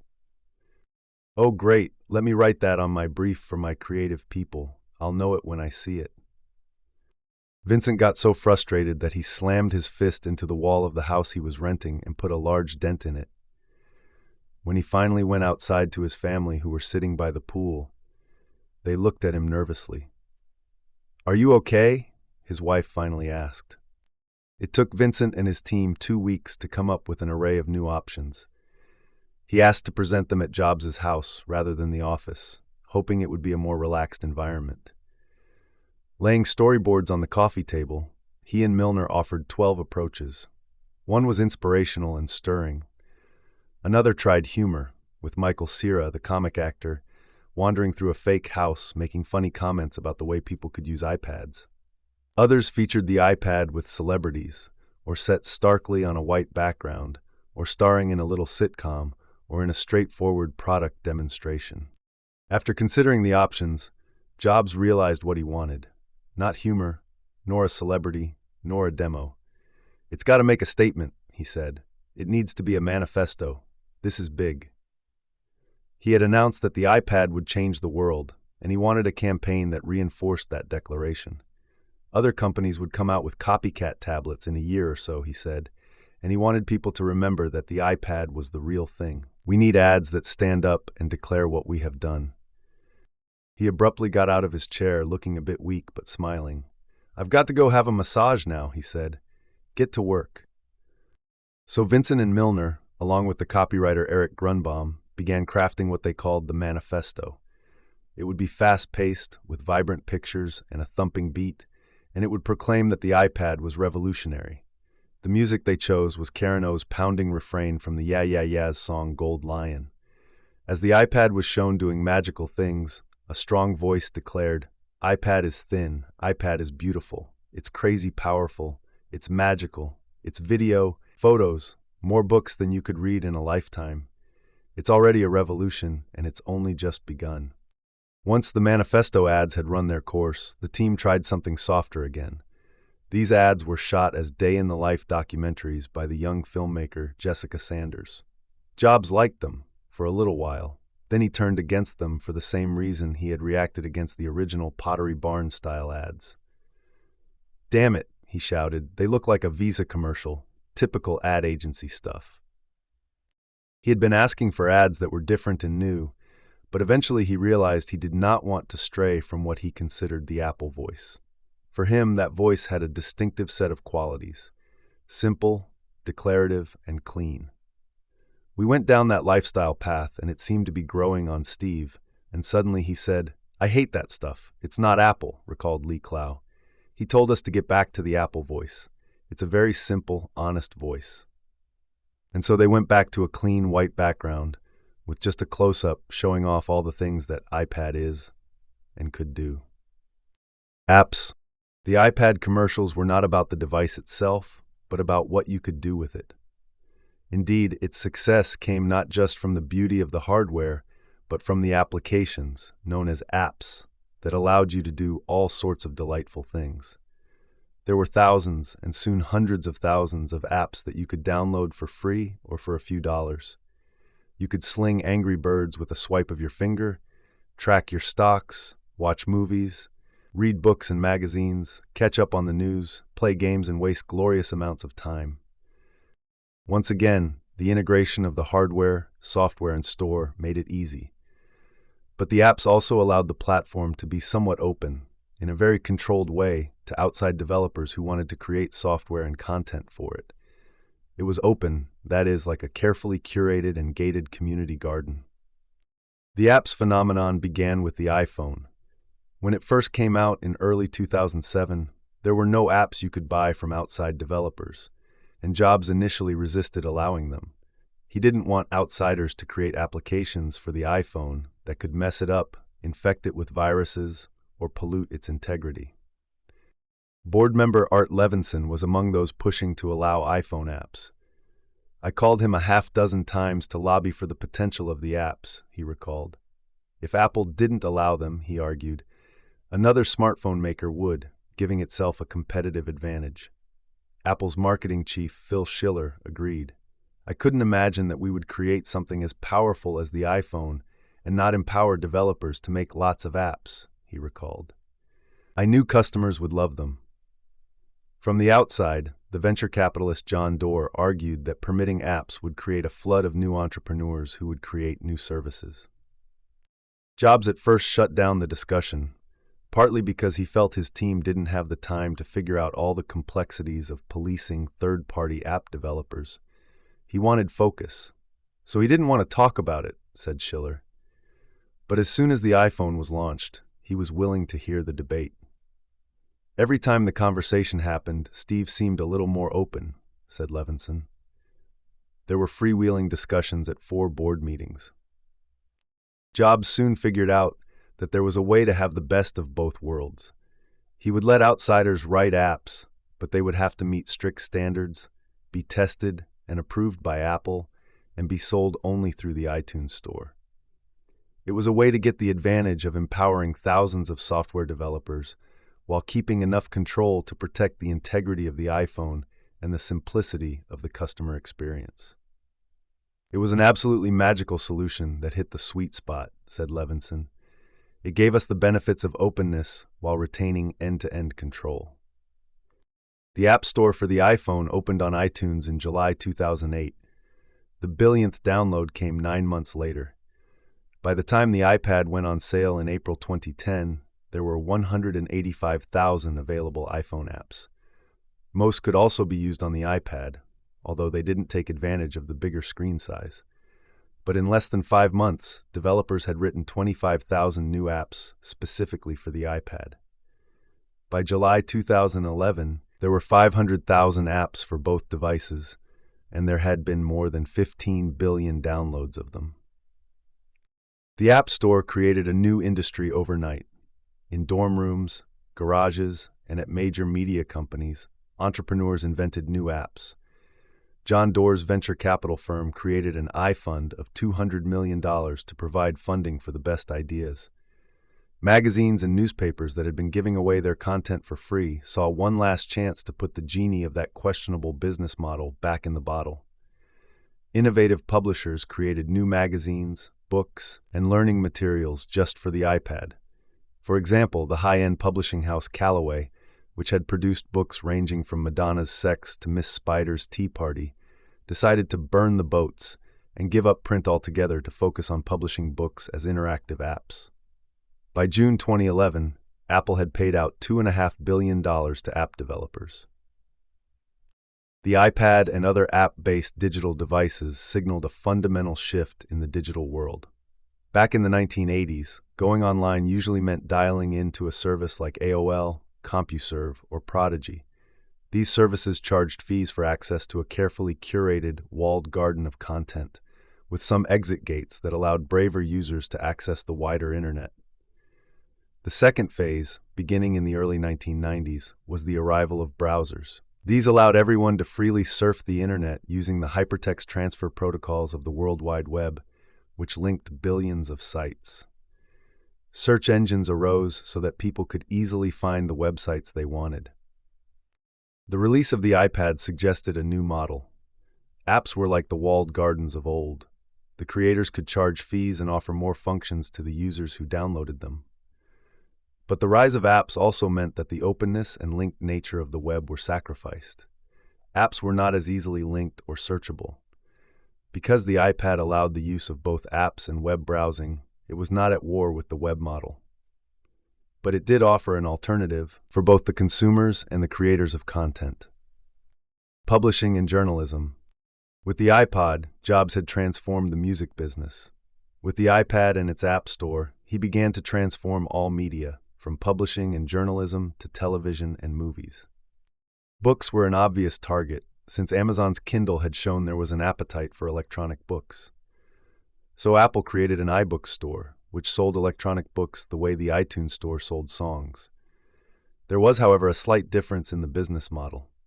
For the iTunes Store, Jobs had insisted that all songs be sold at one inexpensive price, initially 99 cents. Amazon's Jeff Bezos had tried to take a similar approach with ebooks, insisting on selling them for at most $9.99. Jobs came in and offered publishers what he had refused to offer record companies. They could set any price they wanted for their books in the iBook store, and Apple would take 30%. Initially, that meant prices were higher than on Amazon. Why would people pay Apple more? That won't be the case, Jobs answered, when Walt Mossberg asked him that question at the iPad launch event. The price will be the same. He was right. The day after the iPad launch, Jobs described his thinking on books to me. He said, Amazon screwed it up. It paid the wholesale price for some books, but started selling them below cost at $9.99. The publishers hated that. They thought it would ruin their ability to sell hardcover books at $28. So before Apple even got on the scene, some booksellers were starting to withhold books from Amazon. So we told the publishers, we'll go to the agency model where you set the price and we get our 30%. And yes, the customer pays a little more, but that's what you want anyway. But we also asked for a guarantee that if anybody else is selling the books cheaper than we are, then we can sell them at the lower price too. So they went to Amazon and said, you're going to sign an agency contract or we're not going to give you the books. Jobs admitted that he was trying to have it both ways when it came to music and books. He had refused to offer the music companies the agency model and let them set their own prices. Why? Because he didn't have to. But with books, he did. We were not the first people in the books business, he said. Given the situation that existed, what was best for us was to do this Aikido move and end up with the agency model, and we pulled it off. Right after the iPad launch event, Jobs traveled to New York in February 2010 to meet with executives in the journalism business. In 2 days, he saw Rupert Murdoch, his son James, and the management of their Wall Street Journal, Arthur Sulzberger Jr., and the top executives at the New York Times, and executives at Time, Fortune, and other Time Inc. magazines. I would love to help quality journalism, he later said. We can't depend on bloggers for our news. We need real reporting and editorial oversight more than ever. So I'd love to find a way to help people create digital products where they actually can make money. Since he had gotten people to pay for music, he hoped he could do the same for journalism. Publishers, however, were wary of his lifeline. It meant they would have to give 30% of their revenue to Apple, but that wasn't the biggest problem. More importantly, the publishers feared that under his system, they would no longer have a direct relationship with their subscribers. They wouldn't have their email address and credit card number to bill them, communicate with them, and market new products to them. Instead, Apple would own the customers, bill them, and have their information in its own database. And because of its privacy policy, Apple would not share this information unless a customer gave explicit permission to do so. Jobs was particularly interested in striking a deal with the New York Times. He felt it was a great newspaper in danger of declining because it had not figured out how to charge for digital content. One of my personal projects this year, I've decided, is to try to help, whether they want it or not, the Times, he told me early in 2010. I think it's important to the country for them to figure it out.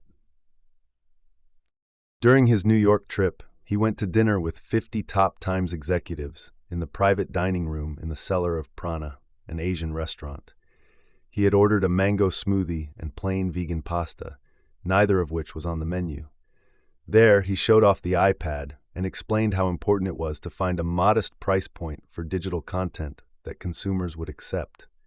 He drew a chart of possible prices and sales volume. How many readers would they have if the Times were free? They already knew the answer to that extreme on the chart because they were giving it away for free on the web already and had about 20 million regular visitors. And if they made it really expensive, they had data on that too. They charged print subscribers more than $300 a year and had about 1 million of them. You should go after the midpoint, which is about 10 million digital subscribers. He told them, and that means your digital subscriptions should be very cheap and simple, 1 click and $5 a month at most. When one of the Times circulation executives insisted that the paper needed the email and credit card information for all of its subscribers, even if they subscribed through the App Store, Jobs said that Apple would not give it out. That angered the executive. It was unthinkable, he said, for the Times not to have that information. Well, you can ask them for it, but if they won't voluntarily give it to you, don't blame me, Jobs said. If you don't like it, don't use us. I'm not the one who got you into this jam. You're the ones who've spent the past 5 years giving away your paper online and not collecting anyone's credit card information. Jobs also met privately with Arthur Sulzberger Jr. He's a nice guy, and he's really proud of his new building, as he should be, Jobs said later. I talked to him about what I thought he ought to do, but then nothing happened. It took a year, but in April 2011, the Times started charging for its digital edition and selling some subscriptions through Apple, following the policies that Jobs had established. It did, however, decide to charge approximately 4 times the $5 monthly fee that Jobs had suggested. At the Time Life building, Times editor Rick Stengel played host. Jobs liked Stengel, who had assigned a talented team led by Josh Quittner to make a rich iPad version of the magazine each week. But he was upset to see Andy Serwer of Fortune there. Tearing up, he told Serwer how angry he still was about Fortune's story 2 years earlier that had revealed details of his health and the stock options problems. "You kicked me when I was down," he said. The bigger problem at Time Inc. was the same as the one at the Times. The magazine company did not want Apple to own its subscribers and prevent it from having a direct billing relationship. Time Inc. wanted to create apps that would direct readers to its own website to buy a subscription. Apple refused. When Time and other magazines submitted apps that did this, they were denied the right to be in the App Store. Jobs tried to negotiate personally with the CEO of Time Warner, Jeff Bewkes, a savvy pragmatist with a no-nonsense charm. They had dealt with each other a few years earlier over video rights for the iPod Touch. Even though Jobs had not been able to convince him to do a deal involving HBO's exclusive rights to show movies soon after their release, he admired Bewkes' straight and decisive style. For his part, Bewkes respected Jobs' ability to be both a strategic thinker and a master of the tiniest details. "Steve can go readily from the overarching principles into the details," he said. When Jobs called Bewkes about making a deal for Time Inc. magazines on the iPad, he started by warning that the print business sucks, that nobody really wants your magazines, and that Apple was offering a great opportunity to sell digital subscriptions. But your guys don't get it. Bewkes didn't agree with any of those statements. He said he was happy for Apple to sell digital subscriptions for Time Inc. Apple's 30% cut was not the problem. "I'm telling you right now, if you sell a subscription for us, you can have 30%, Bewkes told him. "Well, that's more progress than I've made with anybody," Jobs replied. "I have only one question," Bewkes continued. "If you sell a subscription to my magazine and I give you the 30%, who has the subscription? You or me?" "I can't give away all the subscriber info because of Apple's privacy policy," Jobs replied. "Well then, we have to figure something else out, because I don't want my whole subscription base to become subscribers of yours, for you to then aggregate at the Apple Store," said Bewkes.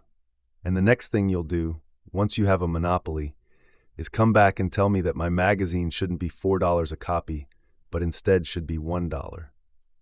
If someone subscribes to our magazine, we need to know who it is. We need to be able to create online communities of those people, and we need the right to pitch them directly about renewing." Jobs had an easier time with Rupert Murdoch, whose company, News Corp, owned the Wall Street Journal, the New York Post, newspapers around the world, Fox Studios, and the Fox News Channel. When Jobs met with Murdoch and his team, they also argued that they should share ownership of the subscribers that came in through the App Store. But when Jobs refused, something interesting happened. Murdoch is not known as a pushover, but he knew he did not have the leverage on this issue, so he accepted Jobs' terms. "We would prefer to own the subscribers, and we pushed for that," Murdoch recalled. "But Steve wouldn't do a deal on those terms, so I said, Okay, let's get on with it. We didn't see any reason to mess around. He wasn't going to bend, and I wouldn't have bent if I were in his position, so I just said yes. Murdoch even launched a digital-only daily newspaper, The Daily, specifically for the iPad. It would be sold in the App Store on the terms dictated by Jobs for 99 cents a week. Murdoch himself took a team to Cupertino to show the proposed design. Not surprisingly, Jobs hated it. "Would you allow our designers to help?" he asked. Murdoch accepted. "The Apple designers had a crack at it," Murdoch recalled, "and our folks went back and had another crack. And 10 days later, we went back and showed them both, and he actually liked our team's version better. It stunned us."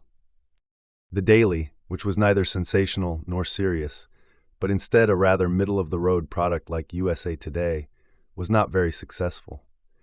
But it did help create an odd couple bond between Jobs and Murdoch.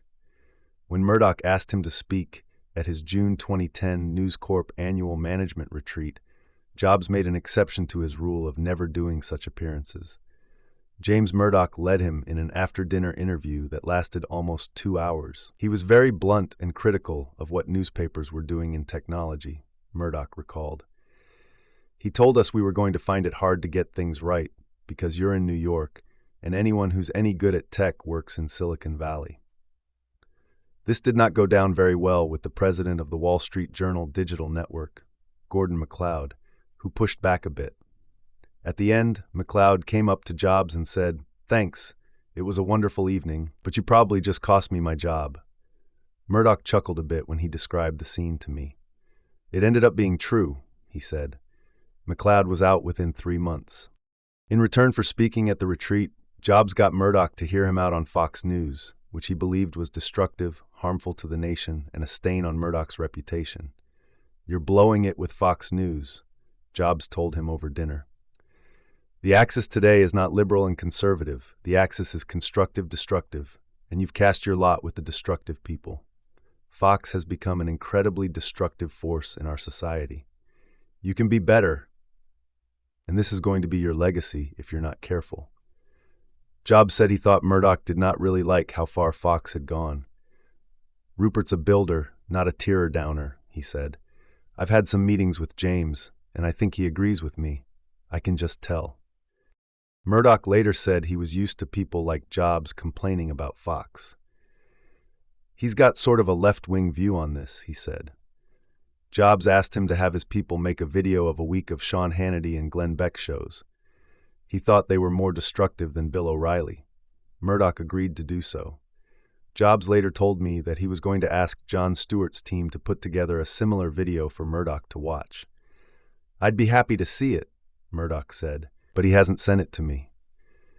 Murdoch and Jobs got along well enough that Murdoch went to his Palo Alto house for dinner twice more during the next year. Jobs joked that he had to hide the dinner knives on such occasions because he was afraid that his liberal wife was going to attack Murdoch when he walked in. For his part, Murdoch was reported to have uttered a great line about the organic, vegan dishes typically served. "Eating dinner at Steve's is a great experience, as long as you get out before the local restaurants close." Unfortunately, when I asked Murdoch if he had ever said that, he didn't recall it. One visit came early in 2011. Murdoch was due to pass through Palo Alto on February 24th, and he texted Jobs to let him know. He didn't know it was Jobs' 56th birthday, and Jobs didn't mention it when he texted back, inviting him to dinner. "It was my way of making sure Laureen didn't veto the plan," Jobs joked. "It was my birthday, so she had to let me have Rupert over." Aaron and Eve were there, and Reed jogged over from Stanford near the end of the dinner. Jobs showed off the designs for his planned boat, which Murdoch thought looked beautiful on the inside, but a bit plain on the outside. "It certainly shows great optimism about his health that he was talking so much about building it," Murdoch later said. At dinner, they talked about the importance of infusing an entrepreneurial and nimble culture into a company. "Sony failed to do that," Murdoch said. Jobs agreed. "I used to believe that a really big company couldn't have a clear corporate culture," Jobs said. "But I now believe it can be done. Murdoch's done it. I think I've done it at Apple." Most of the dinner conversation was about education. Murdoch had just hired Joel Klein, the former chancellor of the New York City Department of Education, to start a digital curriculum division. Murdoch recalled that Jobs was somewhat dismissive of the idea that technology could transform education. But Jobs agreed with Murdoch that the paper textbook business would be blown away by digital learning materials. In fact, Jobs had his sights set on textbooks as the next business he wanted to transform.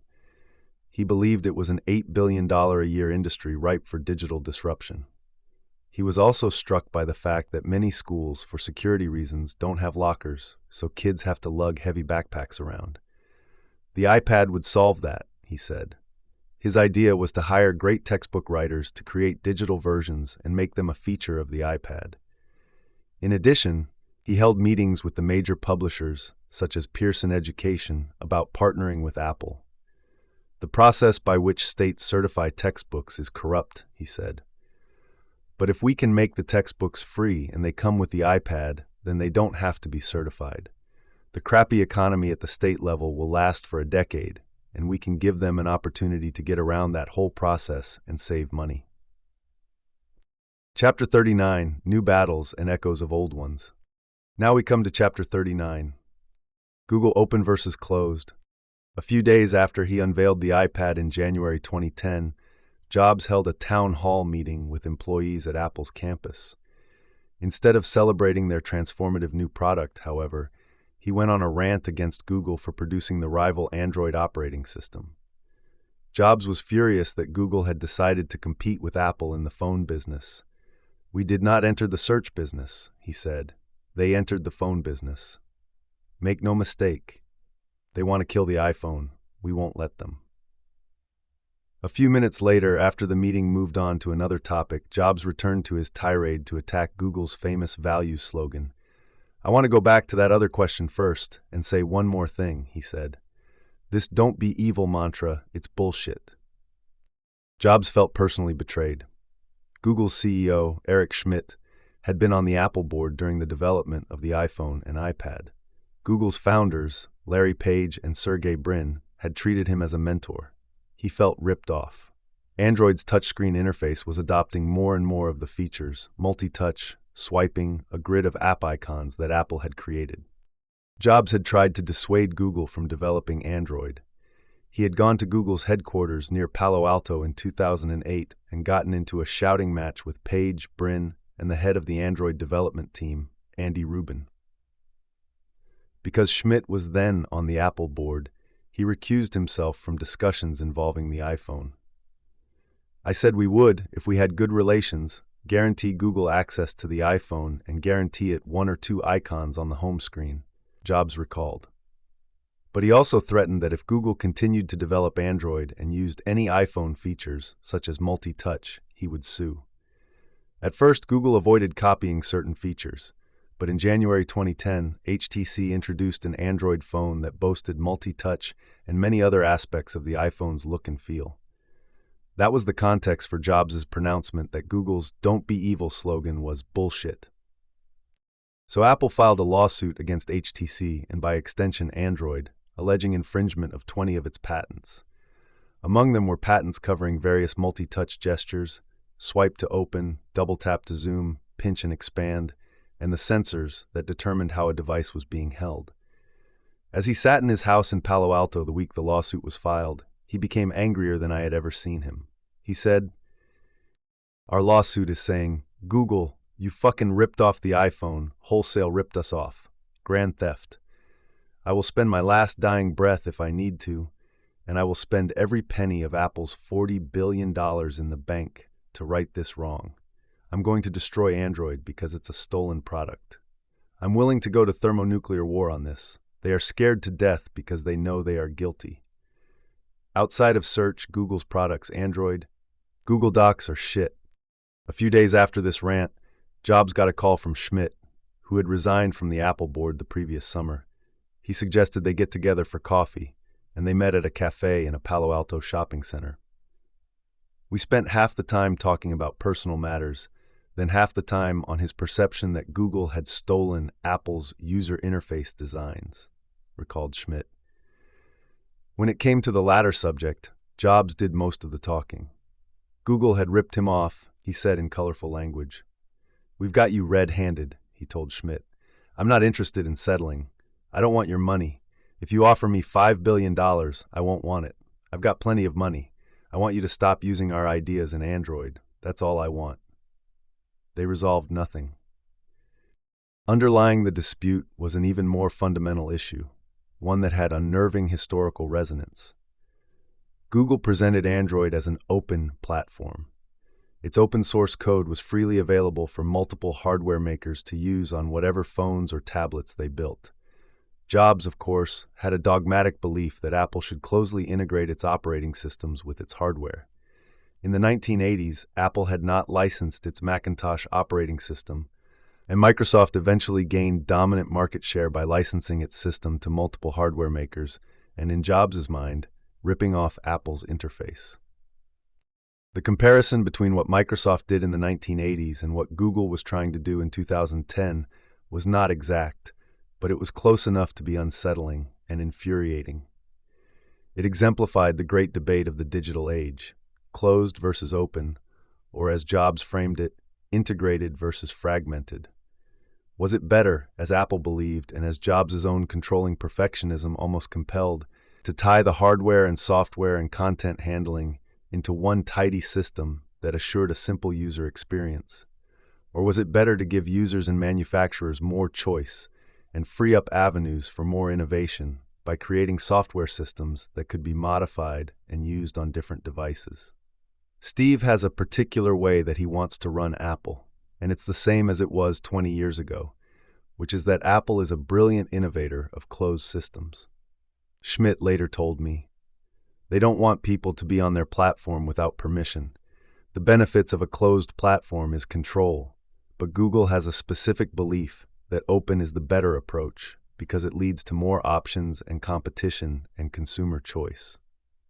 So what did Bill Gates think as he watched Jobs, with his closed strategy, go into battle against Google as he had done against Microsoft 25 years earlier?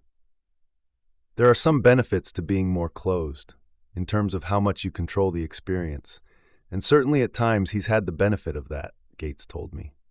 But refusing to license the Apple iOS, he added, gave competitors like Android the chance to gain greater volume. In addition, he argued, competition among a variety of devices and manufacturers leads to greater consumer choice and more innovation. These companies are not all building pyramids next to Central Park, he said, poking fun at Apple's Fifth Avenue store. But they are coming up with innovations based on competing for consumers. Most of the improvements in PCs, Gates pointed out, came because consumers had a lot of choices, and that would someday be the case in the world of mobile devices. Eventually, I think open will succeed, but that's where I come from. In the long run, the coherence thing, you can't stay with that. Jobs believed in the coherence thing. His faith in a controlled and closed environment remained unwavering, even as Android gained market share. Google says we exert more control than they do, that we are closed and they are open, he railed when I told him what Schmidt had said. Well, look at the results. Android's a mess. It has different screen sizes and versions, over 100 permutations. Even if Google's approach might eventually win in the marketplace, Jobs found it repulsive. "I like being responsible for the whole user experience," he said. "We do it not to make money. We do it because we want to make great products, not crap like Android." Flash, the App Store, and control. Jobs' insistence on end-to-end control was shown in other battles as well. At the town hall meeting where he attacked Google, he also attacked Adobe's multimedia platform for websites, Flash, as a buggy battery hog made by lazy people. The iPod and iPhone, he said, would never run Flash. Flash is a spaghetti ball piece of technology that has lousy performance and really bad security problems, he said to me later that week. He even banned apps that used a compiler created by Adobe that translated Flash code so that it would be compatible with Apple's iOS. Jobs disliked the use of compilers that allowed developers to write their products once and have them ported to multiple operating systems. Allowing Flash to be ported across platforms means things get dumbed down to the lowest common denominator, he said. We spend lots of effort to make our platform better, and the developer doesn't get any benefit if Adobe only works with functions that every platform has. So we said that we want developers to take advantage of our better features so that their apps work better on our platform than they work on anybody else's. On that, he was right. Losing the ability to differentiate Apple's platforms, allowing them to become commoditized like HP and Dell machines, would have meant death for the company. There was, in addition, a more personal reason. Apple had invested in Adobe in 1985, and together the two companies had launched the desktop publishing revolution. I helped put Adobe on the map, Jobs claimed. In 1999, after he returned to Apple, he had asked Adobe to start making its video editing software and other products for the iMac and its new operating system, but Adobe refused. It focused on making its products for Windows. Soon after, its founder, John Warnock, retired. The soul of Adobe disappeared when Warnock left, Jobs said. He was the inventor, the person I related to. It's been a bunch of suits since then, and the company has turned out crap. When Adobe evangelists and various Flash supporters in the blogosphere attacked Jobs for being too controlling, he decided to write and post an open letter. Bill Campbell, his friend and board member, came by his house to go over it. "Does it sound like I'm just trying to stick it to Adobe?" he asked Campbell. "No, it's facts. Just put it out there," the coach said. Most of the letter focused on the technical drawbacks of Flash. But despite Campbell's coaching, Jobs couldn't resist venting at the end about the problematic history between the two companies. Adobe was the last major third-party developer to fully adopt Mac OS X, he noted. Apple ended up lifting some of its restrictions on cross-platform compilers later in the year, and Adobe was able to come out with a Flash authoring tool that took advantage of the key features of Apple's iOS. It was a bitter war, but one in which Jobs had the better argument. In the end, it pushed Adobe and other developers of compilers to make better use of the iPhone and iPad interface and its special features. Jobs had a tougher time navigating the controversies over Apple's desire to keep tight control over which apps could be downloaded onto the iPhone and iPad. Guarding against apps that contained viruses or violated the user's privacy made sense. Preventing apps that took users to other websites to buy subscriptions, rather than doing it through the iTunes Store, at least had a business rationale. But Jobs and his team went further. They decided to ban any app that defamed people, might be politically explosive, or was deemed by Apple's censors to be pornographic. The problem of playing nanny became apparent when Apple rejected an app featuring the animated political cartoons of Mark Fiore. The reason was that his attacks on the Bush administration's policy on torture violated the restriction against defamation. Apple's decision became public and was ridiculed when Fiore won the 2010 Pulitzer Prize for editorial cartooning in April. Apple had to reverse itself, and Jobs made a public apology. "We're guilty of making mistakes," he said. "We're doing the best we can, we're learning as fast as we can, but we thought this rule made sense." It was more than a mistake. It raised the possibility of Apple controlling what apps we got to see and read, at least if we wanted to use an iPad or iPhone. Jobs seemed in danger of becoming the Orwellian big brother he had gleefully destroyed in Apple's 1984 Macintosh ad. He took the issue seriously. One day he called the New York Times columnist Tom Friedman to discuss how to draw lines without looking like a censor. He asked Friedman to head an advisory group to help come up with guidelines, but the columnist's publisher said it would be a conflict of interest, and no such committee was formed. The pornography ban also caused problems. "We believe we have a moral responsibility to keep porn off the iPhone," Jobs declared in an email to a customer. "Folks who want porn can buy an Android." This prompted an email exchange with Ryan Tate, the editor of the tech gossip site Valleywag. Sipping a Stinger cocktail one evening, Tate shot off an email to Jobs, criticizing Apple's heavy-handed control over which apps were approved. "If Dylan was 20 today, how would he feel about your company?" Tate asked. "Would he think the iPad had the faintest thing to do with revolution? Revolutions are about freedom."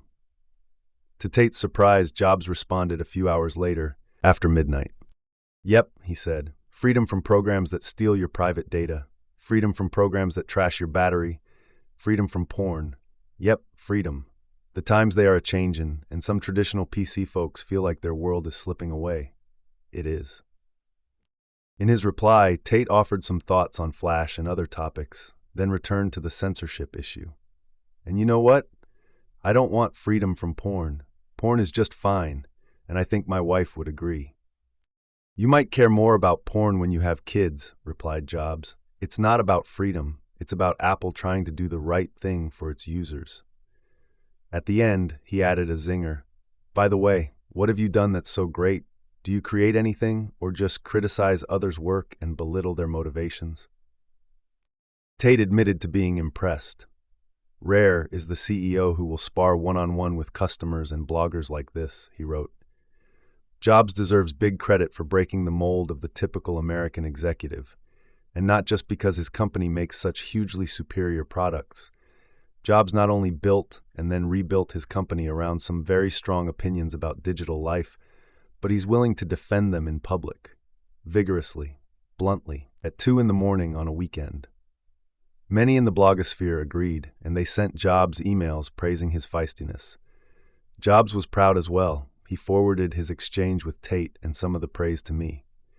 Still, there was something unnerving about Apple's decreeing that those who bought their products shouldn't look at controversial political cartoons or, for that matter, porn. The humor site esarcasm.com launched a "Yes, Steve, I want porn" web campaign. We are dirty, sex-obsessed miscreants who need access to smut 24 hours a day, the site declared.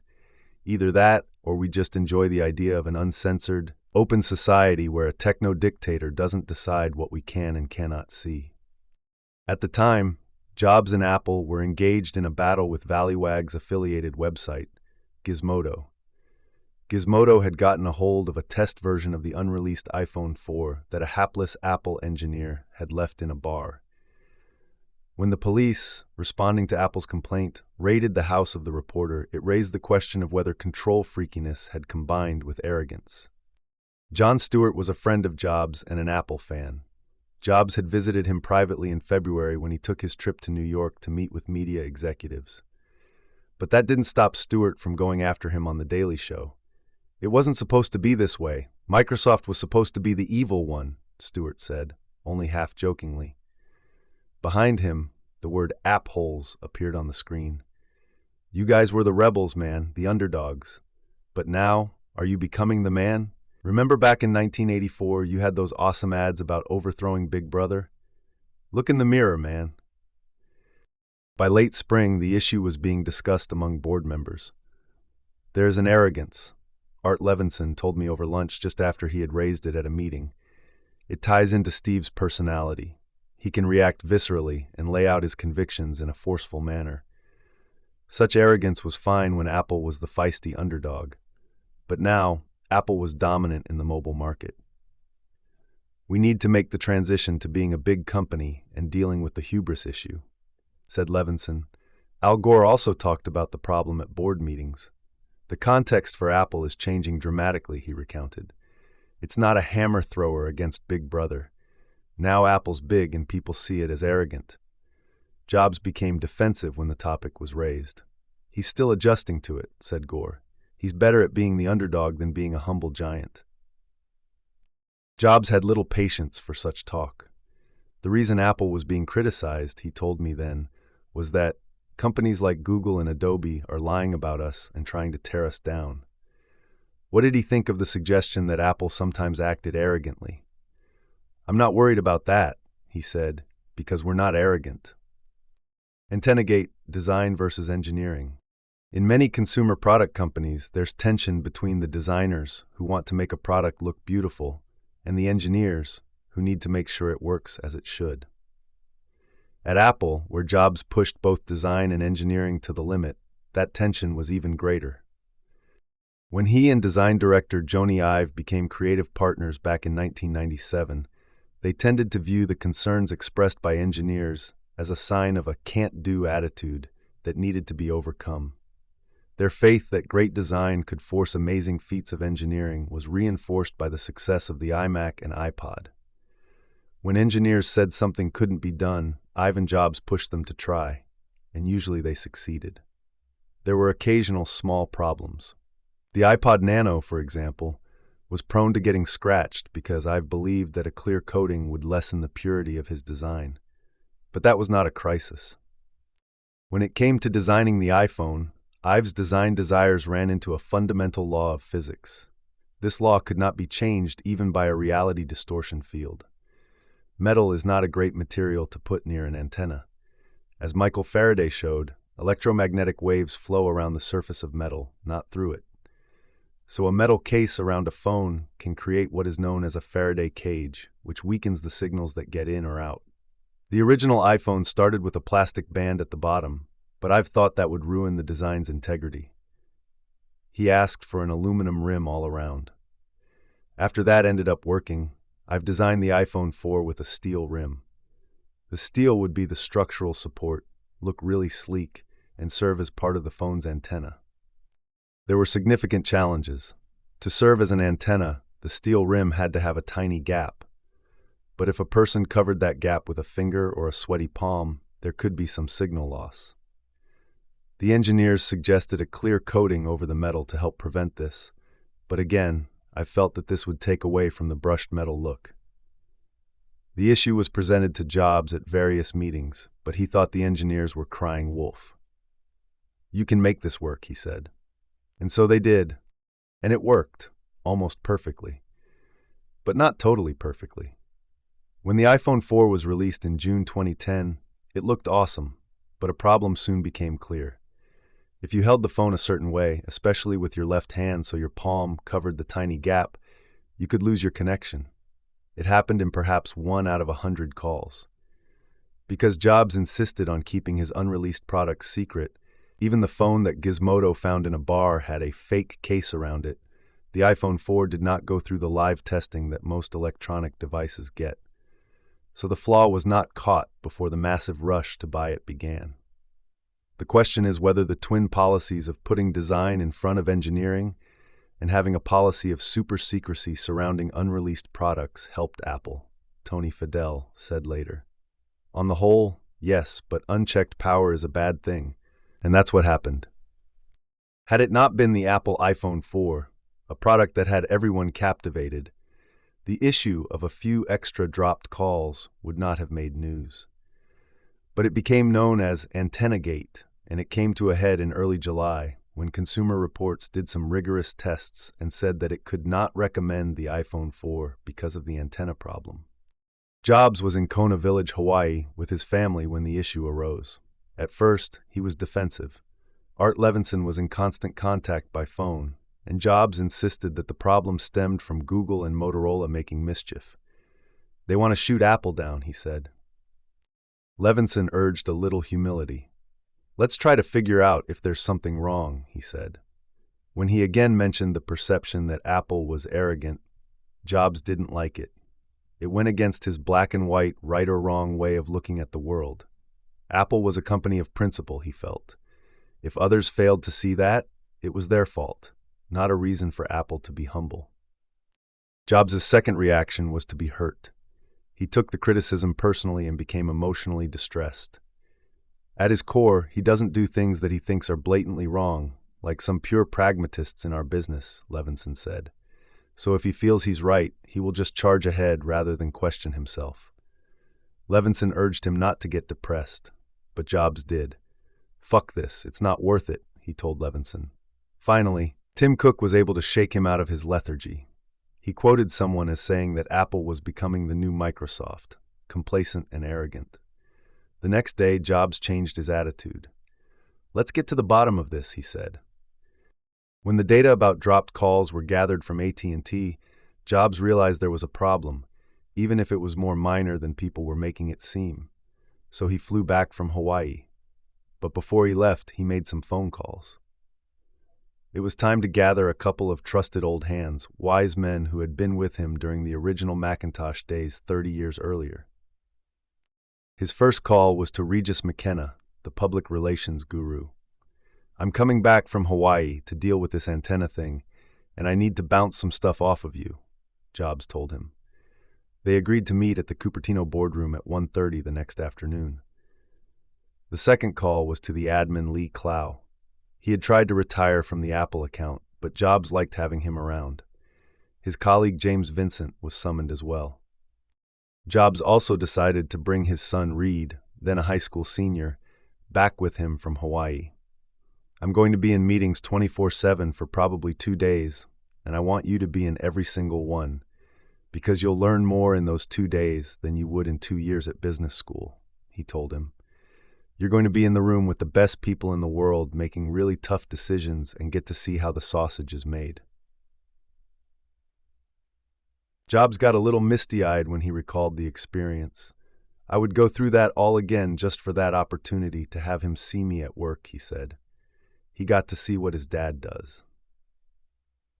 They were joined by Katie Cotton, the steady public relations chief at Apple, and 7 other top executives. The meeting lasted all afternoon. It was one of the greatest meetings of my life, Jobs later said. He began by laying out all the data they had gathered. Here are the facts, so what should we do about it? McKenna was the most calm and straightforward. Just lay out the truth, the data, he said. Don't appear arrogant, but appear firm and confident. Others, including Vincent, pushed Jobs to be more apologetic, but McKenna said no. Don't go into the press conference with your tail between your legs, he advised. You should just say, phones aren't perfect, and we're not perfect. We're human and doing the best we can, and here's the data. That became the strategy. When the topic turned to the perception of arrogance, McKenna urged him not to worry too much.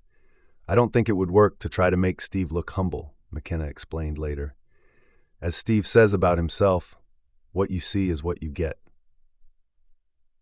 At the press event that Friday, held in Apple's auditorium, Jobs followed McKenna's advice. He did not grovel or apologize, yet he was able to diffuse the problem by showing that Apple understood it and would try to make it right. Then he changed the framework of the discussion, saying that all cell phones had some problems. Later, he told me that he had sounded a bit too annoyed at the event, but in fact, he was able to strike a tone that was unemotional and straightforward. He captured it in 4 short declarative sentences. We're not perfect. Phones are not perfect. We all know that, but we want to make our users happy. If anyone was unhappy, he said, they could return the phone. The return rate turned out to be 1.7%, less than a third of the return rate for the iPhone 3GS or most other phones. Or they could get a free bumper case from Apple. He went on to report data showing that other mobile phones had similar problems. That was not entirely true. Apple's antenna design made it slightly worse than most other phones, including earlier versions of the iPhone. But it was true that the media frenzy over the iPhone 4's dropped calls was overblown. This is blown so out of proportion that it's incredible, he said. Instead of being appalled that he didn't grovel or order a recall, most customers realized that he was right. The wait list for the phone, which was already sold out, went from 2 weeks to 3. It remained the company's fastest-selling product ever. The media debate shifted to the issue of whether Jobs was right to assert that other smartphones had the same antenna problems. Even if the answer was no, that was a better story to face than one about whether the iPhone 4 was a defective dud. Some media observers were incredulous. In a bravura demonstration of stonewalling, righteousness, and hurt sincerity, Steve Jobs successfully took to the stage the other day to deny the problem, dismiss the criticism, and spread the blame among other smartphone makers, Michael Wolff of Newser.com wrote. This is a level of modern marketing, corporate spin, and crisis management about which you can only ask with stupefied incredulity and awe, how do they get away with it? Or, more accurately, how does he get away with it? Wolff attributed it to Jobs' mesmerizing effect as the last charismatic individual. Other CEOs would be offering abject apologies and swallowing massive recalls, but Jobs didn't have to. The grim skeletal appearance, the absolutism, the ecclesiastical bearing, the sense of his relationship with the sacred, really works, and in this instance, allows him the privilege of magisterially deciding what is meaningful and what is trivial. Scott Adams, the creator of the cartoon strip Dilbert, was also incredulous but far more admiring. He wrote a blog entry a few days later, which Jobs proudly emailed around, that marveled at how Jobs' high ground maneuver was destined to be studied as a new public relations standard. Apple's response to the iPhone 4 problem didn't follow the public relations playbook because Jobs decided to rewrite the playbook, Adams wrote. If you want to know what genius looks like, study Jobs' words. By proclaiming up front that phones are not perfect, Jobs changed the context of the argument with an indisputable assertion. If Jobs had not changed the context from the iPhone 4 to all smartphones in general, I could make you a hilarious comic strip about a product so poorly made that it won't work if it comes in contact with a human hand. But as soon as the context is changed to all smartphones have problems, the humor opportunity is gone.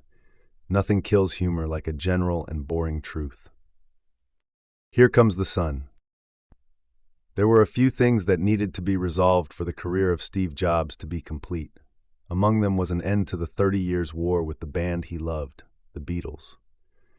In 2007, Apple had settled its trademark battle with Apple Corp., the holding company of the Beatles, which had first sued the fledgling computer company over the use of the name in 1978.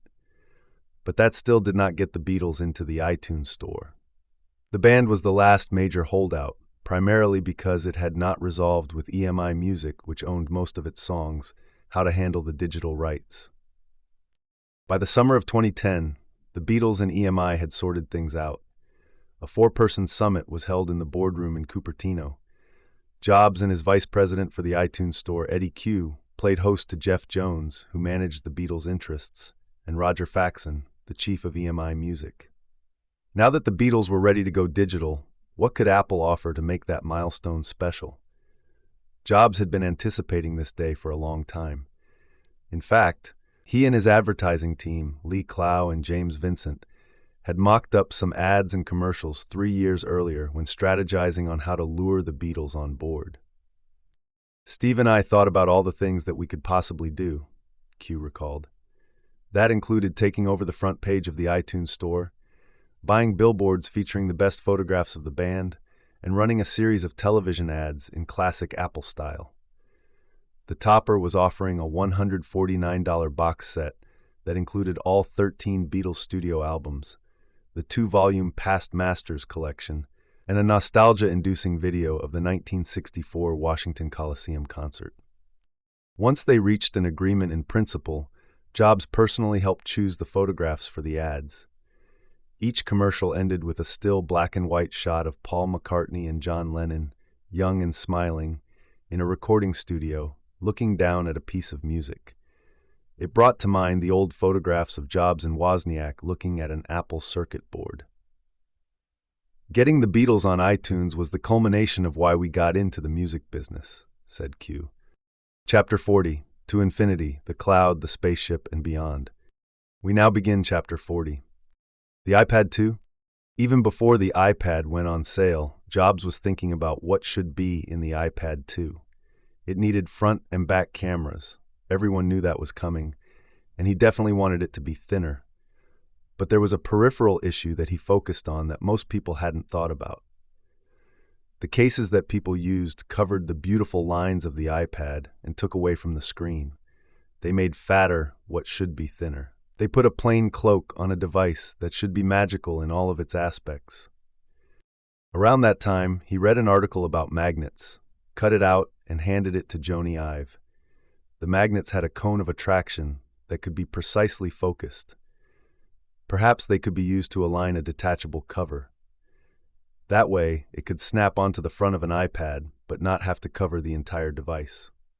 One of the guys in Ive's group worked out how to make a detachable cover that could connect with a magnetic hinge.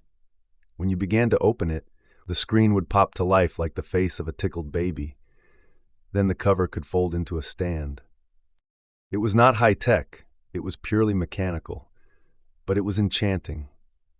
It was also another example of Jobs' desire for end-to-end integration.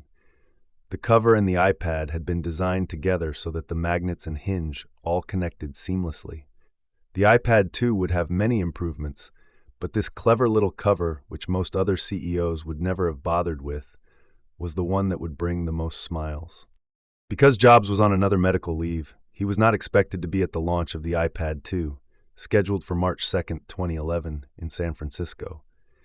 But when the invitations were sent out, he told me that I should try to be there. It was the usual scene: top Apple executives in the front row, Tim Cook eating energy bars, and the sound system blaring the appropriate Beatles songs, building up to "You Say You Want a Revolution" and "Here Comes the Sun." Reed Jobs arrived at the last minute with two rather wide-eyed freshman dorm mates. "We've been working on this product for a while, and I just didn't want to miss today," Jobs said as he walked on stage, looking frighteningly thin, but with a jaunty smile. The crowd erupted in whoops, hollers, and a standing ovation. He began his demo of the iPad 2 by showing off the new cover. This time, the case and the product were designed together, he explained. Then he moved on to address a criticism that had been bothering him because it had some truth to it. The original iPad had been better at consuming content than at creating it. So Apple had adapted its two best creative applications for the Macintosh, GarageBand and iMovie, and made powerful versions available for the iPad. Jobs showed how easy it was to compose and orchestrate a song, or put music and special effects into your home videos, and post or share such creations using the new iPad. Once again, he ended his presentation with the slide showing the intersection of Liberal Arts Street and Technology Street. And this time, he gave one of the clearest expressions of his belief that true creativity and simplicity come from integrating the whole widget, hardware and software, and for that matter, content and covers and sales clerks, rather than allowing things to be open and fragmented, as happened in the world of Windows PCs and was now happening with Android devices. He said, "It's in Apple's DNA that technology alone is not enough. We believe that it's technology married with the humanities that gives us the result that makes our hearts sing. Nowhere is that more true than in these post-PC devices. Folks are rushing into this tablet market, and they're looking at it as the next PC, in which the hardware and the software are done by different companies. Our experience, and every bone in our body, says that is not the right approach. These are post-PC devices that need to be even more intuitive and easier to use than a PC, and where the software and the hardware and the applications need to be intertwined in an even more seamless way than they are on a PC. We think we have the right architecture, not just in silicon, but in our organization, to build these kinds of products." It was an architecture that was bred not just into the organization he had built, but into his own soul. After the launch event, Jobs was energized. He came to the Four Seasons Hotel to join me, his wife, and his son Reed, plus Reed's two Stanford friends, for lunch. For a change, he was eating, though still with some pickiness. He ordered fresh squeezed juice, which he sent back 3 times, declaring that each new offering was from a bottle. He also ordered a pasta primavera, which he pushed away as inedible after one taste. But then he ate half of my crab Louis salad and ordered a full one for himself, followed by a bowl of ice cream. The indulgent hotel was even able to produce a glass of juice that finally met his standards. At his house the following day, he was still on a high. He was planning to fly to Kona Village the next day, alone, and I asked to see what he had put on his iPad 2 for the trip. There were 3 movies: Chinatown, The Bourne Ultimatum, and Toy Story 3. More revealingly, there was just one book that he had downloaded, The Autobiography of a Yogi, the guide to meditation and spirituality that he had first read as a teenager, then reread in India, and had read once a year ever since. Midway through the morning, he decided he wanted to eat something. He was still too weak to drive, so I drove him to a cafe in a shopping mall. It was closed, but the owner was used to Jobs knocking on the door at off hours, and he happily let us in. "He's taken on a mission to try to fatten me up," Jobs joked. His doctors had pushed him to eat eggs as a source of high-quality protein, and he ordered an omelet. Living with a disease like this, and all the pain, constantly reminds you of your own mortality, and that can do strange things to your brain if you're not careful, he said. You don't make plans more than a year out, and that's bad. You need to force yourself to plan as if you will live for many years. An example of this magical thinking was his plan to build a luxurious yacht. Before his liver transplant, he and his family used to rent a boat for vacations, traveling to Mexico, the South Pacific, or the Mediterranean.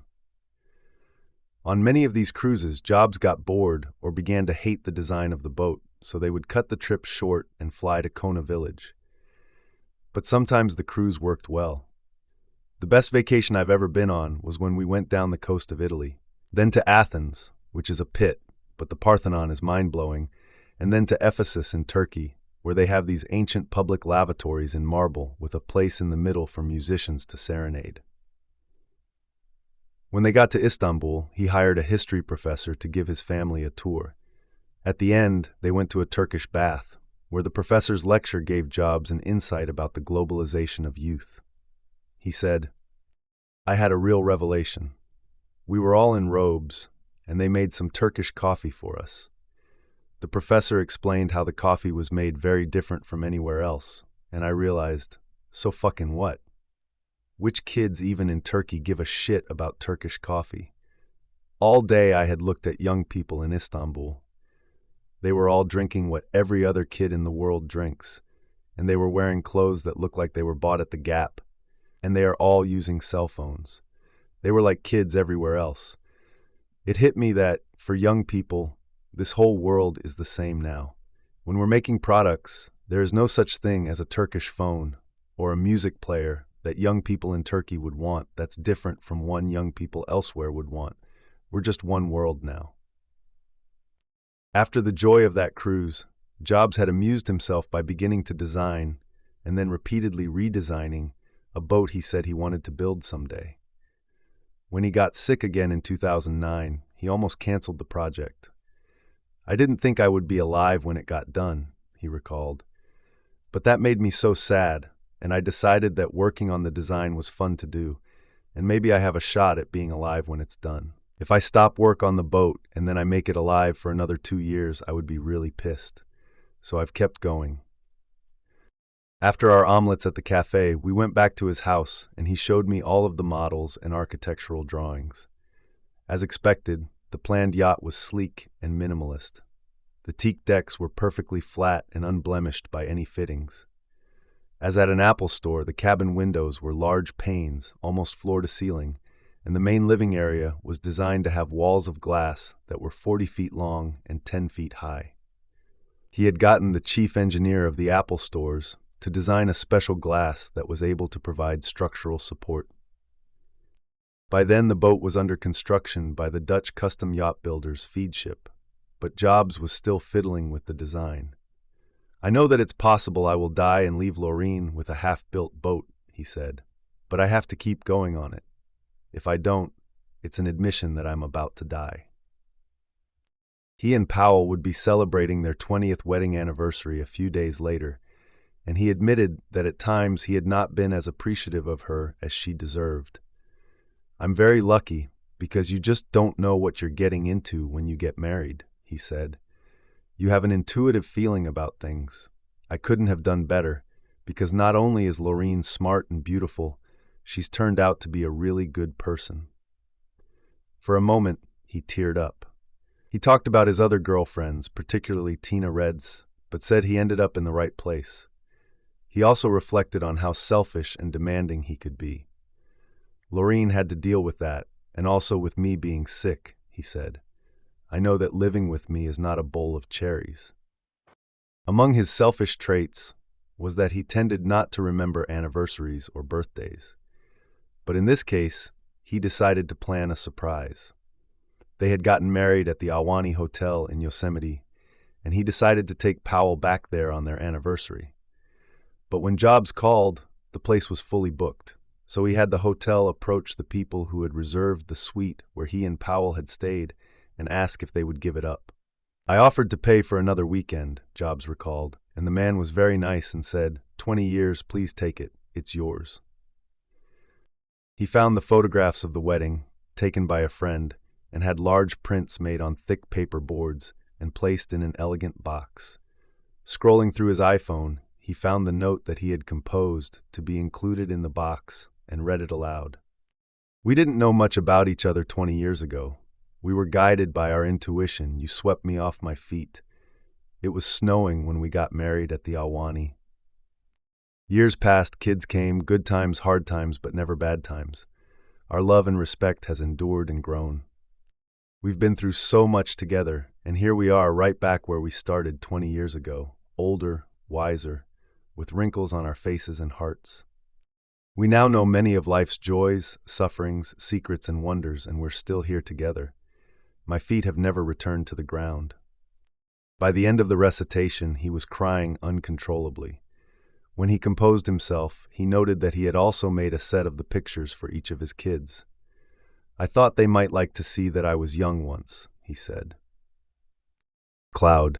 In 2001, Jobs had a vision.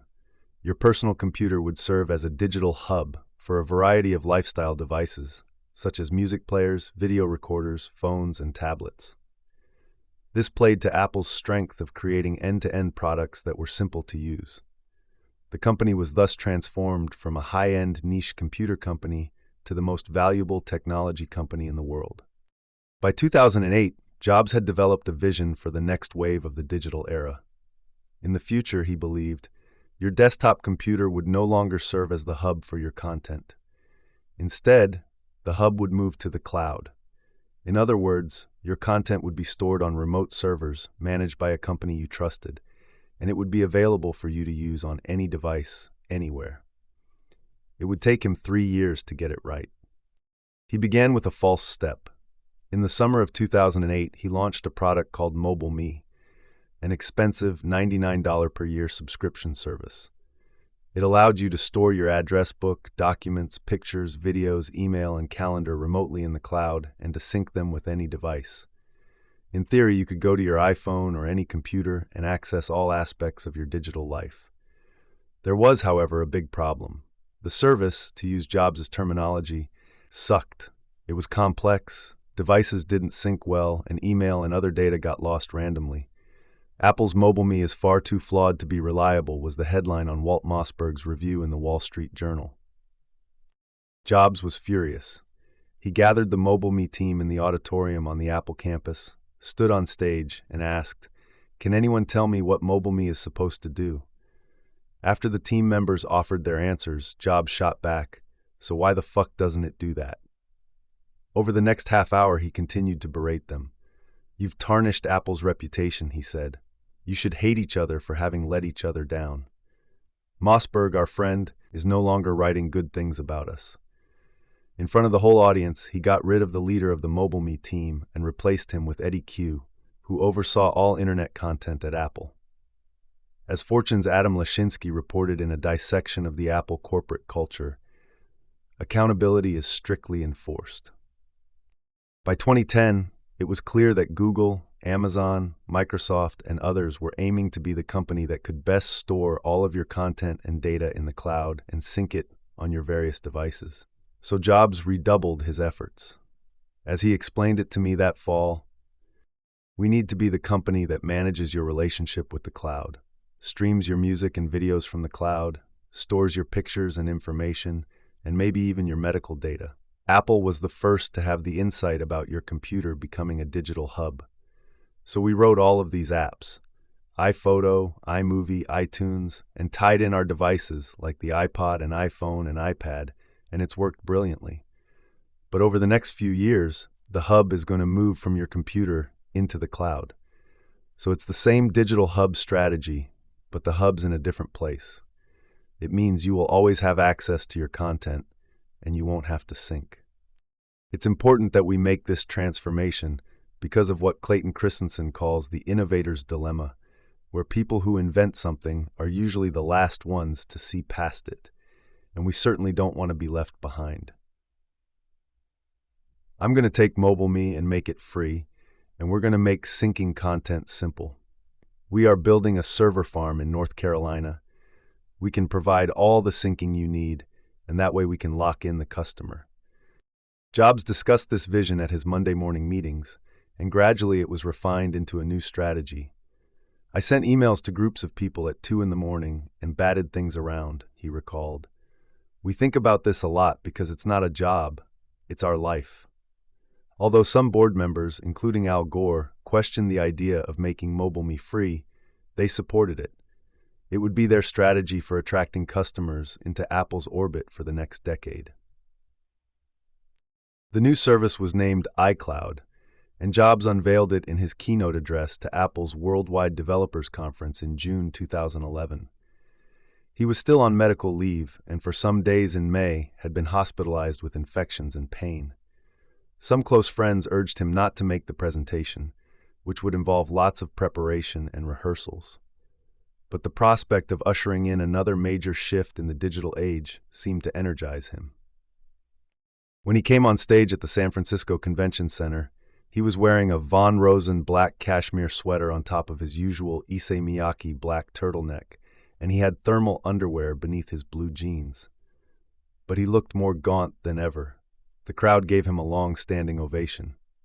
"That always helps, and I appreciate it," he said. But within minutes, Apple's stock dropped more than $4 to $340. He was making a heroic effort, but he looked weak. He handed the stage over to Phil Schiller and Scott Forstall to demo the new operating systems for Macs and mobile devices. Then he came back on to show off iCloud himself. "About 10 years ago, we had one of our most important insights," he said. "The PC was going to become the hub for your digital life, your videos, your photos, your music. But it has broken down in the last few years. Why?" He riffed about how hard it was to get all of your content synced to each of your devices. If you have a song you've downloaded on your iPad, a picture you've taken on your iPhone, and a video you've stored on your computer, you can end up feeling like an old-fashioned switchboard operator as you plug USB cables in and out of things to get the content shared. "Keeping these devices in sync is driving us crazy," he said to great laughter. "We have a solution. It's our next big insight. We are going to demote the PC and the Mac to be just a device, and we are going to move the digital hub into the cloud." Jobs was well aware that this big insight was in fact not really new. Indeed, he joked about Apple's previous attempt. "You may think, why should I believe them? They're the ones who brought me MobileMe." The audience laughed nervously. Let me just say it wasn't our finest hour. But as he demonstrated iCloud, it was clear that it would be better. Mail, contacts, and calendar entries synced instantly. So did apps, photos, books, and documents. Most impressively, Jobs and Eddie Q had made deals with the music companies, unlike the people at Google and Amazon. Apple would have 18 million songs on its cloud servers. If you had any of these on any of your devices or computers, whether you had bought it legally or pirated it, Apple would let you access a high-quality version of it on all of your devices without having to go through the time and effort to upload it to the cloud. "It all just works," he said. That simple concept, that everything would just work seamlessly, was, as always, Apple's competitive advantage. Microsoft had been advertising cloud power for more than a year. 3 years earlier, its chief software architect, the legendary Ray Ozzie, had issued a rallying cry to the company. "Our aspiration is that individuals will only need to license their media once and use any of their devices to access and enjoy their media." But Ozzie had quit Microsoft at the end of 2010, and the company's cloud computing push was never fully realized in consumer devices. Amazon and Google both offered cloud services in 2011, but neither company had the ability to integrate the hardware, software, and content of a variety of devices.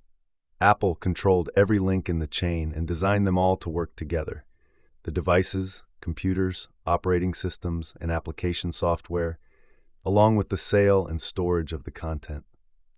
Of course, it worked seamlessly only if you were using an Apple device and stayed within Apple's gated garden. That produced another benefit for Apple: customer loyalty. Once you began using iCloud, it would be difficult to switch to a Kindle or an Android device. Your music and other content would not sync to them. In fact, they might not even work. It was the culmination of 3 decades spent avoiding open systems. "We thought about whether we should do a music client for Android," Jobs told me over breakfast the next morning. "We put iTunes on Windows in order to sell more iPods. But I don't see an advantage of putting our music app on Android except to make Android users happy. And I don't want to make Android users happy." A new campus. When Jobs was 13, he had looked up Bill Hewlett in the phone book, called him to get a part he needed for a frequency counter he was trying to build, and ended up getting a summer job at the instruments division of Hewlett-Packard. That same year, HP bought some land in Cupertino to expand its calculator division. Wozniak went to work there, and it was on this site that he designed the Apple I and Apple II in his spare time. When HP decided in 2010 to abandon its Cupertino campus, which was just about a mile east of Apple's One Infinite Loop headquarters, Jobs quietly arranged to buy it and the adjoining property. He admired the way that Hewlett and Packard had built a lasting company, and he prided himself on having done the same at Apple. Now he wanted a showcase headquarters, something that no West Coast technology company had.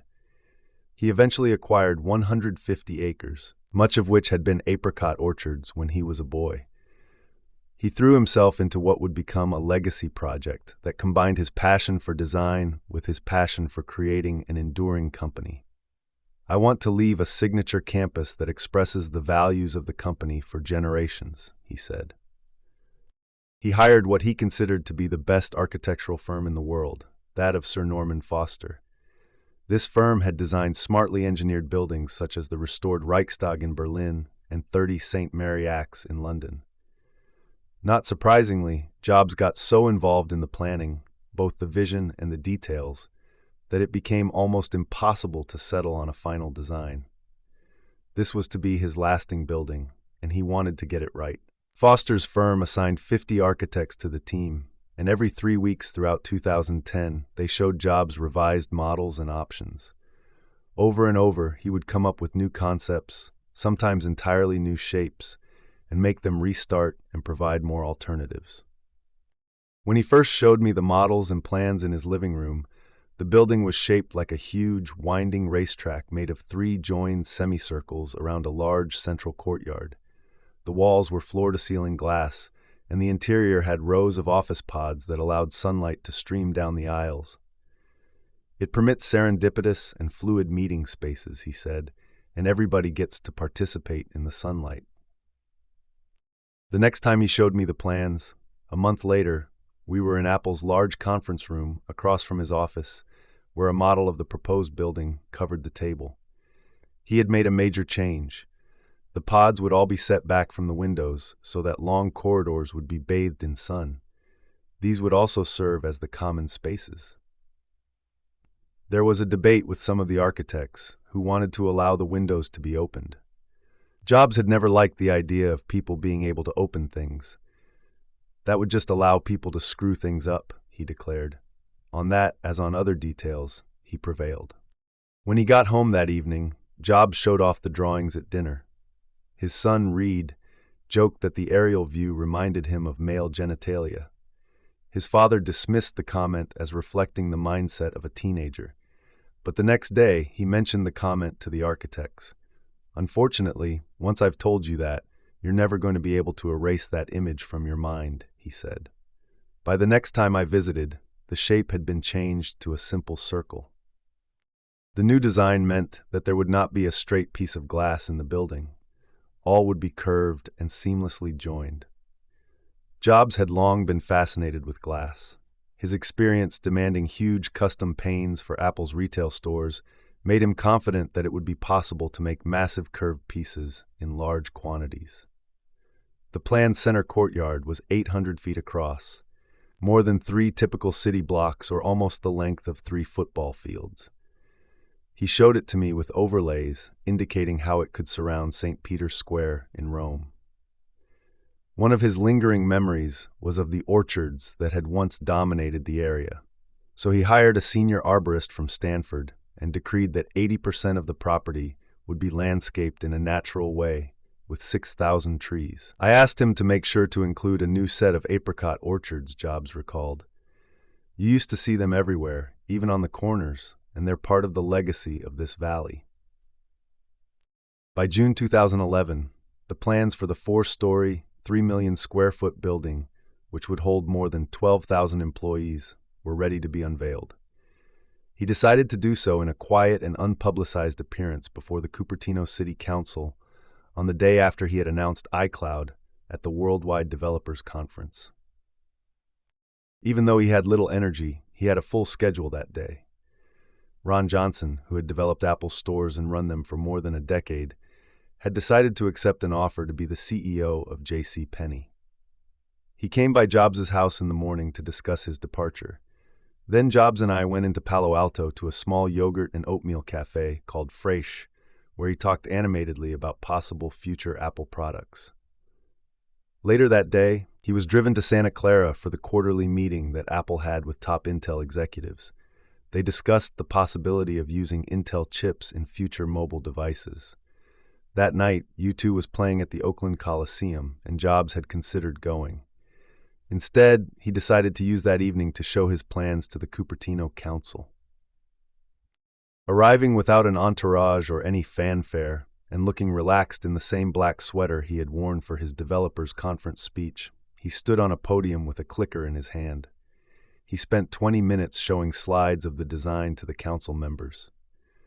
When a rendering of the sleek, futuristic, perfectly circular building appeared on the screen, he paused and smiled.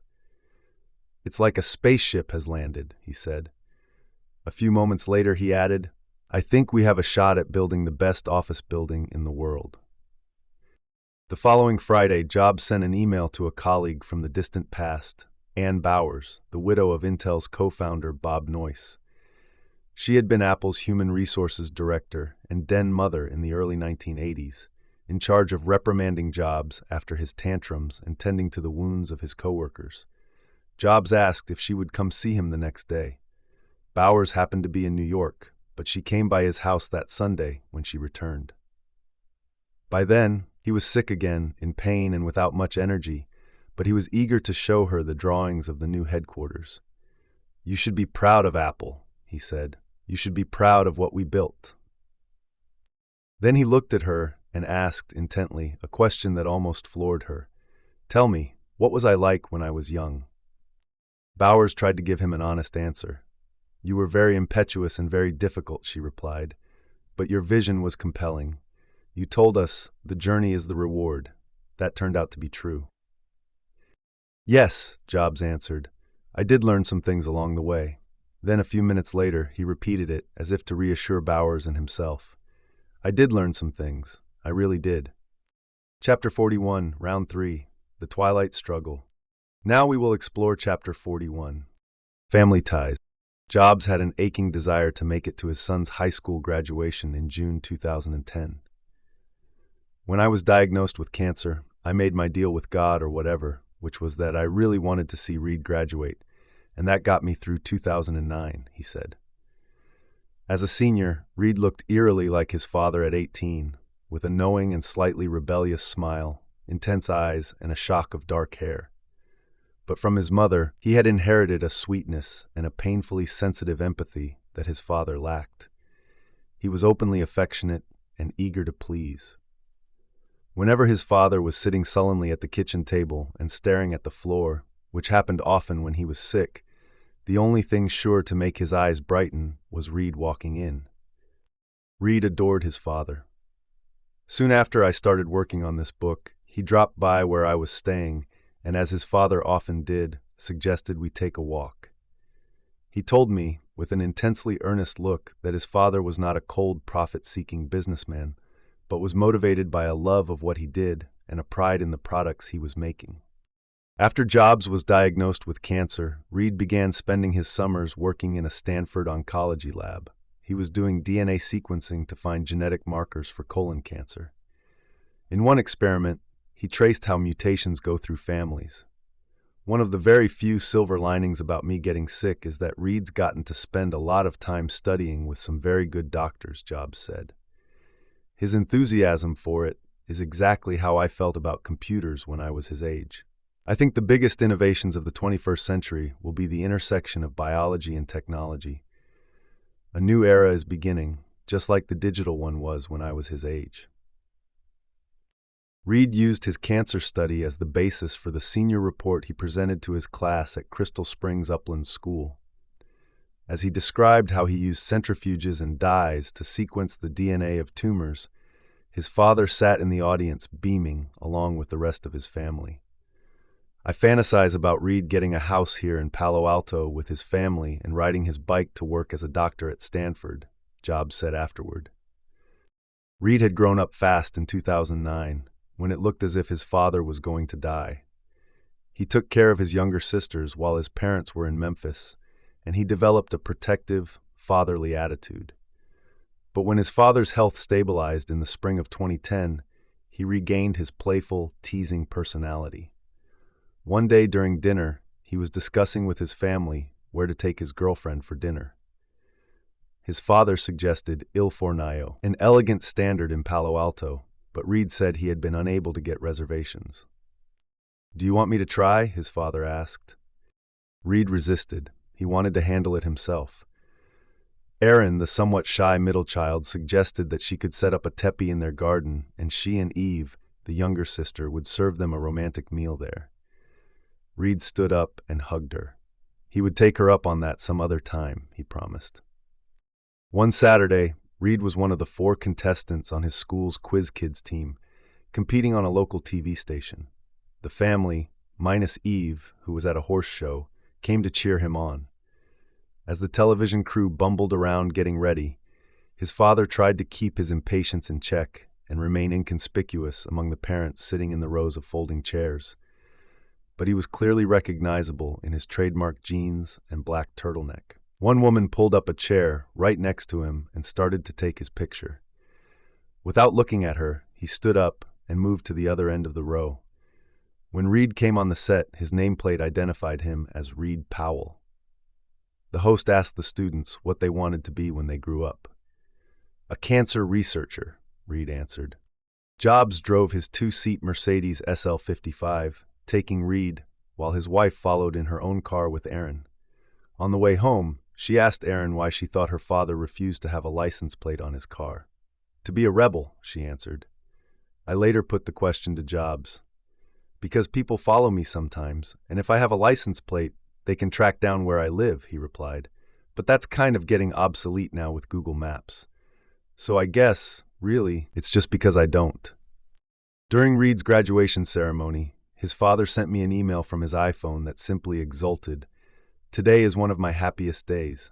Reed is graduating from high school, right now, and against all odds, I am here." That night, there was a party at their house with close friends and family.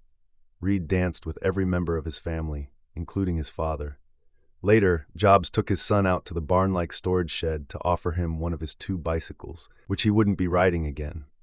Reed joked that the Italian one looked a bit too gay, so Jobs told him to take the solid 8-speed next to it.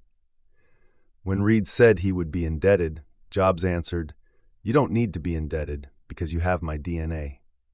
A few days later, Toy Story 3 opened. Jobs had nurtured this Pixar trilogy from the beginning, and the final installment was about the emotions surrounding the departure of Andy for college. "I wish I could always be with you," Andy's mother says. "You always will be," he replies. Jobs' relationship with his 2 younger daughters was somewhat more distant. He paid less attention to Erin, who was quiet, introspective, and seemed not to know exactly how to handle him, especially when he was dishing out hurtful remarks. She was a poised and attractive young woman, with a personal sensitivity more mature than her father's. She thought that she might want to be an architect, perhaps because of her father's interest in the field, and she had a good sense of design. But when her father was showing Reed the drawings for the new Apple campus, she sat on the other side of the kitchen, and it seemed not to occur to him to call her over as well.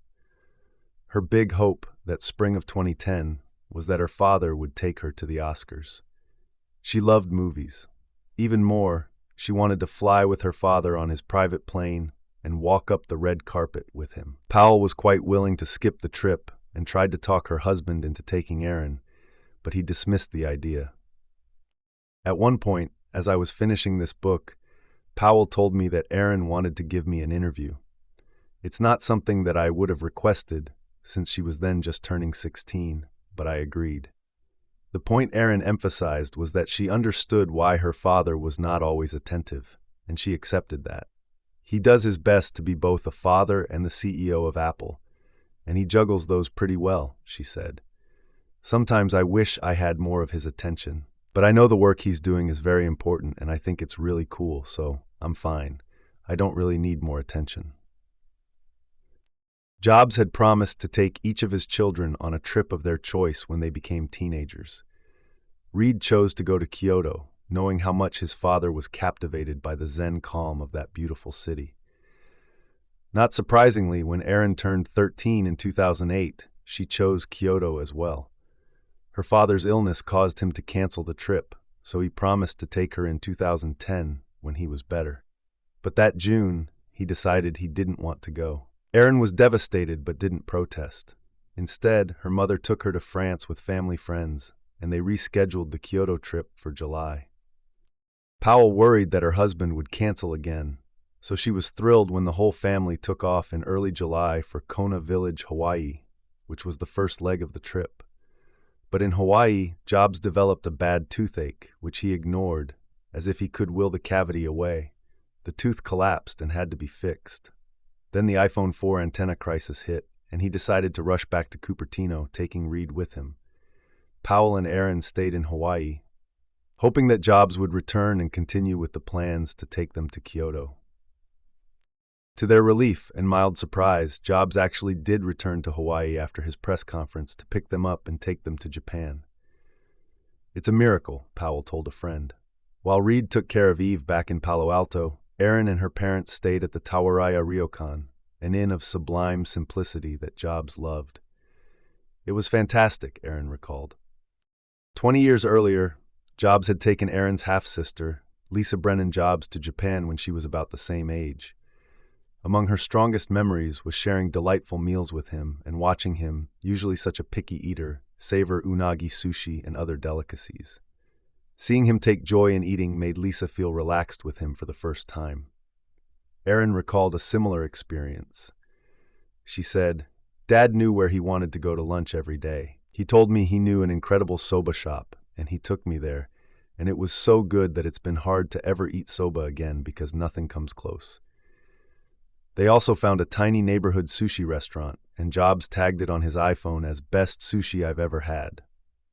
Erin agreed. They also visited Kyoto's famous Zen Buddhist temples.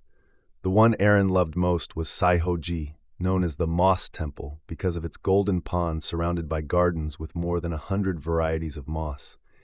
Erin was really happy, which was deeply gratifying and helped improve her relationship with her father, Powell recalled. She deserved that. Their younger daughter, Eve, was a very different story. She was spunky, self-assured, and in no way intimidated by her father. Her passion was horseback riding, and she became determined to make it to the Olympics. When a coach told her how much work it would require, she replied, "Tell me exactly what I need to do. I will do it." He did, and she began diligently following the program. Eve was an expert at the difficult task of pinning her father down. She often called his assistant at work directly to make sure something got put on his calendar. She was also pretty good as a negotiator. One weekend in 2010, when the family was planning a trip, Erin wanted to delay the departure by half a day, but she was afraid to ask her father. Eve, then 12, volunteered to take on the task. At dinner, she laid out the case to her father as if she were a lawyer before the Supreme Court. Jobs cut her off. "No, I don't think I want to." But it was clear that he was more amused than annoyed. Later that evening, Eve sat down with her mother and deconstructed the various ways that she could have made her case better. Jobs came to appreciate her spirit and see a lot of himself in her. "She's a pistol and has the strongest will of any kid I've ever met," he said. "It's like payback." He had a deep understanding of her personality, perhaps because it bore some resemblance to his. "Eve is more sensitive than a lot of people think," he explained. "She's so smart that she can roll over people a bit, so that means she can alienate people, and she finds herself alone. She's in the process of learning how to be who she is, but tempers it around the edges so that she can have the friends that she needs." Jobs' relationship with his wife was sometimes complicated, but always loyal. Savvy and compassionate, Laurene Powell was a stabilizing influence and an example of his ability to compensate for some of his selfish impulses by surrounding himself with strong-willed and sensible people. She weighed in quietly on business issues, firmly on family concerns, and fiercely on medical matters. Early in their marriage, she co-founded and launched College Track, a national after-school program that helps disadvantaged kids graduate from high school and get into college. Since then, she had become a leading force in the education reform movement. Jobs expressed admiration for his wife's work. "What she's done with College Track really impresses me," he said. But he tended to be generally dismissive of philanthropic endeavors and never visited her after-school centers. In February 2010, Jobs celebrated his 55th birthday with just his family. The kitchen was decorated with streamers and balloons, and his kids gave him a red velvet toy crown, which he wore. Now that he had recovered from a grueling year of health problems, Powell hoped that he would become more attentive to his family. But for the most part, he resumed his focus on his work. "I think it was hard on the family, especially the girls," she told me. "After 2 years of him being ill, he finally gets a little better, and they expected he would focus a bit on them, but he didn't." She wanted to make sure, she said, that both sides of his personality were reflected in this book and put into context. Like many great men whose gifts are extraordinary, he's not extraordinary in every realm, she said. He doesn't have social graces, such as putting himself in other people's shoes, but he cares deeply about empowering humankind, the advancement of humankind, and putting the right tools in their hands. President Obama. On a trip to Washington in the early fall of 2010, Powell had met with some of her friends at the White House. They told her that President Obama was going to Silicon Valley that October. She suggested that he might want to meet with her husband. Obama's aides liked the idea. It fit into his new emphasis on competitiveness. In addition, John Doerr, the venture capitalist who had become one of Jobs' close friends, had told a meeting of the President's Economic Recovery Advisory Board about Jobs' views on why the United States was losing its edge. He, too, suggested that Obama should meet with Jobs. So a half hour was put on the President's schedule for a session at the Westin San Francisco airport. There was one problem. When Powell told her husband, he said he didn't want to do it. He was annoyed that she had arranged it behind his back. "I'm not going to get slotted in for a token meeting so that he can check off that he met with a CEO," he told her. She insisted that Obama was really psyched to meet with you. Jobs replied that if that were the case, then Obama should call and personally ask for the meeting. The standoff went on for 5 days. She called in Reed, who was at Stanford, to come home for dinner and try to persuade his father. Jobs finally relented. The meeting actually lasted 45 minutes, and Jobs did not hold back. "You're headed for a one-term presidency," Jobs told Obama at the beginning. To prevent that, he said, the administration needed to be a lot more business-friendly. He described how easy it was to build a factory in China and said that it was almost impossible to do so these days in America, largely because of regulations and unnecessary costs. Jobs also attacked America's education system, saying that it was hopelessly outdated and crippled by union work rules. Until the teachers' unions were broken, there was almost no hope for education reform. Teachers should be treated as professionals, he said, not as industrial assembly line workers. Principals should be able to hire and fire them based on how good they were. Schools should be staying open until at least 6 p.m. and be in session 11 months of the year. It was absurd, he added, that American classrooms were still based on teachers standing at a board and using textbooks. All books, learning materials, and assessments should be digital and interactive, tailored to each student and providing feedback in real time. Jobs offered to put together a group of 6 or 7 CEOs who could really explain the innovation challenges facing America, and the president accepted. So Jobs made a list of people for a Washington meeting to be held in December. Unfortunately, after Valerie Jarrett and other presidential aides had added names, the list had expanded to more than 20, with GE's Jeffrey Immelt in the lead. Jobs sent Jarrett an email saying it was a bloated list and he had no intention of coming. In fact, his health problems had flared up again by then, so he would not have been able to go in any case, as Dorr privately explained to the president. In February 2011, Dorr began making plans to host a small dinner for President Obama in Silicon Valley. He and Jobs, along with their wives, went to dinner at Evia, a Greek restaurant in Palo Alto, to draw up a tight guest list.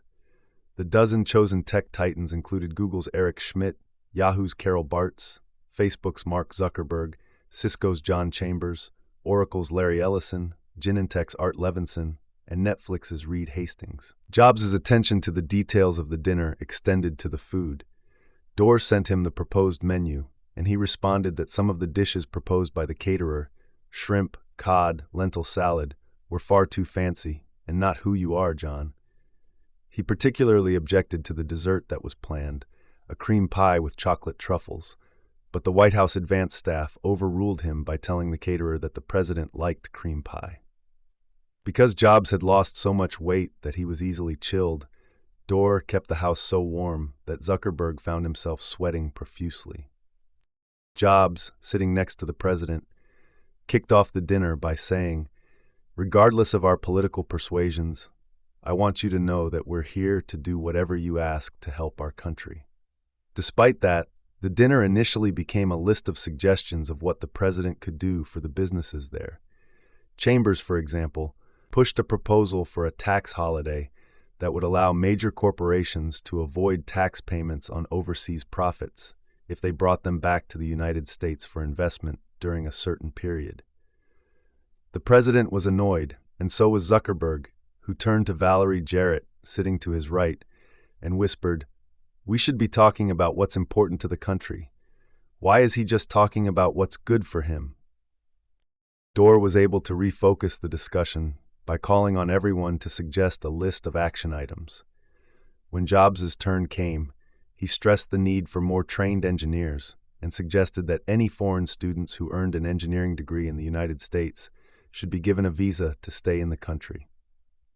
Obama said that could be done only in the context of the DREAM Act, which would allow illegal immigrants who arrived as minors and finished high school to become legal residents, something that the Republicans had blocked.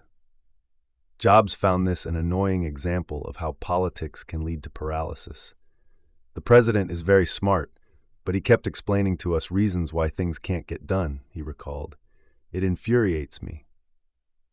Jobs went on to urge that a way be found to train more American engineers.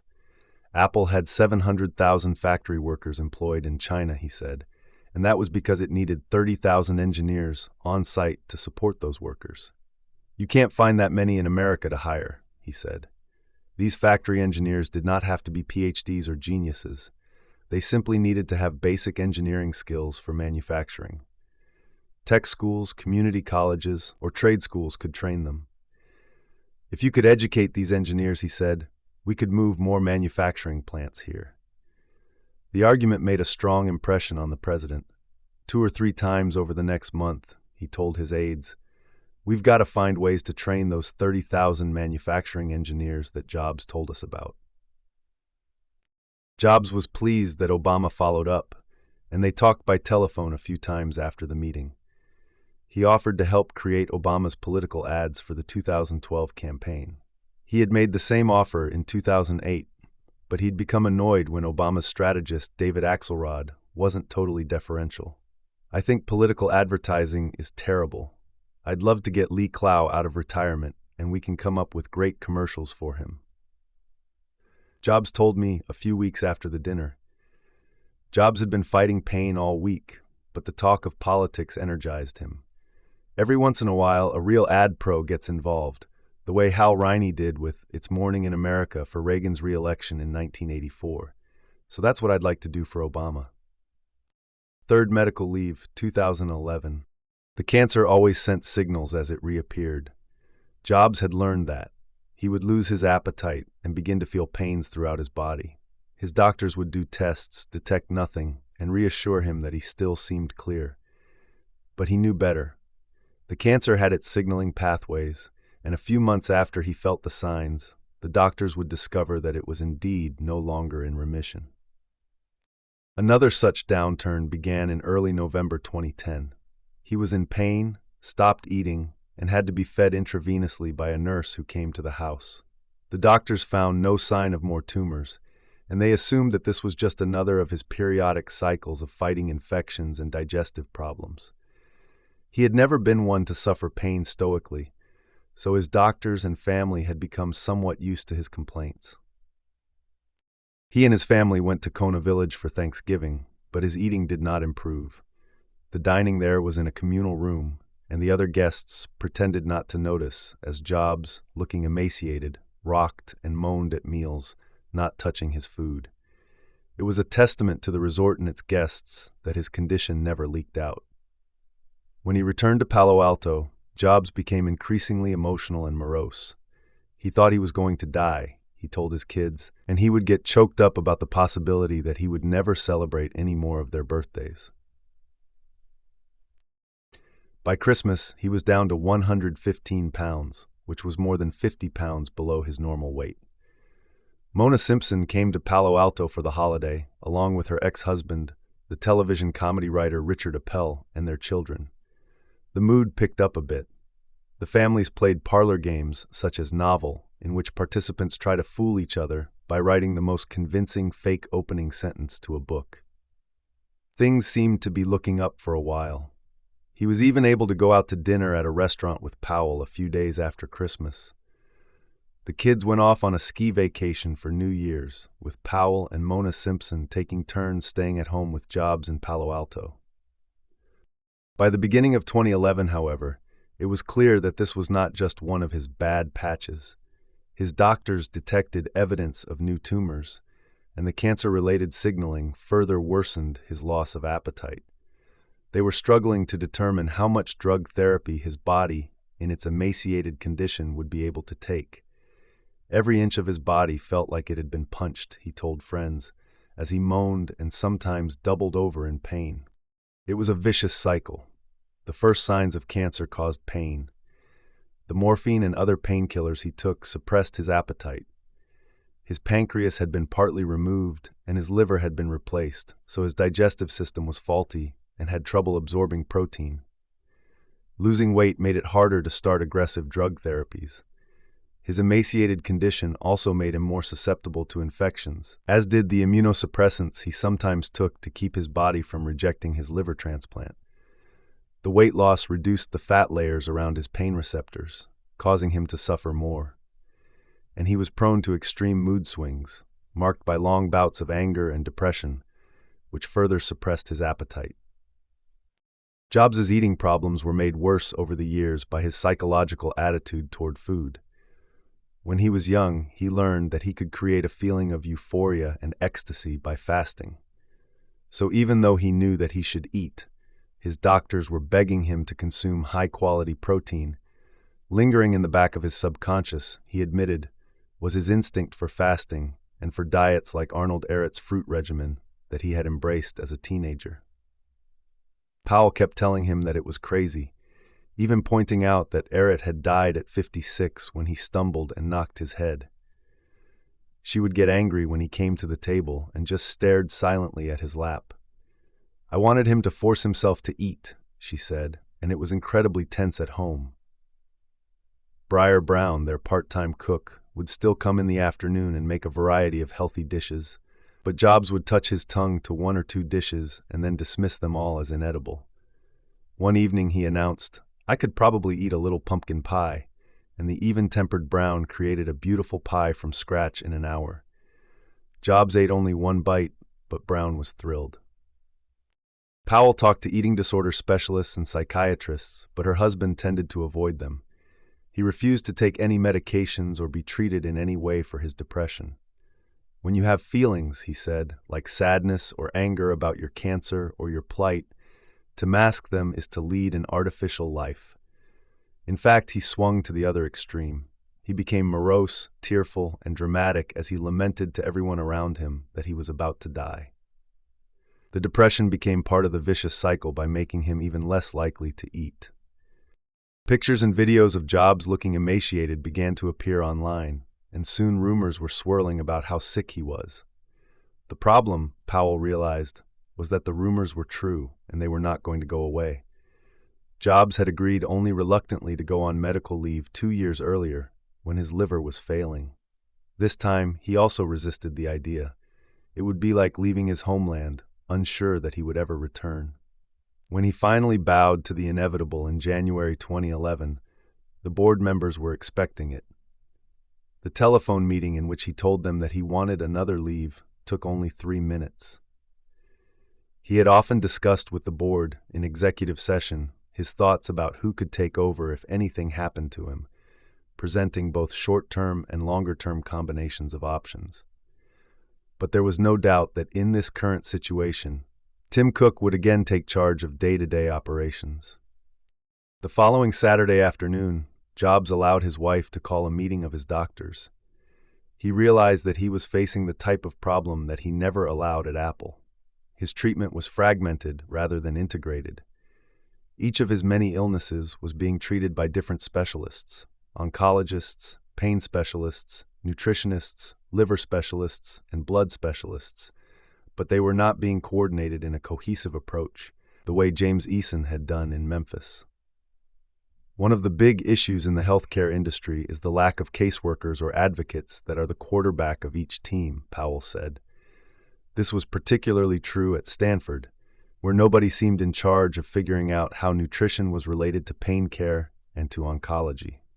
So Powell asked the various Stanford specialists to come to their house for a meeting that also included some outside doctors with a more aggressive and integrated approach, such as David Agus of USC.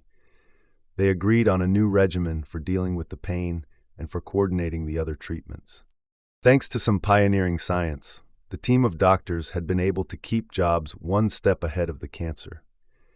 He had become one of the first 20 people in the world to have all of the genes of his cancer tumor, as well as his normal DNA, sequenced.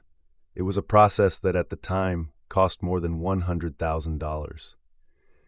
The gene sequencing and analysis were done collaboratively by teams at Stanford, Johns Hopkins, and the Broad Institute of MIT and Harvard. By knowing the unique genetic and molecular signature of Jobs' tumors, his doctors had been able to pick specific drugs that directly targeted the defective molecular pathways that caused his cancer cells to grow abnormally. This approach, known as molecular targeted therapy, was more effective than traditional chemotherapy, which attacks the process of division of all the body's cells, cancerous or not. This targeted therapy was not a silver bullet, but at times it seemed close to one. It allowed his doctors to look at a large number of drugs, common and uncommon, already available or only in development, to see which 3 or 4 might work best. Whenever his cancer mutated and found a way around one of these drugs, the doctors had another drug lined up to go next. Although Powell was diligent in overseeing her husband's care, he was the one who made the final decision on each new treatment regimen.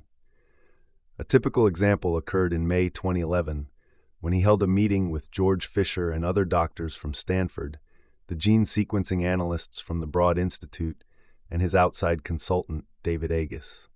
They all gathered around a table at a suite in the Four Seasons Hotel in Palo Alto. Powell did not come, but their son, Reed, did. For 3 hours, there were presentations from the Stanford and Broad researchers on the new information they had learned about the genetic signatures of his cancer. Jobs was his usual feisty self. At one point, he stopped a Broad Institute analyst who had made the mistake of using PowerPoint slides. Jobs chided him and explained why Apple's Keynote presentation software was better.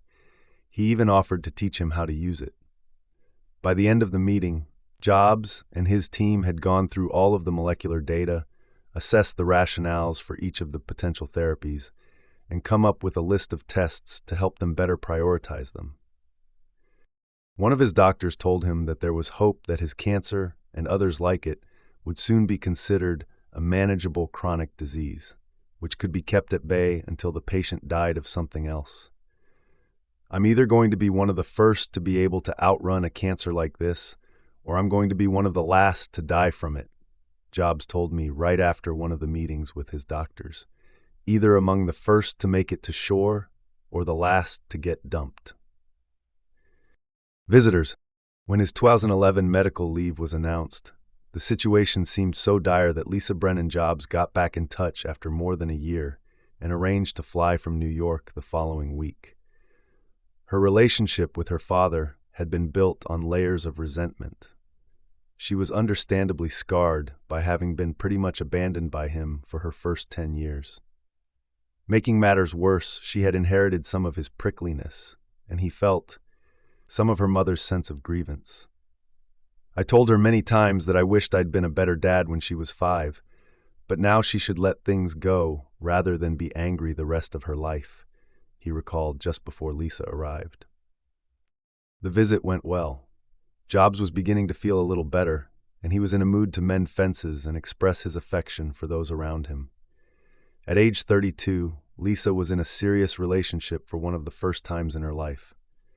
Her boyfriend was a struggling young filmmaker from California, and Jobs went so far as to suggest she move back to Palo Alto if they got married. "Look, I don't know how long I am for this world," he told her. "The doctors can't really tell me. If you want to see more of me, you're going to have to move out here. Why don't you consider it?" Even though Lisa did not move west, Jobs was pleased at how the reconciliation had worked out. "I hadn't been sure I wanted her to visit because I was sick and didn't want other complications. But I'm very glad she came. It helped settle a lot of things in me." Jobs had another visit that month from someone who wanted to repair fences.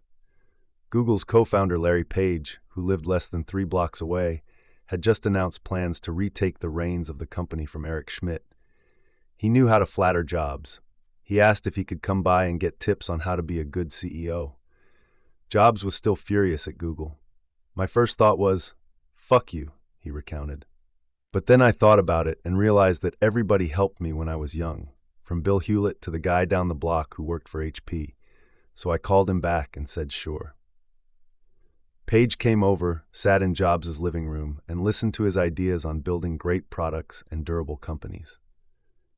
Jobs recalled, "We talked a lot about focus and choosing people, how to know who to trust, and how to build a team of lieutenants he can count on. I described the blocking and tackling he would have to do to keep the company from getting flabby or being larded with B players. The main thing I stressed was focus. Figure out what Google wants to be when it grows up.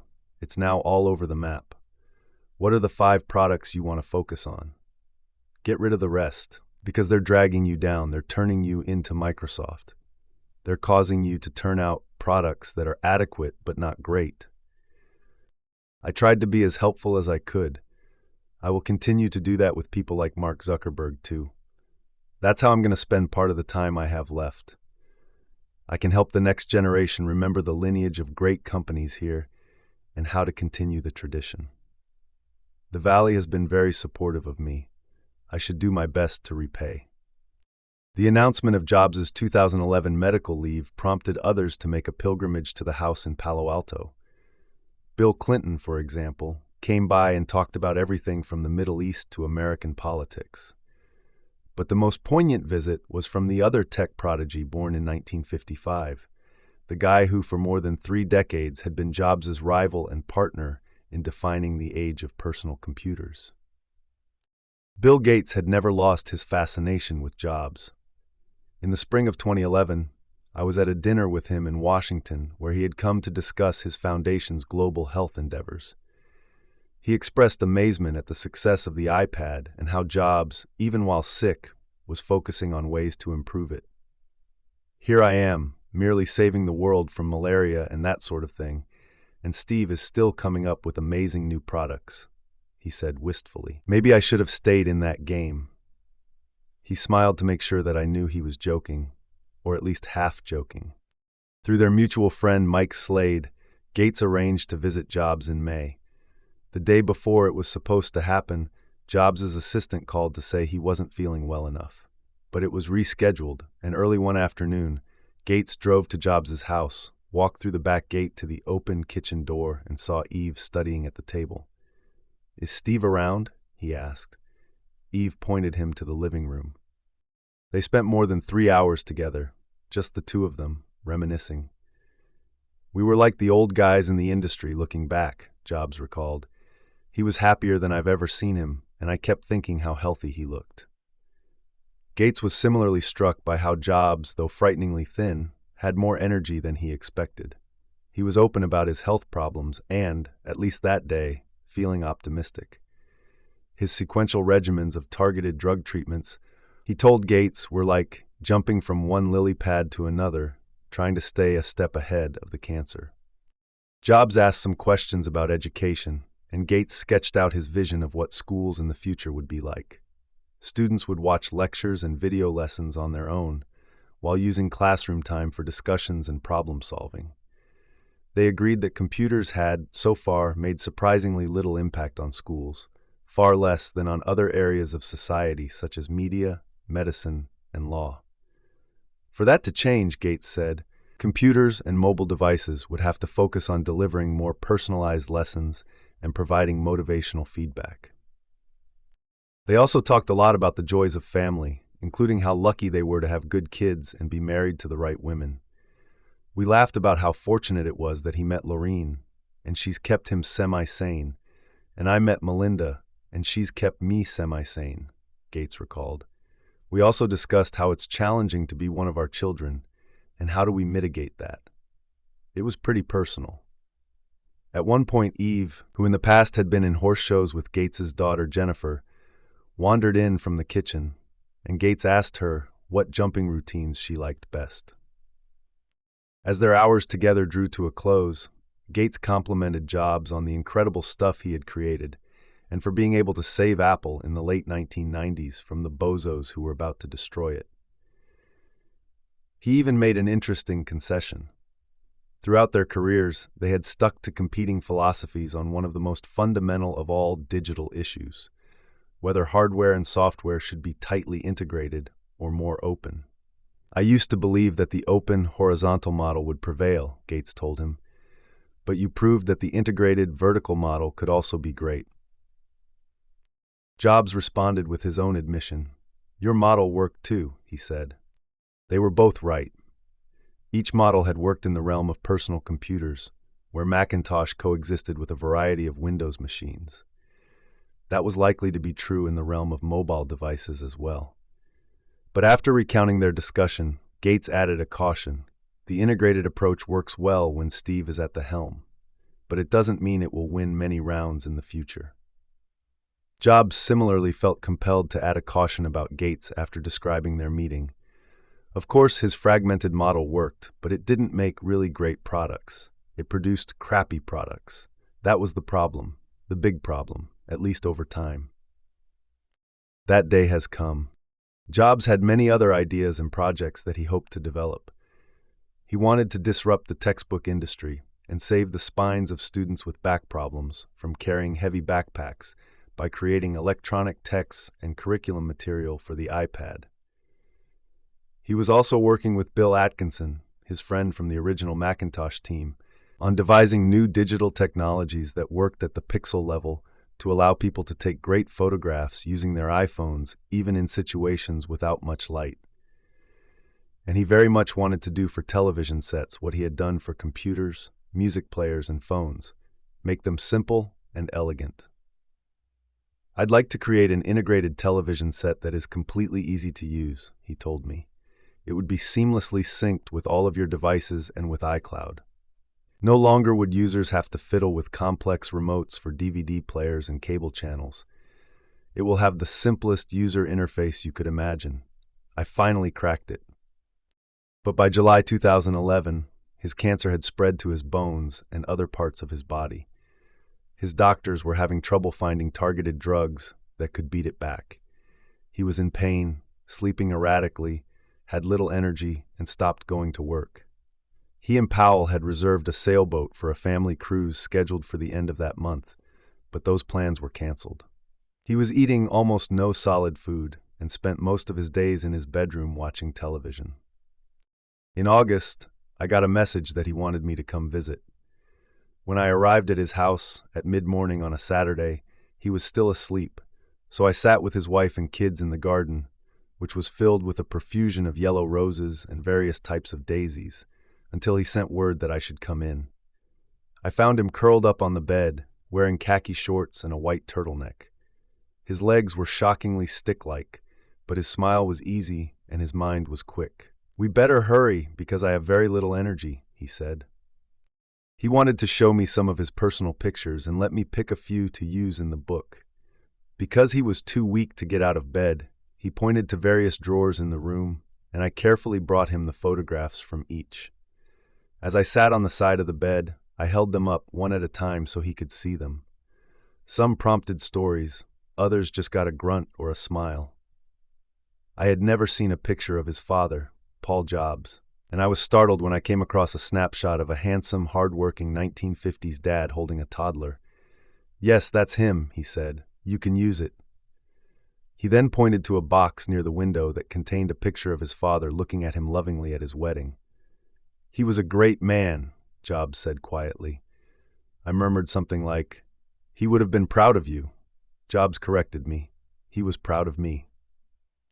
For a while, the pictures seemed to energize him.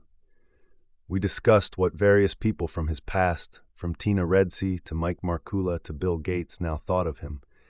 I recounted what Gates had said after he described his last visit with Jobs, which was that Apple had shown that the integrated approach could work, but only when Steve is at the helm. Jobs thought that was silly. Anyone could make better products that way, not just me, he said. So I asked him to name another company that made great products by insisting on end-to-end integration. He thought for a while, trying to come up with an example. "The car companies," he finally said, but then he added, "or at least they used to." When our discussion turned to the sorry state of the economy and politics, he offered a few sharp opinions about the lack of strong leadership around the world. "I'm disappointed in Obama," he said. "He's having trouble leading because he's reluctant to offend people or piss them off." He caught what I was thinking and agreed with a little smile. "Yes, that's not a problem I ever had." After 2 hours, he grew quiet, so I got off the bed and started to leave. "Wait," he said, as he waved for me to sit back down. It took a minute or two for him to regain enough energy to talk. "I had a lot of trepidation about this project," he finally said, referring to his decision to cooperate with this book. "I was really worried." "Why did you do it?" I asked. "I wanted my kids to know me," he said. "I wasn't always there for them, and I wanted them to know why and to understand what I did. Also, when I got sick, I realized other people would write about me if I died, and they wouldn't know anything. They'd get it all wrong, so I wanted to make sure someone heard what I had to say." He had never, in 2 years, asked anything about what I was putting in the book or what conclusions I had drawn. But now he looked at me and said, "I know there will be a lot in your book I won't like." It was more a question than a statement, and when he stared at me for a response, I nodded, smiled, and said I was sure that would be true. "That's good," he said. "Then it won't seem like an in-house book. I won't read it for a while because I don't want to get mad. Maybe I will read it in a year, if I'm still around." By then, his eyes were closed and his energy was gone, so I quietly left. As his health worsened throughout the summer, Jobs slowly began to face the inevitable. He would not be returning to Apple as CEO, so it was time for him to resign. He wrestled with the decision for weeks, discussing it with his wife, Bill Campbell, Joni Ive, and George Riley. "One of the things I wanted to do for Apple was to set an example of how you do a transfer of power right," he told me. He joked about all the rough transitions that had occurred at the company over the past 35 years. "It's always been a drama, like a third world country. Part of my goal has been to make Apple the world's best company, and having an orderly transition is key to that." The best time and place to make the transition, he decided, was at the company's regularly scheduled August 24th board meeting.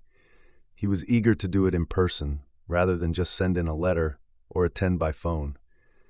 So he had been pushing himself to eat and regain strength. The day before the meeting, he decided he could make it, but he needed the help of a wheelchair. Arrangements were made to have him driven to headquarters and wheeled to the boardroom as secretly as possible. He arrived just before 11 in the morning, when the board members were finishing committee reports and other routine business. Most knew what was about to happen. But instead of going right to the topic on everyone's mind, Tim Cook and Peter Oppenheimer, the chief financial officer, went through the results for the quarter and the projections for the year ahead. Then Jobs said quietly that he had something personal to say. Cook asked if he and the other top managers should leave, and Jobs paused for more than 30 seconds before he decided they should. Once the room was cleared of all but the 6 outside directors, he began to read aloud from a letter he had dictated and revised over the previous weeks. I have always said if there ever came a day when I could no longer meet my duties and expectations as Apple's CEO, I would be the first to let you know, it began. Unfortunately, that day has come. The letter was simple, direct, and only 8 sentences long. In it, he suggested that Cook replace him, and he offered to serve as chairman of the board. I believe Apple's brightest and most innovative days are ahead of it, he wrote, and I look forward to watching and contributing to its success in a new role. There was a long silence. Al Gore was the first to speak, and he listed Jobs' accomplishments during his time as CEO. Mickey Drexler added that watching Jobs transform Apple was the most incredible thing I've ever seen in business. Art Levinson praised Jobs' diligence in ensuring that there was a smooth transition. Campbell said nothing, but there were tears in his eyes as the formal resolutions transferring power were passed. Over lunch, Scott Forstall and Phil Schiller came in to display mock-ups of some products that Apple had in the pipeline. Jobs peppered them with questions and thoughts, especially about what capabilities the 4th-generation cellular networks might have and what features needed to be in future phones. At one point, Forstall showed off a voice recognition app. As he feared, Jobs grabbed the phone in the middle of the demo and proceeded to see if he could confuse it. "What's the weather in Palo Alto?" he asked. The app answered. After a few more questions, Jobs challenged it. "Are you a man or a woman?" Amazingly, the app answered in its robotic voice. "They did not assign me a gender." For a moment, the mood lightened. When the talk turned to tablet computing, some expressed a sense of triumph that HP had suddenly given up the field, unable to compete with the iPad. But Jobs turned somber and declared that it was actually a sad moment. Hewlett and Packard built a great company, and they thought they had left it in good hands, he said. But now it's being dismembered and destroyed. It's tragic. I hope I've left a stronger legacy so that will never happen at Apple. As he prepared to leave, the board members gathered around to give him a hug. After meeting with his executive team to explain the news, Jobs rode home with George Riley. When they arrived at the house, Powell was in the backyard, harvesting honey from her hives, with help from Eve. They took off their screen helmets and brought the honey pot to the kitchen, where Reed and Aaron had gathered, so that they could all celebrate the graceful transition. Jobs took a spoonful of the honey and pronounced it wonderfully sweet. That evening, he stressed to me that his hope was to remain as active as his health allowed. "I'm going to work on new products and marketing and the things that I like," he said. But when I asked how it really felt to be giving up control of the company he had built, his tone turned wistful, and he shifted into the past tense. "I've had a very lucky career, a very lucky life," he replied. "I've done all that I can do." Chapter 42, Legacy, the brightest heaven of invention. And so we come to our final chapter, Chapter 42. More than most people, Steve Jobs was a product of his time. He was born into the transistor and microchip revolution, which was blossoming in the fruit orchards of the Santa Clara Valley. The passions of his youth were shaped by the convergence of flower power and processor power. His own journey reflected the dialectic of his generation. He sought spiritual enlightenment, yet also lusted after material success. He built a company that was in his own image. It was creative and at times brutal, with a missionary zeal to make products that were not just good but insanely great. He was a master at merging artistry with technology.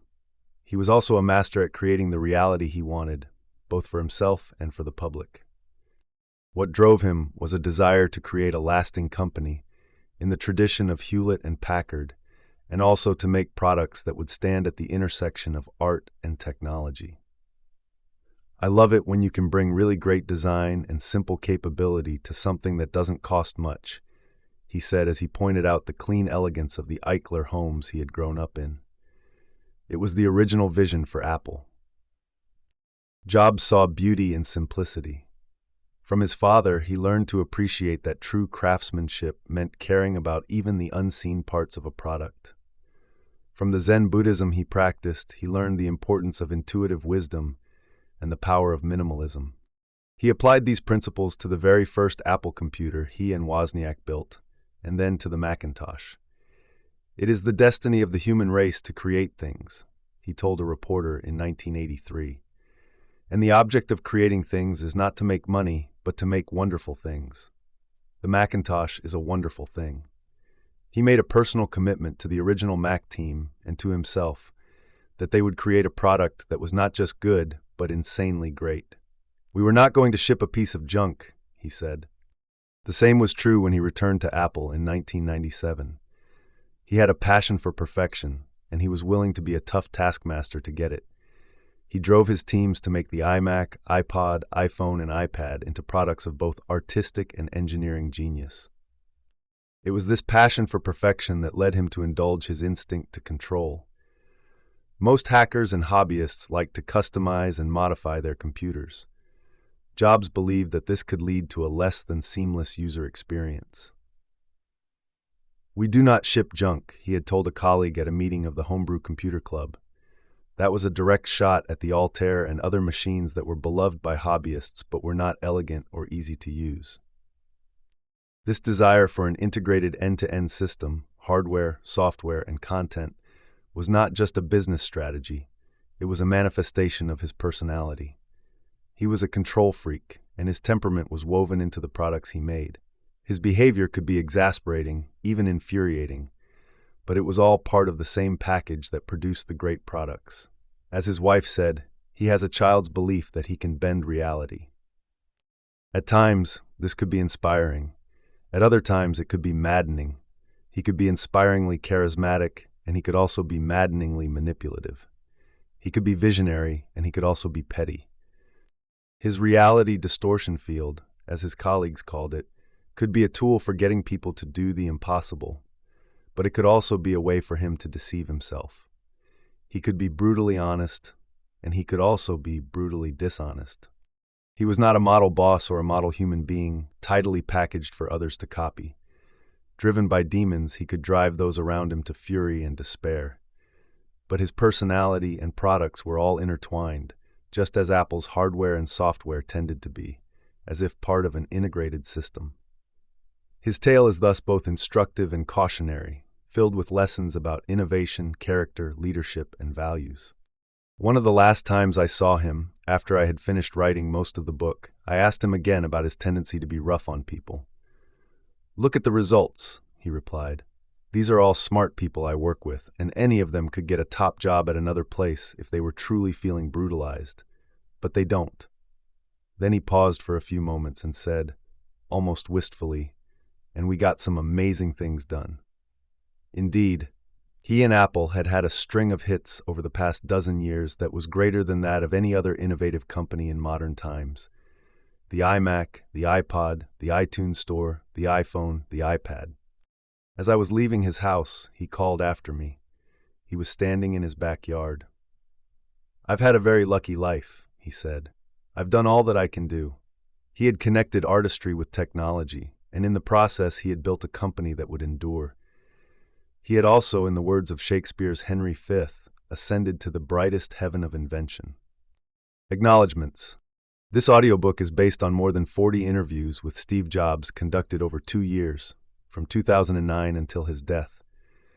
It is also based on conversations with more than 100 of his family members, friends, adversaries, competitors, and colleagues. I have been a journalist for more than 30 years, and I have never had a subject who was so inspiring and at times so maddening as Steve Jobs. My greatest debt is to him. He was a man of searing intensity and brutal honesty, which he not only displayed but also elicited. He was also a man of great charm and charisma, which he could turn on and off as he wished. And he was a man of deep passions. I would also like to thank his wife, Laureen Powell, who was my partner in this project. She encouraged both me and her husband to be open and honest. This audiobook is based on more than 40 interviews with Steve Jobs and on more than 100 interviews with his friends, family, colleagues, competitors, and adversaries. I have also drawn from the public record, including newspaper and magazine articles, television interviews, and oral histories. I have tried to provide a source for every major assertion in the book. Many of the people I interviewed are listed in the acknowledgments. I would like to thank them again for their time and their willingness to share their stories. I would also like to thank the many people who helped me with this project, including my agent, Amanda Binky Urban, and my editor, Alice Mayhew. This audiobook would not have been possible without the support of my family. My wife, Kathy, has been my partner in this project from the beginning. My daughter, Betsy, has been a source of inspiration and support.